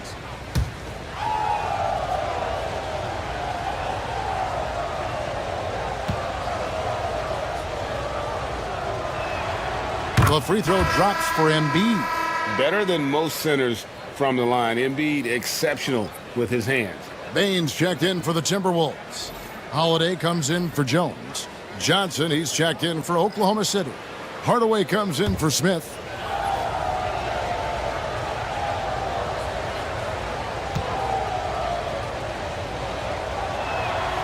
And Embiid drops them both. I really don't think there's a more impactful player in the league. Even on nights when his stats don't show it, Embiid changes everything when he's on the floor. Back to Holiday. And a wide open look for Bane. Yes, and it's Holiday with the assist that time. Well, you love the activity out there. What a play. This guy is busy on the offensive end. And every year, and Greg, we agree, Bane seems to get better and better as a playmaker. Doesn't overdo anything with his passing. Looks more and more comfortable creating off the driving kick. He's become a large part of this offensive engine. And Mark Daigneault calls timeout. He wants to make some adjustments to the game plan, clearly.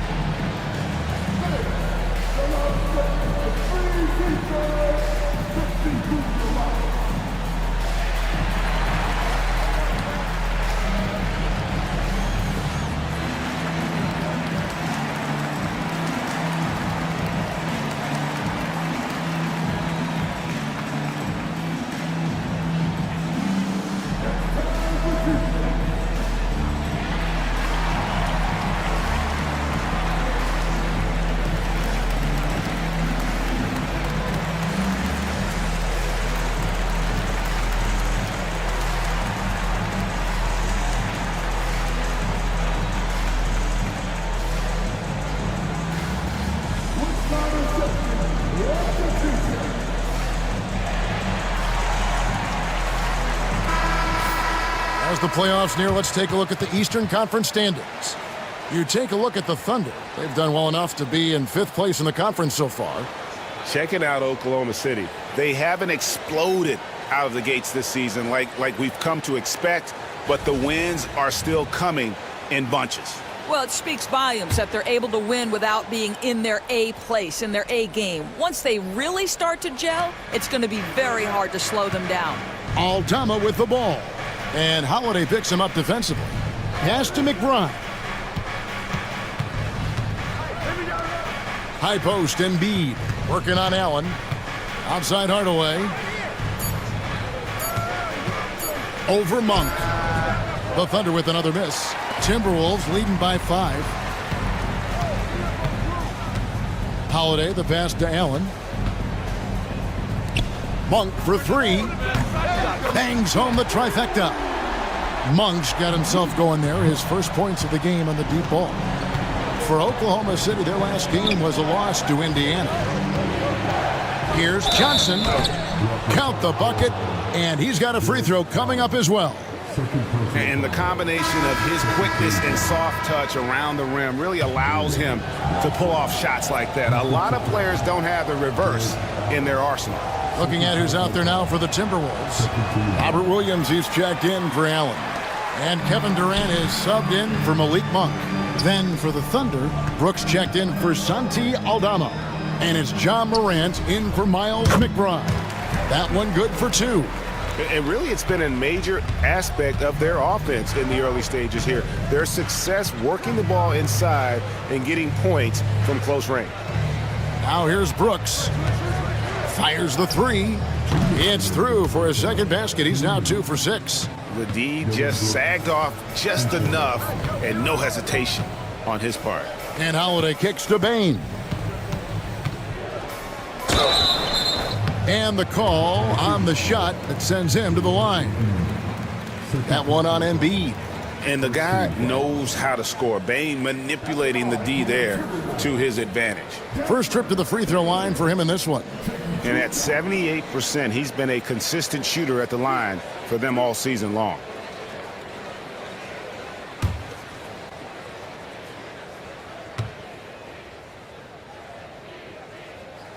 The first free throw is good. And what you love about Bane is just how hard he works. His drive to keep getting better on display. Minnesota making a switch here. Love's checked in. And Oklahoma City with a change here, too. Williams is checked in. And Bane drops them both. And at the line, it's all about consistency with him. His routine, his stroke, it never wavers. Johnson outside. Brooks with a screen on Bridges. Back to Morant. Lets the three fly. Sinks the triple. Morant's got 5 now. And how about the catch and fire there from Morant? He's got the endless confidence in his abilities. Bridges passes to Bane. The Timberwolves working the ball around now. Here's Holiday. Shooting foul as the whistle blows. He'll shoot 2 free throws. And we all hear talk about Drew Holiday's defense. But you know, Doris, he is much more than that. You've said it countless times. Kevin, this is a guy who's a tremendous rebounder for a guard, a very willing playmaker. He can carry a scoring burden if you need him to, but he's also willing to take a very limited number of shots. It's all about the team with him. And he makes the first. Well, we all know this guy is a legitimate two-way threat. Drew Holiday gifted as a defender and solid on the offensive end. Allen's checked in for the Timberwolves. Corey Kispert comes in for Miles Bridges.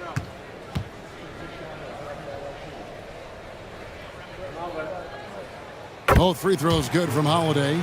And they're really getting more points at the free throw line here in the second quarter. Outside Hardaway. Back to Morant. Lays it up off the glass. Morant's got 5 points now in the quarter. Morant using that quickness to his advantage. That time he gets that one to fall. Outside, KD.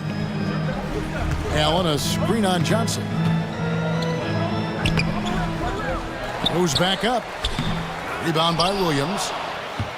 Thunder trailing by 4. Outside Hardaway. Pass to Morant.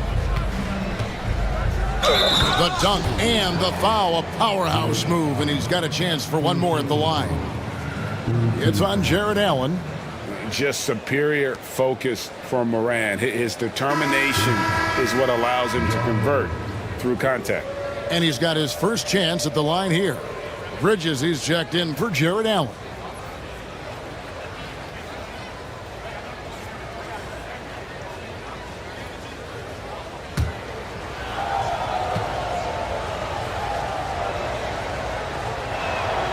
That's good from Morant. And it's hard to pick a more electrifying player in the league than Ja Morant. He explodes off the floor. 7-second difference, shot and game clock. Pass to Bane. The Timberwolves again can't hit. And Morant's got the ball here for Oklahoma City. They trail by 1. Looking ahead to their next game, playing at New Orleans, they'll match up against the Pelicans. That'll be the second of this 2-game road trip. Teardrop shot, and that one is off. And that'll do it for the first half. A competitive game so far. Timberwolves lead by 1. And don't go away. After the break, we'll see you right back here for the start of the third quarter.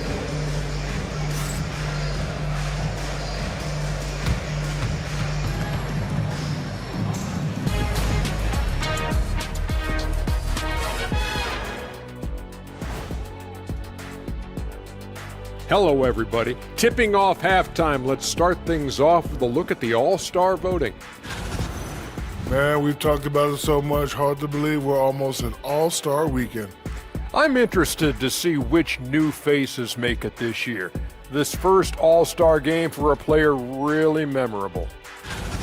Now looking at this Oklahoma City game, the Thunder dealing with a thin margin. I'm not seeing their activity on D. Right now, the game is close, but it could turn on them unless they up the effort. I agree. If they let this slip away, it's because their defense let them down.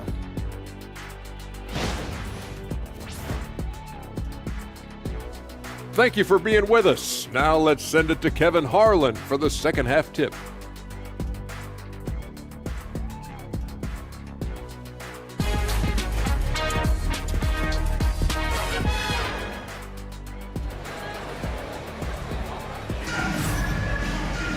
And we've got second half action for you. Thus far, a pretty evenly contested game. What a game we're seeing from Kevin Durant. He's done a fantastic job of finding open space to operate within the first few quarters.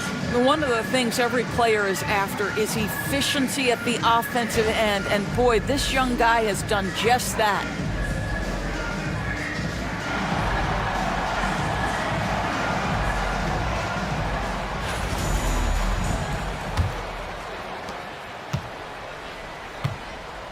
And here's Morant.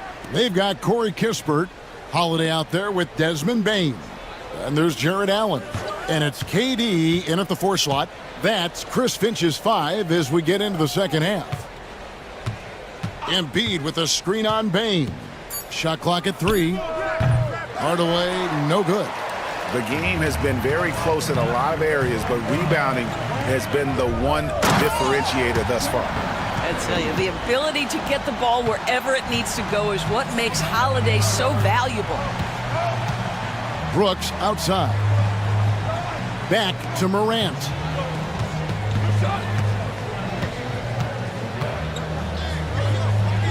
And he converts the layup.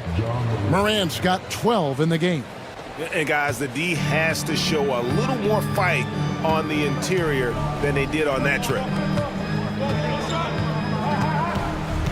Allen against Embiid. Allen with the screen for KD. And Joel Embiid pulls it down. Oklahoma City's gone 3 of 6 tonight when they've let it fly from downtown. Pass to Johnson. Here's Embiid. And that won't go, missing the go-ahead bucket. Now Allen, guarded by Embiid, and Holiday kicks to Bane. The Timberwolves working the ball around now. Kispert setting the pick for Durant. Shoots over Johnson. It's good, and it's his 6th make against 11 attempts. Guys, his consistency in terms of shooting has really helped them seize control. And Mark Daigneault calls timeout. And coach has decided they need a moment to talk things over.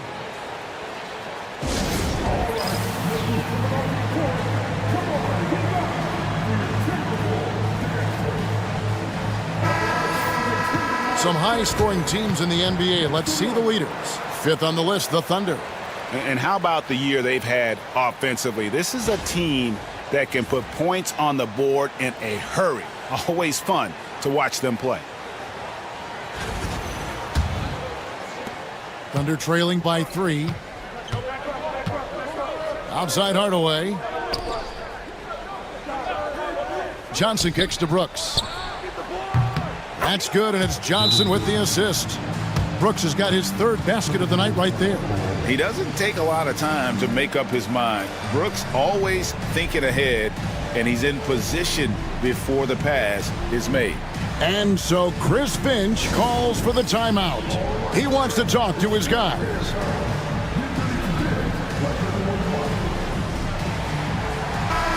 And let's check out some stats. Here are the numbers for Kevin Durant. And with a top 20 ranking in field goal percentage, you put the ball in his hands, and he converts at a remarkable rate. And as you said, one of the NBA's most potent scorers. Always up to the challenge. His top 5 ranking has him right there with the elite. Now, Bane. Following the 3-point attempt by Dylan Brooks. Jared Allen putting on a show. Get out of his way, folks. It's coming down on your head. Morant kicks to Johnson. Back to Morant. Good for another bucket. He's made half a dozen now, 6 for 8 on the night. How good is that? I mean, he can make a defender look foolish at times. Bane passes to Holiday.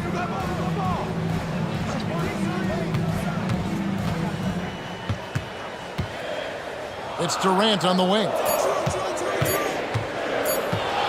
Here's Bain. And again, it's Minnesota. He's one of those high IQ players. Bain knows the situation and prevents the shot clock violation. Morant finds Johnson. 1:49 left in the third.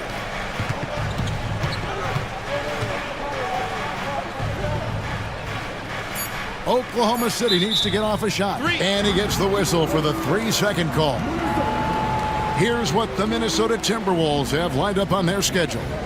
On Sunday, they'll be matching up against Rudy Gobert and the San Antonio Spurs. Then on Wednesday, they'll be matching up with Chris Paul and the Dallas Mavericks. And for the matchup with the Lakers, it's going to be an all-out battle. And you just hope they are rested and able to execute their game plan, as it's going to be a tremendous challenge. Durant. Here's Allen.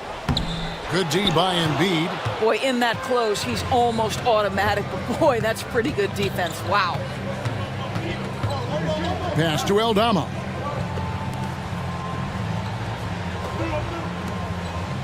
Now here's Morant. From the line. And finished off by Morant. Obviously, Morant has found his flow here, finding plenty of ways to create for himself. Now, here's Monk. Outside Durant, three-pointer. Durant drains it from distance. First three of the half, second of the game. Can he heat up? Morant kicks to Hardaway. Back to Morant. And contact on the shot, so he'll be shooting free throws here. It's on Jared Allen. And going up strong inside demonstrates confidence. Morant not afraid to get physical. And this will be his second and third shots at the line here.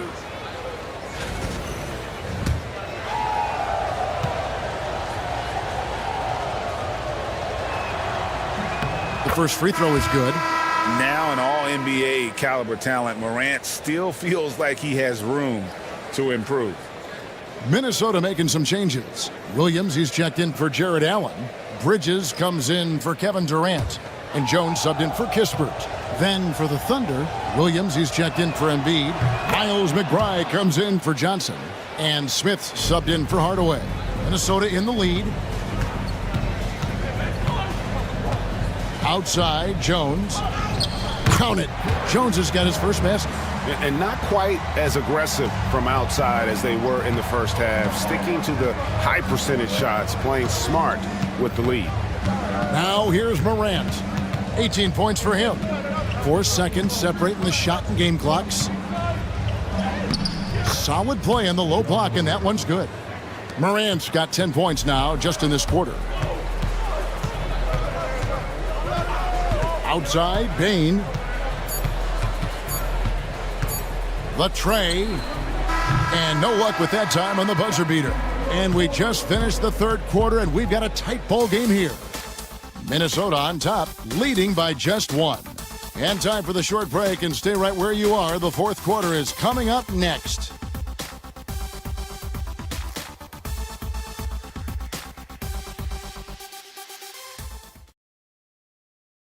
While we have the chance now, folks, let's go to our State Farm assist of the game.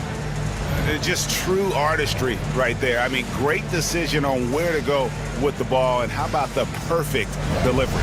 We call that putting it right in the pocket, and he knew what to do with it once it was there.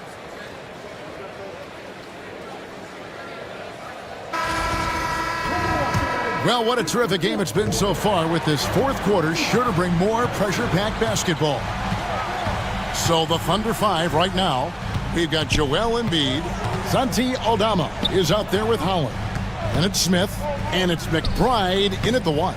Bridges misses. Well, defenses are content to give up the mid-range, right? It's not the high percentage restricted area or the three. You can see they're prepared to give up that shot. Here's Holland to the middle. Embiid throws it down. And seeing a guy as big as Embiid being so fluid in terms of his movement, jaw-dropping. Here's Holiday. Pass to Bain. Monk outside. Bridges with it. Aldama's there. Bridges misses. Oklahoma City's gotten fewer than half of their three-pointers to go down tonight. They're 4 for 9. McBride passes to Embiid. Down low. Here's Holland. Takes the assist and lays it in. Picked out the pass nicely. Holland's got the lead up to 3 now for Oklahoma City. And we've got a timeout called from Chris Finch. And clearly an important juncture. He's going to have some choice words with his team.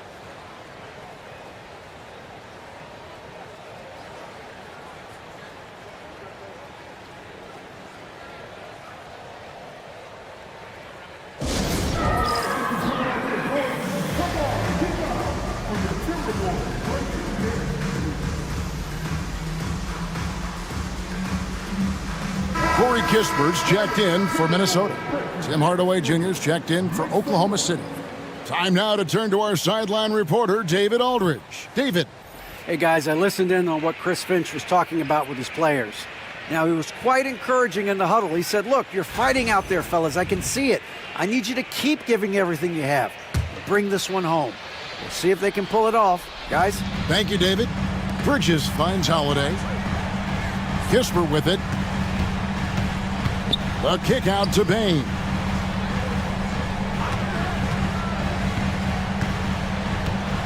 Bridges outside. The Timberwolves need to get a shot off here. Williams, that's good. You know, when Williams gets positioned inside, he just looks to dominate physically, and then he shows you the skill set on top of it. Now here's Embiid. To the wing on the left. Hardaway for 3. No good that time. Not his best game, but they're still getting it done collectively. Here's Kispert. Outside, Bain. There's a screen by Williams. They get the rebound. Bridges, no one around him. Gets the three-pointer to fall. Bridges has got himself on the board with 3 there. Miles Bridges getting more and more audacious from the three-point line. We see you, sir. And Mark Daigneault calls timeout. He's not taking any chances and wants to huddle him up right away.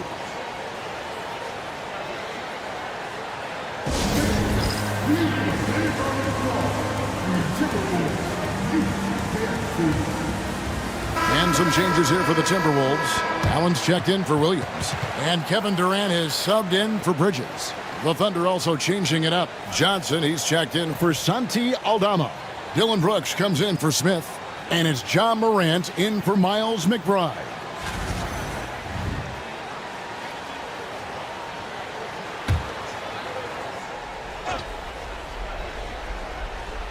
Just under 2.5 minutes gone here in the final quarter.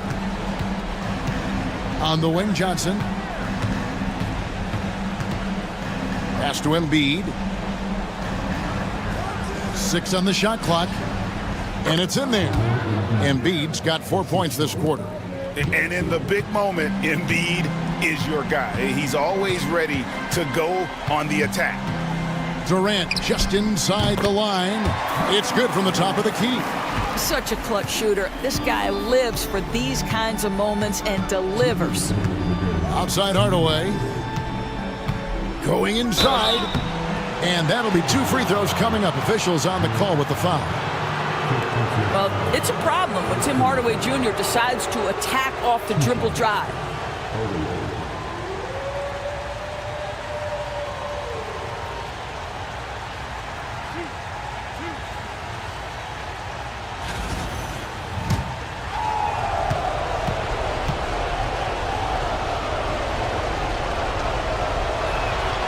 Good on the first, and that narrows the gap to 1.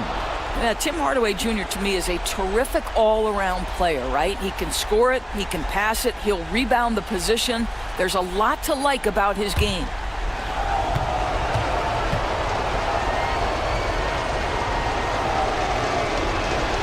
Hardaway hits them both. Well, this is the kind of player he is. The tougher the moment, the more he elevates his game.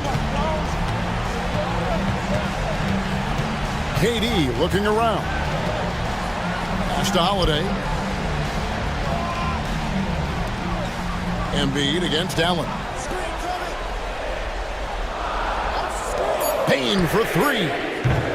Ja Morant grabs the rebound. And so Morant will bring it up for the Thunder.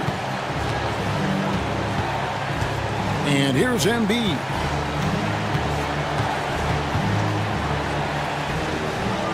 Back to Morant.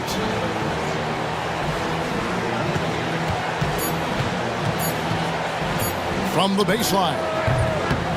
Rebound Minnesota. Inside. Deflects the pass. Durant rising up. Kevin Durant calmly steps into that shot with the game hanging in the balance. Love it. Morant against Holiday. Pass to Embiid. A fader. That shot missing. Cannot believe he missed that one. Ooh, I'm sure he can't either. So much riding on that shot. What a bucket. I'll tell you, that changes things, doesn't it? Good job, young fella. What a game. Now here's Embiid, defended by Allen. And foul on the shot, so he'll get a chance at the line. And so he's picked up his final foul. He will sit for the rest of this game. And guys, this is where their depth really comes into play. They've got such talent at that position. They'd love to have him out there, but they won't suffer much of a drop-off.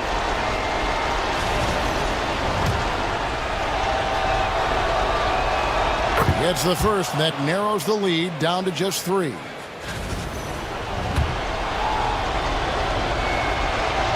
That's also good, so he hits both free throws. And that would have been a killer if he missed one of those, but he was rock solid. That trims the lead now to a one-possession game. We can probably expect to see him slow it down now. Yeah, I think you want to milk your possession. Kevin Durant loves late game chances. Boy, he's been in the spot many times, and he shows you how it's done. And Mark Daigneault calls timeout. This is a huge moment, folks, in this game. And he wants to be prepared.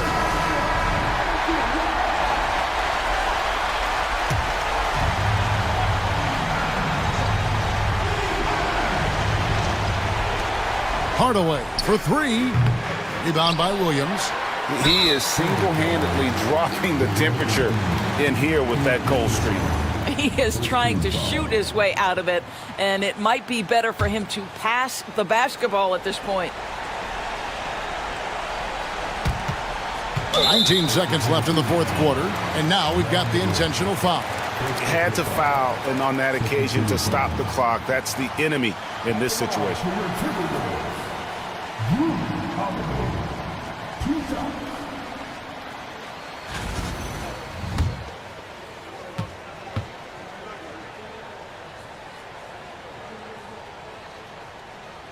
First free throw is good, and that puts them up by 5.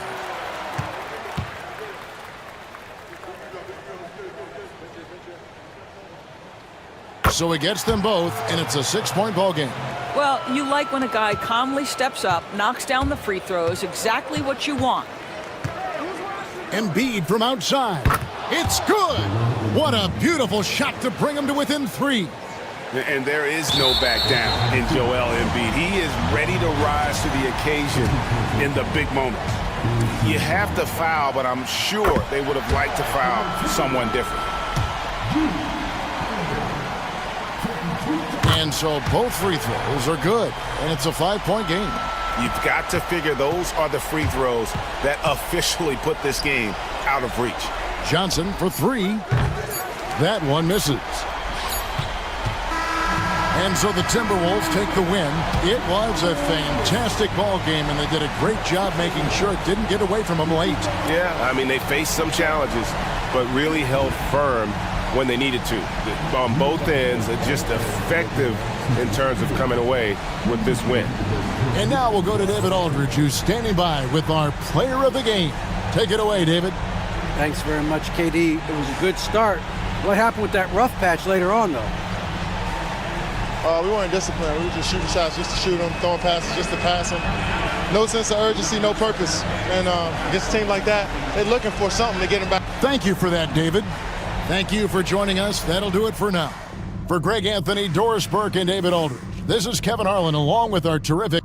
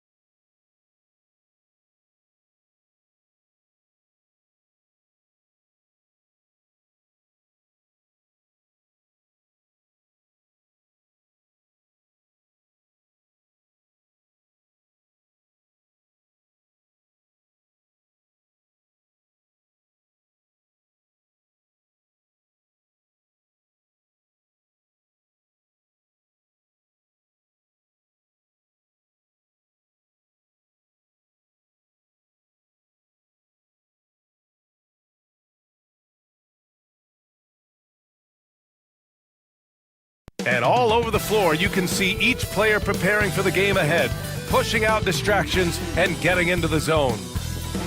Good evening and welcome. Glad to have you along for this Tuesday edition of the NBA on. All right, Grant, as we get geared up for the home stretch, what are you looking for right now? Well, BA, health is number one for me. What teams have their full allotment of players is key. As we head to the playoffs, it's about attrition. Which team can stay healthy? Now, New York starting five. We've got Zach LaVine, Sarr out there with Avdia. Then there's Sharp, and it's Curry in at the point. And a missed layup. Porzingis with it. Down low. Here's Murray. Oh, and he got fouled on his way up. He'll head to the line to shoot two. Brent, what's something you've seen from Murray's time in San Antonio to now? Well, there's been no stoppage, BA, of the type of work that DeJounte Murray puts in. Now, he's had to learn a new system, but he's adapted to that, and he continues to play both ends of the floor to make an impact.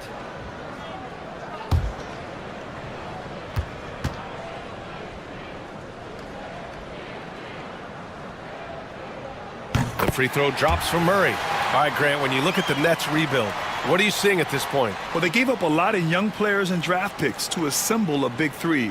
And, of course, that didn't quite work out. So now they're in that middle ground, which sometimes can be a little tough.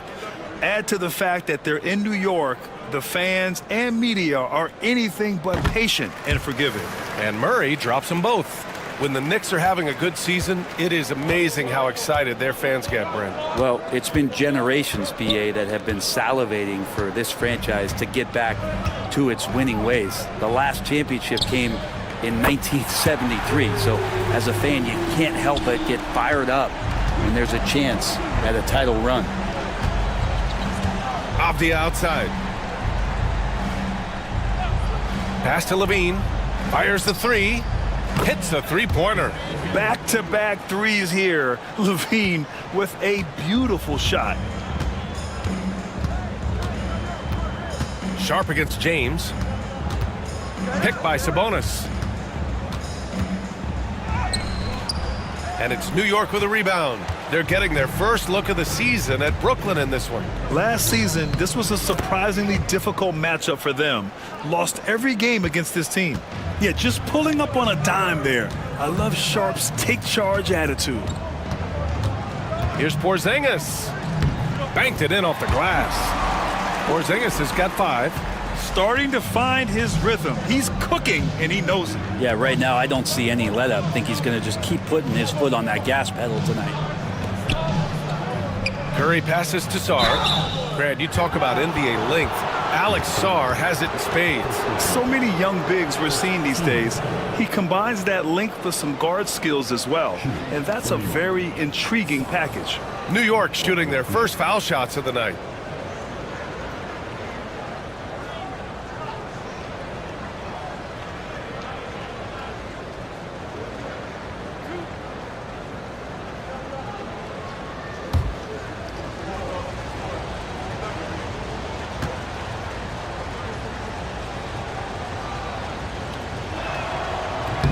No good on the free throw.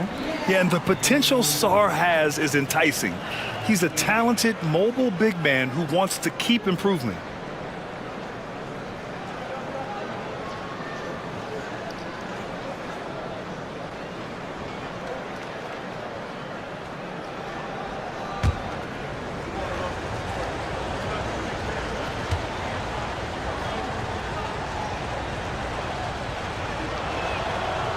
Good on the second one.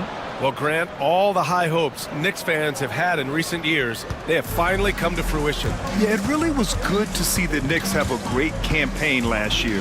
From the players to the coaches to the front office and the fans.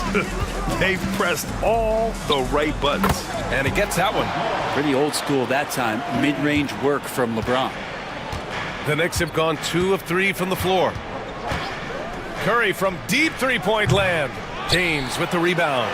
Would you say testing the limits of his range there? Well, I thought they played smart, and then all of a sudden it was maybe a little too flashy there, and that's unfortunate. Good work there as it goes. Levine's got 5 points. Out on the floor, Levine can really move. He keeps the fast break one step ahead of the defense. And the timeout called here by Jordi Fernandez. He wants to review the game plan. You know, last game they matched up with the Mavs. A tough loss there. They failed to create enough good looks. The ball movement just wasn't quite where it needed to be. Yeah, lots of ups and downs. One good possession, 2 bad ones, 1 good one. They could never get on a steady run and play some solid offense. Brooklyn making a switch here. Brogdon's checked in. As we head towards the playoffs, let's see where the Eastern Conference standings sit. You look at Brooklyn, they're currently holding on to the 3rd best record in the conference. And of course there are the Knicks, 5 spots from the top. Well, I think for Brooklyn, they've just been relentless coming out of the gates. And what I love is that everyone is focused. You couldn't have asked for a better start. Yeah, they're using that F word, focus. A lot of teams suffer from a lack of concentration in the early part of the season, but not this team.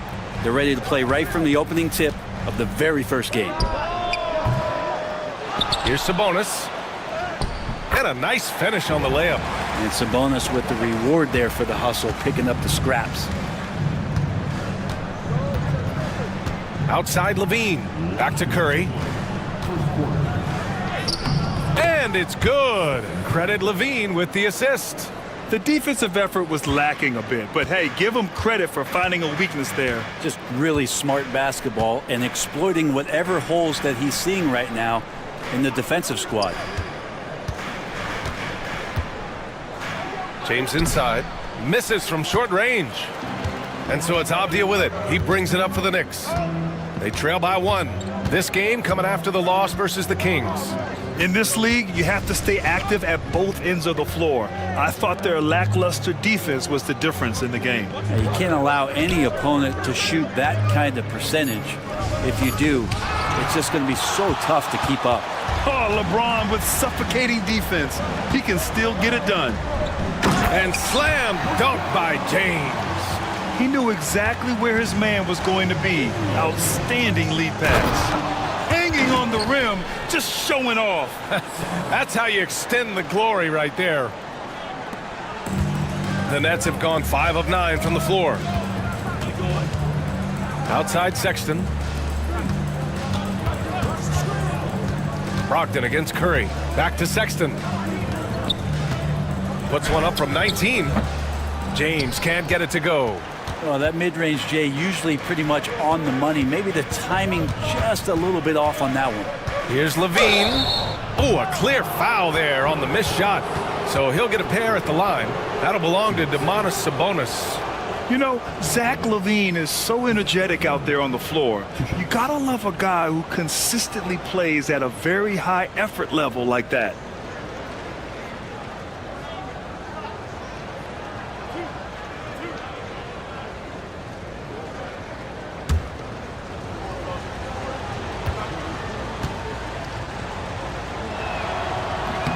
That one drops. He ties it up for Brooklyn. Isaac, he's checked in for Domantas Sabonis. Marshall comes in for James. And Caldwell Pope is subbed in for Sexton.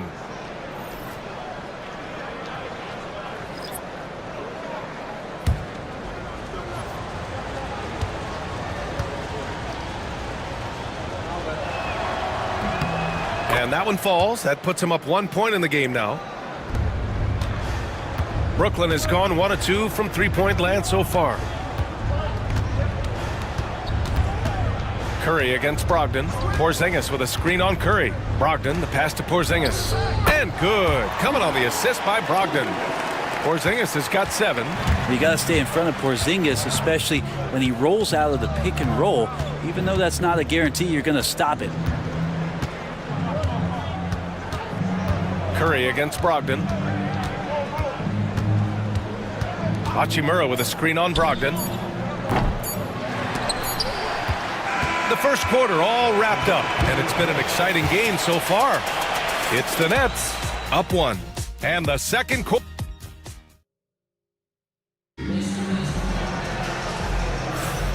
And if you're just joining us, it's been a pretty even game through the first quarter. And looking at what we've seen from the Nets, what do you think, guys? Well, a big differentiator was their ability to generate offense by pounding the glass. Keep plays alive with your activity. That's what it's about. Malcolm Brogdon out there with Kentavious Caldwell-Pope. Then it's Kristaps Porzingis. Then there's Jonathan Isaac. And it's Champagnie at the 3. So that's the lineup for Brooklyn. Looking at lineups around the league, Grant, seems like they're becoming more positionless than ever before. Yeah, you're spot on, B.A. To the point where some people feel all-star voting shouldn't be by position anymore. It should be by merit. Pass to Valanciunas. Here's Brown. Outside Curry. Just 5 on the clock. Over Brogdon. And the basket by Curry. Curry's got his second basket of the game. It's not talked about a lot, but Steph is fast. So whether he's firing or passing, the defense is pretty much on their heels, especially in the screen and roll. Brogdon feeling it out a bit with some arc. And the rebound goes to the Knicks. Pass to Curry.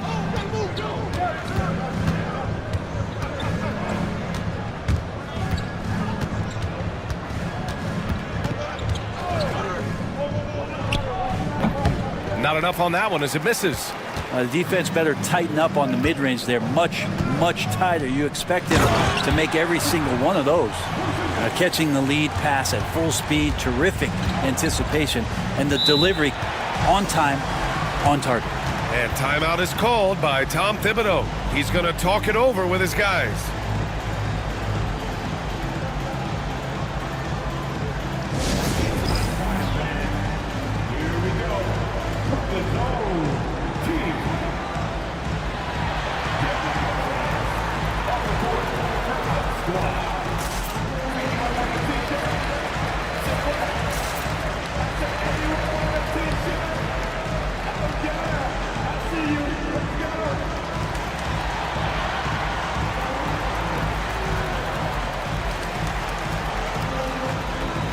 Some changes for Brooklyn. Sabonis, he's checked in for Isaac. Exum comes in for Caldwell-Pope. And Murray subbed in for Malcolm Brogdon. Sars checked in for New York. Sharp comes in for Podziemski.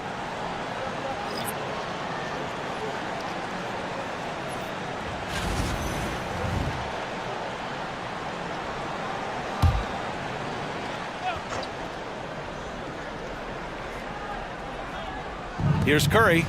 He chipped in with 13 points in his last game. Hachimura against Porzingis. And here's what the schedule for Brooklyn looks like. On Thursday, they'll be matching up against Steven Adams and the New Orleans Pelicans. And then on Tuesday, they'll be taking on Rudy Gobert and the San Antonio Spurs. And that game against the Bucks, it's always exciting when you get to clash with the #1 team. These guys will be hungry to prove themselves in that one.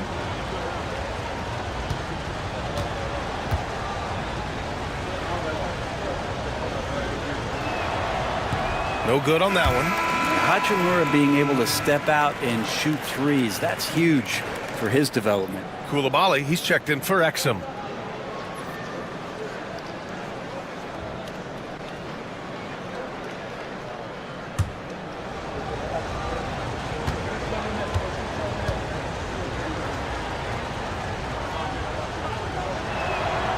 And he sinks the second.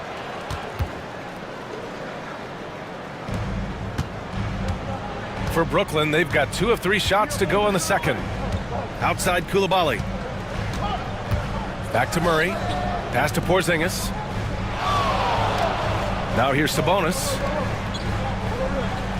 Here's Champagnie. Down to 5 on the shot clock. Koulibaly with it. From deep. Counted from distance. Koulibaly's gotten himself going here. His first points of the game on the deep ball. Now Sharp. Here's Sarr. He's guarded by Sabonis. Oh, a big finish with a one-handed jam. Yeah, easy enough for the 7-footer. Sarr bringing the house down. And you watch Shaedon Sharp, Brent. The talent is undeniable. Well, the athleticism really is something that jumps off the court for you. I mean, he's not just a scorer or a rebounder. I think if he uses that athleticism, he could become an elite defender in this league. Oh, nice job in the paint from Curry. Now, not just from deep. Steph Curry, one of the best guard finishers around the rim. And Jordi Fernandez calls timeout. A moment to rest and confer on the game plan. And Grant, once again, Stephen Curry hit 300 threes last season. Man, he's in a class of his own. Well, there have been 7 300-plus three-point seasons ever. Stephen has 5 of them. He has the only 400 three-point year ever. So, yeah, B.A., Stephen has created his own class.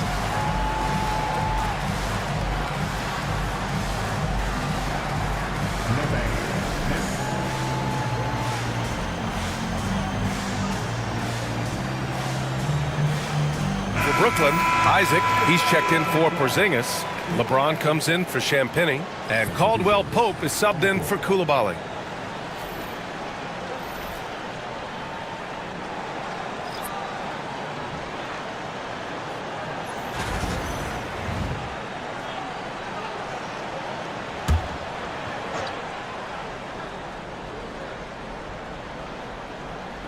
Three minutes of action thus far in the second. Picked by Isaac. Outside Murray. 6 to shoot. James outside. The three-pointer off the mark. And Levine has got the ball here for the New York Knicks. They trail by 1. Sharp, no good. I admire the play call. They just couldn't capitalize. Yeah, an efficient offensive possession. They found the look that they wanted, just didn't go in. Caldwell Pope finds Murray. No good. Nice D from Avdia. The Knicks have gone 3 of 5 since the beginning of the second. Caldwell Pope against Levine. Outside Podziemski. Pass to Sarr. Murray brings the double.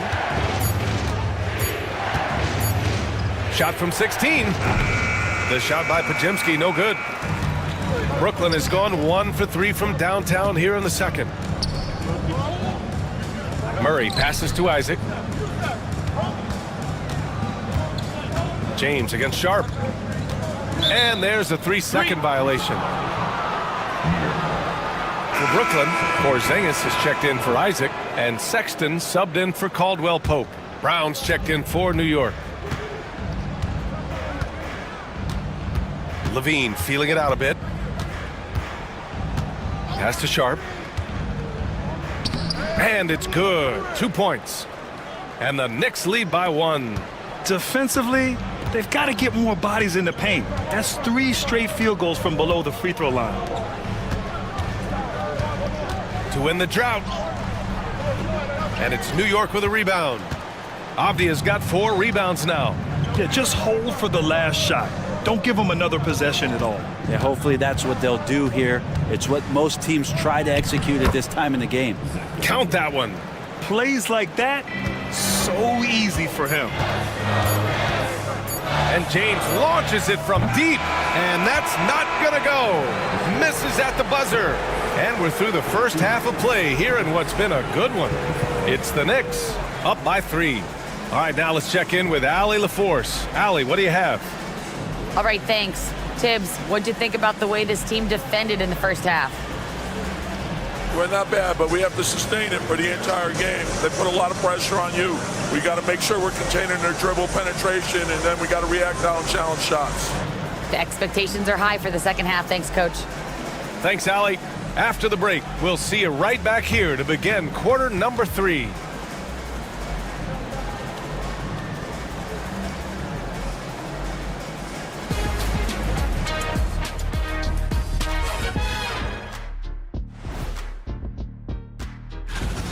In a tight game like this, free throws could be the difference. It would help if they could get some freebies. Is that how you saw it when... Okay, fellas, now we'll look at the sharp... And that's a wrap on halftime. Thanks for watching as we send you back to...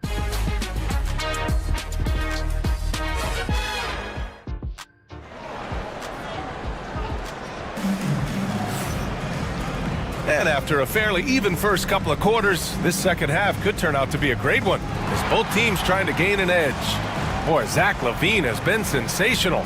Can they come up with an answer for him coming out of the half? They have to change something defensively. Yeah, just way too easy out there, and I'm sure Coach is going to make that a priority at halftime.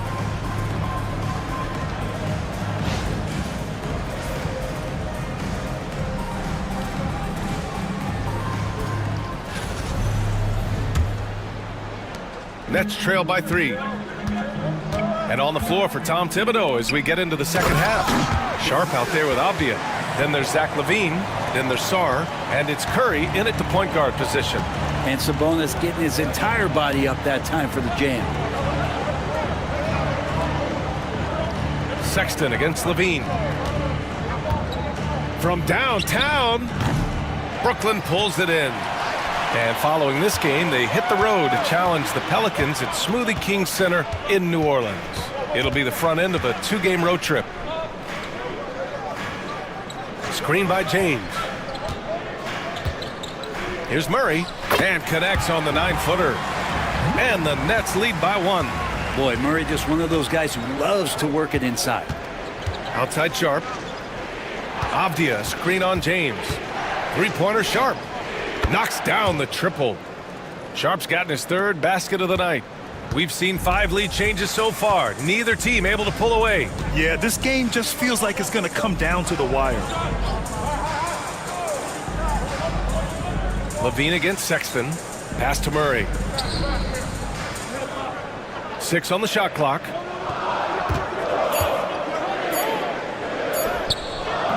Avdia pulls it in.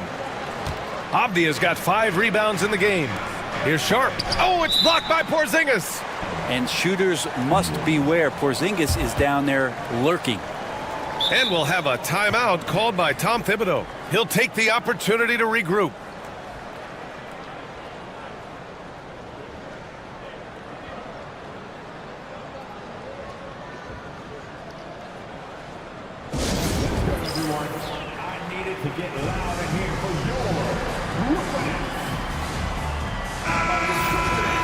And now a chance to look at the small forwards who have been on fire all year. LeBron James, number 1. And there's no question he's one of the greatest offensive threats in the league. Always capable of posting huge numbers from the wing. Oh, yes, sir! Oh, wow! Never get tired of LeBron James in the air doing wonderful things. off the outside. Back to Curry. Lets it go from deep. It's rebounded by Sabonis. The third quarter has not started well, just 1 of 4. When we talk about the top players in the league, Brent, Domantas Sabonis can get overlooked. You wonder if the record was a little bit better last year for the Kings, where he might have finished in the MVP voting, because this guy led the league in rebounding, and he put up 8 assists per game. So top 10 in MVP, that could have moved up a little bit with a winning record. He is a legitimate star at his position. And Jordi Fernandez calls timeout. He's going to gather the troops and talk it over. And one thing I've learned through the years is no matter the situation, there are always adjustments you can make. Yeah, not just there to pump up or to discipline players. You got to make sure that the coach makes the proper adjustments and has his team in the right mindset to carry it out.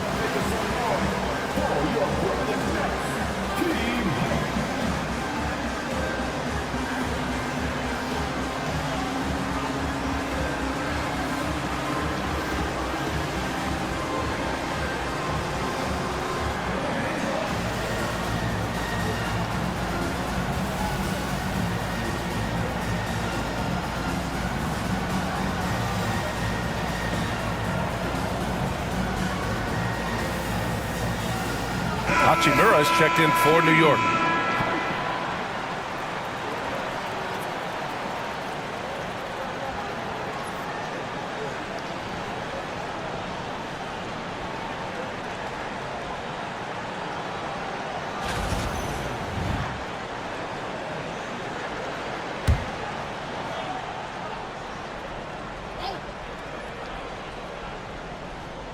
A little under 2.5 minutes gone by in the third quarter. Back to James. 6 to shoot.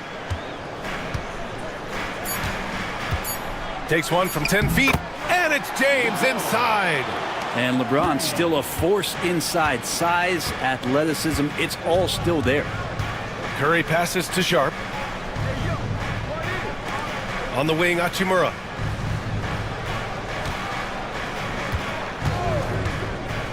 Inside. And he takes the fantastic lead pass up strong for the slam. Well, you have to track Sarr in that action. He's so fluid for his size and does a great job coming off the pick. And the call is going to be, yes, an illegal screen. You're not going to fool the officials too often on an illegal screen. Yeah, everybody saw that one. That was pretty blatant there. Malcolm Brogdon's checked in for Brooklyn. New York trailing. And there's 1:45 left to play in the third quarter of basketball. Hachimura, right side. Outside Sharp. Hachimura with a screen on James. Here's Sharp. And it's good with time running down on the shot clock. Sharp's got 5 points now in the quarter. And James has got the ball here for the Nets. Pass to Porzingis. Sharp against Brogdon. Sabonis with a screen on Sharp to the paint. Deflects the pass. And now the Knicks on the break. And it's good. Assisting on the play was Curry. Sharp's got 11 points. What a performance on the offensive end. He's making the defenders pay right now for all of the mistakes they're making. To the middle. And here we go. The Knicks in transition. Ooh, powered down with both hands. That's an athletic play by Sharp, putting in the sweat to beat the other guys back on the fast break. Sabonis, right side. Pass to Porzingis.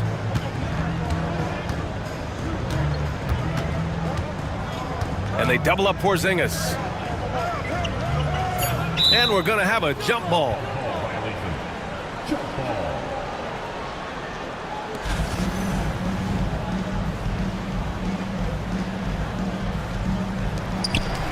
Just 3 to shoot. They need this.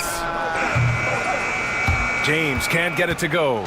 Knicks leading by 5. Pass to Sarr. Shoots from the line. James with the rebound.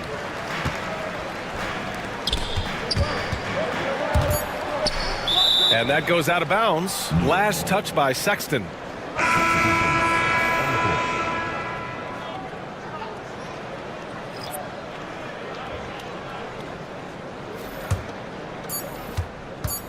With one on the clock.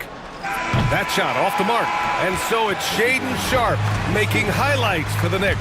Hunting for opportunities, leading to 9 points in the quarter. We'll be right back after this word.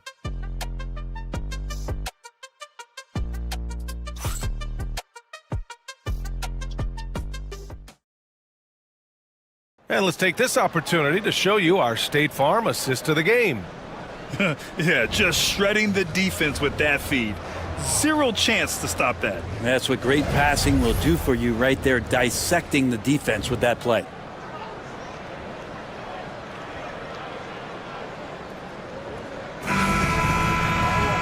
And it's been a very competitive game so far as we get rolling here in quarter number 4. Jonathan Isaac is out there with Domantas Sabonis. Then it's Murray. Then there's Kentavious Caldwell-Pope. And it's Champagnie at the small forward. So that's the Nets 5. Here's Valanciunas. What a terrific move that is. And the Knicks lead by 7. These defenders really need to man up, particularly in the lane. Caldwell-Pope, the pass to Murray.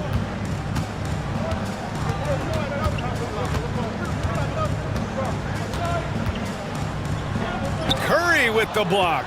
Hustle, anticipation, those are keys for Steph Curry on blocks like that. Brown passes to Curry. Pass to Valanciunas. Curry, a screen on Sabonis. Hachimura outside. 5 to shoot. And there's the drive. Brooklyn pulls it in. We played just over a minute here in the 4th. That's a tough rebound if you don't have the length that he does, so the size paying off. Fires the 3. Hits the trifecta. Podziemski's got his first 3 points of the game.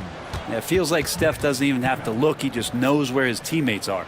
And the timeout called here by Jordi Fernandez. He wants to make sure everyone is aligned, given the situation right now.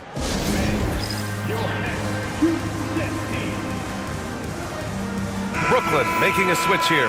Sexton's checked in. Smith, he's checked in for New York. Sharp comes in for Podziemski. All right, let's check in with Allie LaForce. Well, over the break, I listened in on Jordi Fernandez's huddle. Coach wanted his guys to ignore the scoreboard. He said, don't even look at the numbers. Just take it possession by possession, make every chance count, and we'll see where we stand at the end of this game. Back to you guys. Okay, good stuff. Thank you, Allie. Curry against Murray. 4-3. And the Knicks, another 3.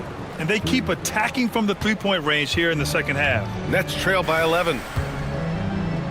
Outside Sexton. Moving along. 2 minutes gone in the 4th. Murray, no good.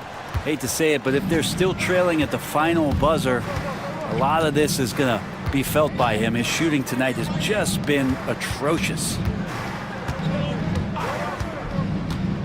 Outside Curry. Smith outside. A deep 3. Can't get it to drop. And you never want to give a shooter like him a clean look. And he got the whistle on the way up. So he'll be headed to the line for a pair. How about KCP, the guard getting in there, being active down low and forcing the defense's hand? And what's your take, guys, here on the hustle stats for the Knicks?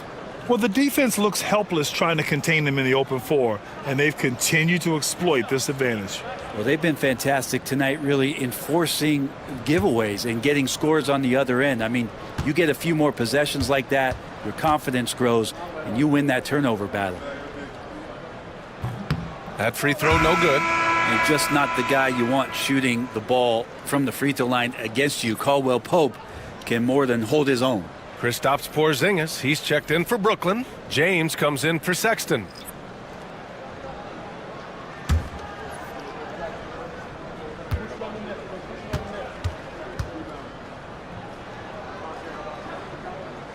And he's good on the second. Known as a 3-and-D guy, the leadership Caldwell-Pope provides is so important for this squad.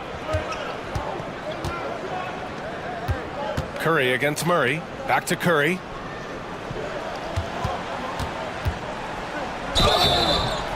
Oh, and there's the whistle on the shot. So 2 free throws for him coming up. That one on Murray. Well, that was clearly a foul.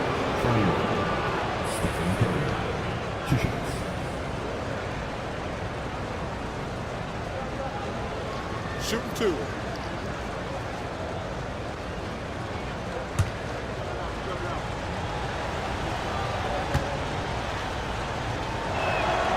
And that one falls for Curry.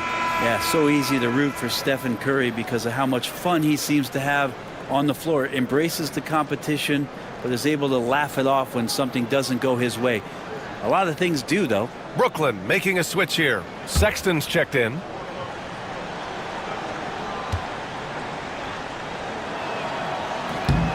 That one falls, so he hits both of them. Brent, you could hit the 3 back in your day, and no doubt, Stephen Curry is the best three-point shooter in league history. What makes him... Whoa! Are you kidding me, LeBron? Sometimes LeBron just likes to take it all out on the rim, that time on display. Knicks leading by 10. The 3 from Curry. James with the rebound. James has got 4 rebounds now. Pass to Murray. Back to James.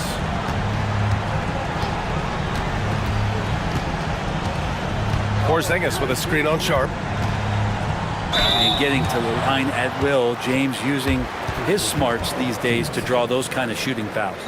At the line, shooting for Brooklyn.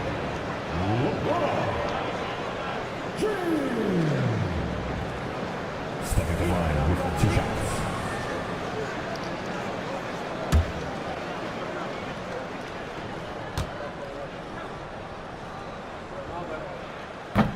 Oh, the first of 2, no good. A heartbreaker. And it feels like there's been a crossover where basketball fans over the past 2 seasons are really appreciating the longevity and greatness of LeBron James.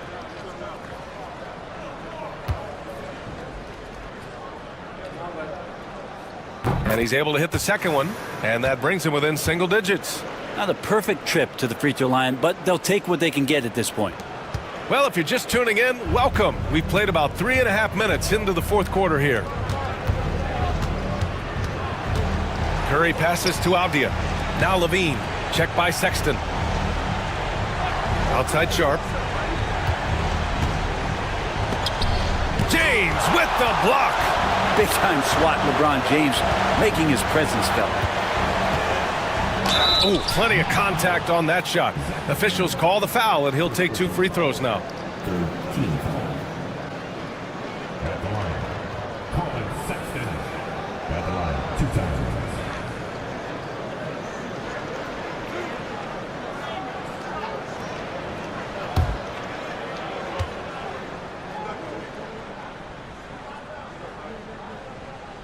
He hits the first one, and that brings him within 8. Now, Sexton understands what's at stake for him, so the passion that he brings to the court on a nightly basis has to be there.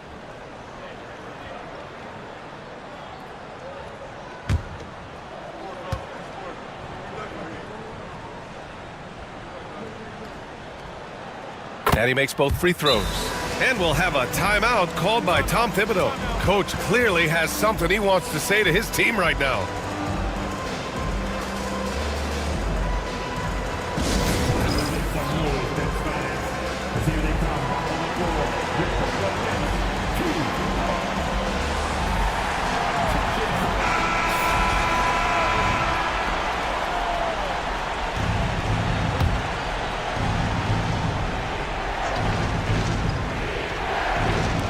There's a minute 17 left in the 4th quarter. Curry passes to Sarr. And here's Sharp. That one's good. 7 for 10 now. And so difficult to defend. Sharp has 3-level scoring ability, and he is prolific. Here's James. Oh, LeBron sending it home. You love his attack mentality. Never settling, always keeping the pressure on. For New York, they've got 4 of 8 shots to drop here in this final quarter. And LeBron James is going to take every crucial possession over. Outstanding shot there. Pass to Sarr, and they go to the intentional foul.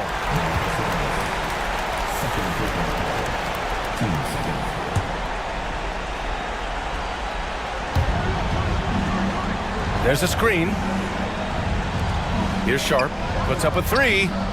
Oh, he hits that one. 8 for 11 and remaining a thorn in the D side.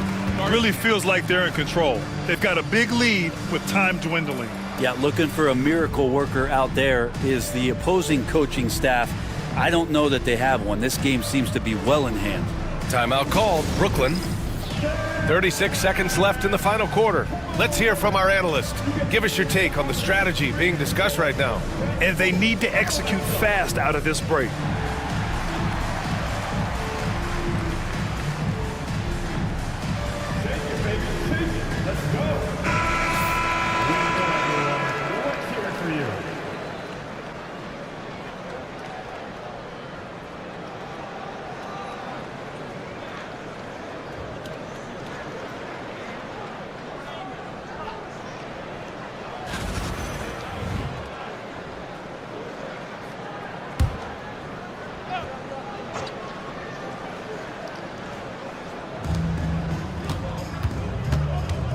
James deciding where to go with it.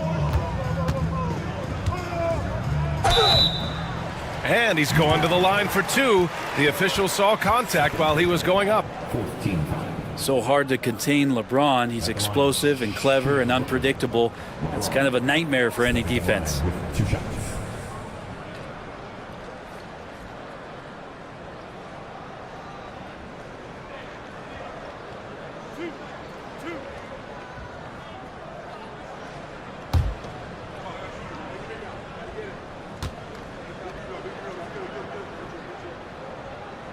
Ooh, he doesn't hit the first. That was the one they really wanted. He's got one more, though.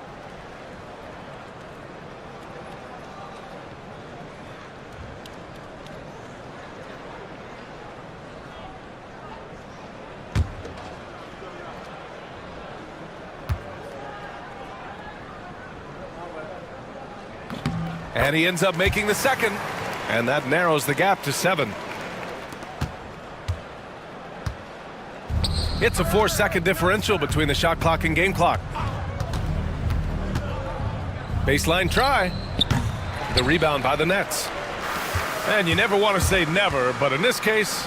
Yeah, at this point, I don't even know if divine intervention could turn this around.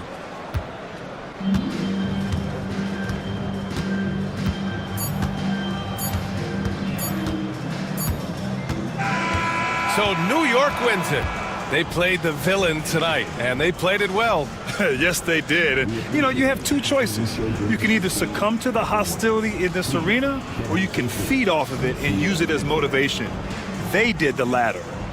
Well, now we have some time to check in with Allie LaForce. Allie. Thanks so much. Stefan, a big-time victory tonight. What aspect of this win pleases you the most?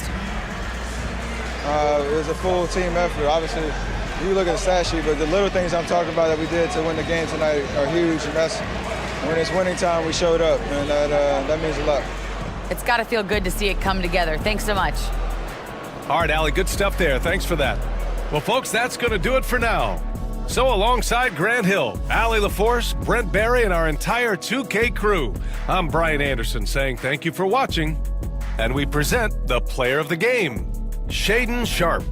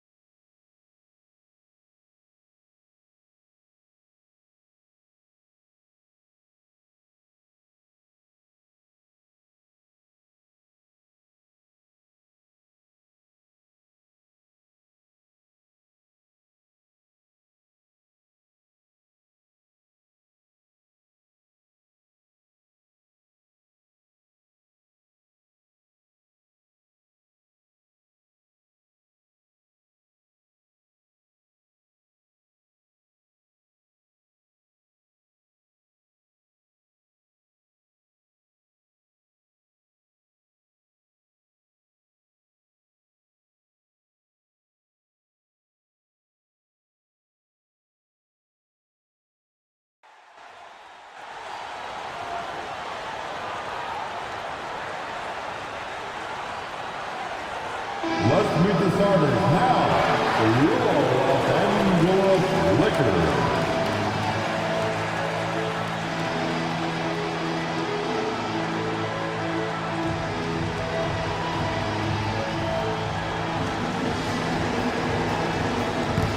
All right, we're in the middle of the season here, Greg. How do you stay engaged at this time of the year? Honestly, Kevin, it can be hard. The schedule is so daunting, and there's really no time to reset. So spending your off days recharging, I think, is important. And now the opening lineup for Phoenix. Thompson is out there with Tatum. Then there's Dick. Then there's Jaden Ivey. And it's Towns in at the pivot spot, manning the middle. Doncic, no good. And so it's Thompson with it. He'll bring it up for Phoenix. This game coming on the heels of their win against Toronto. And guys, they walked into the arena with a certain kind of swagger, and we really saw it play out on the offensive end. And, you know, confidence is key there. They seem to play with a ton of it, especially on the offensive end. Just playing so strong down low. Adebayo knows you got to be ready for the fight inside. Doncic against Ivey. Outside Tatum. Lets it go from deep. Another three for Phoenix. And he's really been working to get those looks, and it's starting to pay off here early on. And with this core of the Suns, you know, Greg, you never know who is going to initiate the offense for them. And that can cause problems at times, Kevin. Can run you into issues keeping the ball moving. Turnovers can be their Achilles heel as well. Now, here's Thompson. After Lou Dort's miss, Tatum finds Ivey. Back to Tatum. That three off the mark. Definitely a situation you want to make sure you don't give him too good of a look. Dort passes to Doncic. Beyond the arc. Thompson with the rebound. Phoenix has gone 2 of 4 from beyond the arc to start the game. Tatum deciding where to go with it. Over Vanderbilt. A tad short, but it's good off the front iron. Tatum's got 8 points. Man, he's having quite the quarter, converting at a really high percentage. Outside, Dort. Pass to Adebayo. Outside Williams. Adebayo with a screen for Williams. And Adebayo throws it down. This is how Adebayo typically gets his points. Off the roll, off the lob, or off the glass. And timeout is called by Mike Budenholzer. Looking for a breather and maybe just 1 or 2 things to talk about. It's time for dance. If you see yourself in the Jordan Clarkson, he's checked in for the Lakers. Let's check out the standings in the Western Conference and see how the playoff race is shaping up. Taking a look at Phoenix. Season well underway, and they've been solid in 3rd right now. And, of course, Los Angeles, 2 games back. And I think with Phoenix, they're proving that all the talk we heard about them in the preseason was warranted. What a role this group's been on here early on. It appears to me, though, that this group has all the ingredients for a special season. Now, here's Ivey. Back to Tatum. Vanderbilt with the rebound. Lakers trail by 4. Whistle blows, bucket is good, and he'll have a chance at the line to make it a 3-point play. Not just a scorer. Clarkson is very willing to dish it when a teammate's open. Lakers shooting their first foul shot of the night. One shot. At the line for Los Angeles, Jared Vanderbilt. 3-1.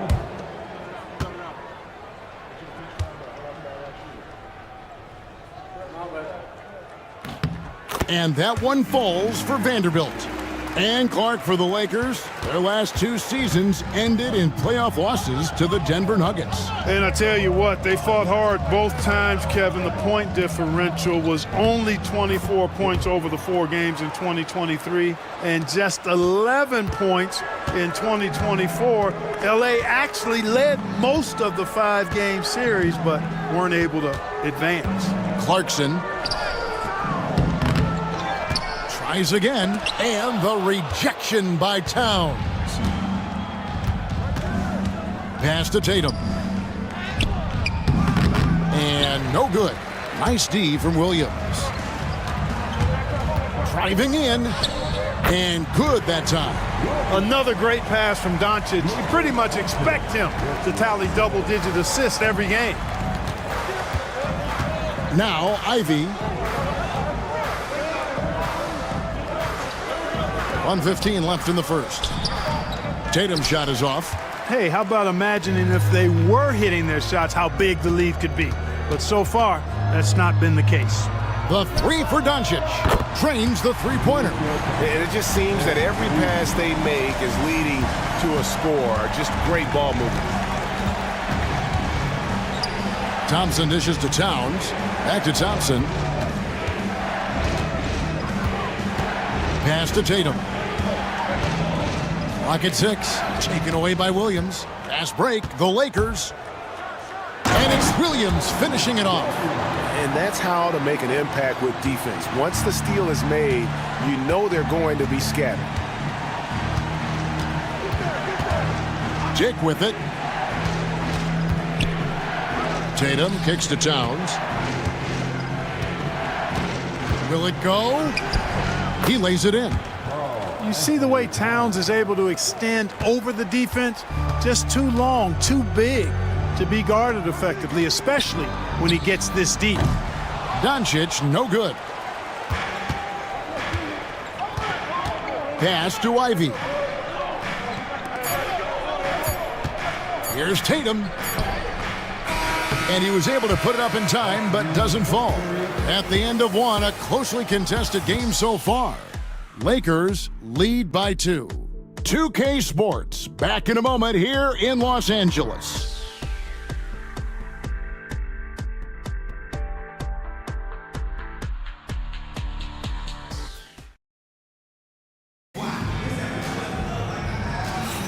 And some good action in the books as we get back to the game that's been pretty close here so far. And taking a look at Los Angeles' performance here, what have they been doing or not doing?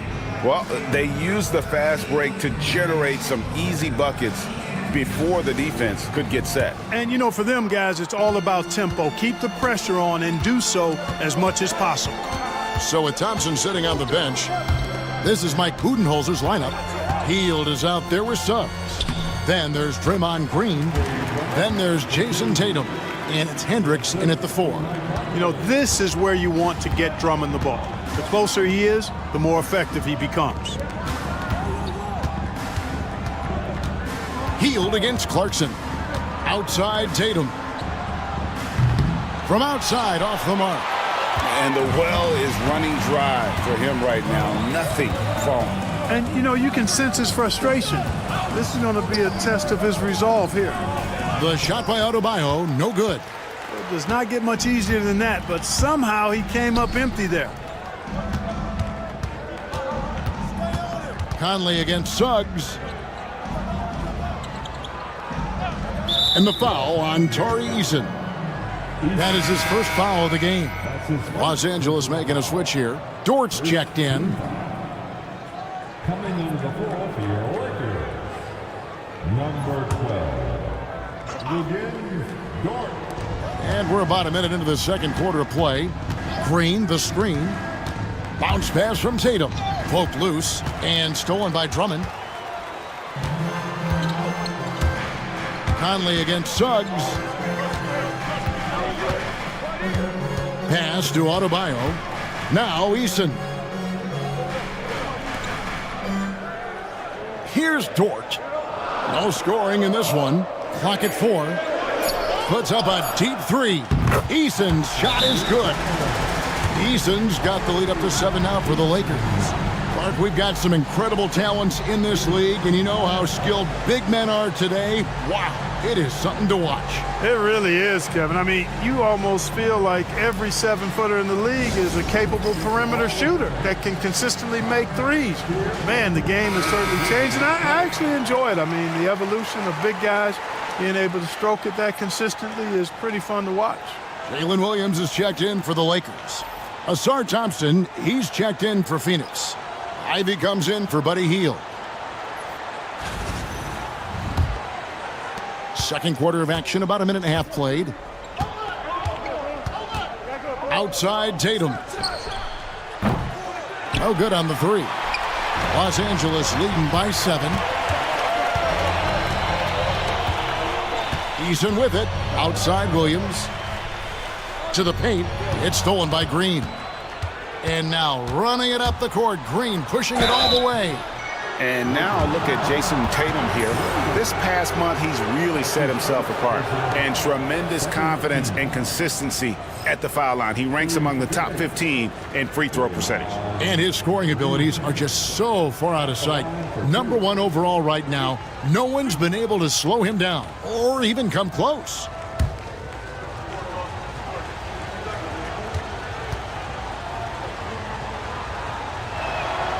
Free throw drops for Green. And to me, Draymond Green really embodies the idea of a high IQ player. He can read the opposition, predict where a play is going, and those instincts aren't something that can be easily taught to anyone.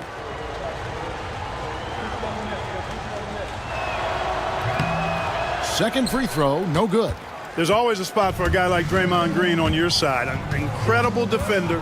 He's unselfish offensively and a highly skilled passer. Dort kicks to Williams. Adebayo with a screen on Tatum.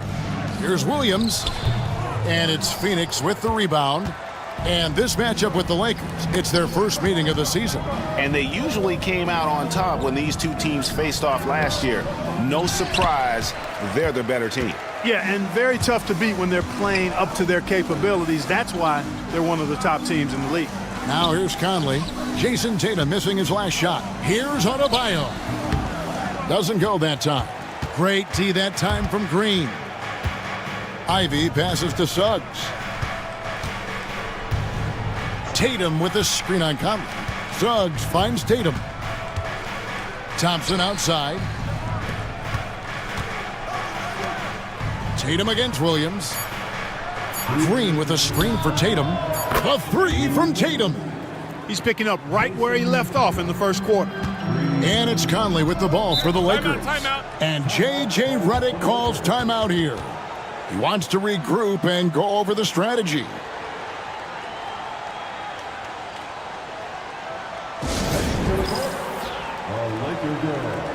Let's make some noise.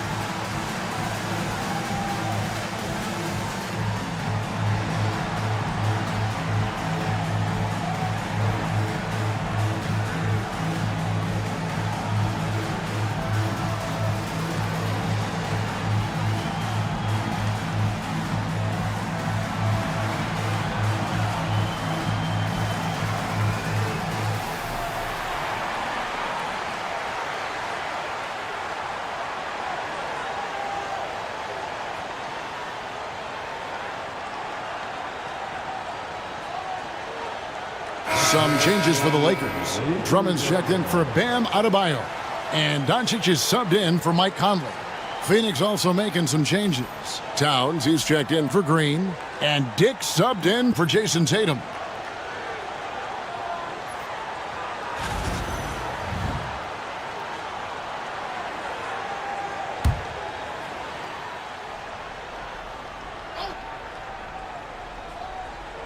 Here's Williams. Their defense has only allowed 4 points in the quarter. Doncic dishes to Williams. Back to Doncic. Pass to Drummond. 5 to shoot. It's rebounded by Towns. Suns trail by 3. Thompson outside.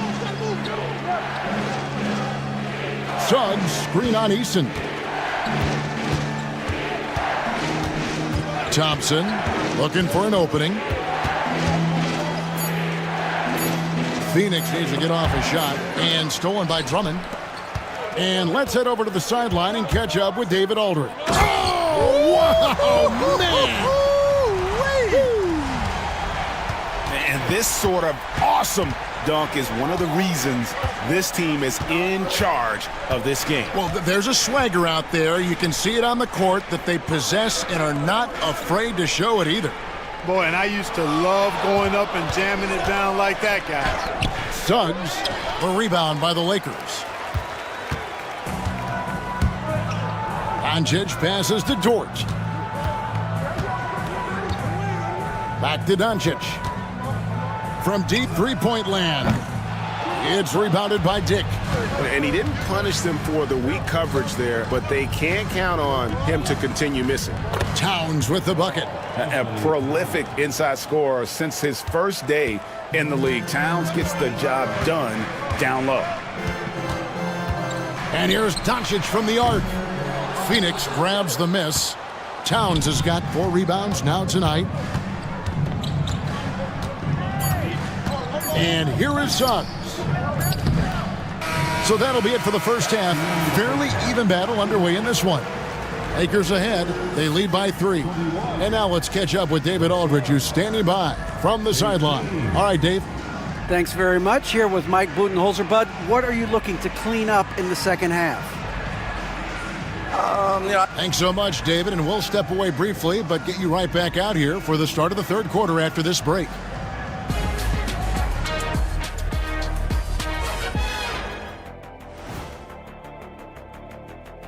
And welcome to halftime. Since we got a little time on our hands here, you guys got any big plans for tonight? Not me. I'm just going to take it easy. I'm pretty worn out. Yeah, you've been burning those midnight oils, man. You've been hitting the clubs or something? Nah, just putting up with you guys. It's exhausting. And taking a look back now at the first half of play, the Lakers find themselves in a tight one. Even before the game started, you could feel the energy in this arena, man. They fed off that. Big-time home court advantage here. Some of the loudest fans in this league. It's like having a 6th man on the floor. And that about wraps it up. And as the third quarter is about to begin, we go to Kevin Harlan for the call.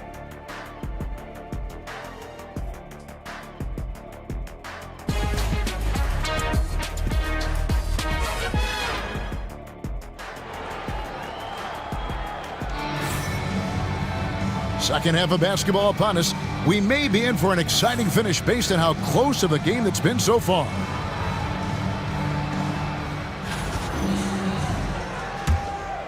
Here's Doncic.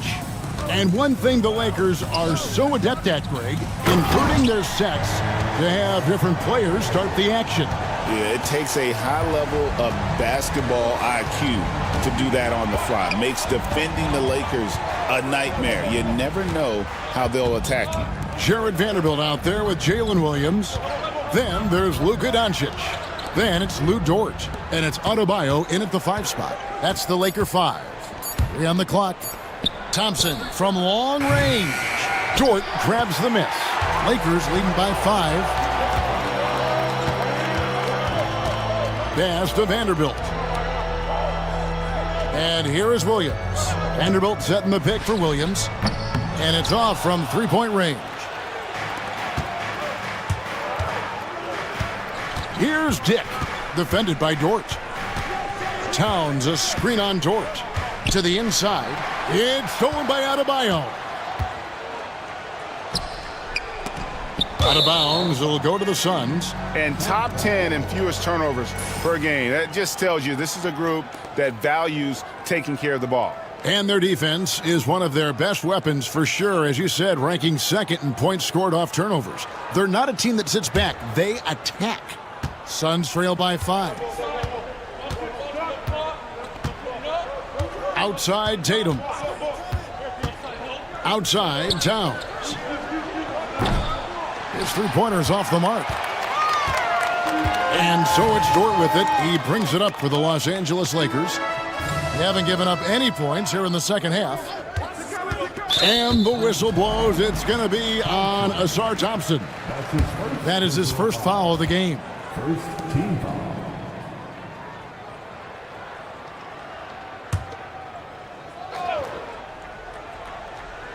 Third quarter of basketball. We're about a minute and a half in. Adebayo with a screen for Williams. Shot clock at 6. And the basket is good, and he's got a chance here for one more at the line. They're getting on a roll inside. Their last 3 field goals have come from the paint. First trip to the free throw line for him tonight. Second team foul. At the line for Los Angeles, Williams. Shooting one.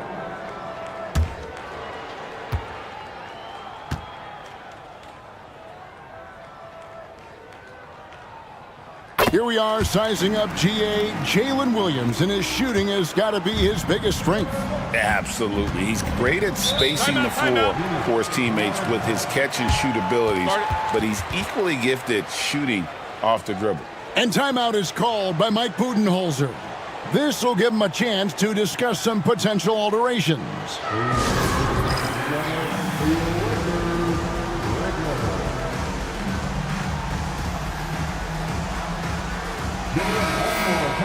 With a break in the action, let's go to the 2K leaderboard. These squads have been lights out this month. The Lakers #1. I just love their offensive flow lately. I mean, this is a dominant team offensively because of that rhythm and pace.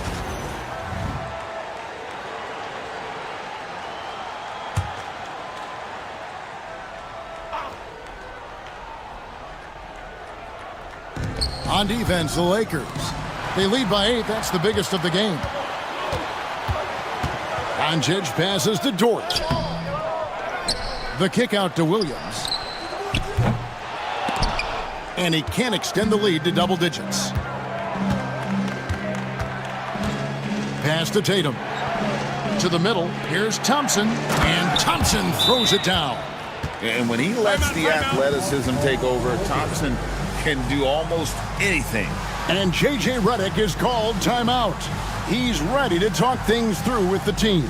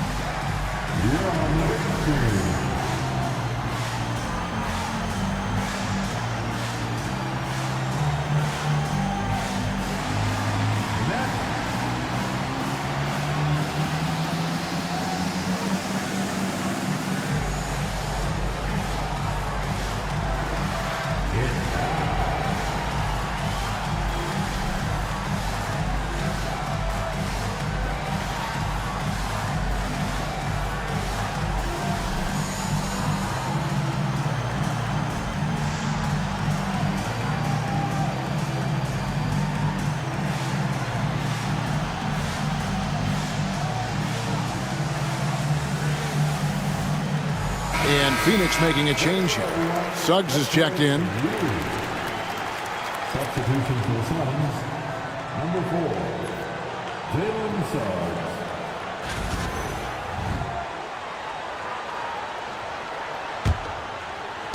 Lakers leading by 6. Now here's Adebayo. He has 6. Vanderbilt a screen on Suggs. Outside, Dort. Shot clock at 5. For 3. Good. Great play by Williams to set it up. Williams has got 3 assists tonight. And the three-point shot wasn't always there for Dort, but he's put in a ton of work on it, and it shows. Now here's Tatum. He's got 11. Floats one, and they call the foul, so a chance at the line for one more coming up. He knew what he wanted to do all along. The teardrop. And you watch Jason Tatum, year to year, he is a model of consistency across the board. The numbers are pretty similar, and the effort never wanes. Clarkson, he's checked in for Dort.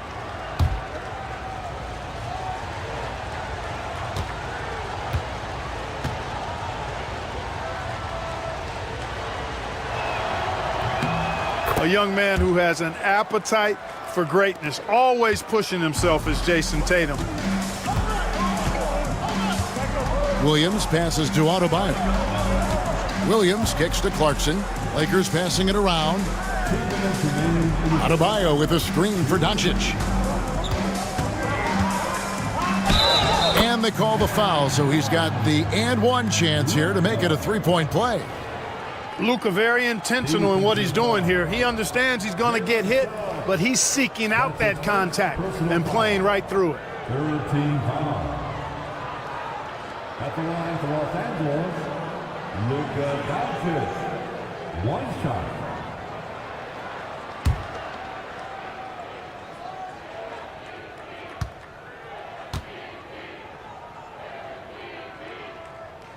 That free throw good from Doncic. And Clark, it's hard to compare Luka Doncic to any other player we've seen before. I would certainly agree with that. Ditto to that, Kevin, because he is unique. His pace is never hurried. He never gets rattled. He complains to officials a little bit more than I like to see, but he's strong. He's got great touch and feel, and he scores at all three levels, and he's a brilliant passer. And Adebayo throws it down. Boy, you have to be impressed with the offensive production. They have got it firing on all cylinders. And, you know, the lead just keeps growing. I mean, this game is not going to get out of their grip. They're going to keep pulling away. And while we've got a moment, let's send it over to our terrific reporter, David Aldridge. David? Kevin, thanks. The NBA 65 games requirement for postseason awards has drawn some criticism. But Adam Silver says, ultimately, this is about the fans and putting the best product forward. Load management was not working for us. This is having the desired effect, that guys are out on the floor. Kevin? Yeah, they want to be on the floor, right? Keep them tuning in. Good stuff, DA. Thank you. The shooting numbers just aren't there yet in the quarter. Shot is good in the Los Angeles leads, cut to just 5 on the basket from Ivy. Oh, how about the quick thinking by Ivy? I love when he goes right at it with the shot. Here's Doncic. And foul on the shot. He'll shoot 2 at the free throw line. And really, Clark, Luka Doncic is a one-man wrecking crew on the offensive end of the floor. Yeah, he really is. I mean, he's special. His IQ, his size, the way he can make shots against tough defense. He's got the lean back. He's got the crafty moves. And I think he's a lot stronger and a little more athletic than people give him credit for being. I mean, without a doubt, he's one of the most unique and best players that we've seen in the game. One of the things that's really impressive about Luka Doncic is his continued growth. I mean, season to season, you see this guy working on himself, working on his mind, how he thinks the game and his body, and becoming a better athlete. That spells trouble for the league. And Green slams it in. Green showing you some real attitude on that throwdown. 1 second separating the shot clock and game clock. Suggs against Doncic. There's 10 seconds left in the third quarter. The three. The shot, no good. And we've watched 3 so far in this one. Lakers lead by 4. And coming up as soon as we return from break, the fourth quarter gets underway.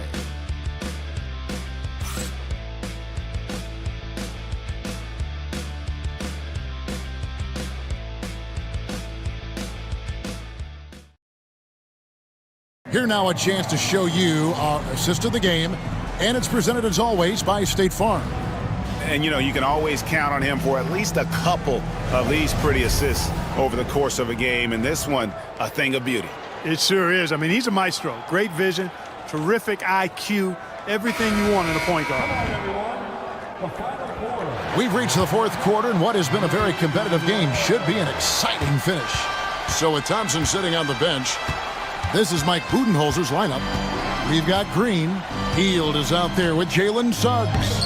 Then there's Jason Tatum, and it's Hendricks in at the 4 slot. They found the touch from the field here in the second half. It was a struggle in that first. Loads it up for Williams. Drummond passes to Conley. Dort with a screen for Conley. Outside Williams. Over Tatum. And Williams with the basket on the assist from Conley. 11 points here for Jalen Williams. Suns trail by 4. Now Suggs.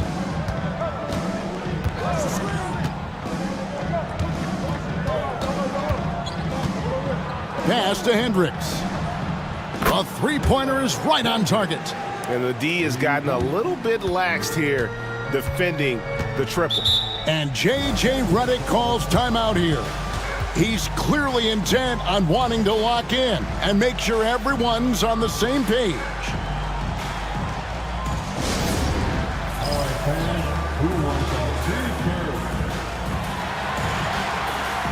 Clarkson, he's checked in for Mike Conley. And the Suns making a change here as well. Ivy's checked in for Buddy Hield. It's time now to hear from our Hall of Fame reporter, David Aldridge. What's the latest, David? Hey guys, J.J. Redick's message with his team was simple. Now he emphasized it's anybody's game right now. He told his guys to focus on finishing the task at hand and not to get distracted. He wants them to go out there and play with authority. Kevin? Thanks, David. Now, here's Ivy. Here's Tatum. Green finds Suggs. Back to Green. Laid in with a nice touch off the glass. And the Suns lead by 1. They're consistently finding ways to get the ball inside and taking full advantage. Pretty clear. It's smash mouth basketball. Pound that thing inside. Now, here's Clarkson. Back to Dort. Pass to Eason. It's good from long range. And those are the types of shots down the stretch that win you ball games. Suggs passes to Green. Ivy against Dort. And here's Tatum for 3. Rebound the Lakers. Dort's got his 4th rebound in this one. Pass to Eason.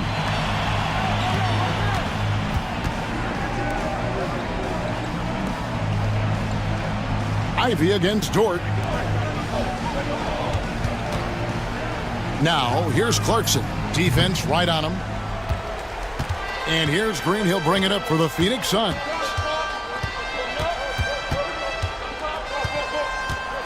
Out to the right wing. Here's Suggs. Misses the 3. We know how good a shooter he is. It's frustrating for him when he's not able to knock down that kind of wide open look. And Drummond kicks to Williams. Pass to Dort. Williams looking over the floor. Drummond sets the screen for Williams. And again, it's the Lakers from deep. Pick works well there. Not much resistance from the D. Yeah, that's not the defense you need. You got to be tougher defensively. And timeout is called by Mike Budenholzer. He knows every possession is critical now. Some changes for the Lakers. Adebayo is checked in for Andre Drummond. Vanderbilt comes in for Tari Eason. And Doncic is subbed in for Clarkson. Now here's Tatum. Pass to Ivy. Some nice ball movement here by the Suns. Tatum's shot is off. Lakers leading by 5. Here's Williams. And Tatum pulls it down. For Phoenix, they've gone 3 of 6 from the field so far in the 4th quarter. Inside, Tatum. And Tatum has been in these situations before. He's reliable when it comes to stepping up in big moments. With the step back, here's Doncic. The shot's good. And the Lakers lead by 5. No better guy to take the big shot. Luka completely unfazed. Tatum kicks to Thompson. To the paint. Pass to Dick. Outside Tatum.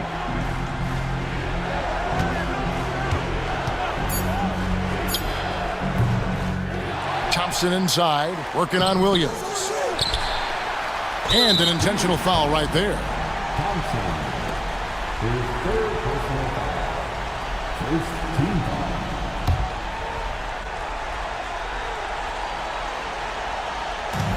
35 seconds left in the fourth quarter.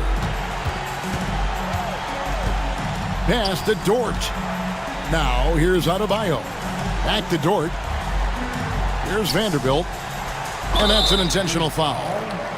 Jason Tatum. That's his first personal foul. Second team foul.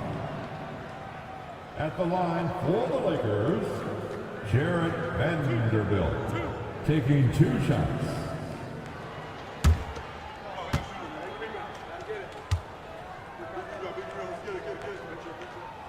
And that hurts as he doesn't get the first one to fall. Trying to focus now on the second.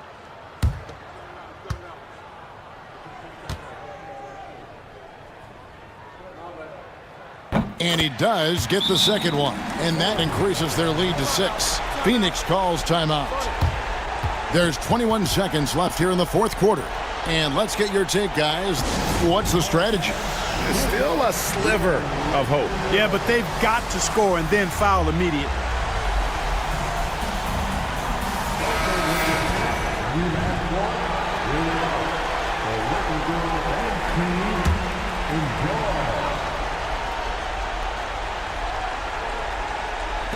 There's 21 seconds left in the fourth quarter. Out to Thompson. Trying to find Towns. Gets it to him. Good! Boy, at the offensive end, his game is so impressive. I mean, he's a threat every time up the floor. There's 14 seconds left to play here in the fourth. And they stop the clock as soon as they can with the intentional foul. Honestly, just doing what they have to in order to get the basketball back. That's a good foul, though. I like that. I mean, clock management crucial at this time of the game.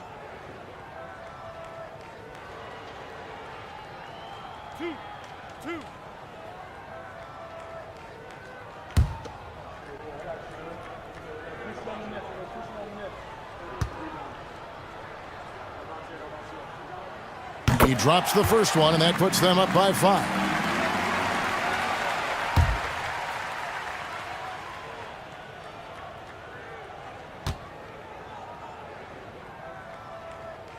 So he goes 2 for 2 at the line, and it's a 6-point ball game. Good composure from the line there. Those shots sealed it. Outside Tatum for the 3. Connects from downtown. And obviously his momentum from the last game has carried over here tonight. And you know that's how it goes with him. I mean, his hot streaks, guys, don't last minutes. They last days. And J.J. Redick calls timeout here. The magnitude at this juncture in the game clearly warranting a timeout.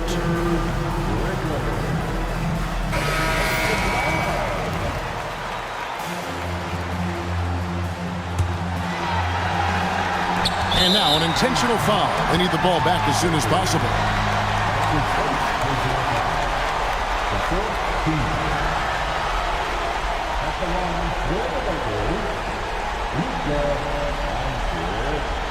Taking 2 shots.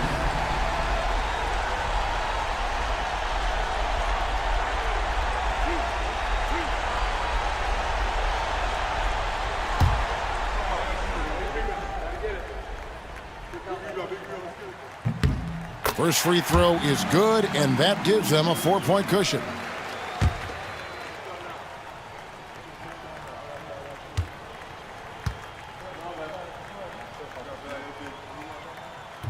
Second free throw, no good that time. He really wanted that one. So it's Los Angeles taking the W in a close one. It was up for grabs right until the final seconds. Yeah, and for me, Kevin, what stood out is just the overall trust this group has in one another when it matters most. Doing what had to be done and to send these fans home happy. It's time now to go courtside as we send you over to David Aldridge from the sideline. David, take it away. Thanks, Kevin. Luka, you played well and you got the win. So what made the difference? Yeah, I think we had a great game. You know, I think it was a great game today. You know, we step up together, play good defense, and it was a great win. All right, DA, thanks again. And that'll wrap it up, folks. For Greg Anthony, Clark Kellogg, and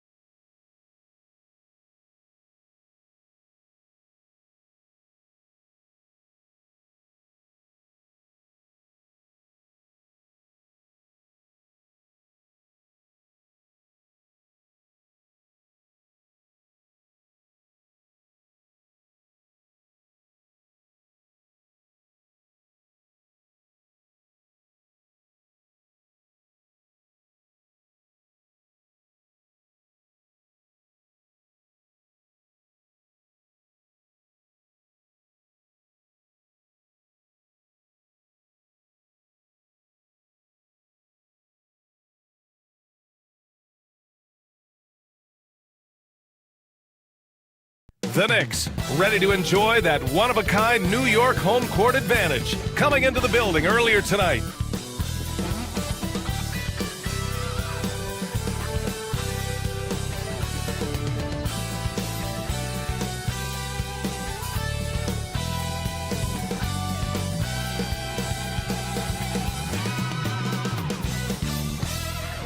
It's the NBA on 2K Sports. Brian Anderson here, joined by the Hall of Famer Grant Hill and Coach Stan Van Gundy. We'll hear from Allie LaForce as well. And here is our race for Rookie of the Year. You can feel the excitement around this group. So much potential. He's had a solid year, just not good enough to be in the race for Rookie of the Year. Still, here's a guy with an exciting future. And even if he's not at the top of the list, he deserves a lot of credit for what he's done in this rookie season. Yeah, and look, sometimes it's the situation that dictates how many minutes you get, how many touches you get. He's done a great job with what he's been given. So here's Portland's starting group. We've got R.J. Barrett. He's out there with Austin Reeves. Klingon out there with Kawhi Leonard. And it's Ware in at the power forward position. And for the Knicks, Stephen Curry is out there with Zach LaVine. Then there's Avdia, then it's Shaedon Sharpe, and it's Sarr in at the center position. Well, Grant, one thing about this Knicks team, they have a clear identity. Yeah, they have the mentality of their city, New York City, playing the game with passion and in-your-face attitude. And, of course, these Knicks leave it all out on the floor. Gives us a chance to catch up with Allie LaForce. I briefly spoke with Tom Thibodeau. He feels good about their chances if they can prevent Kawhi Leonard from taking over. We're talking about a first-ballot Hall of Famer who can score from all three levels and can take your best scorer out of the game. I asked him, so what's the plan? He said, survive. Allie, thank you. Just 5 to shoot. Leonard for 3. Parries it from 3. And he's a selective three-point shooter. Kawhi only takes them if he feels he has a good look. Reeves against Curry. Outside Sharpe. He got a piece of it. Barrett with it. Last game for him, he picked up 10. Pass to Ware. Leonard for 3. Another 3 for Portland. Talk about a pure jumper. Leonard doesn't need a lot of space to rise up. The Knicks have gone 1 for 3 so far. Outside Sharpe. Here's the pick. To the inside. Sarr. And he makes no mistake. Slam dunk. That's just a great pass. Excellent vision to see the open spot in the defense and lead him to the score. Reeves with a screen on LaVine. Pass to Ware. Now Reeves.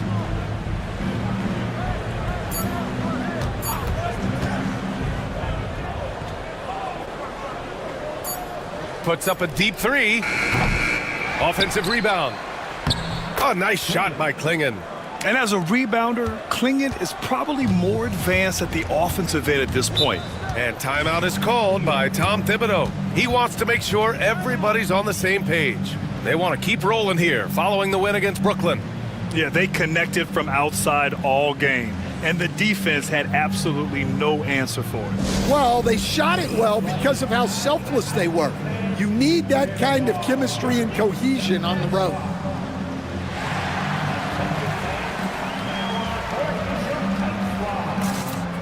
Brown's checked in for New York. This is that grinded out part of the year, Grant. Everyone just fighting through it. No question, B.A. And it's not just physically exhausting. You're trying to focus on every game, every possession. This is where your leaders can help keep everyone focused.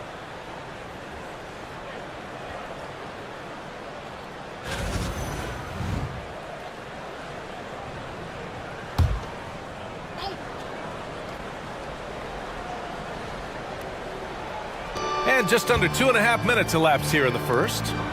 Here's Curry. Portland with a rebound. They defeated Washington in their last game. And they were aggressive. I mean, they went at their opponent, showing they belong. So it'll be 2 free throws. He was fouled in the act of shooting. Obviously, everyone knows about the defense of Kawhi Leonard.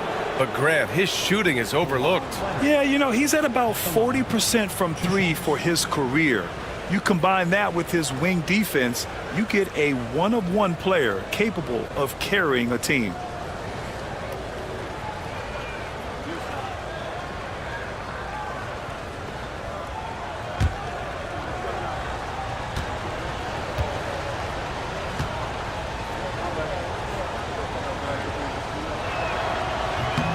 First one falls for him.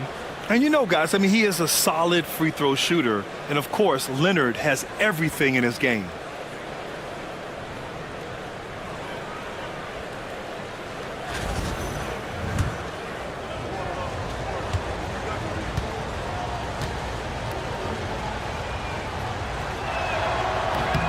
Both shots good from the stripe.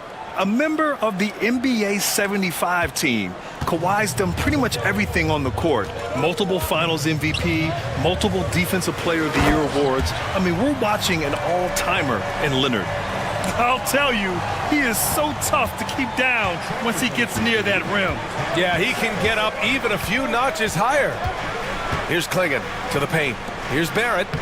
Count the bucket, coming off a perfectly placed pass.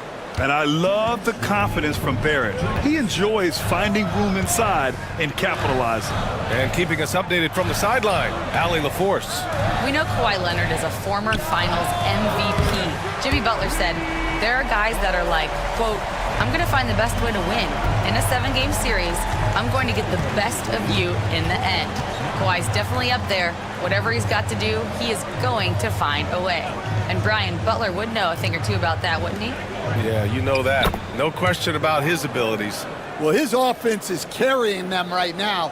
And even with the defense keying on him, he's making great adjustments on the fly. Well, Stanley was a 5-time All-Star. Chauncey Billups, just 1 year as an assistant before becoming a head coach. Yeah, but Brian, Chauncey Billups was a guy that even when he was a player and then as a broadcaster, always thought like a head coach. Zero fear from Curry inside. 2 more points in his Hall of Fame career. And Chauncey Billups calls time out here. And we might see some changes. Coach potentially looking to adjust.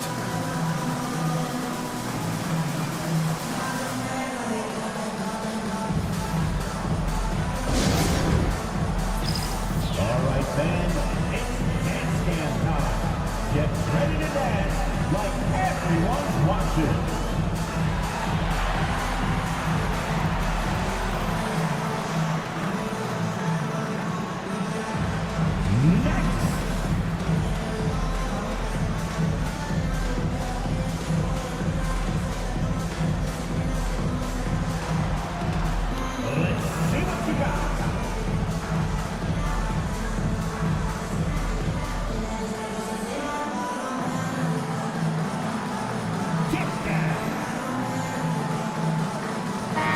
So for the Knicks, Valanciunas comes in for Sarr, and Podziemski subbed in for Curry.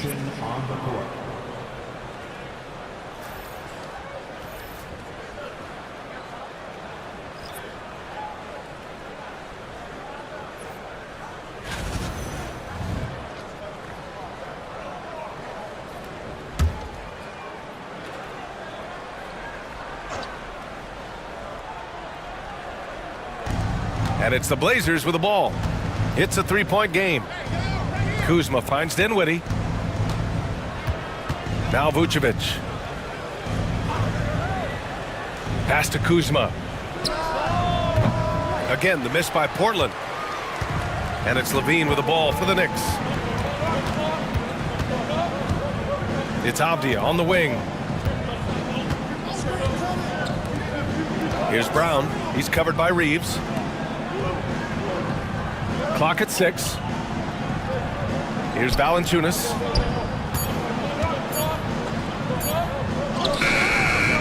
Vucevic with some nice D. Portland leading by 3. Reeves, the pass to Vucevic. Here's Dinwiddie. And it's New York with a rebound. Well, that one should be in his wheelhouse, but just off the mark.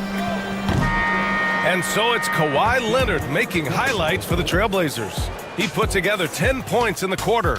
And don't go far. We'll be right back.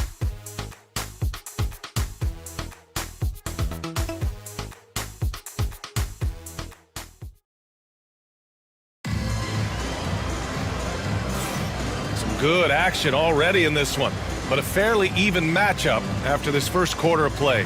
And what stands out to you from the Trailblazers in this one?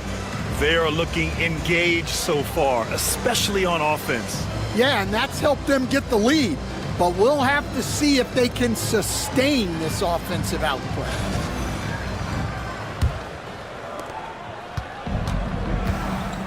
We've got Christian Brown, Jonas Valanciunas out there with Denny Avdia. Then there's Tyus Jones, and it's Podziemski in at the 2-guard. So that's who's on the floor for the Knicks. And give credit to Dinwiddie, taking the hit well and finding a way to power through it. Valanciunas sets a screen. It's Podziemski on the wing.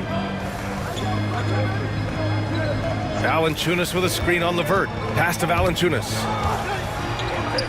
And the dunk by Valanciunas. Strong finish by Valanciunas.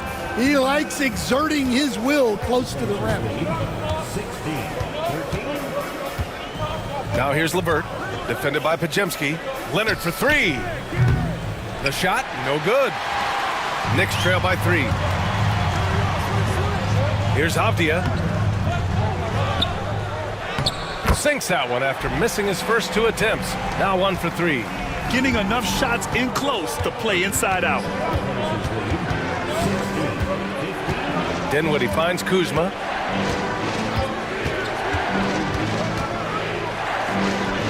After missing his first attempt, now 1 for 2.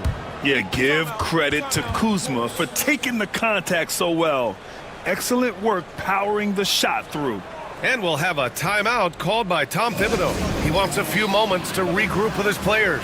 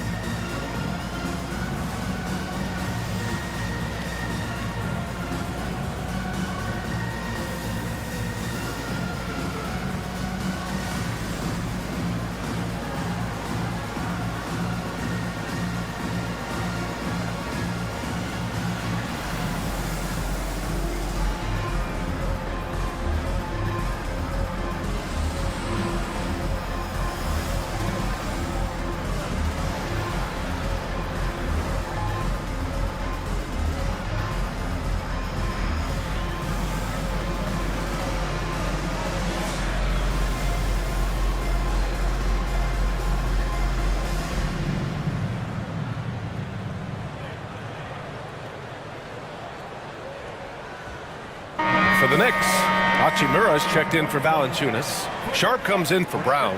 And it's Zach LaVine in for Jones.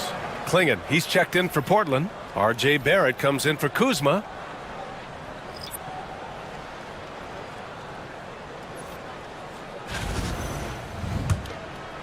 Here's Avdia. Well, the truth is, Stan, you lose a franchise legend like Damian Lillard, it really changes your identity. Oh, it does, Brian. Their offense ran through Lillard for over a decade.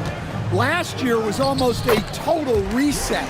Now someone has to step up and be that guy. Let's go now to the sideline and catch up with Allie LaForce.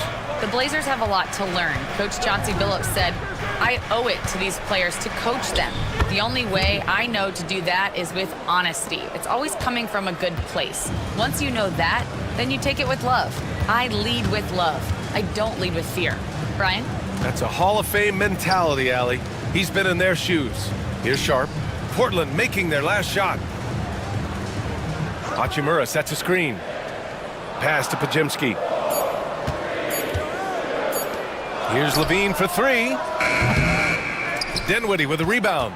Portland leading by 3. Quarter 2 and just under 2.5 minutes gone by. LeVert with the ball. This one for 3. Avdia pulls it in. And you just can't afford to give up that kind of look very often. Here's Sharp. And he gets the bucket. Sharp's got his first points in this one. Yeah, not afraid to finish at the rim. Sharp, just relentless. And Chauncey Billups calls timeout. He wants to review the game plan.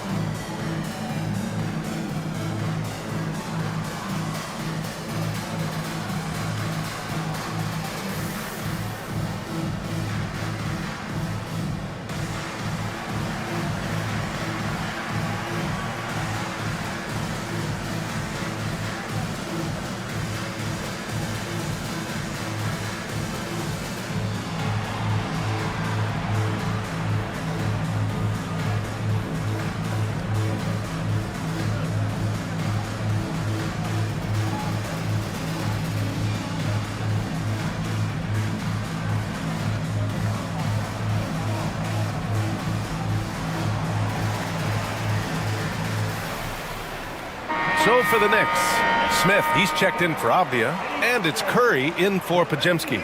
Stan, you've coached some great defensive anchors in your time. Who do you view as the best in the game today? Well, Brian, you probably have to start with Rudy Gobert, but we've got guys like Brook Lopez, Jaren Jackson, Anthony Davis, and then we've got two young ones coming up that could be as good as we've seen in Wemby and Chet Holmgren. Now here's Reeves. No points so far. They set the pick. Leonard for three. Leonard beyond the line. That's his third triple of the night, forcing the defense to extend out. Goes up on the wing. The rebound by Ware. And Reeves has got the ball here for the Portland Trailblazers. They lead by 4. Pass to Ware. A minute 42 left in the first half. Leonard outside. Trailblazers got to hurry. Got to get up a shot. First, Klingon screens the defender out of the play and then capitalizes. For New York, they've gone 4 for 7 in the second quarter. Curry against Reeves. Wow, Curry takes the hit and finishes inside. And once more this half, they find a way to get great position inside. Pass to Ware, back to Barrett. Here's Leonard, guarded by Sharp. There's a screen. Here's Klingon. Here's Ware. Off the mark there with a 3. Smith outside. 41 seconds left in the second period. Got a hand on it. Reeves against Curry. Left side Reeves. Pass to Ware. Here's Klingon. Here's Ware. He's scoreless. Levine with a steal. And they're running. Lets a floater go. And there's a whistle. He'll head to the line to shoot 2. Well, Zach LaVine, so crafty at getting himself to the line. This is his first opportunity at the line this evening.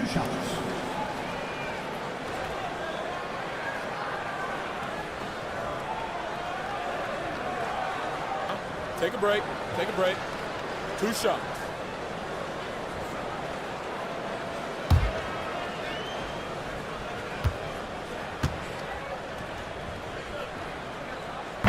That free throw good from Levine. Look, he's an ideal modern wing. Levine has tremendous athleticism, length, a great three-point shot. He's been productive for years.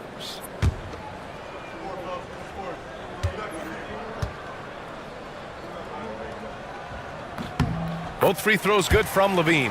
We expect nothing less. He's generally been very good at the line. Now Barrett. Pass to Klingon. From the high post. No good on the buzzer beater. And the first half comes to a conclusion in a game that's been very close so far. Portland ahead. They lead by a bucket. Well, now a minute to check in with Allie LaForce. She's courtside. Hey, Allie. I'm here with Coach Tom Thibodeau. And, Coach, you battled back from that early deficit. What changed for this team? Well, we played better defense, and then we were able to get good shots, quality shots, but we have to play defense. I know you pride yourself on that area of the game. Thanks, Coach. Thanks very much, Allie. And, folks, we'll be right back to start the second half of this game.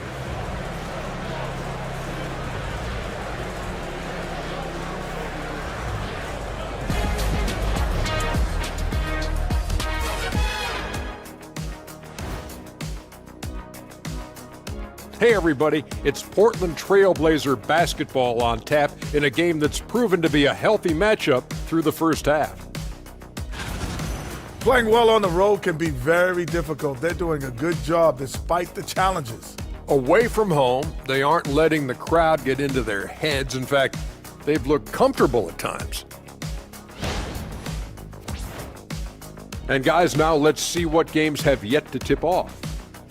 The Lakers playing in Los Angeles as they go up against the Suns. That one gets going at 7 p.m. Eastern. There's plenty on the line in this game. This establishes the pecking order. Yeah, but it may just come down to which team gets hot. Now, I don't know which team that's going to be, but whatever team gets hot, watch out.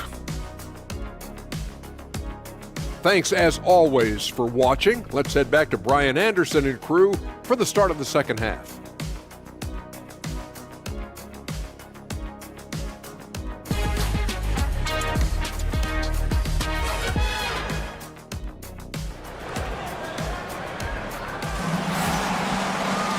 And if you're just joining us, we played through the first half in a game that's been fairly even so far. It's been one outstanding game from Kawhi Leonard. I like how they control the tempo and play to his strengths. Yeah, he's found his spots, been patient with his shot selection, and it's paid off for himself and the team.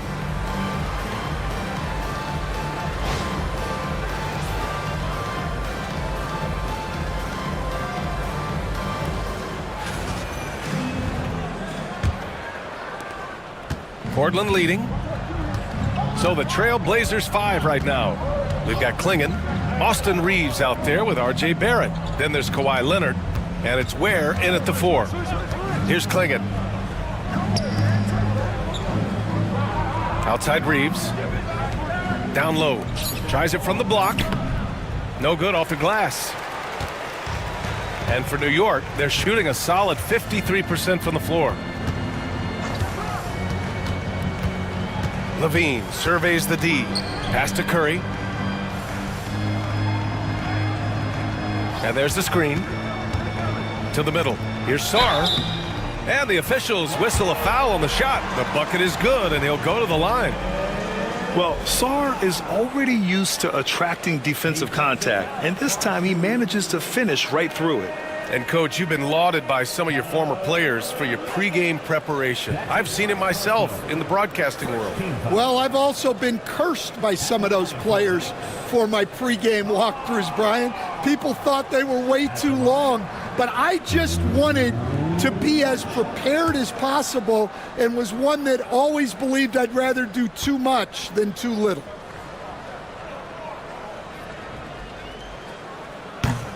And the free throw is good, now leading by 1. Yeah, and the potential Sarr has is enticing. He's a talented, mobile big man who wants to keep improving. Pass to Ware.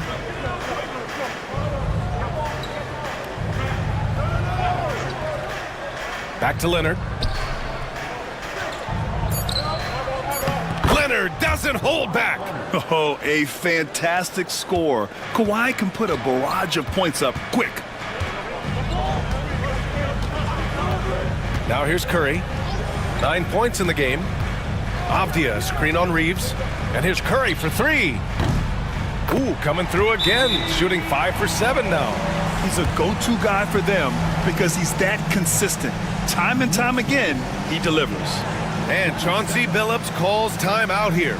We might see him looking to make some tweaks to the strategy here.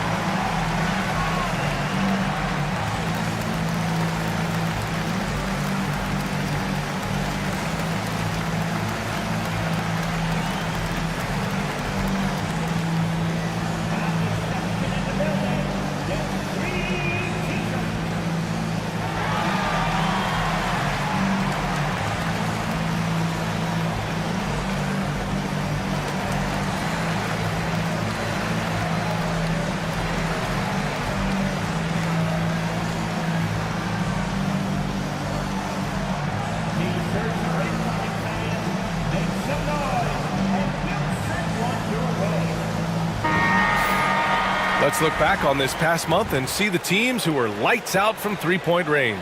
The Knicks, 4th. Well, look, they've been great over the last month from 3. That is so important for their offense. Making threes opens up the entire floor. Reeves against Curry. Outside Barrett.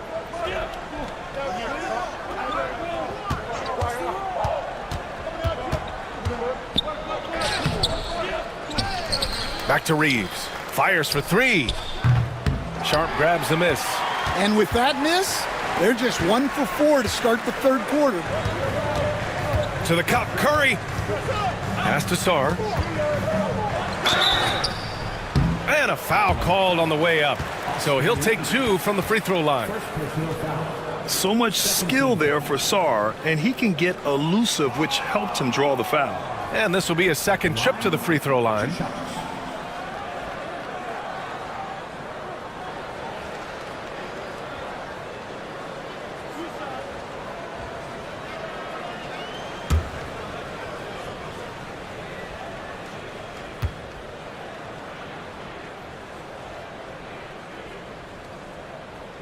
The first free throw is good.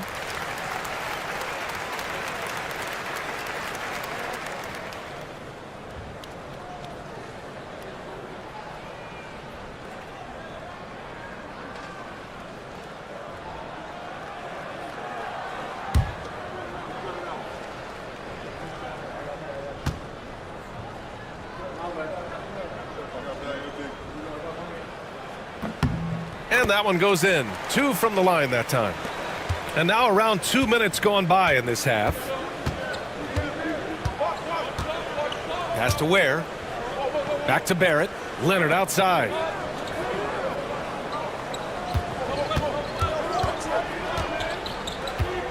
Shot clock at 6. Shoots. The offensive rebound. And he was fouled while in the act of shooting, so he'll take 2 free throws. And the size of Clingan alone makes him a tough cover. And you watch Donovan Clingan. He really benefited from that extra year in college, Grant. Yeah, the development cycle can be a little longer for centers, B.A. He cleaned up a lot offensively and took his strength and conditioning to another level.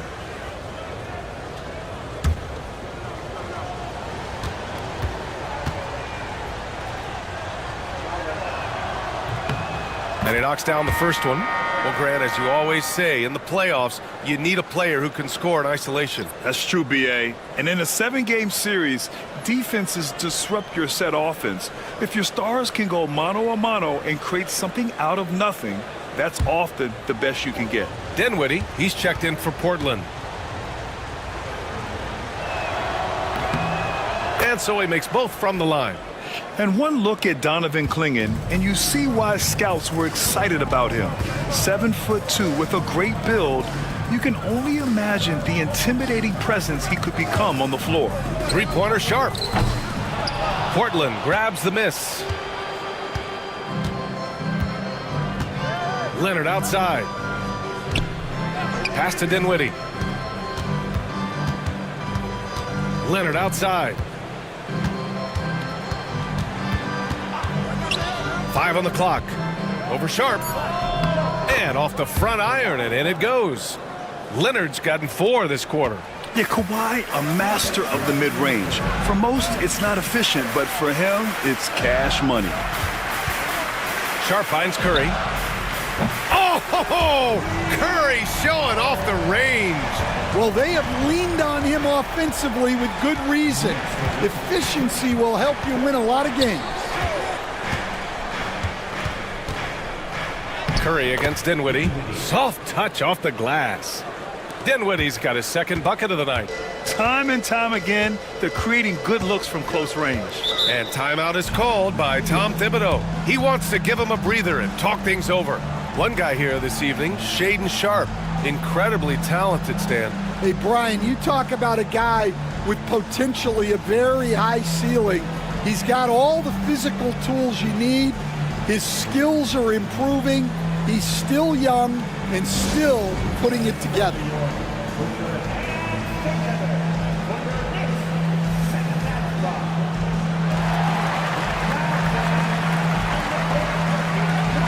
Brown's checked in for Sharp. Vucevic, he's checked in for Portland. Johnson comes in for Leonard.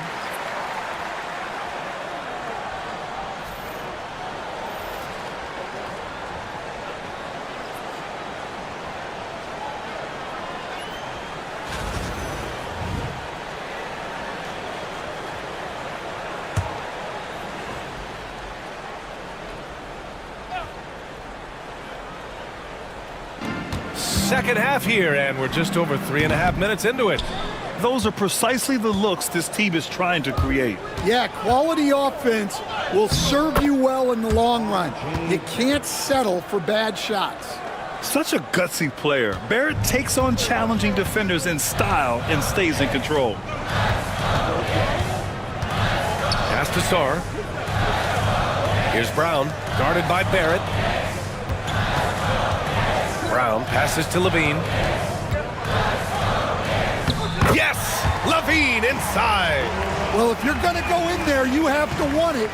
Levine did. And here's Johnson.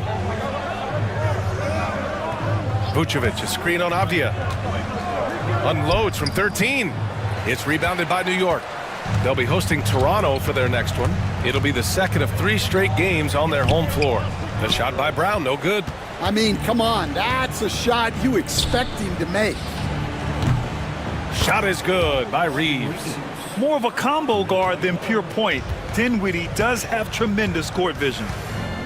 Shot clock and game clock, 1 second differential. Curry against Dinwiddie. And here's Curry. He's got 15. Clock at 4. Stephen Curry! What a shot maker! Well, they have to be thrilled with how reliable he's been tonight. Stephen Curry getting it done for New York. Hit a couple from downtown this quarter. Back to the game after this break.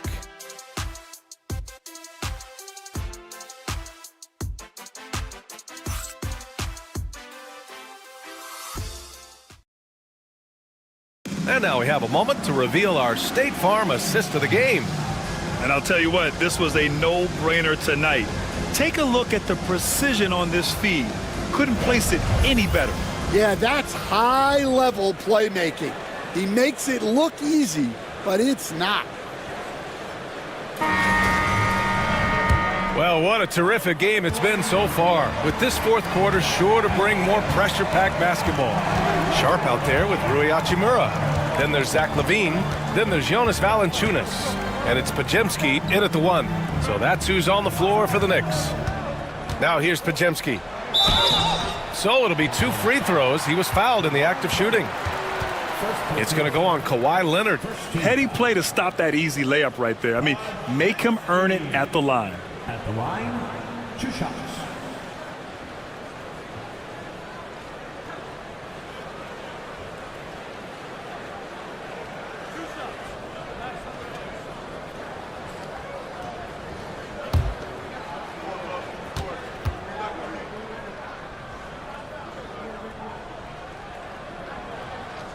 That free throw, no good.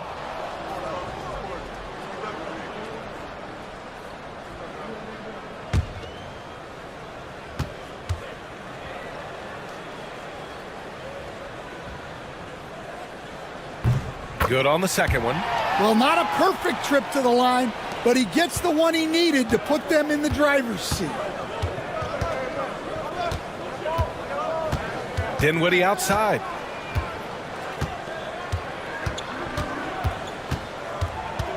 LeVert outside.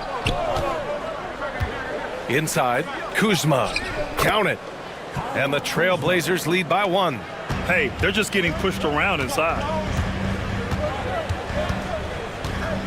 Outside Pajemski. Sharp, a screen on Dinwiddie. To the middle. Here's Valanciunas. Perfect pass to set up the lay-in. Power play by Valanciunas, just muscling past any inside resistance. Vucevic, the pass to Dinwiddie. Pass to Kuzma. Vucevic, a screen on Sharp. Down low, stolen by Valanciunas. Fast break, New York. Here's Pajemski. Kawhi Leonard comes up with a rebound. Well, Portland's shooting 53%. Good efficiency on offense so far. It's Kuzma with the miss.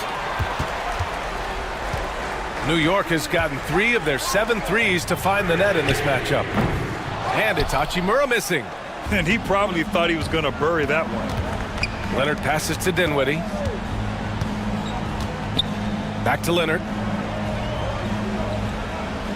Vucevic, a screen on Sharp. To the inside.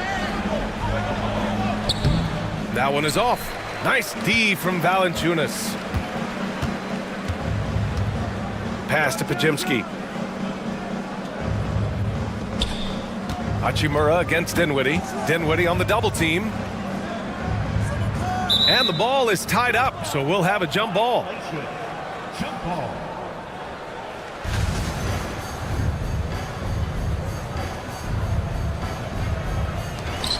Valanciunas passes to Sharp.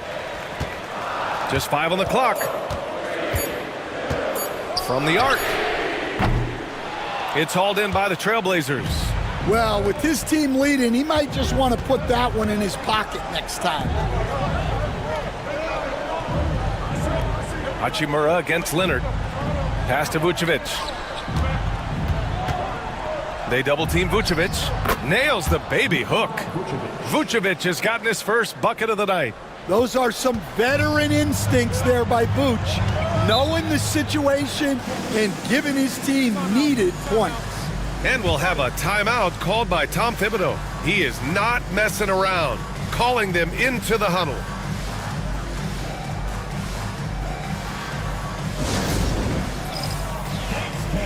Get ready, everyone. You see yourself on the screen, and you show us your best move. Let's go.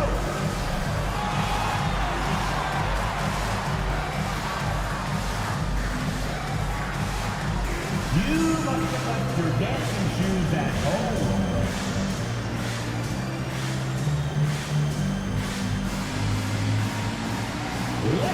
For the Knicks, Sars checked in for Valanciunas. Avdia comes in for Hachimura. And it's Stephen Curry in for Pajemski. And let's swing it over to the sideline and hear from Allie.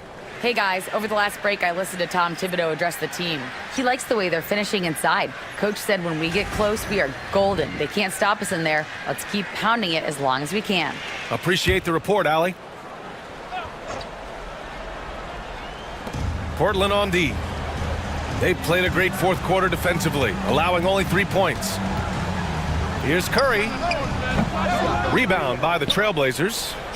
Klingen's got his 4th rebound in this one. Barrett against Levine. Avdia with a steal. Levine tenacious inside. Well, Levine pulling out the clutch gene. And so it's Leonard who brings up the ball for the Portland Trailblazers. They trail by 1. Pass to Ware. Here's Klingen. Here's Leonard. Buries it down low. Leonard's got 19 points. Leonard doesn't shy away from these moments, embracing his role as a leader for his team. Reeves against Curry. And we've got 1:18 left in the fourth quarter. Clock at 6. Avdia finds Levine. Let's go with a 3. And Klingon pulls it down. That's exactly how you have to defend him on the perimeter. Can't allow any space. Reeves, the pass to Leonard. Here's Klingon. Sharp grabs the miss. Here's Sarr. Curry with it. Now guarded by Barrett. Outside Sharp. There's 37 seconds left in the game. So it's Portland now. It's a 1-point game. Leonard against Sharp. Outside Barrett. Back to Leonard. Over Sharp. No good with the elbow jumper. Outside Curry.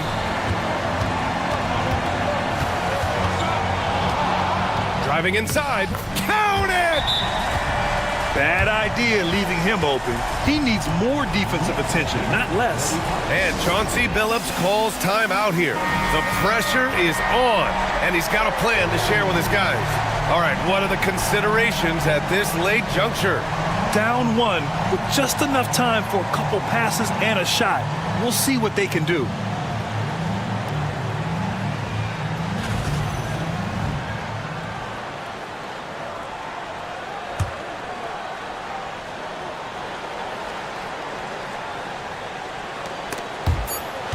Outside Reeves.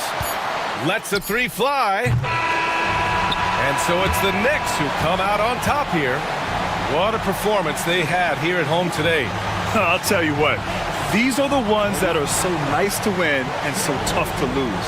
I love being on the edge of my seat, never knowing what would happen next. All right, let's go courtside to Allie LaForce with our player of the game. Allie, it's all yours. Stephen, plenty of momentum swings in this game. What made the difference in the end? Because everybody was on. Defensively, it was a tough night on both sides, just trying to contain and fire around and try to contest shots. But thanks, Allie. Great interview once again. And that'll wrap it up, folks. For Grant Hill.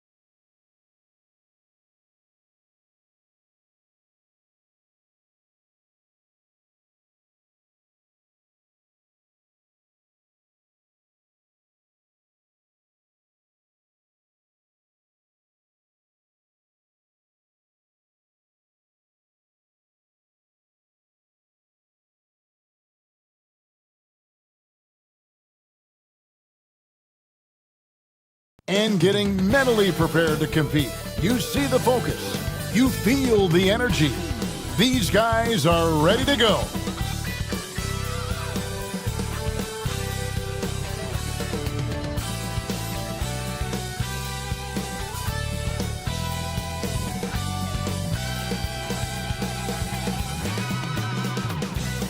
Hello, everyone, and welcome to this Saturday afternoon presentation of NBA basketball, right here on 2K Sports.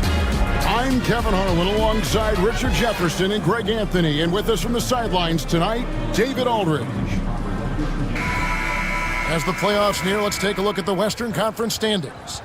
You take a look at the Warriors. Right now, they're on the outside looking in at the playoff seeds. And I think for the Warriors, they had the kind of hot and cold start that we've kind of come to expect. Nothing that would indicate they're in for any kind of a breakout season. They do look like they're the same kind of team they were last year. Good, but not special. Let's check out Toronto's starting lineup. We've got Maxey. Wiggins is out there with Murray. Then there's Walker Kessler. And it's Barnes in at the 1. And for Golden State, Derek Lively is out there with Paolo Banchero. Then there's Jalen Green. Then it's Ingram. And it's Westbrook in at the point. Well, both these teams, of course, Greg, strong and rebounding. Should be a battle out there.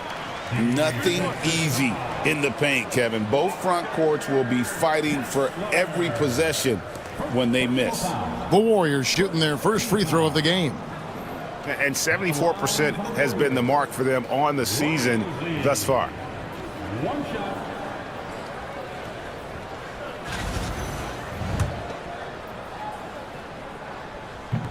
And that one misses. Greg, since reaching 5 consecutive NBA Finals, the Warriors have missed the playoffs 3 of the past 5 years. And to be fair, they did go 46-36 last season. They were 10 games over 500 last year. So they weren't a bad team, but Golden State doesn't just expect to be in the play-in. They want to be a contender. And guys, he's not an easy man to stop when he's got the rim in his sights. Never has been, never will be. He is a determined finisher. Toronto grabs the miss. And with an update from the sidelines, let's check in with David Aldridge. Well, I talked with head coach Steve Kerr. Coach had praise for one of the opponents tonight, the versatile Scotty Barnes. He told me Scotty's somebody that can do it all. He can score, pass, rebound, and defend multiple positions. And that's rare for a player his age. So, Kevin, Scotty's still growing as a player. All right, thank you, David. And here are the Warriors now, after the Raptors pick up 2. The offensive rebound, Ingram. Wiggins with some nice D. And you don't see that every day. Usually he'll convert when he gets that close to the rim. Barnes passes to Murray. Kessler with it. Outside, Maxey buries the long-range jumper. Recognize the D is closing in. Maxey letting it go. Warriors have gone just 1 of 4 to get this game started. Ingram against Wiggins, and stolen by Barnes.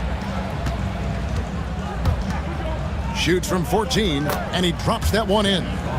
And creating a little separation here, gaining some confidence. Yeah, they've locked in during this stretch. If they keep it up, their lead will only continue to grow. Lively against Kessler. Here's Green. Off to a good start as he hits his first shot attempt. You can tell Green likes to move quickly. He gets that ball and he's taking the shot in just a few seconds. Outside, Maxey. And blocked. That one goes careening off the glass. And that's out of bounds. Toronto will retain possession. And that kind of stifling effort on defense needs another look. And an early swat like that can really set the tone. Now the shooters will be feeling his presence. Fred VanVleet is checked in for the Warriors. And Toronto also making a switch. DeRozan's checked in. And the timeout called by Darko Rajakovic. He's going to have a discussion here on the sideline.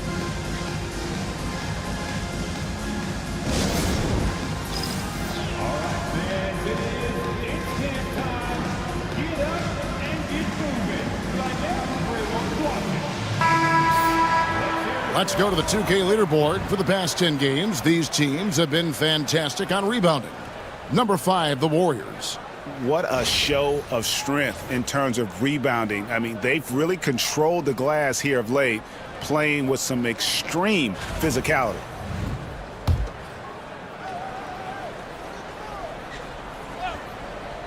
If you're just tuning in, we've played about 2.5 minutes here in the first. Kicks it out to Wiggins. Here's Kessler. Fouled on the shot and picks up 2 points, so 1 free throw coming up. And this has been a great job of just getting into the middle of that defense and really scoring effectively from the paint. Kessler at the line for 1.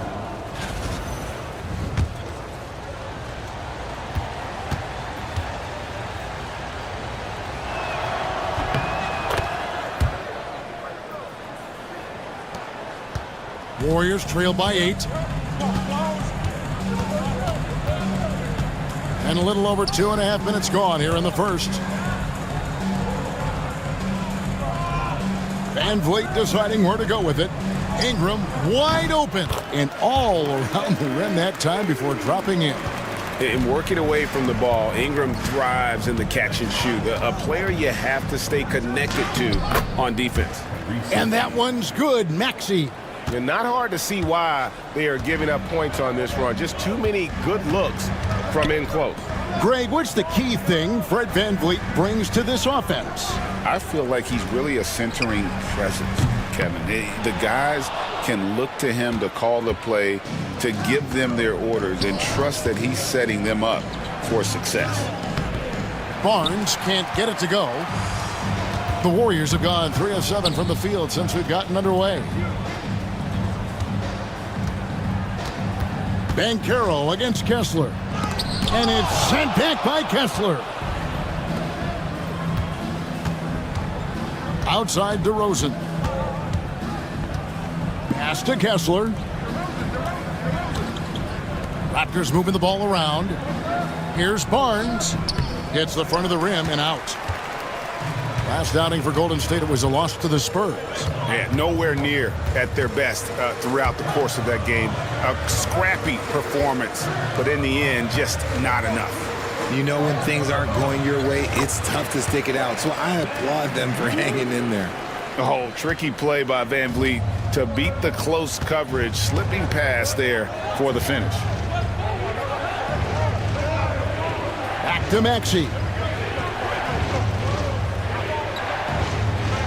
36 seconds left here in the first quarter.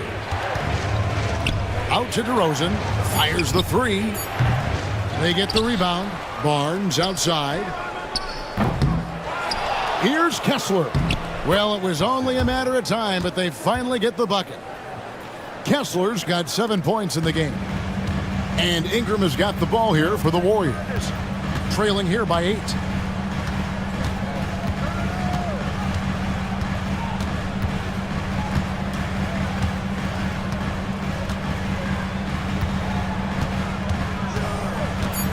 VanVleet outside. That's good, and it's Ingram with the assist.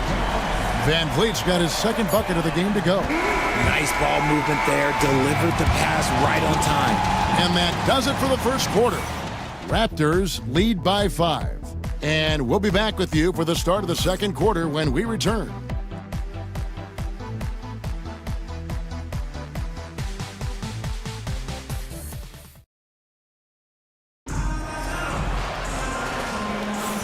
And for those of you just tuning in, the second quarter of action is where we're at right now. And guys, what's your take on Toronto so far? Well, in that first quarter, they were intent on just pounding the ball down low. And let me tell you, when you establish a physical edge, it gives you a mental edge too. So with Westbrook on the bench, here's the group that Steve Kerr has on the floor.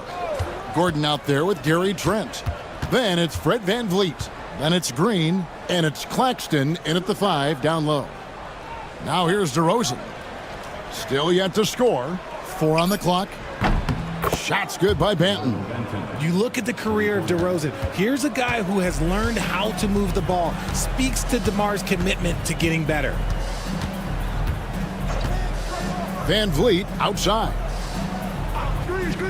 This one for three. Rebound by Murray. Yeah, just a solid job on the backboard. They are really controlling the inside. Here's Benton, and he gets the basket. Officials blowing the whistle, so a chance at the line for one more. We know the 90s were a different era, Greg. Either win the game or win the fight. Remember that?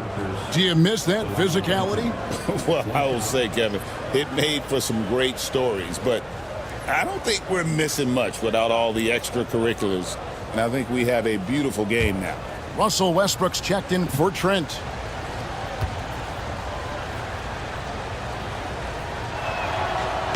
And the free throw, no good. Warriors trail by 10. Right now, let's send it over to the sidelines and get a report from David Aldridge. Kevin, thanks. Jalen Green has shown he's capable of carrying a team offensively. He said, "It feels good knowing that my teammates believe in me to do that. I've had to learn a lot of things to grow, but that's what I work for. I want to be one of those guys that you give the ball to in crunch time." Kevin, I always want to give the mic to you in crunch time. Back to you. David, you are an unselfish playmaker, and I appreciate that. By the way, Green can be electric and so fun to watch. Hey, DA, thanks. And although he's undersized at his position, his vertical, yeah, that'll clean up a few mistakes. Van Vliet brings the double team. Nembhard the pass to Banton. The three. The Warriors pull it in. This, their first look at this year's Toronto squad. And this was as even a matchup as you'll find in the NBA. Split the season series down the middle, one apiece. It's time to see which teams made the adjustments that can give them the edge. Some conference pride at stake here, too. And Darko Rajakovic calls timeout. He wants a minute here to get things straightened out with his team.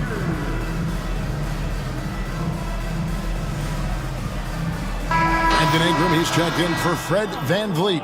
Raptors also changing it up. Walker Kessler, he's checked in for Zach Collins. Achua comes in for Murray. And Maxey subbed in for Delano Banton.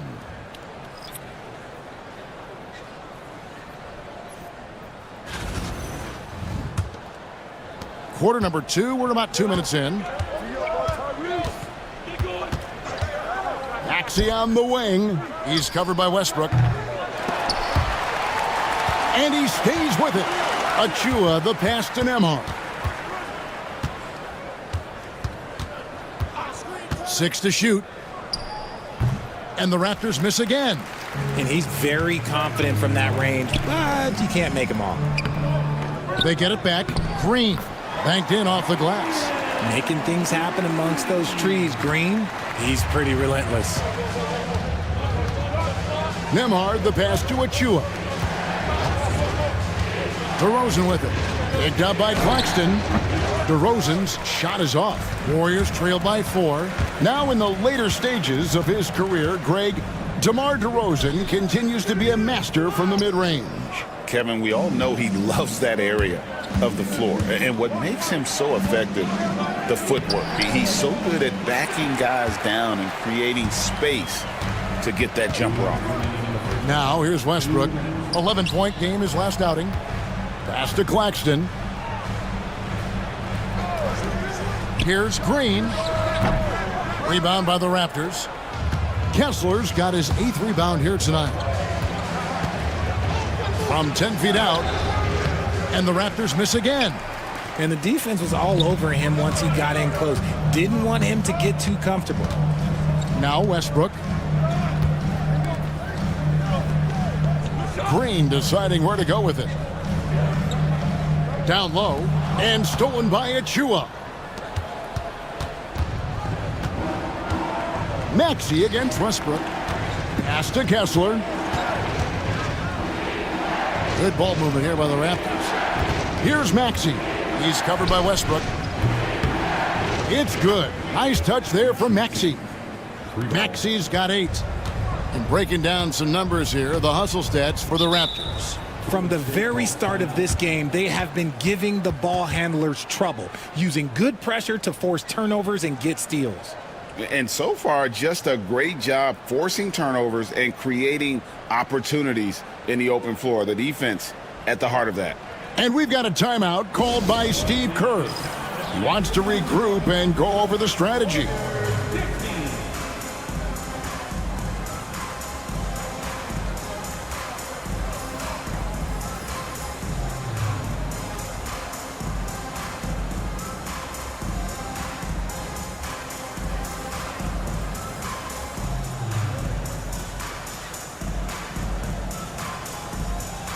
Some changes here for the Warriors. Derek Lively comes in for Nicholas Claxton. And Banchero's subbed in for Aaron Gordon.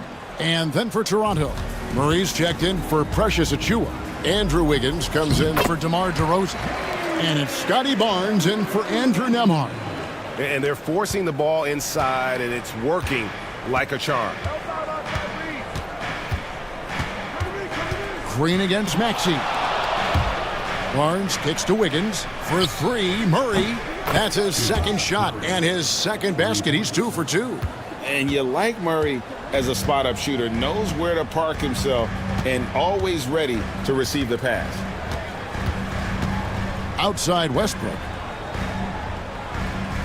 At the elbow, Banchero. Green, the pass to Ingram. Banchero, a screen for Ingram. Fires the three. Fires from way outside. Offensive rebound. Banchero, a screen on Wiggins. Here's Ingram. Another shot. Wiggins with the rebound. Murray outside. Fouled in the act of shooting. Gets the bucket anyway, so a three-point play chance for him. You gotta love his hustle, leaving the defense no time to react. And all of a sudden, that man was just on the other end. Wow. The Raptors shooting their third free throw shot of the game. Free throw good, Murray.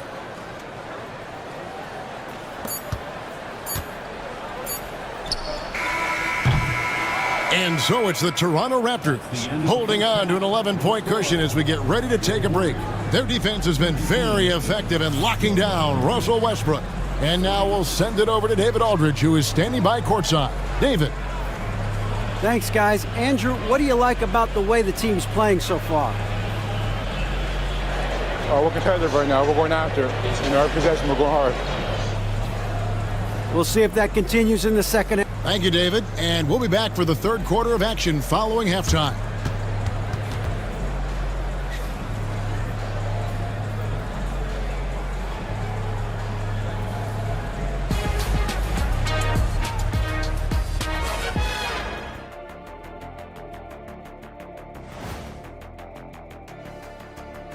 Hello, everybody. We're here to break it all down, and through the first half of play, it's a very commanding lead for the Toronto Raptors.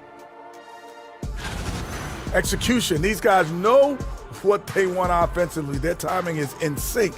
That's why, by and large, they've played. And let's move on and see the top vote getters in this year's All-Star race. You can almost taste All-Star Weekend, the celebrations on and off the court. Shaq, you know all about that. Let me hear some memories. It's like Vegas. What you do there stays there. And that concludes halftime. Now time to send it over to Kevin Harlan as the game's about to resume.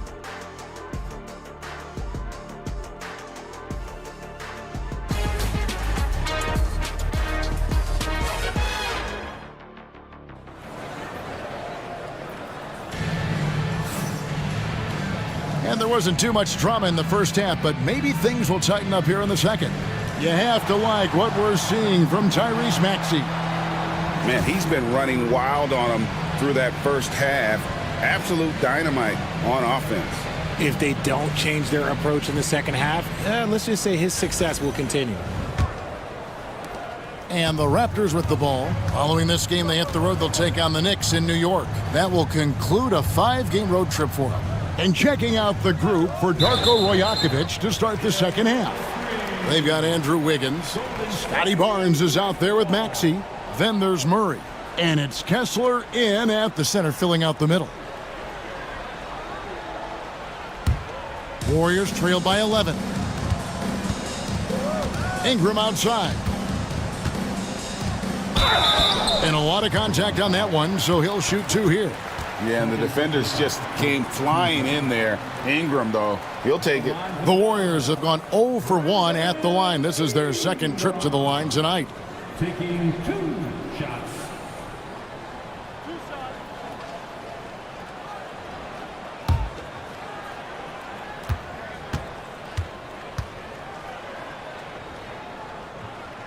And he knocks down the first one. And battling injuries off and on throughout the years, Ingram is a major difference maker when healthy.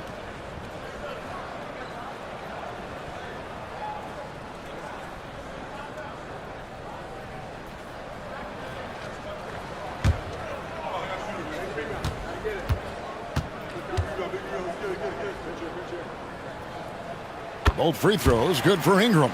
Now he's perfectly comfortable doing work at the line. Toronto leading by 9. Murray outside. Wiggins against Ingram. And that one is good. That is one thing that you can tell from the start of his career to the end. That mid-range has improved and become very dependable for Wiggins. Kessler against Lively. It's Ingram on the wing. He provides a good amount of offense for the team, averaging around 11.5 points a game. No one near Maxey as he lets it fly. Knocks down the 3 ball. Maxey's got 11. From three-point land, few guys in this league are better than Maxey. You have to run him off that line. Pass to Green. Lively sends a screen for Green. That's good, and so Westbrook comes up with the assist. Westbrook's got 3 assists now in this one. Obviously, this guy has a talent for scoring, able to problem solve for whatever the defense tosses at him. And the timeout called by Darko Rajakovic. And coach has decided they need a moment to talk things over.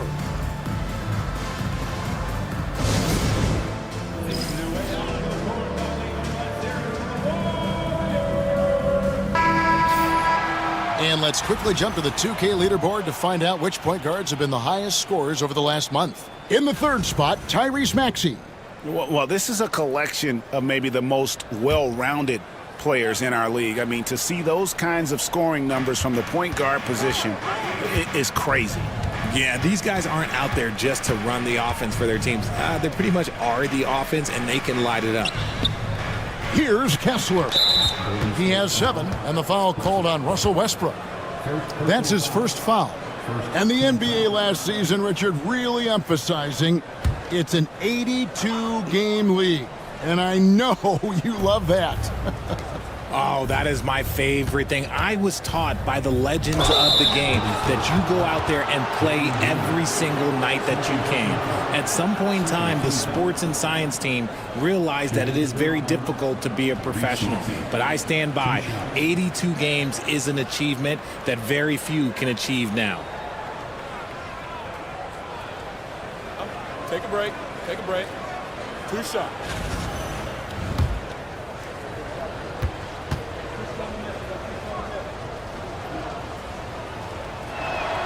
The first one falls.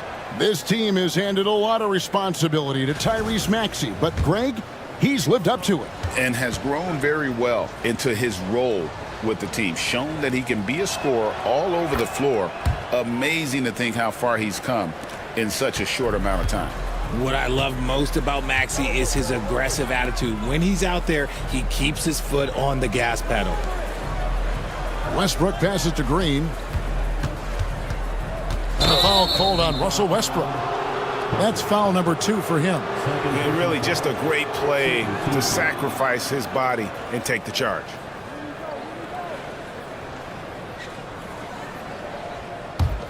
Raptors leading by 14. Murray outside. Maxey looking it over. Kessler a screen on Green. Inside. And Kessler throws it down. What a read by Maxey. Sees how the play opens up and sends the ball that way. Westbrook passes to Green. Golden State moving the ball around. And it's Ingram missing. Just an ugly show from him offensively. Yep, no way to describe it, just ugly, and that hasn't helped. To the middle. Ingram with the steal. Green with the ball. Maxey covering. And that one's good. Ingram. And I love it when Ingram works for that high percentage look. Such a high basketball IQ. Pass to Kessler. Maxey against Green. And slam dunk by Maxey. And watch out, you don't bring the whole basket down on top of you, young fella. I don't think he ever wanted to let go of the rim. Timeout. Let's check in with our reporter, David Aldridge. Kevin, thanks. With the CBA and new broadcasting deals both completed, league talk now turns to expansion. Commissioner Adam Silver says if you're a successful organization, I think it makes sense over time to continue to grow. There's no doubt that there are a lot of great cities we're interested in having in the NBA. Kevin? So right, David, we could lay out 3, 4, 5 cities right now that would beg to have professional basketball. And the Warriors making a change here. Van Vliet's checked in. And then for Toronto, Achua, he's checked in for Keegan Murray. DeRozan comes in for Maxey. And Andrew Nembhard's subbed in for Scotty Barnes.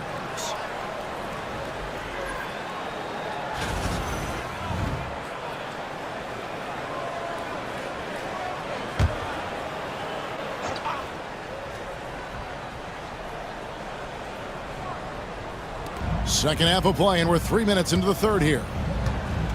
2 minutes remaining in the third. Kessler against Lively. Banchero with screen on DeRozan. The deep three from Ingram. And again, it's the Warriors missing. Not his best efficiency this quarter. Look, sometimes that's how it goes. And he gets the bucket. The ball movement on this run has been fantastic and is a big part of why they've been able to get these good looks. Green finds Van Vliet.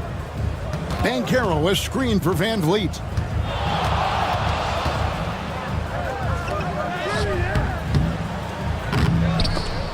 Kessler with the rebound.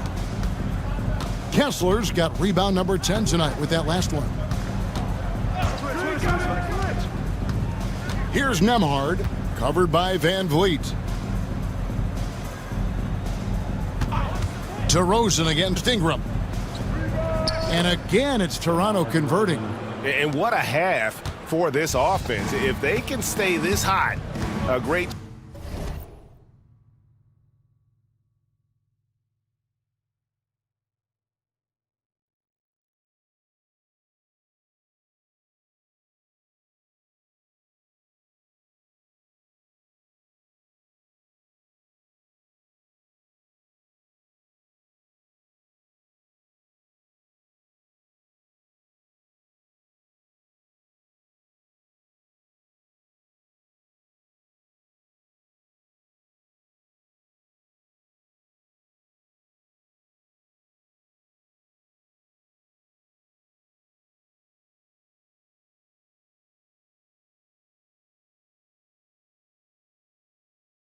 chance to extend this lead.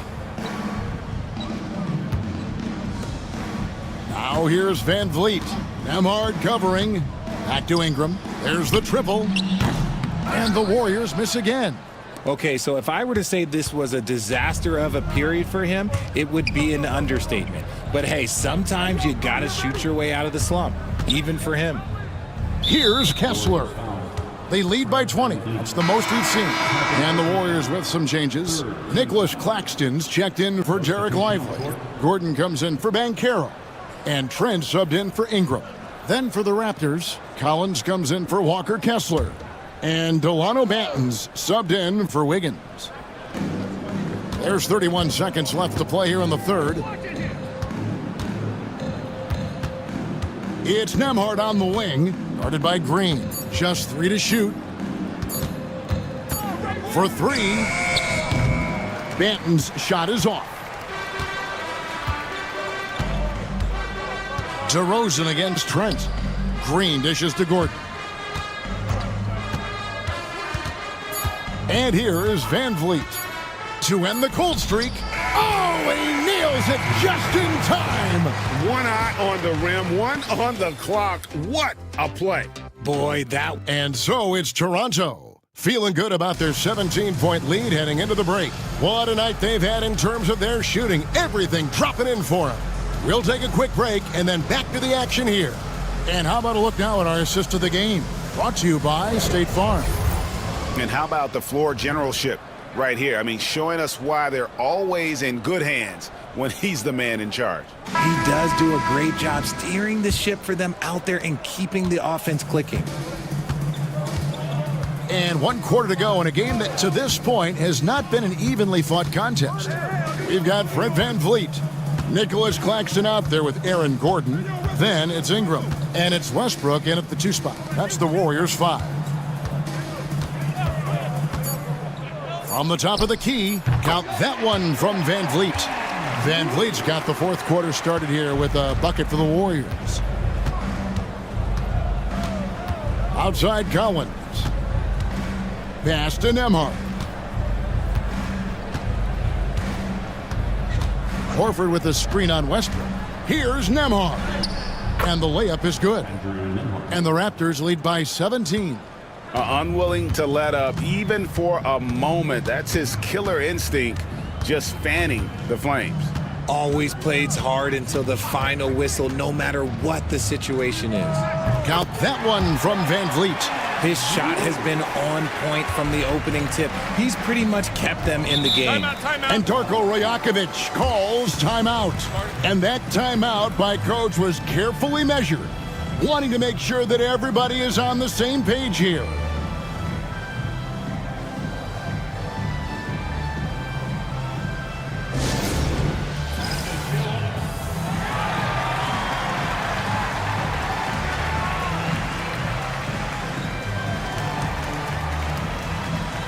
Achua, he's checked in for Al Horford. With a short break in the action, gives us a chance now to send it over to David Aldridge. Thanks, guys. During the last break, listened in on Darko Rajakovic talking to his team. Now, he kept it simple in the huddle. He said, play smart. If we don't beat ourselves, we walk away with the win. Keep it simple, and we got this. Back to you guys. Thank you, David. A sensational block that definitely deserves another look. Sharp instincts on D there. Just timing when to rise up and swat that away. And the Raptors making a change here. Olynyk's checked in.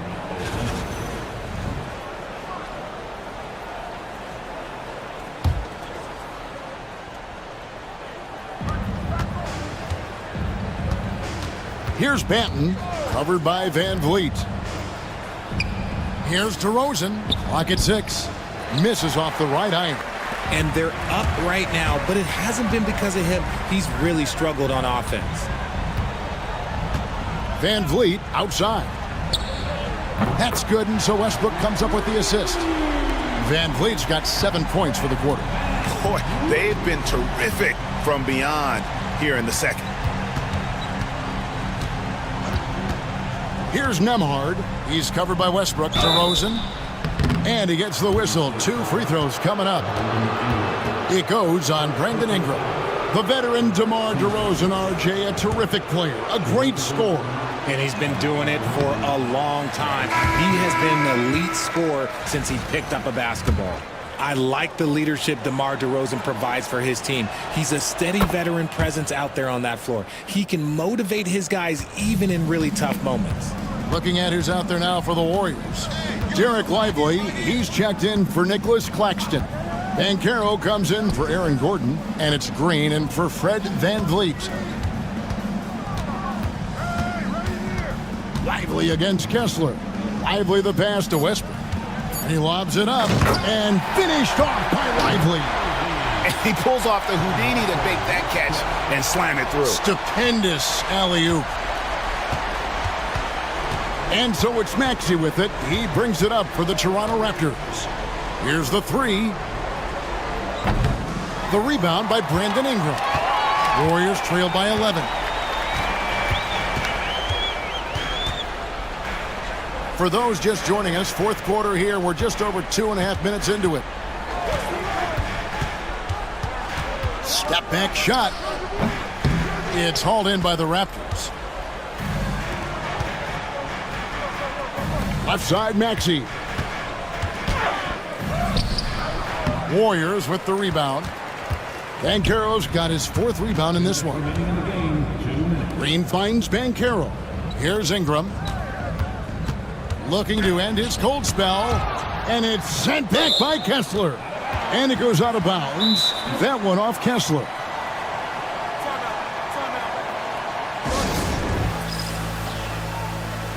Murray's checked in for Toronto.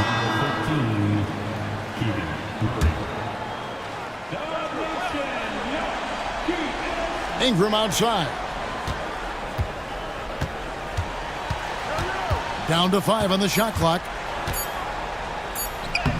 Good on the shot, and that shaved the lead to single digits. And this is what you want more of. Ingram has to keep being aggressive like this. Pass to Kessler. Wants to get it to Barnes and does. Takes the alley-oop pass and dunks it down. Totally in rhythm with his team. Barnes goes up high for that alley-oop. It's Ingram on the wing. Covered by Wiggins. Lively the pass to Green. Westbrook against Barnes. Here's the teardrop. And Barnes sends it back. And it looks like just playing the last bit of this one out in what should be a nice win here for the Raptors. When you shoot this well from three-point range, you're really hard to stop. The defense didn't rotate out fast enough to stop the hot shooters. Yeah, exactly, Kevin. They were lethal from deep. And now, for the year, this is going to take him to 7 wins. And it's Ingram missing. In the corner, it's Wiggins. To the inside, and it's Barnes slamming it down. And credit the whole team. It was a focused, concerted effort to put this one away. And it felt like they just flipped the switch to go on that run and seal the game, saving their best basketball for the end. Always smart. There's a 4-second difference from the shot clock to the game clock. Barnes passes to Maxey. Kessler the screen. Fires top of the key. Maxey, no good. Barnes against Green.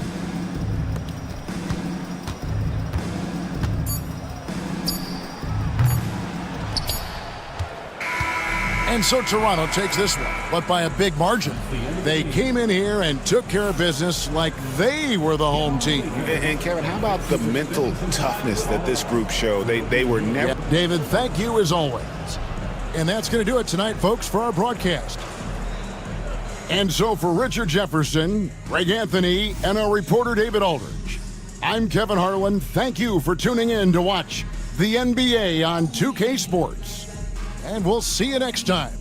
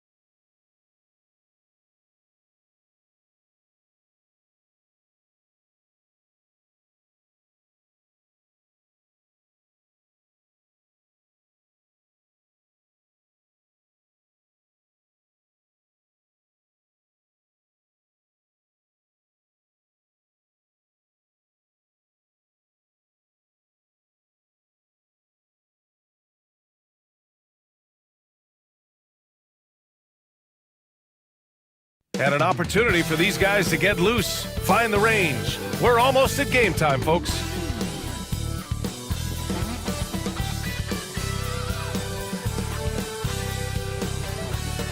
Happy to have you with us for NBA basketball on 2K Sports with two Hall of Famers, Doris Burke and Grant. When you talk about these two teams tonight, I think it's fair to expect a barrage of three-point shooting. Oh, for sure. BA, that's the usual game plan from both sides. It's going to be raining threes here tonight, and if they're falling, it's going to be a high-scoring affair. And let's take a look at Boston's starting lineup. Jamal Murray out there with Bogdan Bogdanovic. Then there's Zion Williamson. Then there's Onyeka Okongwu. And it's Kamari in at the small forward position. Murray's shot is good.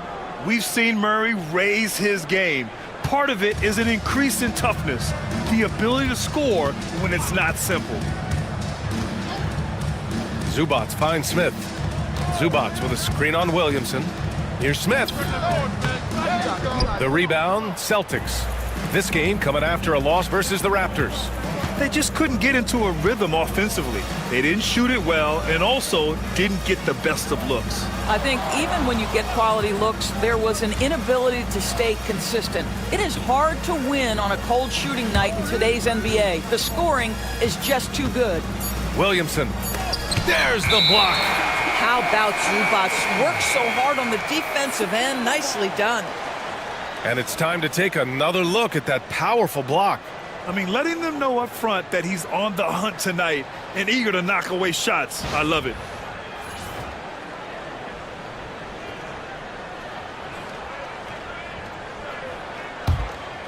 First quarter, just over a minute played.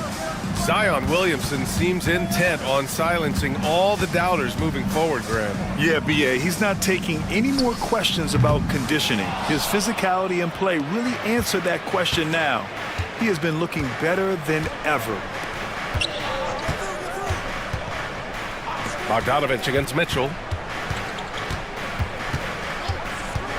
Outside Bogdanovic. Shot clock at 5. And the ball out of play. The Kings will have it.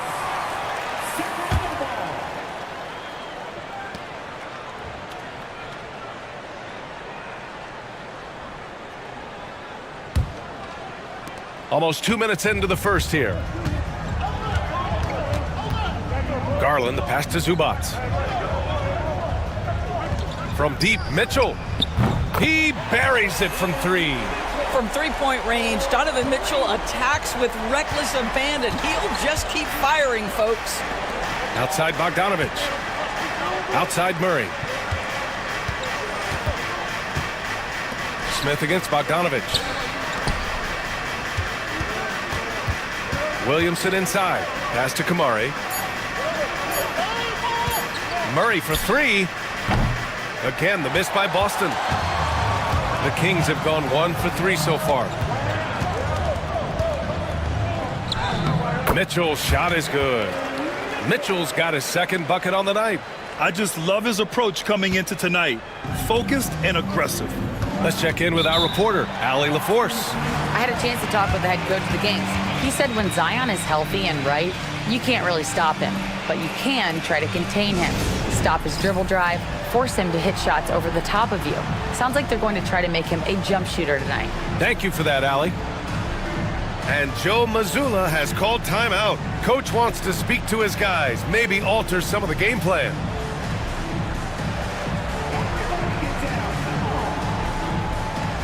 And Sacramento making a change here. Wagner's checked in, and the Celtics also making a change. LaMelo Ball, he's checked in for Kamara. And here in the first, approaching 3 minutes played. Outside Murray. To the paint. Okongwu, the pass to Bogdanovic. Ball surveys the floor. 6 to shoot. With the teardrop. It's rebounded by Zubats. The Kings lead by 3. And the Celtics far and away the best record in the NBA last season, Grant. Well, they rode that momentum into the playoffs, capturing the franchise's 18th championship, passing the Lakers for the most of any team in the association. Boston on offense. Ball outside. Williamson with a screen on Garland. Ball passes to Williamson. Oh, the dunk by Williamson. Well, LaMelo getting better at running pick and roll action. This guy's so gifted setting up his teammates. Outside Garland. Pass to Zubac. Outside Mitchell from behind the arc. Boston pulls it in. Okongwu's got 4 rebounds now. Here's Ball. Oh, there's the alley. Oh, the dunk by Okongwu. Just flawless timing right there. Right? The dish, the catch, the flush, the whole thing was perfect. Timeout called. Sacramento.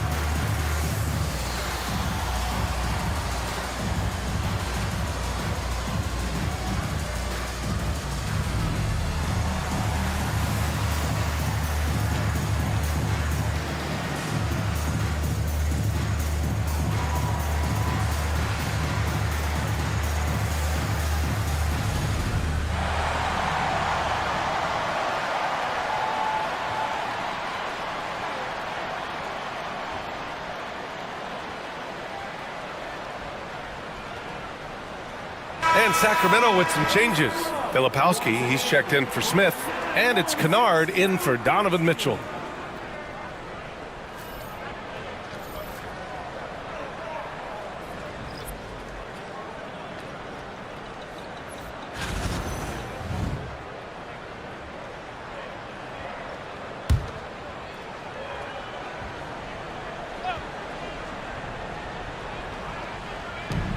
One minute left in the first.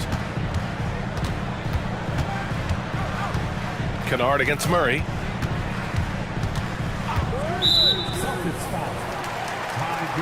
And Boston with some changes.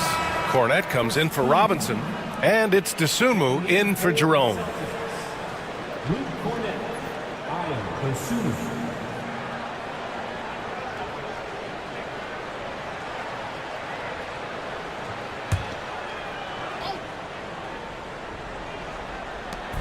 50 seconds left to play in the first quarter. Zubac with a screen on Bogdanovich. Kennard finds Zubac. Uses the glass to finish the layup. Now this is just pick and roll action at its finest. The big man sets a solid screen, rolls to the cup, leaves no doubt. Murray passes to Dosunmu. Back to Murray. Toppin outside. Jacks up a three. Rebound by Sacramento. Wagner on the wing. Zubac passes to Wagner. Chalk up two there. What a great score. Franz Wagner gets it off quickly. So little time to react. Murray with it. Fires from deep. And it goes! He gets it! Wow! I love to see when those shots go in. What a huge shot to beat the buzzer.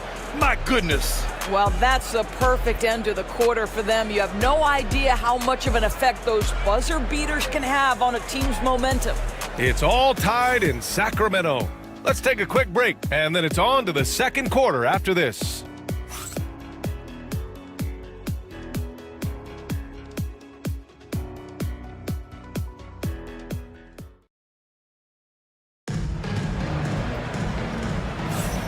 And we hope you're enjoying the game. Both teams tonight keeping things pretty even on the scoreboard so far. And taking a look at Sacramento's performance here. Guys, what have they been doing or not doing? Well, it's pretty obvious. I mean, cashing in on extra opportunities. That's how they built this early lead. Yeah, the defense hasn't been there. They are getting hammered on second chance opportunities. Grant, there are such intense rivalries at the college level. Do any of those carry over to the NBA? Oh, BA, they sure do. I was part of some serious college rivalries. There was a lot of trash talk with the guys on the other side, and it didn't stop that much after we got to the NBA. We've got Luke Kennard. Wagner is out there with Filipowski. Then there's Whitmore, and it's Zubats in at the pivot spot, manning the middle. That's the 5 out there for the Kings. Jerome passes to Ball. Here's Toppin. Rebound by Sacramento. This is their first chance this season playing Boston. Here's Whitmore outside. Ball with the rebound. And Ball will bring it up here for the Boston Celtics. It's a 3-point game. And at home for the next game, it'll be New York pulling in to face them. That'll be the first of 3 games played at home. Right side Whitmore. And the layup is good off the glass. Whitmore's got his first points of the night. Athleticism showing through from Whitmore. He doesn't need much room at all to operate in close. And Joe Mazzulla has called timeout. I think right now he must be looking at some adjustments. Jonathan Kuminga, he's checked in for Whitmore. Barnes, he's checked in for Boston. Kamara comes in for Jerome.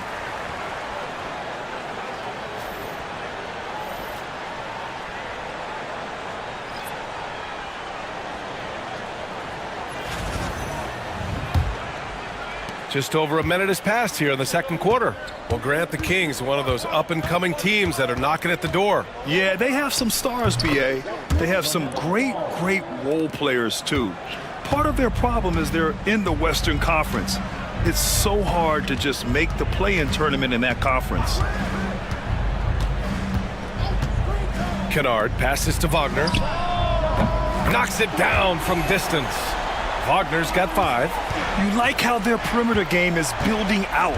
They're feeling it right now. Bogdanovich against Wagner. There's Ball with a 3. Oh, Ball so dangerous from the perimeter. Well, after a less than stellar start in the first quarter, you like to see that shot go down. A chance here to catch up with Allie from the sideline. Brian, it's great hearing Celtics coach Joe Mazzulla talk shop. He said everybody tries to break basketball up into offense and defense, but it's one game. Your spacing, decision-making, and shot selection set up your defense. That transition happens so fast, so the game is constantly changing. It's all connected, Brian. No question. Thanks, Allie. Good stuff there. He shoots again. Ball ventures inside and converts. Well, the advantage they have right now is largely based on his play. What an outstanding night. Timeout called. Sacramento. Donovan Mitchell's checked in for the Kings. Darius Garland comes in for Kennard. Zion Williamson is checked in for Boston. Murray comes in for LaMelo Ball. All right, for those just joining us, we're almost 2.5 minutes into the second. Again, the miss by the Kings. The Celtics with the lead. Williamson outside. Pass to Kamari. Williamson against Wagner. Zion bullies his way in for the finish. They're not messing around. 5 of their last 6 buckets have come from the interior. Robinson against Zubats. A minute 58 left to play in the half. 5 on the clock. Zubats, a screen. From deep three-point land. Up again. Oh, he hangs in there and cashes in on the second chance points. Zubats has got his second basket on the night. You love to see Zubats get after it on the window. Use that size and strength. Pass to Kamari from outside the arc. Sinks it from distance. Kamari's gotten himself on the board with a 3 there. I'll tell you what, they are on fire this quarter, taking total command of this game. Mitchell feeling it out a bit. And the foul is called. He missed it, so he's got a couple of free throws coming his way. Doris, back in January 2023, Donovan Mitchell became the 5th player to ever score 71 in a game. Think about this, Brian. Just Wilt, Kobe, David Thompson, and David Robinson had done it before Donovan Mitchell. Incredible company he keeps.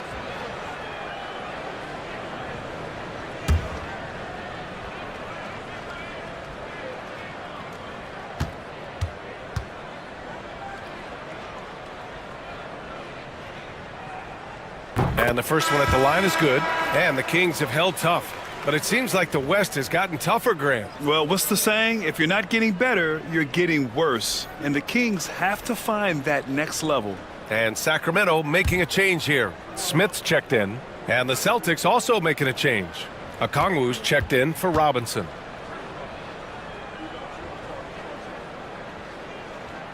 That one misses. And the expression, not enough touches to go around. Do the Celtics risk falling into that trap, Doris? Well, first and foremost, B.A., if that's a problem for you, it's a good one to have. I think the key here is with all the weapons available, you have to have some personal sacrifice. And to this point, this team has been willing to do that. One reason this game is so tight is because both teams are hitting the boards with reckless abandon. Pass to Smith.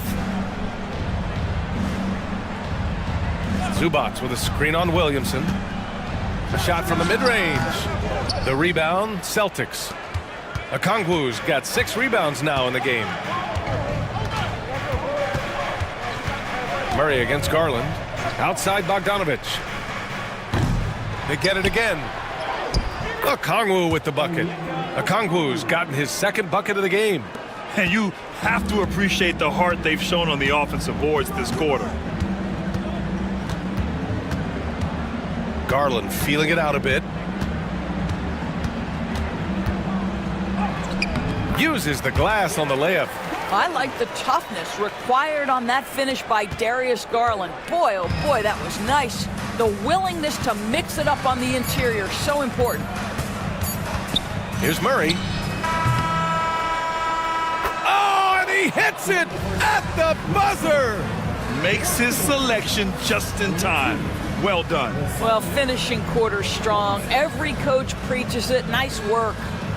And a pretty tightly contested game here as we end the first half. Celtics out in front. They're up by 5. And we'll step away briefly, but get you right back out there for the start of the 3rd quarter, right after the break.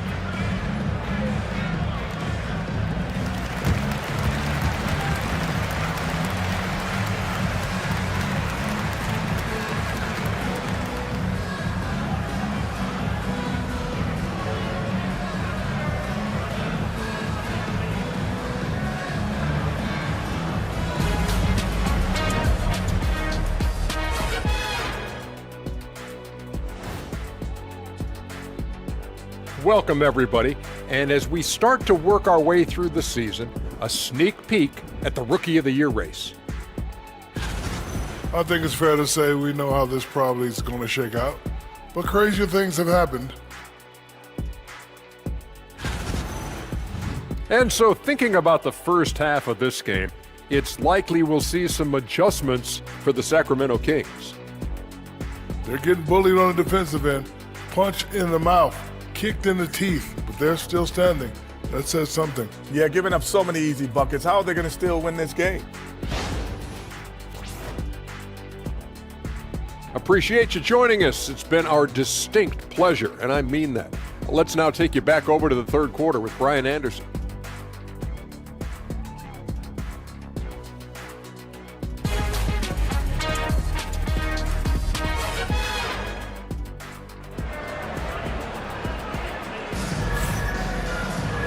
And we're halfway through this one. Plenty of basketball left in a game that's been a fairly even one.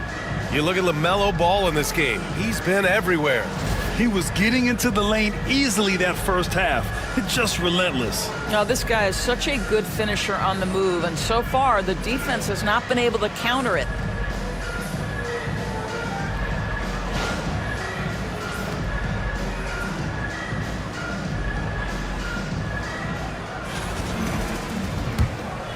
Here's Garland. On the court right now for the Celtics, we've got Bogdan Bogdanovic, Zion Williamson out there with a Kongwu, and it's Murray, and it's Kamari in at the small forward position. Outside Garland, 6 on the shot clock, and a Kongwu with the block, and they get it back. A nice shot by Zubac. Boston leading by 3. Murray passes to Bogdanovic. Back to Murray.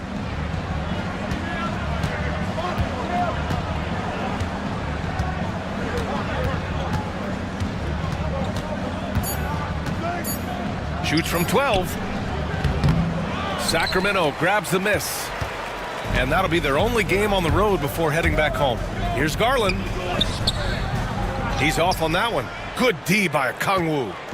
And so Murray will bring it up for the Boston Celtics. Doris, so much improvement from Garland since coming into the league. Oh, no doubt, Brian. This guy is now a do-it-all guard. You can play him at both the 1 and the 2 positions.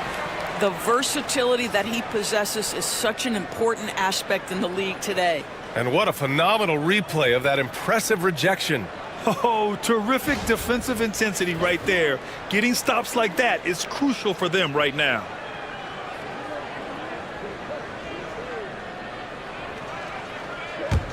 Kings trail by 3. Outside Mitchell. Garland against Murray. Zubac with a screen on Murray. Garland for 3. They get the rebound. Zubac. And it's slammed in by Zubac. Well, Zubac's always around the rim. You love the quick strike there. And Joe Mazzulla has called timeout. We might see him looking to make some tweaks to the strategy here. One thing you can say about Boston, Grant, they know how to put a team together. Yeah, the Celtics' consistency of winning is just impressive, both now and throughout their entire history. They are really the gold standard in this league, and it's mostly because of great draft picks and great trades.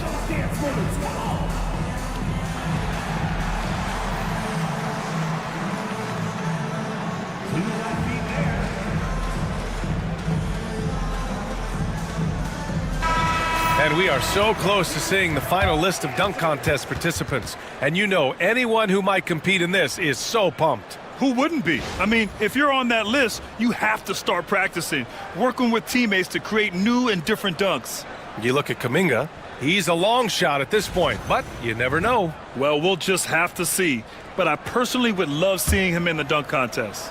And we are very close to announcing our dunk contest participants. The final list is coming soon. If the contest ends up being that list, I'd be very happy with it. What a group that is.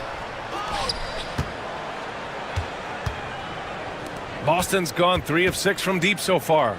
Bogdanovic finds a Kongwu. Murray from outside. Unable to get that one. For Sacramento, they've got just 2 of 6 in the second half. Here's Garland. Count the basket. Garland's got his second basket of the night. And they keep on figuring out ways to force the rock inside and convert. Outside Bogdanovic. Back to Murray. Williamson for 3. Again, the miss by the Celtics. That's not his spot, but given the lack of defense, you'd like to see him knock that one down. A nice shot by Smith. This is Smith's game. Set him up, and he'll knock him down. Garland against Murray. Picked up by a Kongwu. To the inside. And off the left side of the rim, it swirls in for him. Okongwu's got his 3rd bucket of the night. It's not easy to work the ball inside in this league, but they've done it all night. Timeout called. Sacramento. Well, Grant, when you think of Jamal Murray and all he's been through, health is of utmost importance for him. Oh, extremely important, B.A., because when Murray is healthy, he's a lethal player and a huge part of this team's success.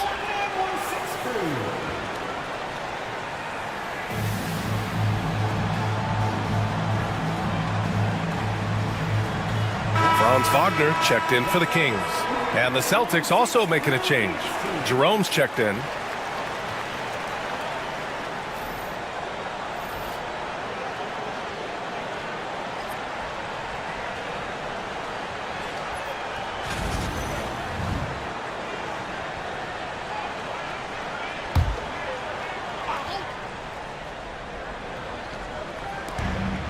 Wagner, the pass to Smith.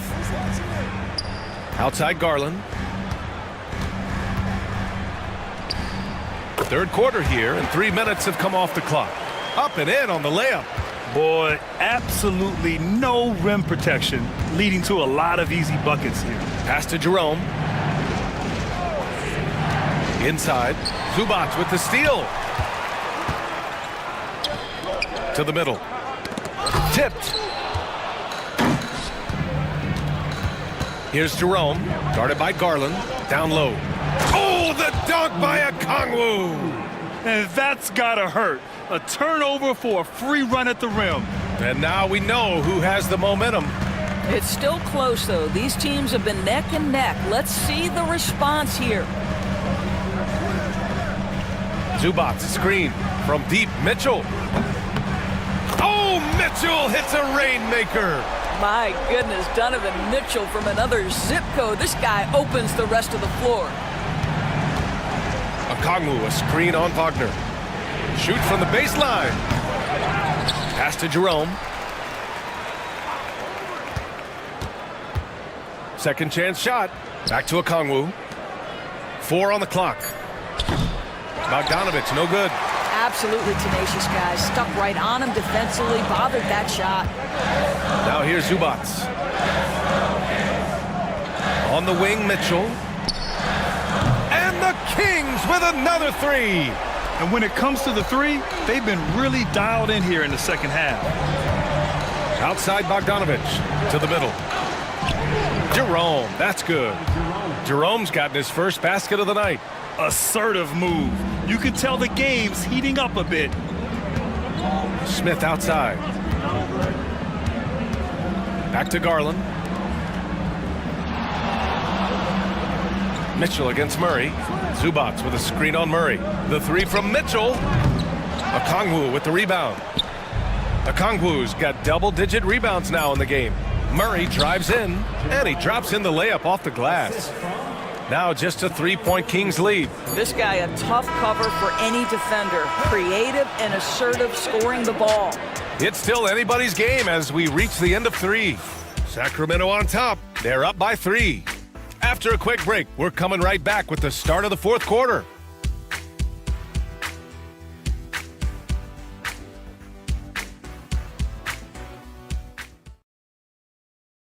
And while we have a chance, let's go to our State Farm assist of the game. You can count on him to deliver a few assists like this one each and every night. You know a thing or two about a point guard's job. Set the table for your teammates. Done there perfectly.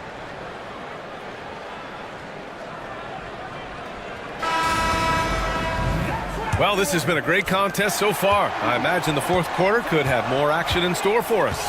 They've got Wagner, Filipowski out there with Kuminga. Then it's Luke Kennard, and it's Garland in at the 1. So that's the 5 in the game for Sacramento. Inside. Nice assist and nice finish. Solid play all the way around. Tremendous balance and body control. Darius Garland, no stranger to finishing inside. There's a screen. Ball with it. Wagner picks him up. And that one goes. He's now recorded his 5th bucket in 8 tries. And this is just typical of him.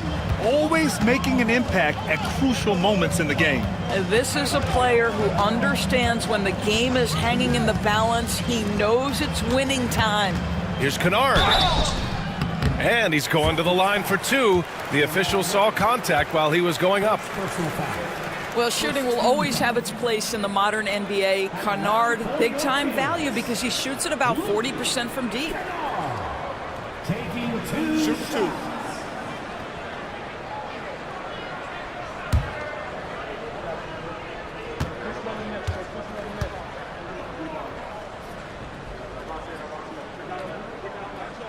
First free throw is good. Obviously, Luke Kennard, a guy known for his shooting ability. The southpaw, capable of stretching the floor and doing major damage from downtown. Barnes, he's checked in for Boston. Jerome comes in for Ball. Productive trip to the line. He doesn't like to leave points on the table. There's a screen by Toppin. Murray from outside. Pure from three-point range. Well, that's his second three of the game. One in the first half, one here. Wagner outside. Left side, Garland.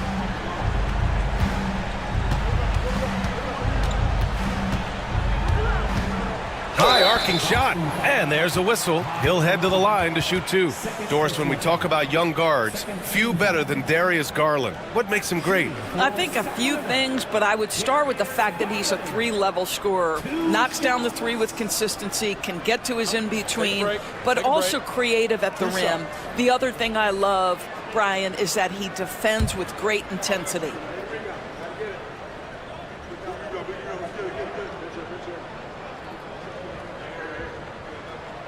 And he makes the first. Well, Darius Garland is relatively new to this league, folks, but one thing we know unequivocally, he is so skilled offensively. Smith, he's checked in for Sacramento. Okongwu's checked in for Boston. Derrick Rose comes in for Jerome.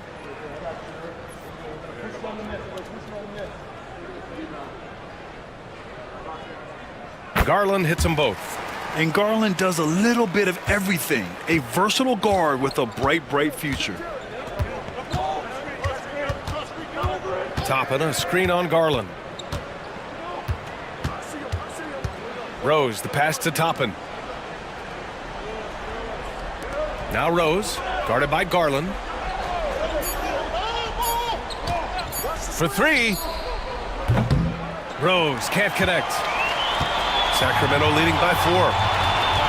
Pass to Wagner. Smith outside. Back to Wagner. Over Murray. And it's Wagner missing. Well, this has not been his finest hour, but give your teammates some credit for doing the job of stepping in. Murray's shot is good. We've seen that more than once today. An effortless basket inside. Wagner against Murray.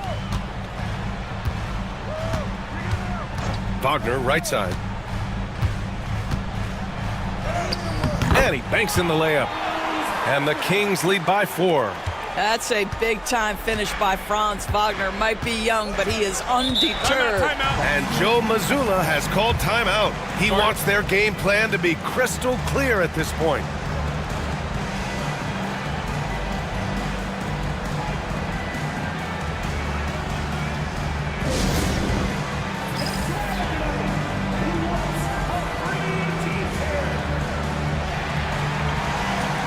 Zubats, he's checked in for the Kings.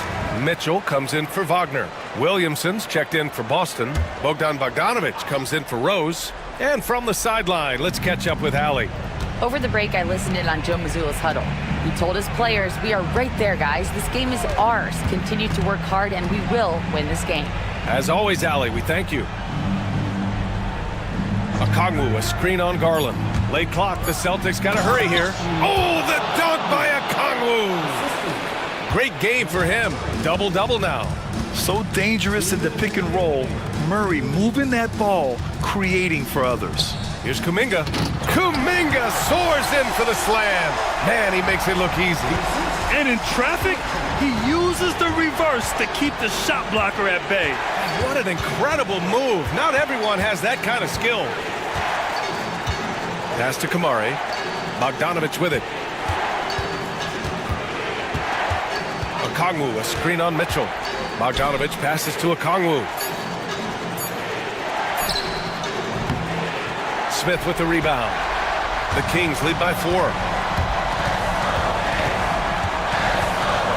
Over 3.5 minutes through the final quarter now. And he was camped in the lane there. He gets a 3-second call.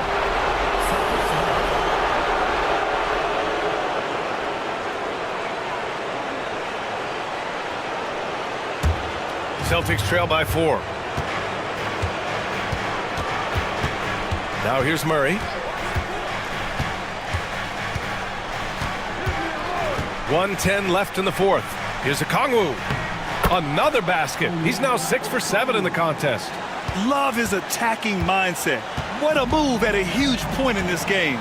That is not settling. That is going for a high percentage look at a critical time. Nicely done. Williamson passes to Murray. There's 45 seconds left to play in the fourth. And the intensity Murray plays with is impressive. Excellent work forcing the issue and drawing the contact.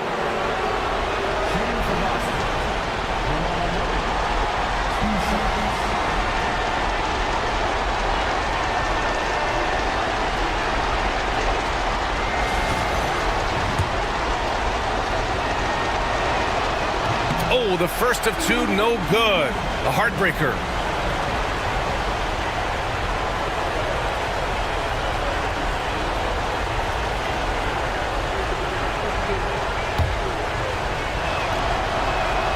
And the second of two is good. And that narrows the gap to 1. 43 seconds left to play in the fourth quarter of this one. Grant, they'd love to milk the clock here. No question. They're in a great situation right here. And he's doing things on the glass tonight that we don't often see. His production has been unbelievable, a testament to how much he cares about his craft. To take the lead.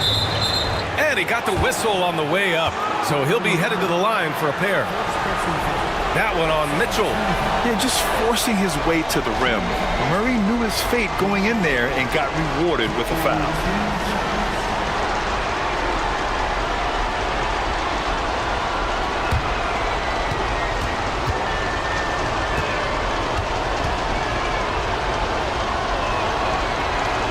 Ooh, he knocks down the clutch free throw.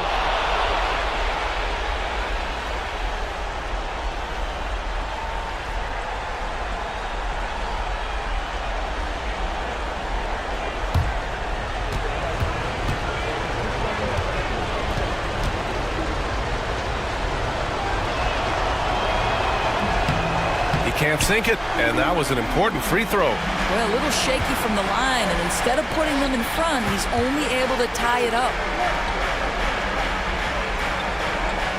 Murray against Garland. Good! This is when you need a defensive presence, but it's just not happening. It seems to me a lack of effort and a lack of communication, and it's happening to both sides here late in the game. And Joe Mazzulla calls timeout here. Great time to call his guys into the huddle at a very tense moment in this game. What do you think Coach will be drawing up here? More than enough time to get a bucket. Well, they've got to be aggressive, guys, because the defense doesn't want to foul here.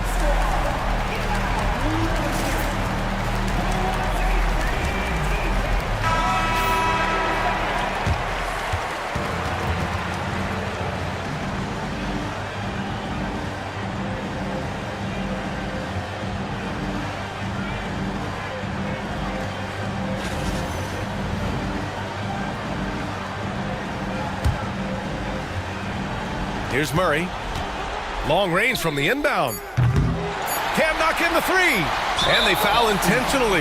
Now they're going to have to do that again. They're not in the penalty just yet. Yeah, no, you had to do that. I mean, you can't allow them to dribble out the time. The Kings call timeout.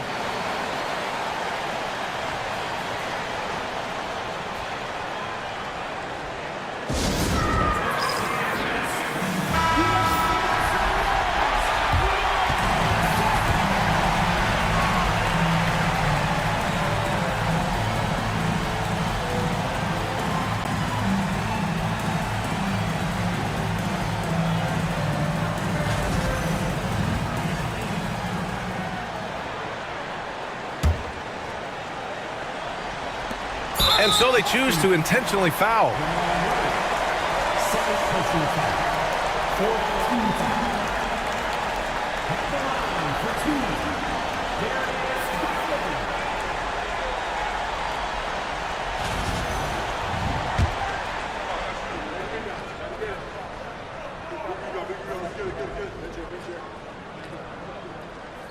Good on the first, and that makes it a three-point lead.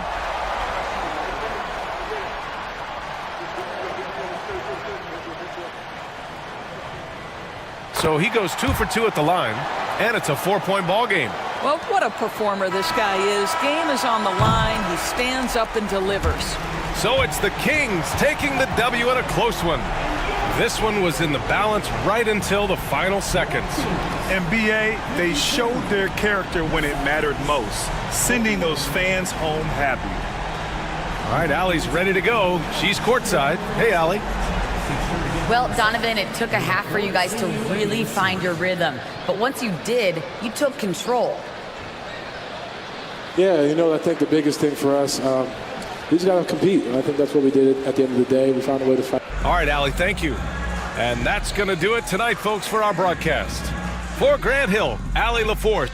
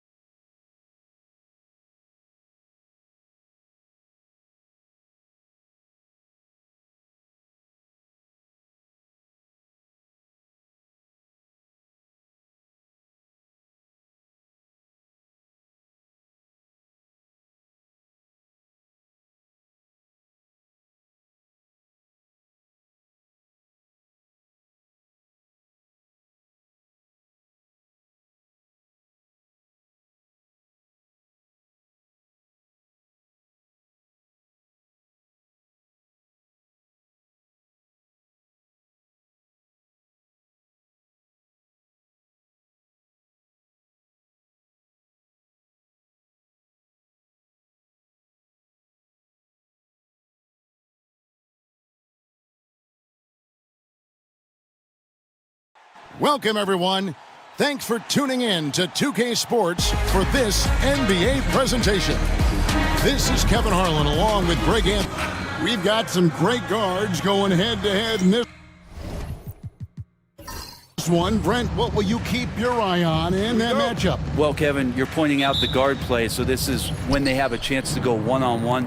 Which of these tandems can stand out against the other? Tons of pick and roll, tons of creativity, and we'll see which of these guys can pair off tonight to win this contest. Here are the starters for Milwaukee. Middleton and Giannis, the tested forward pair. Mikal Bridges out there with Booker, and it's Gafford in at the center position. Gilgeous-Alexander passes to Portis. Gilgeous-Alexander looking around.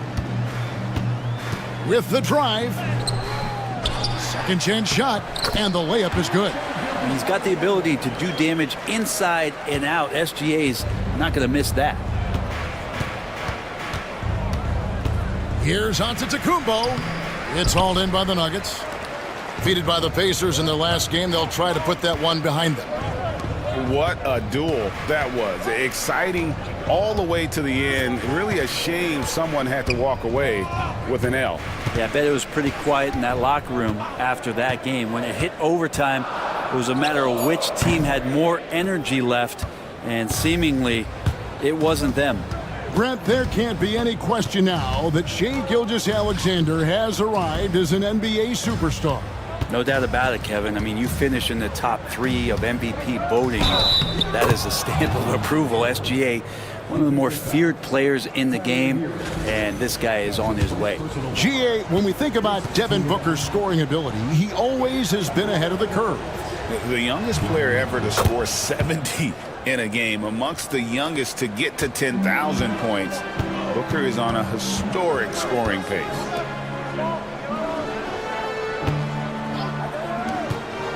Here's Markkanen, and oh boy, a lot of contact there, but he gets the call and will shoot 2.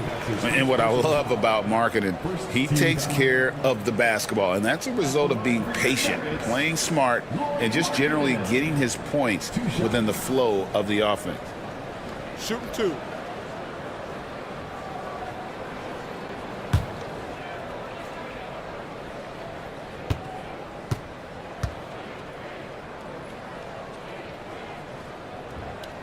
First free throw is good.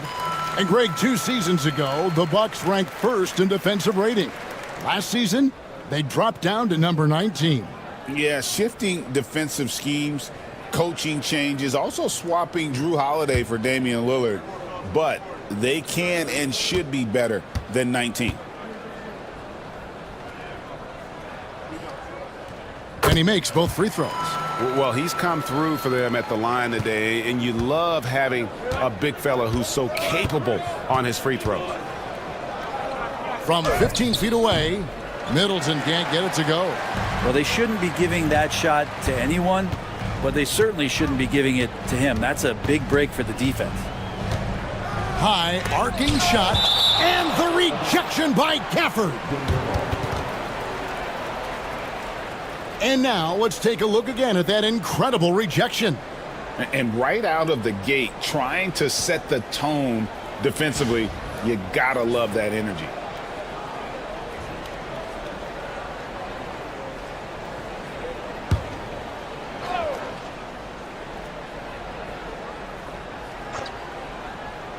We're just about 2 minutes into the first quarter. Gilgeous-Alexander against Booker. 4 on the shot clock. Good show of strength and confidence from Devin Booker that time. I like to see him active on the defensive end. Bridges outside. Pass to Booker. Screen by Gafford. No good from Booker. Nuggets have gone just 1 for 5 from the field to start the quarter. Knocked away. Bridges with the steal. And now the fast break. Bridges with the ball. And the call on the shot that sends him to the line. Well, Bridges doing a good job fighting hard past the foul, even after the release. Milwaukee shooting their second and third free throws tonight. Really hasn't come together for them as a group in terms of free throw shooting, just around 70% on the season.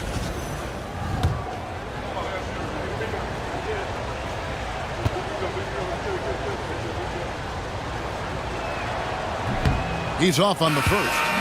And a talented swingman. Bridges is someone to keep an eye on as he continues to round out his game. Black's checked in for Denver. Castle comes in for Hero. And Milwaukee with a change here too. Beal's checked in for Chris Middleton. And the second free throw, good.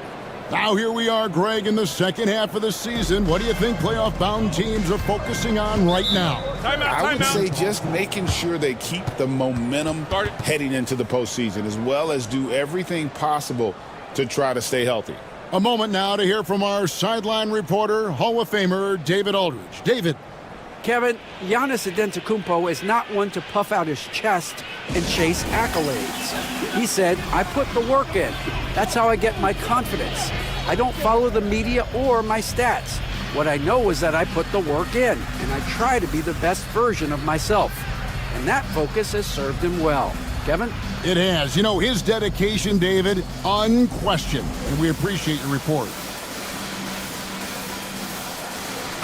The Bucks making a change here. Simons is checked in. And let's take a quick look at the point guards this year, racking up the most steals per game. Shai Gilgeous-Alexander, number 1. And all those swipes have come for him because of that endless energy with which he plays on the defensive end. I mean, whoever he's guarding, he sticks to them like glue on the perimeter. Yeah, it's like wearing a bad suit. You can't get it off you. I don't care how good your handles are. He's going to get his share of steals each and every night. That's a guarantee. Simons from outside. Collins grabs the miss. The Nuggets trail by 3. Driving inside. And it's good for 2. And look, he's not the best athlete, but he's able to create the space he needs to operate. Floats it up for Giannis. Throws down the alley-oop slam. Every night there's something that Giannis does on the floor where you just have to put your hands on your head. Wow, what a move. Here's Collins, and he's fouled pretty hard on that shot, but he's got the chance to pick up the points at the line. It goes on Giannis Antetokounmpo. Oh, the officials are all over that one. This is his first free throw of the game. And to this point on the season, guys, 80% from the line. He's done a really good job. Take a break. Take a break. 2 shots.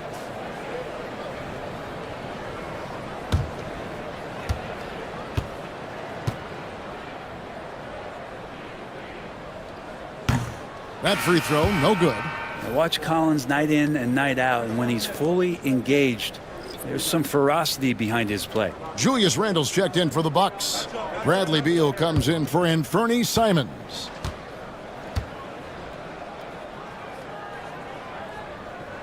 And he sinks the second. And first quarter, we're about 3.5 minutes in. Randle outside. Pass to Booker from deep.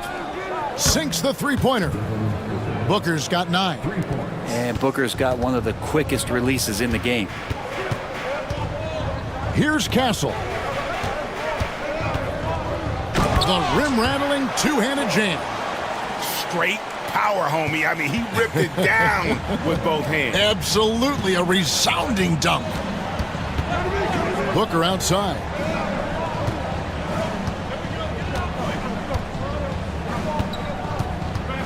They get a hand on it. Oh, and here comes Gilgeous-Alexander all alone. And Gilgeous-Alexander throws it down.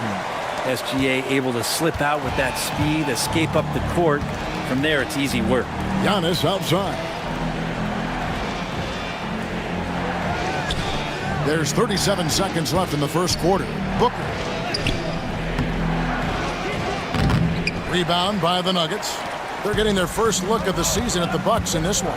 It's not often we get to see this matchup, but it is a doozy when we do. Just 2 powerhouse teams facing off. Well, if I had a calendar, I would have circled this one.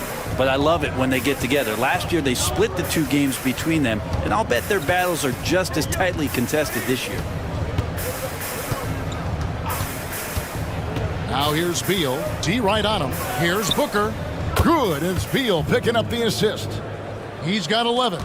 He just takes advantage of the D in a way that very few players playing today can do. And so it's Devin Booker making highlights for the Bucks. He comes away with 11 points in the quarter and is showing no signs of fatigue. And we'll be back with you shortly.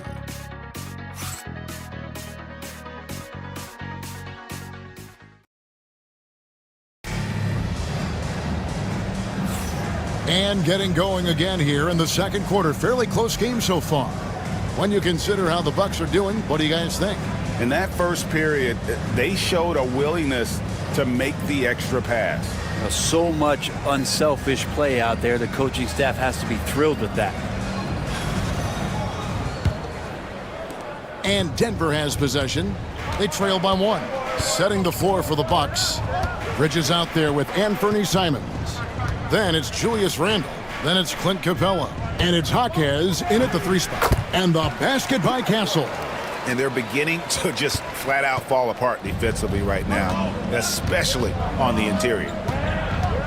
Here's Randall. The shot goes in. First shot, first basket. We'll see if they can finally hold on to a lead. It's been back and forth all night. Well, you can tell they really want to increase this lead. They can't keep letting them take it from them. And finished off by Collins. That's just textbook. Castle understands when to deliver the ball off that screen. Randall with the bucket. Randall's got his second basket. A lot of give and take between these sides early. And both teams look like they came to play. We should have a good one. Black dishes to Collins. Pass to Herter. Collins a screen on Jaquez. Here's Herter. Jaquez with the rebound. Milwaukee in the lead. Now here's Simons. Still without a basket. And here's Randall. Jaquez outside. Randall with a screen for Jaquez. It's blocked. And it's out of bounds. The Bucks able to retain possession here for the Nuggets. Lauri Markkanen's checked in for Kevin Herter. And Hero subbed in for Black. Milwaukee also making some changes. Ben Simmons, he's checked in for Clint Capella. Chris Middleton comes in for Jaime Jaquez. And it's Booker in for Anfernee Simons.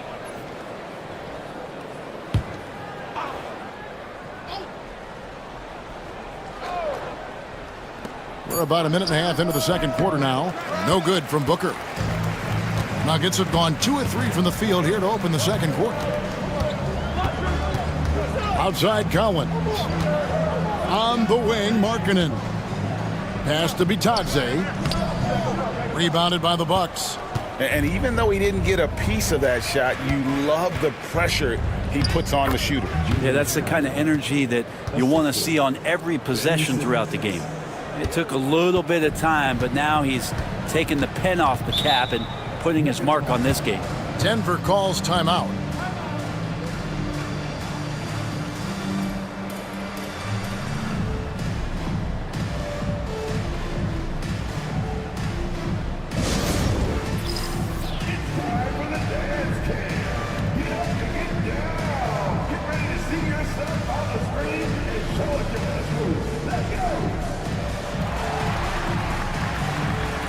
Anderson, he's checked in for Simmons. Greg, what a great time to be a fan of basketball. Not just in the NBA, but all over the world. Absolutely, Kevin. The sport just continues to grow, and there's increased value being placed on all-around skill, even in youth basketball. And I think that bodes well for the future of the game.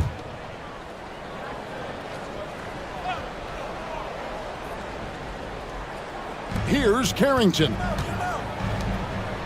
Collins passes to Markkanen. The Nuggets moving the ball around. From past the arc. The Nuggets with another miss. And close to making the defense pay for the lax coverage that time. Bridges misses. And here's Hero. He'll bring it up for the Denver Nuggets. It's a three-point game. Good D by Booker. That's not the type of opportunity he fails to convert very often. Well, Brent, since entering the NBA, Tyler Hero has been a constant scoring threat. Yeah, Kevin, the scoring for Tyler Hero is always going to be there. He is a bucket, but the defensive improvement and really just the physicality that he needs to play with, those are areas that Tyler could shore up a little bit to make sure he's on the floor for some of the biggest moments of a season. Pass to Hero to stop the drought. That's in, and he found his range with that one. Now 1 for 2. Now you have to be mindful of Hero's range. He can absolutely burn you from outside. And we've got a timeout called by Doc Rivers. Looking for a breather and maybe just 1 or 2 things to talk about.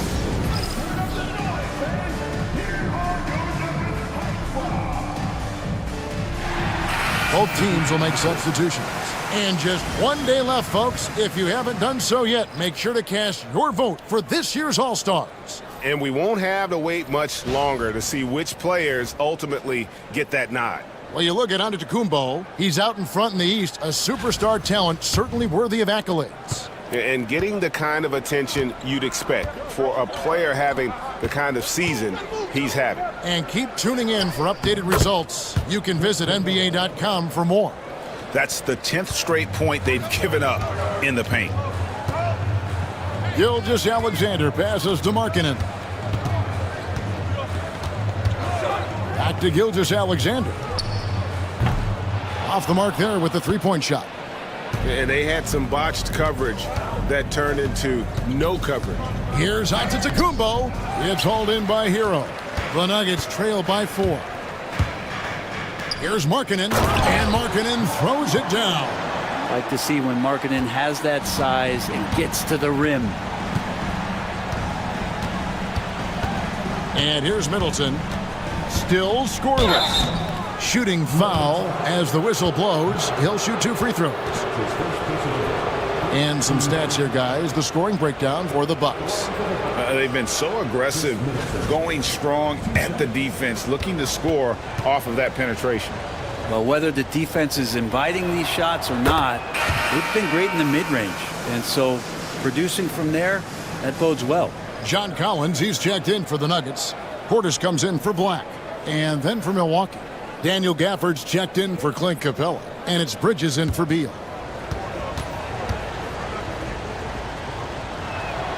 Both good from the line that time. Well, when he gets into a groove at the free throw line, it doesn't just last for tonight. This might be 2 weeks, 2 months, something like that. Gilgeous-Alexander against Booker. And the basket by Gilgeous-Alexander. Slithering around the floor, Gilgeous-Alexander gets to his spot. Booker the pass to Bridges. Back to Booker. The 3-ball. Book it! Devin for 3. Now that's a high percentage look when the D doesn't fight over the screen. Yeah, the coach over there just asking for one simple thing, and that's some effort. Got burned on that one. Portis a screen on Booker. Gilgeous-Alexander, that's a 2-pointer. Rebound, Milwaukee. And offensively, they've gotten stuck on the perimeter, falling in love with the jumper. Hero against Booker. Middleton outside. Pass to Antetokounmpo. Here's Gafford. And it's Antetokounmpo picking up the assist.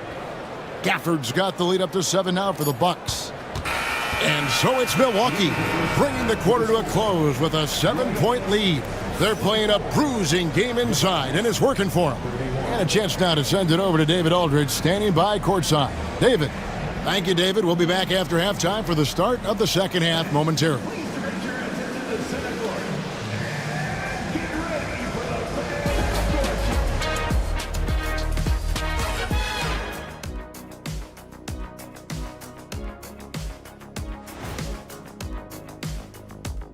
And we welcome you to halftime.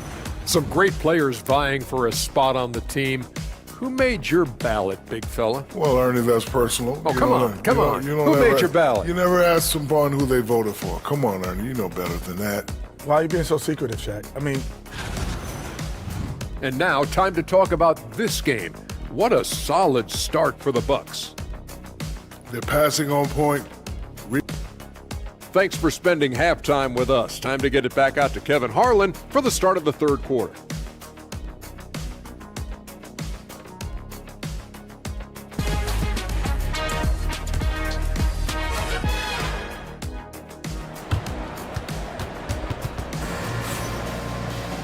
And for those of you just tuning in, thanks for being with us. The second half of this game still to play. You know, guys, Devin Booker has been exceptional here. And the bulk of his damage so far has come from the perimeter. A lot of threes early on. Yeah, he keeps tracking down those spots behind the three-point line and finding some open opportunities. Portis is out there with Lauri Markkanen. Then it's Tyler Hero. Then there's Shai Gilgeous-Alexander. And it's Collins in at the 5 spot. That's the group on the floor for Denver. And looking at that replay again, just a big-time block right there. And big defensive plays like that will help them stay in control of this one. Outside, Hero. Elbow shot is on the way. And it's Devin Booker with the rebound. And I was sure that was money on that one, but everyone is afforded an easy miss or two. Yeah, that happens. Important thing is for players, just don't beat yourself up and make a miss like that cost you another play. Well-timed pass and strong finish from Gafford. Collins, a screen on Antetokounmpo. Pass to Hero. Plays it up and banks it in. Hero's got 5 now. How about Hero gets inside and finds a way to sneak up his shot and get it to go. Middleton outside from downtown, and a great assist by Booker as that one goes in. Booker's got 3 assists in the game. Outside, Hero. Back to Gilgeous-Alexander. Gets it to go from beyond the arc. He's got 11. Revenge. Alexander coming right back for 3 of his own.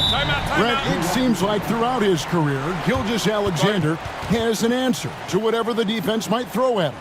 Well, the defenses don't have answers to stop him, Kevin. I know that. This guy is so quick with the basketball. He's so good at adapting on the fly with the ball, getting around the initial defender to make plays. Superstars have that quality. SGA has it in spades.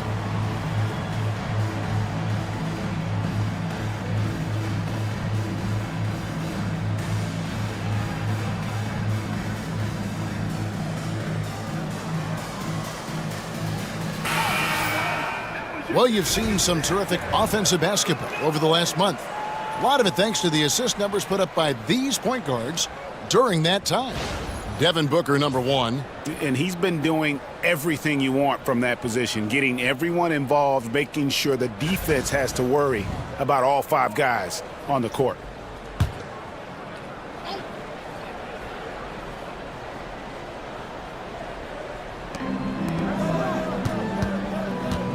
And we're about a minute and a half here into the second half.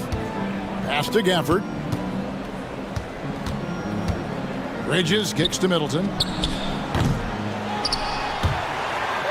The three-pointer off the mark. And Gilgeous-Alexander's got the ball here for Denver. They trail by 7. On the wing, Markkanen. Back to Gilgeous-Alexander. Collins, a screen on Bridges. And yes, it's good. Hero's got 4 points in the quarter. Shouldering more and more of the offensive load. SGA understands that his teammates they depend on him to set them up too. Well, Greg, I'm sure their coach is very pleased with their offensive flow right now. I mean, it's harder than it looks to get it going like this. Now they just have to maintain it. Portis, a screen on Booker. And here's Gilgeous-Alexander outside. Another 3 for Denver. The adjustments they've made offensively, they're putting guys in a position now to succeed. The possession's just way more efficient, I think, here tonight, taking smarter, better shots, moving the ball around. That's helped them to get back in the ball game. To the paint for the tie. Count it, and the foul. It goes on Chris Middleton. Like that as Lowry works through the contact and still lets it go. This will be his 3rd free throw shot of the game. Rollins checked in for the Bucks.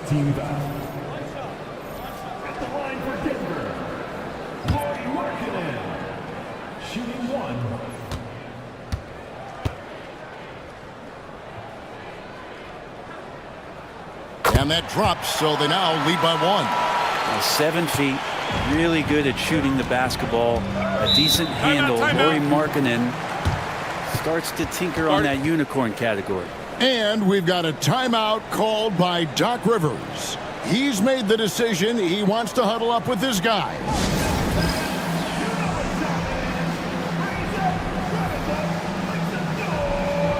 Denver making a switch here. Black's checked in, and Milwaukee with a change here too. Mitchell's checked in.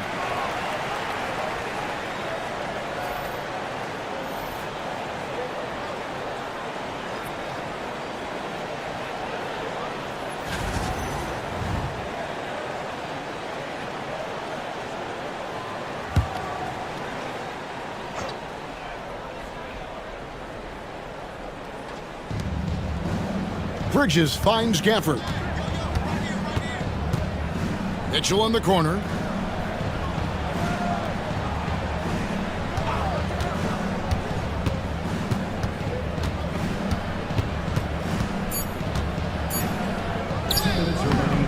Offensive struggles continue, missing again.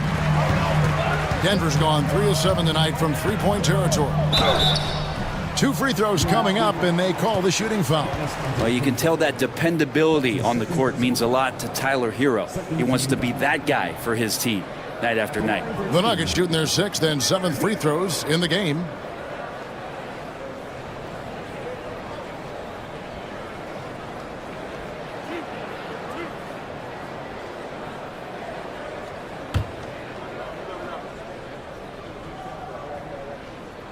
That's good from Hero. And Hero, one of those guys who just rely on coming in and giving you that offensive pop.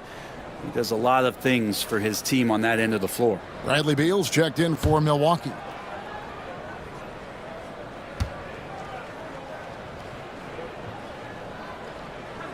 And Hero drops them both. Bucks trail by 3. Giannis outside. A little under 2.5 minutes off the clock now here in the third. 5 on the clock. And here's Booker from the arc. And the Bucks miss again.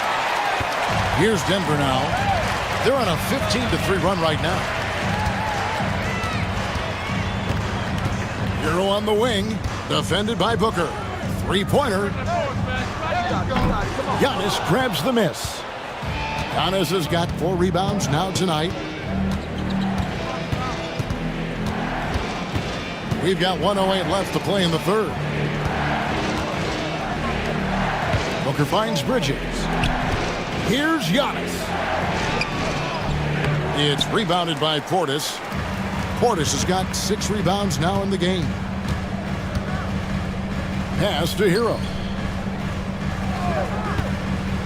Now, here's Gilgeous-Alexander. Good for basket number 7 tonight on a not-so-unlucky 13 shots. Gilgeous-Alexander is such a tough cover, especially at his size. And we've got a timeout called by Doc Rivers. He wants to check in with his team and regroup.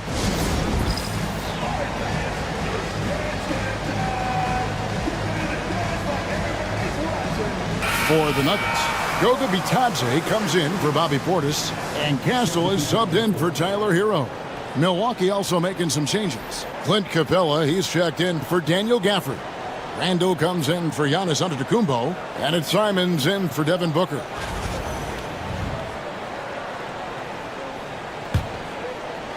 .41 seconds left in the third quarter. Beal taking his time here. Capella dishes to Bridges to stop the run. They grab their own miss.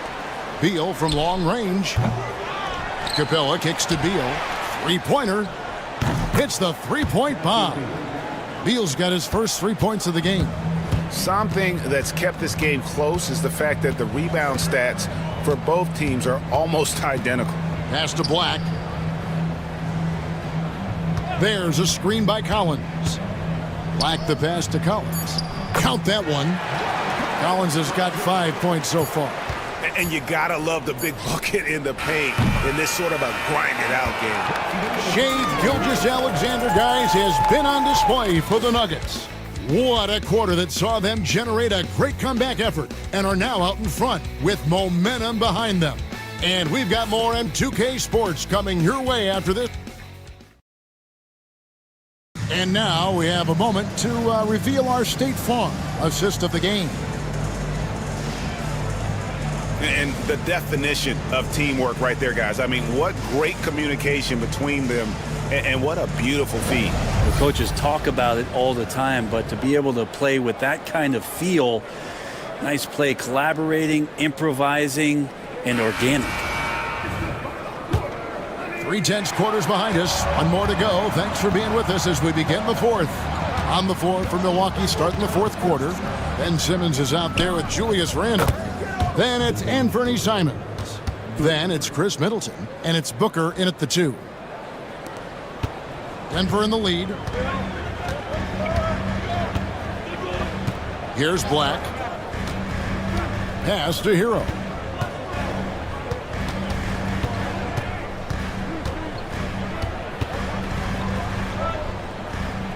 Back to Black. 6 on the shot clock. Outside, Markkanen. Here's Vitadze. Guarded by Simmons. Vitadze can't hit. That's one he knows he should have drained. To take the lead, and Middleton, the basket on the assist from Randall. That's 7 points for Chris Middleton. How many times have we seen a possession like that from them today? Ending with a basket, coming off a pretty pass. And it is flushed down with a nice jam. And Hero with the heroic slam. And so Booker will bring it up for Milwaukee. And following this one, they'll take on the Hornets in New Orleans. That'll be the 3rd game of this 3-game road trip. Pulls up on the elbow. It's hauled in by the Nuggets. About a minute and a half through the 4th quarter now. Down low and stolen by Simmons.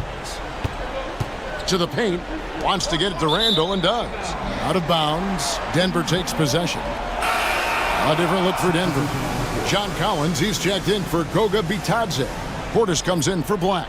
And Gilgeous-Alexander is subbed in for Castle. Milwaukee also making some changes. Daniel Gafford's checked in for Ben Simmons. Antetokounmpo comes in for Randall. And Mikal Bridges subbed in for Anthony Simons. Timeout called, Nuggets.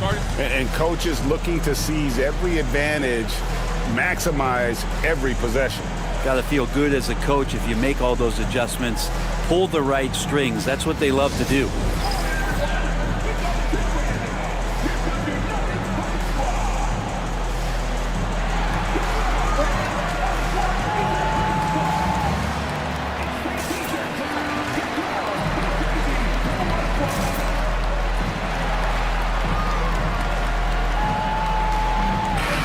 The latest now from our sideline reporter, David Aldridge. David, it's all yours. Take it away. Thanks very much. Was able to listen on what David Adelman went over with his team. Now it's a close one, so Coach asked his team to keep their focus. He said this game's going to come down to mistakes. If we play clean, we'll win. Great game tonight. Let's see how it winds up. Guys? Thank you, David. Final quarter here, and we're just over a minute and a half through it. Here's Middleton. Good. And a nice assist from Booker. Booker's got his 4th assist in this one. And a look at how the hustle game has been going for the Bucks. They have been a wrecking ball defensively, coming up with steals, being active with their hands, and just doing a terrific job of disrupting the rhythm. Well, if we add another thing to it, it's about the urgency they've played with. I mean, you look at the eyes of these guys. They're focused, they're wanting to get up tempo, and that's helped them score on the fast break.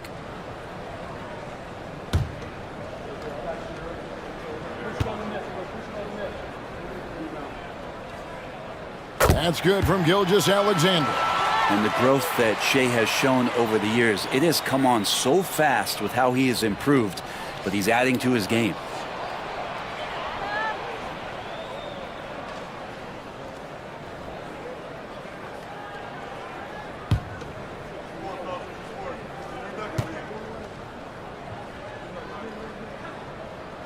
Gilgeous-Alexander hits them both. And money from the stripe. SGA could close his eyes and knock that down.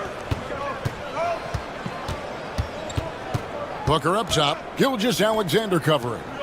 Bridges passes to Booker. From outside the arc.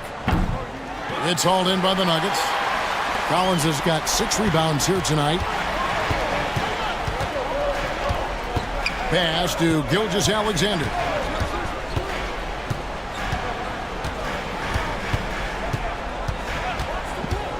Shot clock at 6. Now Portis. No good on the triple.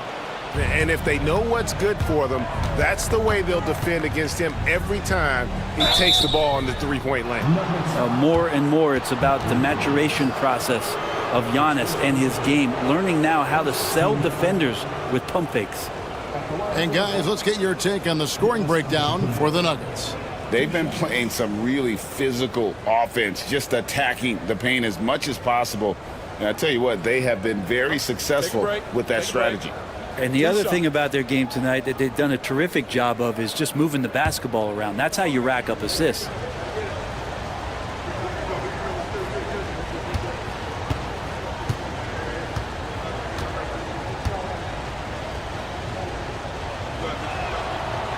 Free throw good.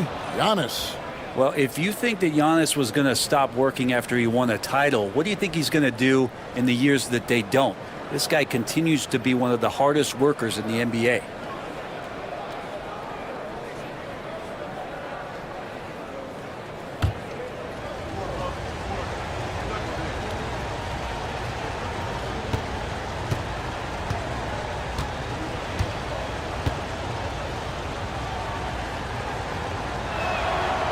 He's off on the second.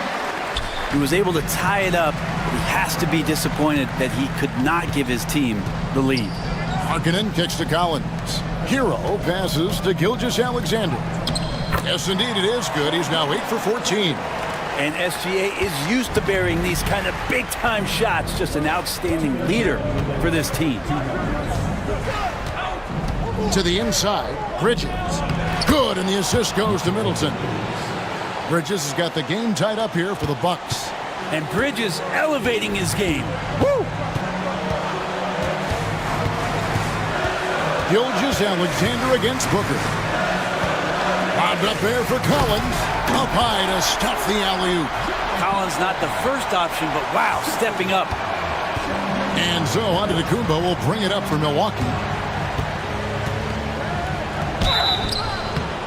Whistle blows, basket is good. So a chance here for a three-point play. Well, so exciting to see the growth of the Greek Freak. There are shots that stars sink, and that's a momentum changer right there.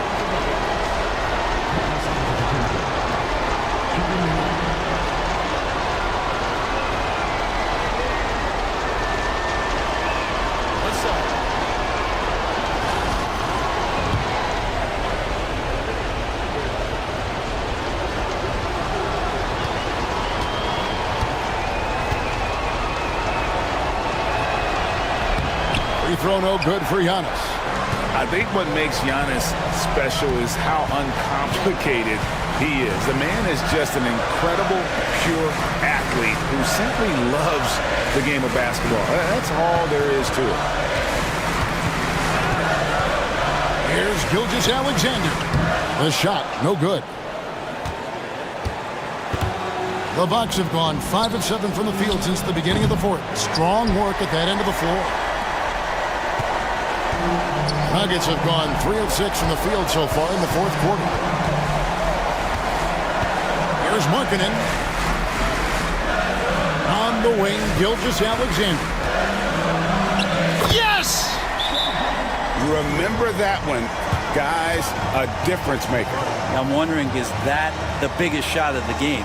And we've got a timeout called by Doc Rivers. Coach clearly feeling the necessity to regroup with so much at stake here.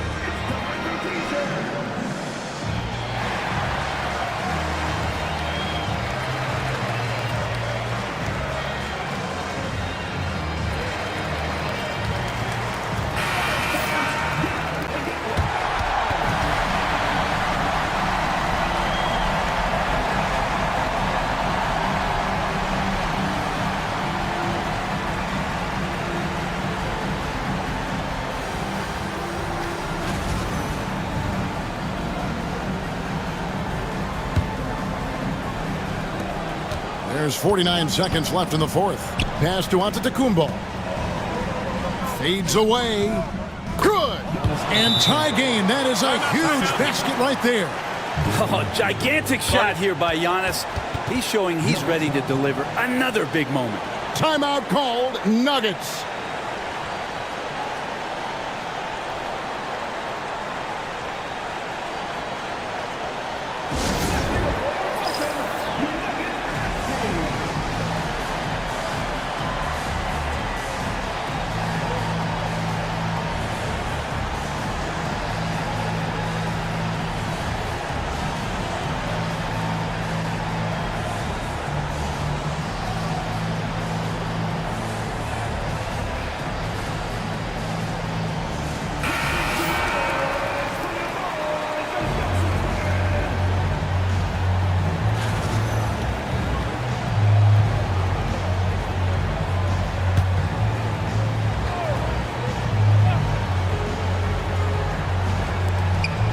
Markkanen finds Gilgeous-Alexander. With the teardrop, count the basket and the foul. It goes on Devin Booker. Gilgeous-Alexander going to celebrate that one. Second team foul. The line for your Nuggets, Gilgeous-Alexander. One shot.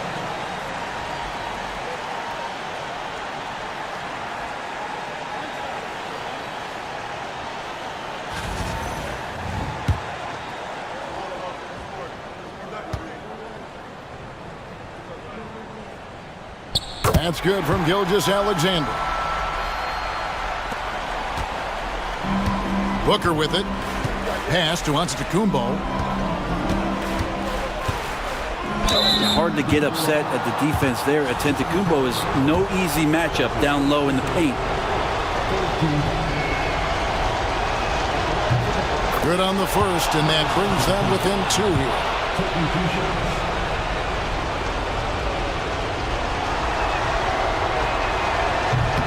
And he is unable to get the second one. They'll be trying to take as much time off the clock as they can. Exactly. Expect to see longer possessions from this point on. 5 seconds separating the shot and game clocks. Booker against Gilgeous-Alexander. Just 5 on the clock. Good D by Booker. And we've got a timeout called by Doc Rivers. This is a huge moment, folks, in this game. And he wants to be prepared. In terms of strategy here, any thoughts? Big chance here to tie it with a bucket. Well, they just need a solid play right now, and Coach going through his index cards to find one to get something going.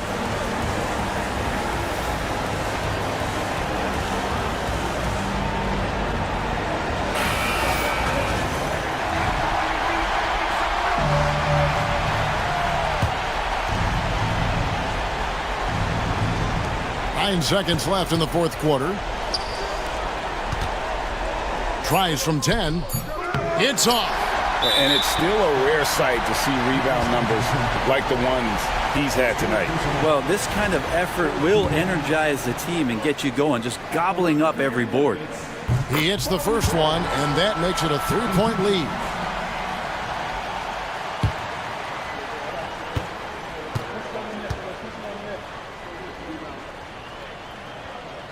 Second one is good, hitting both at the line, and it's a 4-point ball game. Ooh, I think that's a wrap, and I can tell you, you can't have more pressure-packed free throws than the ones that are going to seal the game. And so it's Denver who comes out on top here. Probably a little closer than they would have liked it, but a win nonetheless. Yeah, but I really got a sense that the fans gave them that emotional boost that was needed down the stretch. This crowd, man, they were electric. And now let's catch up with David Aldridge, who's standing by from the sideline. All right, Dave. Thanks very much, Tyler. They're a good road team, but you guys got a good win at home and took care of business on the home floor. Yeah, we had to be locked in. We know how good they are. They come in every time we play them with a lot of energy, a lot of focus. So come in here, we got to get stops. We know how tough they are. Make a couple of shots, and get out of here with the W. Hard fought, but well earned. Congrats on the win. Back to you. Thank you, David. Thank you for joining us. That'll do it for now. For Greg Anthony, Brett Barry, and David Aldridge, this is Kevin Harlan. Thank you for watching the NBA, presented by 2K Sports. And now,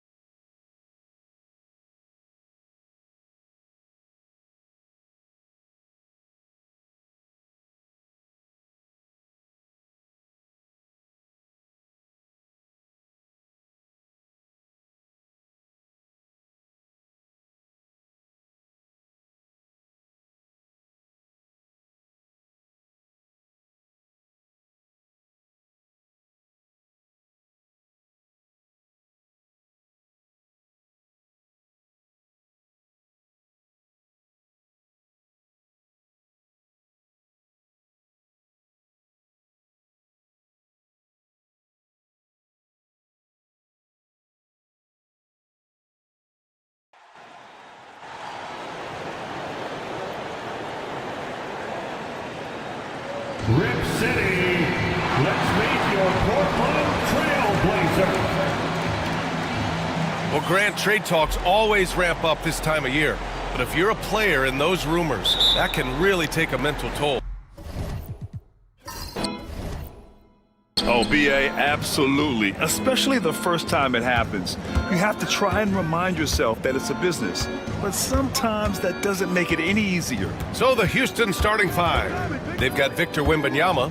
Emmanuel quickly is out there with James Harden. Then there's George, and it's Pirtle in at the pivot spot, manning the middle.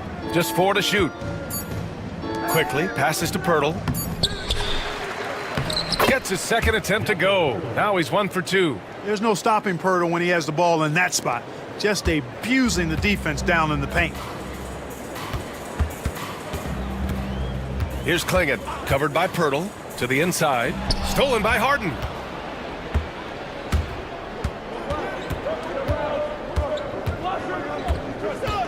Pass to Wembanyama. George outside. The second effort. The shot by Pirtle, no good. And Reeves has got the ball here for the Trailblazers.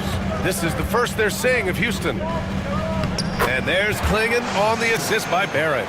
And this is where you feed the big man Klingon. He knows how to execute from this close. And Grant, you look at the Rockets' additions over the last year or two. There's an emphasis on toughness. Yeah, toughness, both physical and mental. Those are the kinds of veterans they've brought in. And that extends, of course, to the coaching staff, too. And it's quickly with a miss. Just 1 for 5. Not the start they were looking for. Obviously, there's still plenty of time to get on track. And so he draws the foul, headed to the line to shoot a pair. Blockbuster trades have become more the norm here in the NBA, Grant. Just ask Portland in 2023. Yeah, the Trailblazers were at the center of some big moves, but that's just how it's done now. Entire teams can be restructured in the process of a single transaction. And he can't get the first one.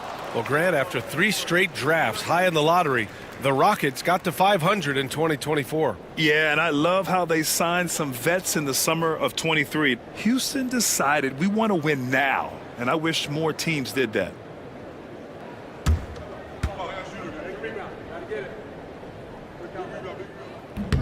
And he sinks the second. Grant, there have been so many great players that have gone through Portland over the years. Yeah, it's hard to believe it's almost 50 years since their last title. It's a great city with a great fan base. And for their sake, I hope their second title comes soon. Now here's Quickly. He's been productive, averaging just over 7 points a game. And it's in there. Watch out now. When this guy gets into a rhythm, it is something to behold. Here's Reeves. Here's Klingon. And it's out of bounds to the Trailblazers as Portland retains possession.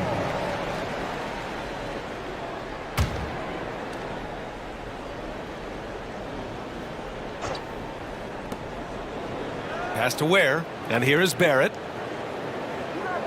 Here's the pick to the paint. And he goes in for the dunk. You love to see it. Barrett operating the pick and roll like a surgeon. Outside Wembanyama.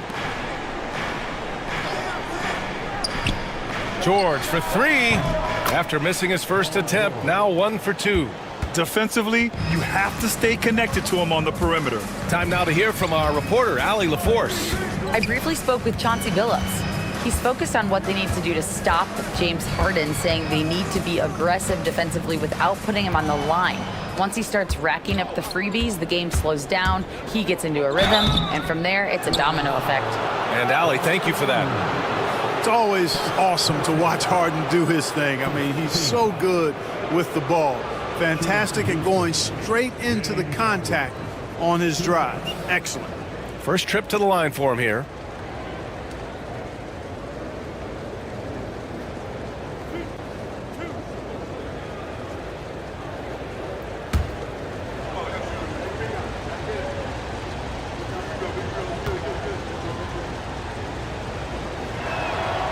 That's good from Harden.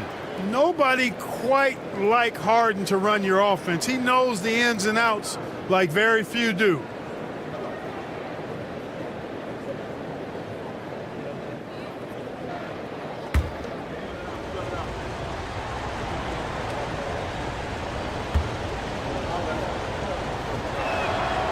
And so he hits both. The Rockets went from 22 to 41 wins last year, finishing right at 500, Clark. Great progress by Houston. Just missed the play-in in the West. They would have easily made that same play-in tournament in the East. A huge step forward for the Rockets, no doubt. And I think it's a team that can sustain that trajectory. Inside, it's tipped. Here's Wembanyama. And Wembanyama throws it down hard. There were questions about Wembanyama's strength coming into the league. No problem with the contact here. Has to Ware. Leonard with the ball. George defending. Leonard against George. Shot clock at 6. Shot by Leonard, no good. Well, you know he wants that one back. I mean, more often than not, he'll sink that mid-range jumper. Again, Houston. You know, it's hard to believe a guy over 7 feet is capable of moves like that. I mean, my goodness. And Chauncey Billups calls timeout here. He wants to make sure everybody's on the same page. Adjustments are a part of every game and every quarter of a game.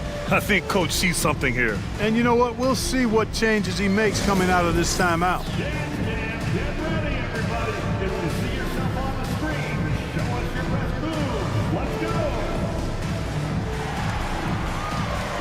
And a new group getting ready for the Rockets. Clark is checked in for Pirtle. Buzelis comes in for George. Beasley's checked in for James Harden. And it's White in for Quickly.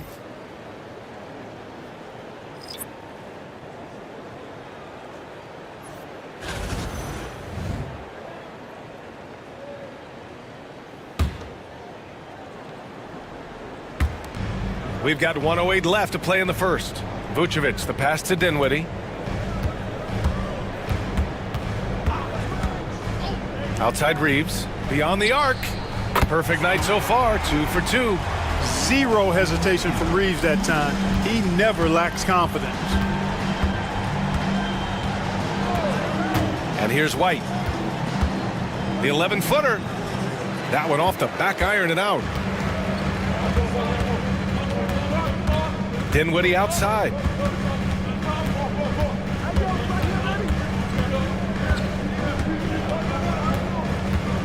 .30 seconds left to play in the first.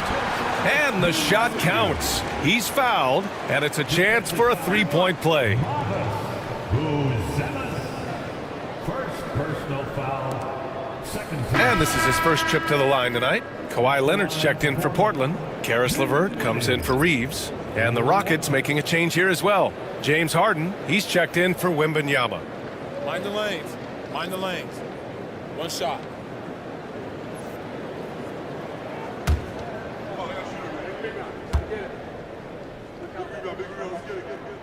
And it's tied up with that one. The versatility of Dinwiddie. Boy, he drives it, passes it, and he can shoulder the scoring load when you need him to. Shot and game clock separated by 5. White for 3. Dinwiddie with a rebound. And so Dinwiddie will bring it up for Portland. Lets it go. A chance there to take the lead, but a miss. Clark right side from 15 feet away. Oh, he beats the buzzer just in time. Wow. Big time bucket, I'll tell you. Great clock management there. An ideal way to end the quarter with momentum on your side. Plenty of offense in this closely contested first quarter of play. The Rockets on top, leading by just 2. After this break, we'll...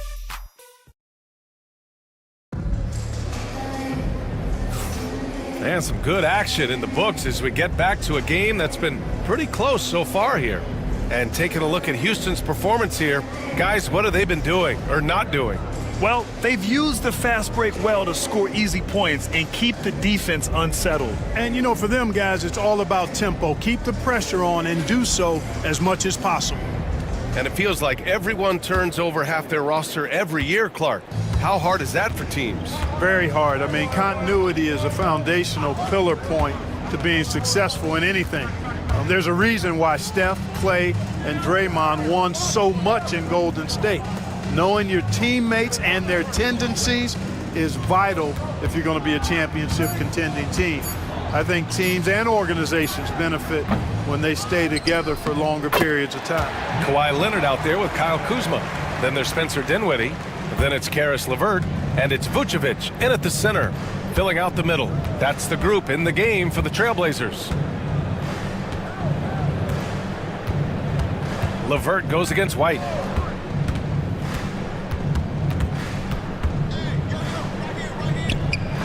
And it's Portland with a rebound. Boy, that's a look he has to finish, and he knows it.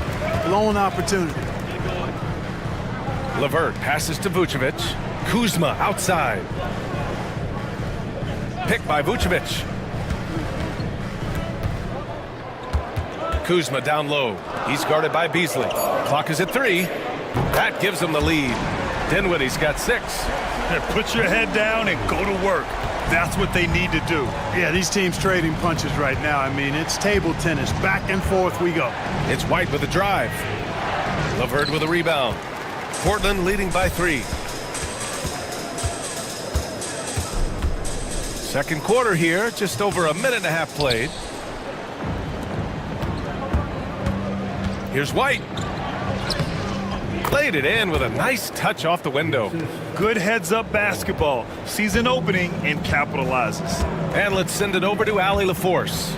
Nikola Vucevic has seen a lot in his decade plus in the league, and he said the game has changed. Now you have centers that can pass, put the ball on the floor, make plays, and shoot threes, play like guards, and you can't get stuck in time. You have to be able to adjust. Allie, he's certainly got the skill level. Here's Beasley. And yep, it's good. Beasley's got his first bucket in this one.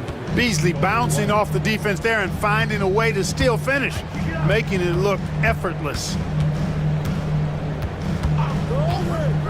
LeVert goes against White. Leonard for 3. And it's Bona with a rebound. And the shooter had very little space on that attempt. And guys, that's exactly the kind of high-impact defense they want to see out of him. Clark, the pass to White. Clark with the screen. Pass to Bona. Late clock. Houston's got to hurry.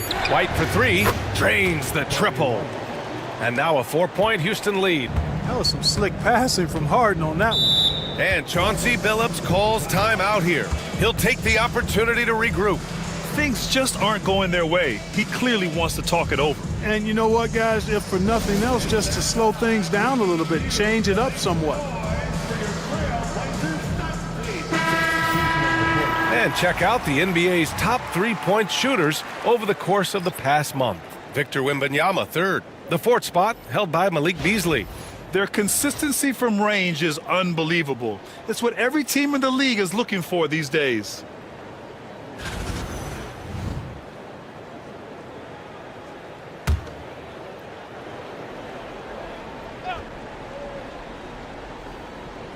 It's stolen by Pirtle. Out of bounds. It'll be Trailblazers ball. And their ranking in lowest opponent scoring is 2nd in the league. Their defense is more than an asset. It's a weapon.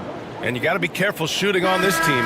They are number 1 in blocks because they have an innate timing for when to rise up and contest shots. Dinwiddie, he's checked in for Kawhi Leonard. And the Rockets making a change here as well. White, he's checked in for Harden.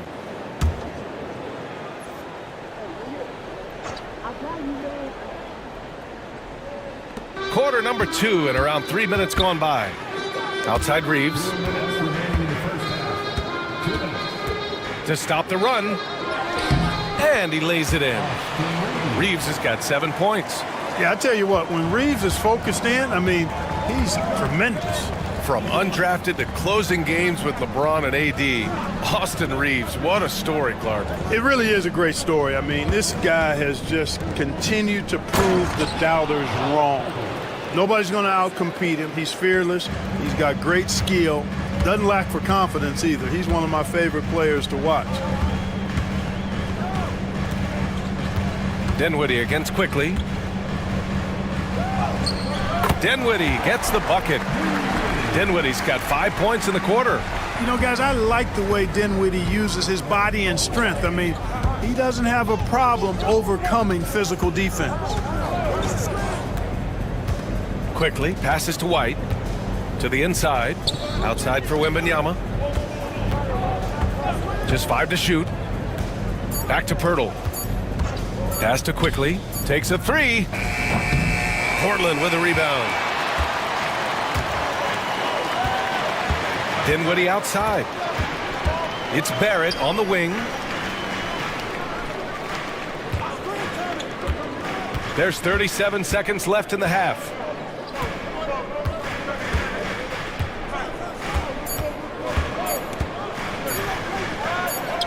He nails it, and we're tied. Yeah, never let the moment speed him up. Barrett stayed within himself with a little time remaining. Barrett against George.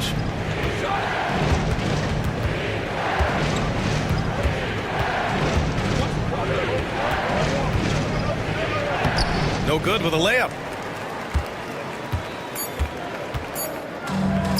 For 3, Dinwiddie. Oh, no good on the last second attempt there. And that'll do it for the first half. This game is tied. And don't go away. After the break, we'll see you right back here for the start of quarter number 3.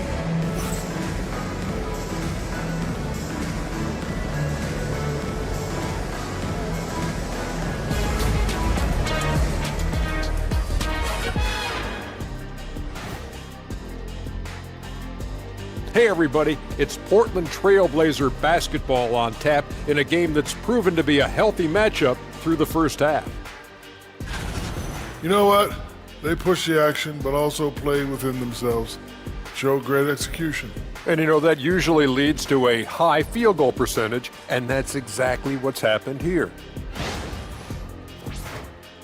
And moving along, a metric for that first half. Love me some metrics. Checking out the top performer on each team. Their teams have leaned on them, and they've been rock solid. Actually, more than that, they've been the catalyst. Leading by example. We're seeing it firsthand. And that's it for halftime. Thank you for joining us. We send you back to Brian Anderson for the start of the third quarter.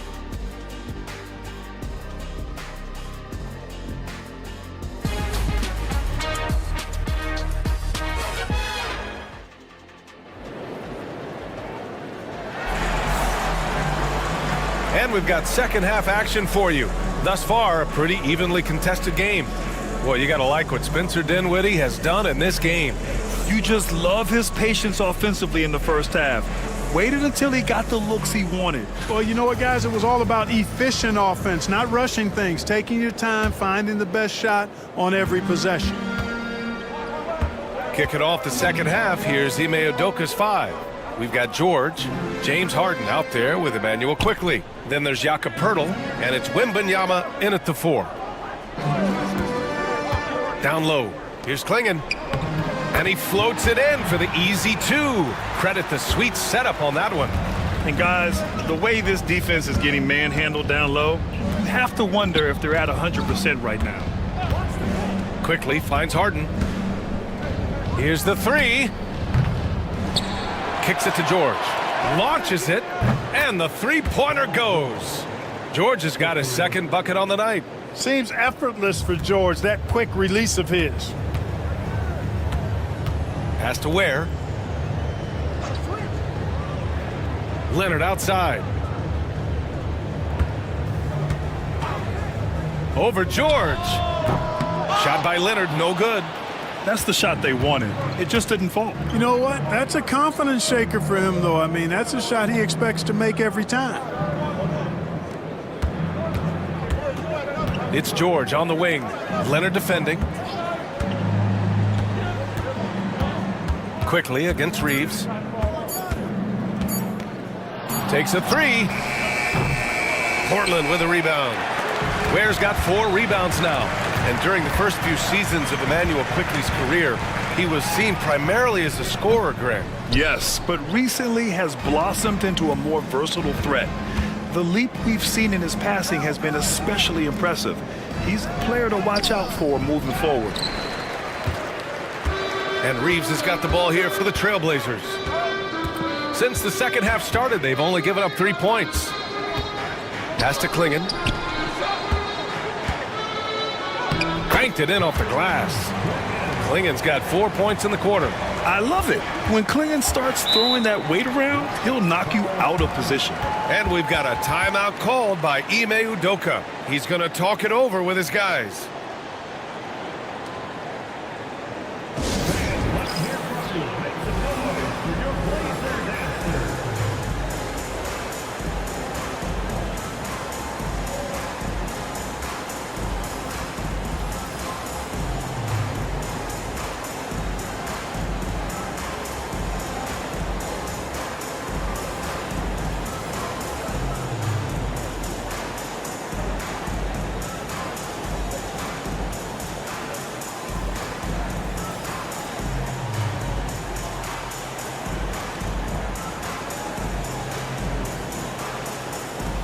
And the Blazers making a change here. Dinwiddie's checked in. Beasley's checked in for Houston.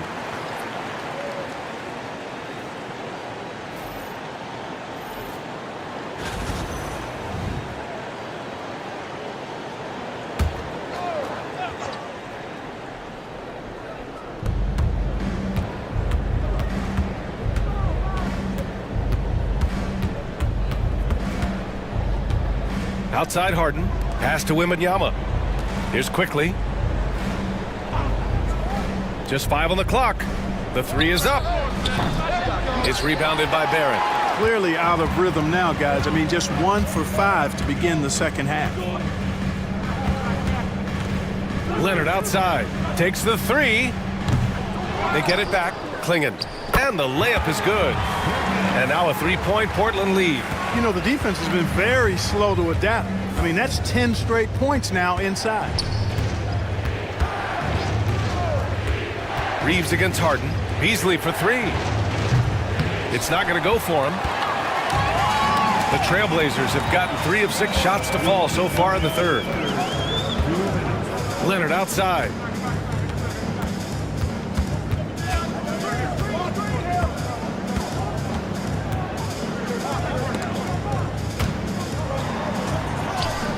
Oh, nice shot by Klingon. Klingon's got 8 here in this quarter.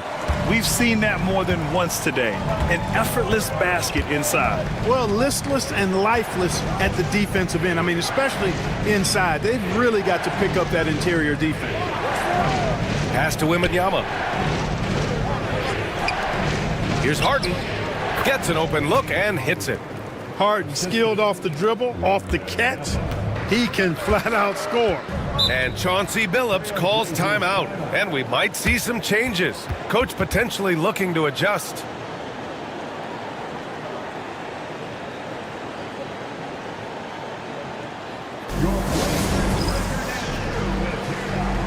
Houston making some changes.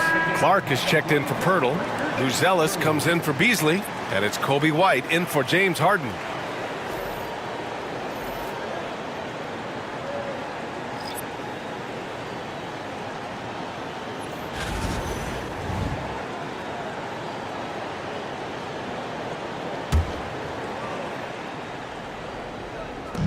There's a minute 17 left in the third quarter.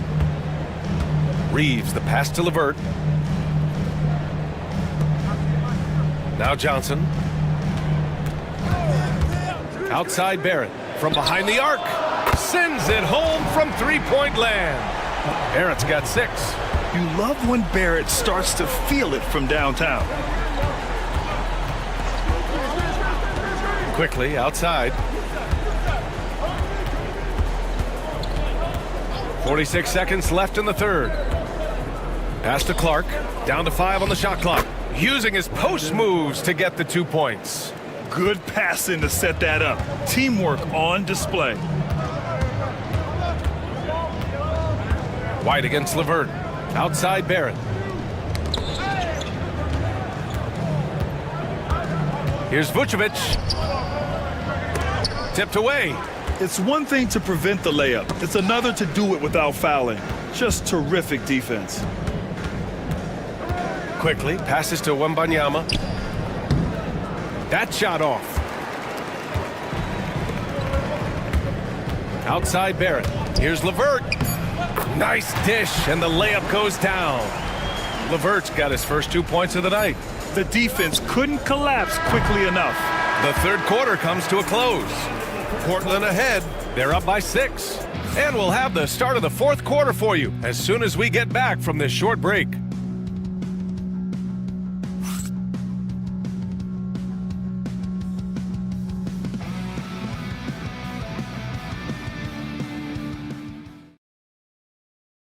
And it's time now to bring you our State Farm assist of the game. This is the definition of team chemistry.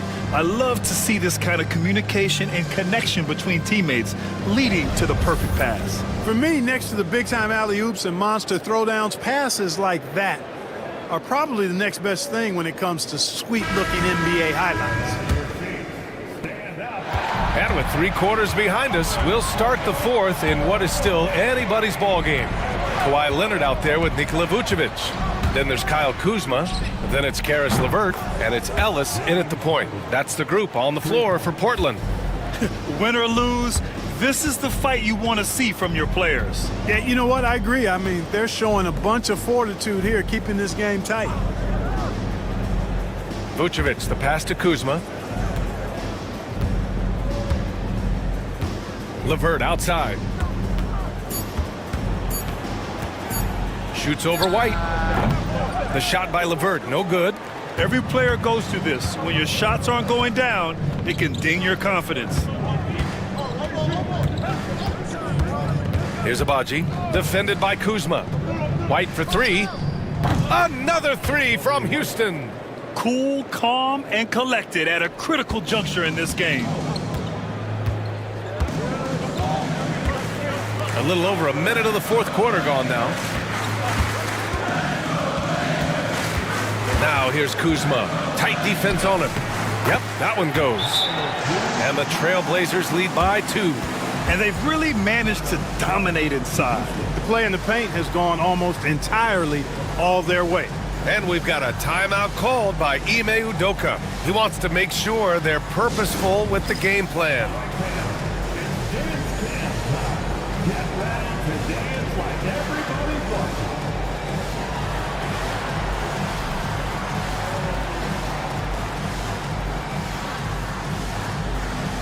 R.J. Barrett, he's checked in for Portland. A moment to hear from Allie LaForce. Well, over the break, I listened to Ime Udoka's huddle. He isn't liking what he's seeing out there on the perimeter, saying to his guys, defensively, we're too lax, and they're getting any 3 they want. And offensively, the ball movement, it isn't crisp, which is why we're not getting many opportunities from outside. I want to see improvement on both ends. All right, Allie, thanks once again. Here's Beasley. Kuzma with the defensive effort. Portland leading. It's LeVert on the wing. Started by Quickly. And the power finish by Vucevic. All the reach you need to throw it down there. Vucevic making it look easy. Quickly against LeVert. Beasley for 3. Kicks it out to Clark. LeVert goes against Quickly.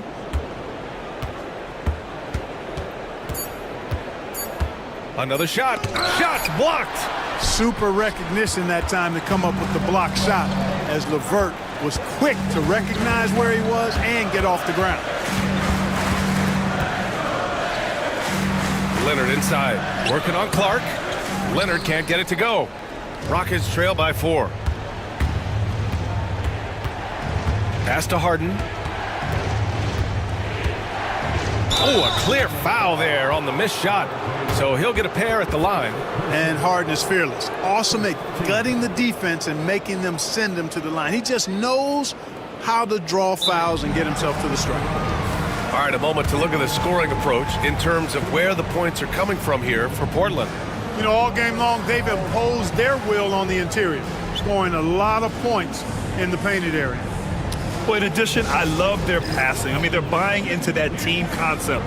That's hard to get out of your young guys.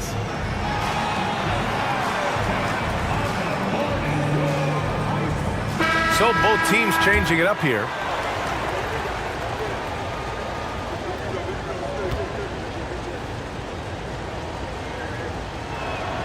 The first one falls. An effective playmaker and a more efficient scorer, Harden continues to be a highly productive player.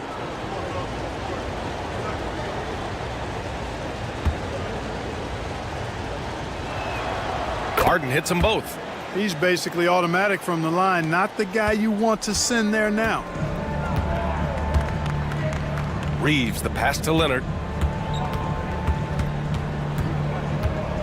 Around 3 minutes gone here in the fourth. Back to Reeves. Off with the layup. And so George will bring it up for the Rockets. Pass to Harden. Now quickly. Here's Wembanyama. He's covered by Reeves. Wembanyama, effortless inside. No fear in this young man. We're already getting a sense of Wembanyama's killer instinct. Unloads from 13. Yep, it finally drops after rolling around the rim. And the Trailblazers lead by 2. 1:36 left in the fourth quarter. Wembanyama, screen on Leonard. For 3, George. Can't hit that one. Well done on the glass. Gets himself in position where he can use his size. To the middle. Ooh, stolen by Harden.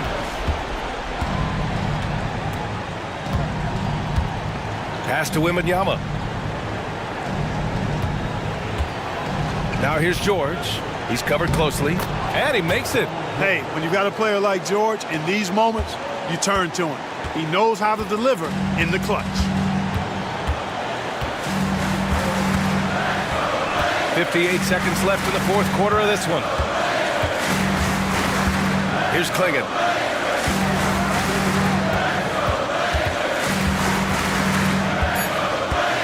Trailblazers got to hurry. Got to get up a shot.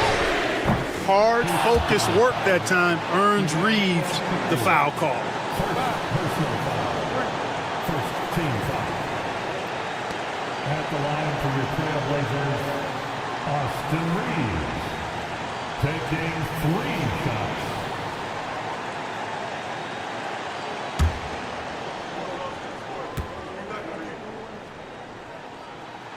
And the first of 3, missing that time. That's a tough one to miss. He's got 2 more chances now.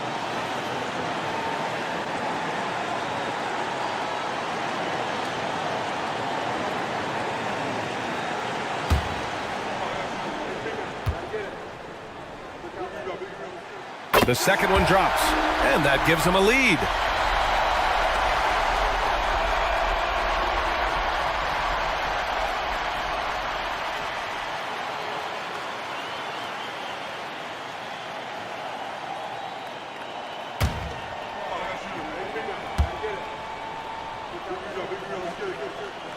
And so he ends up making 2 of 3, and it's a 2-point ball game.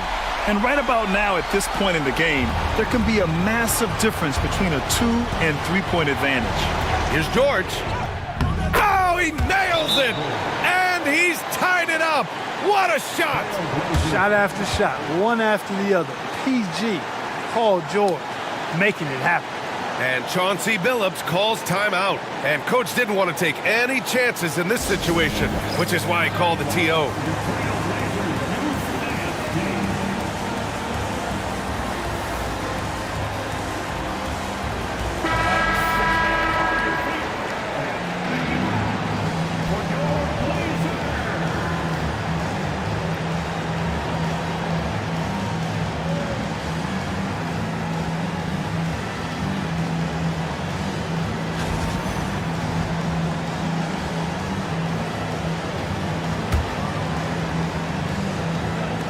And Portland has possession. Leonard looking over the floor. 4-3. Money from deep. Boy, and just look at what Leonard is doing. And Ime Udoka has called timeout. There is a lot on the line, and he is determined to make sure everyone's on the same page.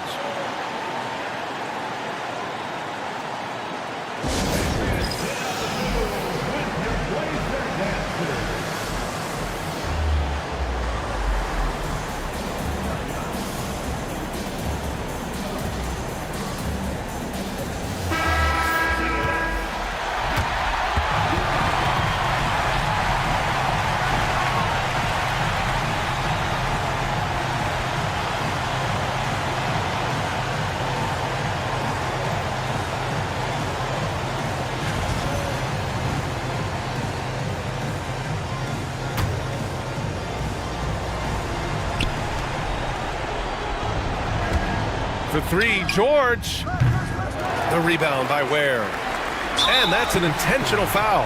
Yeah, just a must-foul situation to stop the clock. And you know what? Who knows? A few misses at the stripe, and they're right there within range. You know, late-game free throws are a lot different than early-game free throws in terms of making.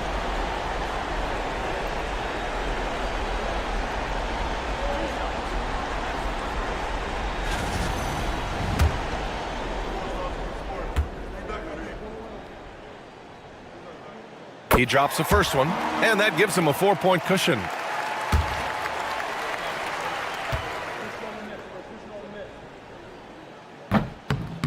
And the second free throw, no good. Tough break there. And here are the Rockets now. Outside Wembanyama. Here's the three. Money. Oh, what a sensational bucket. That brings him within one. And not intimidated at all. Wembanyama showing up in a clutch moment. At the line for two, Austin Reeves.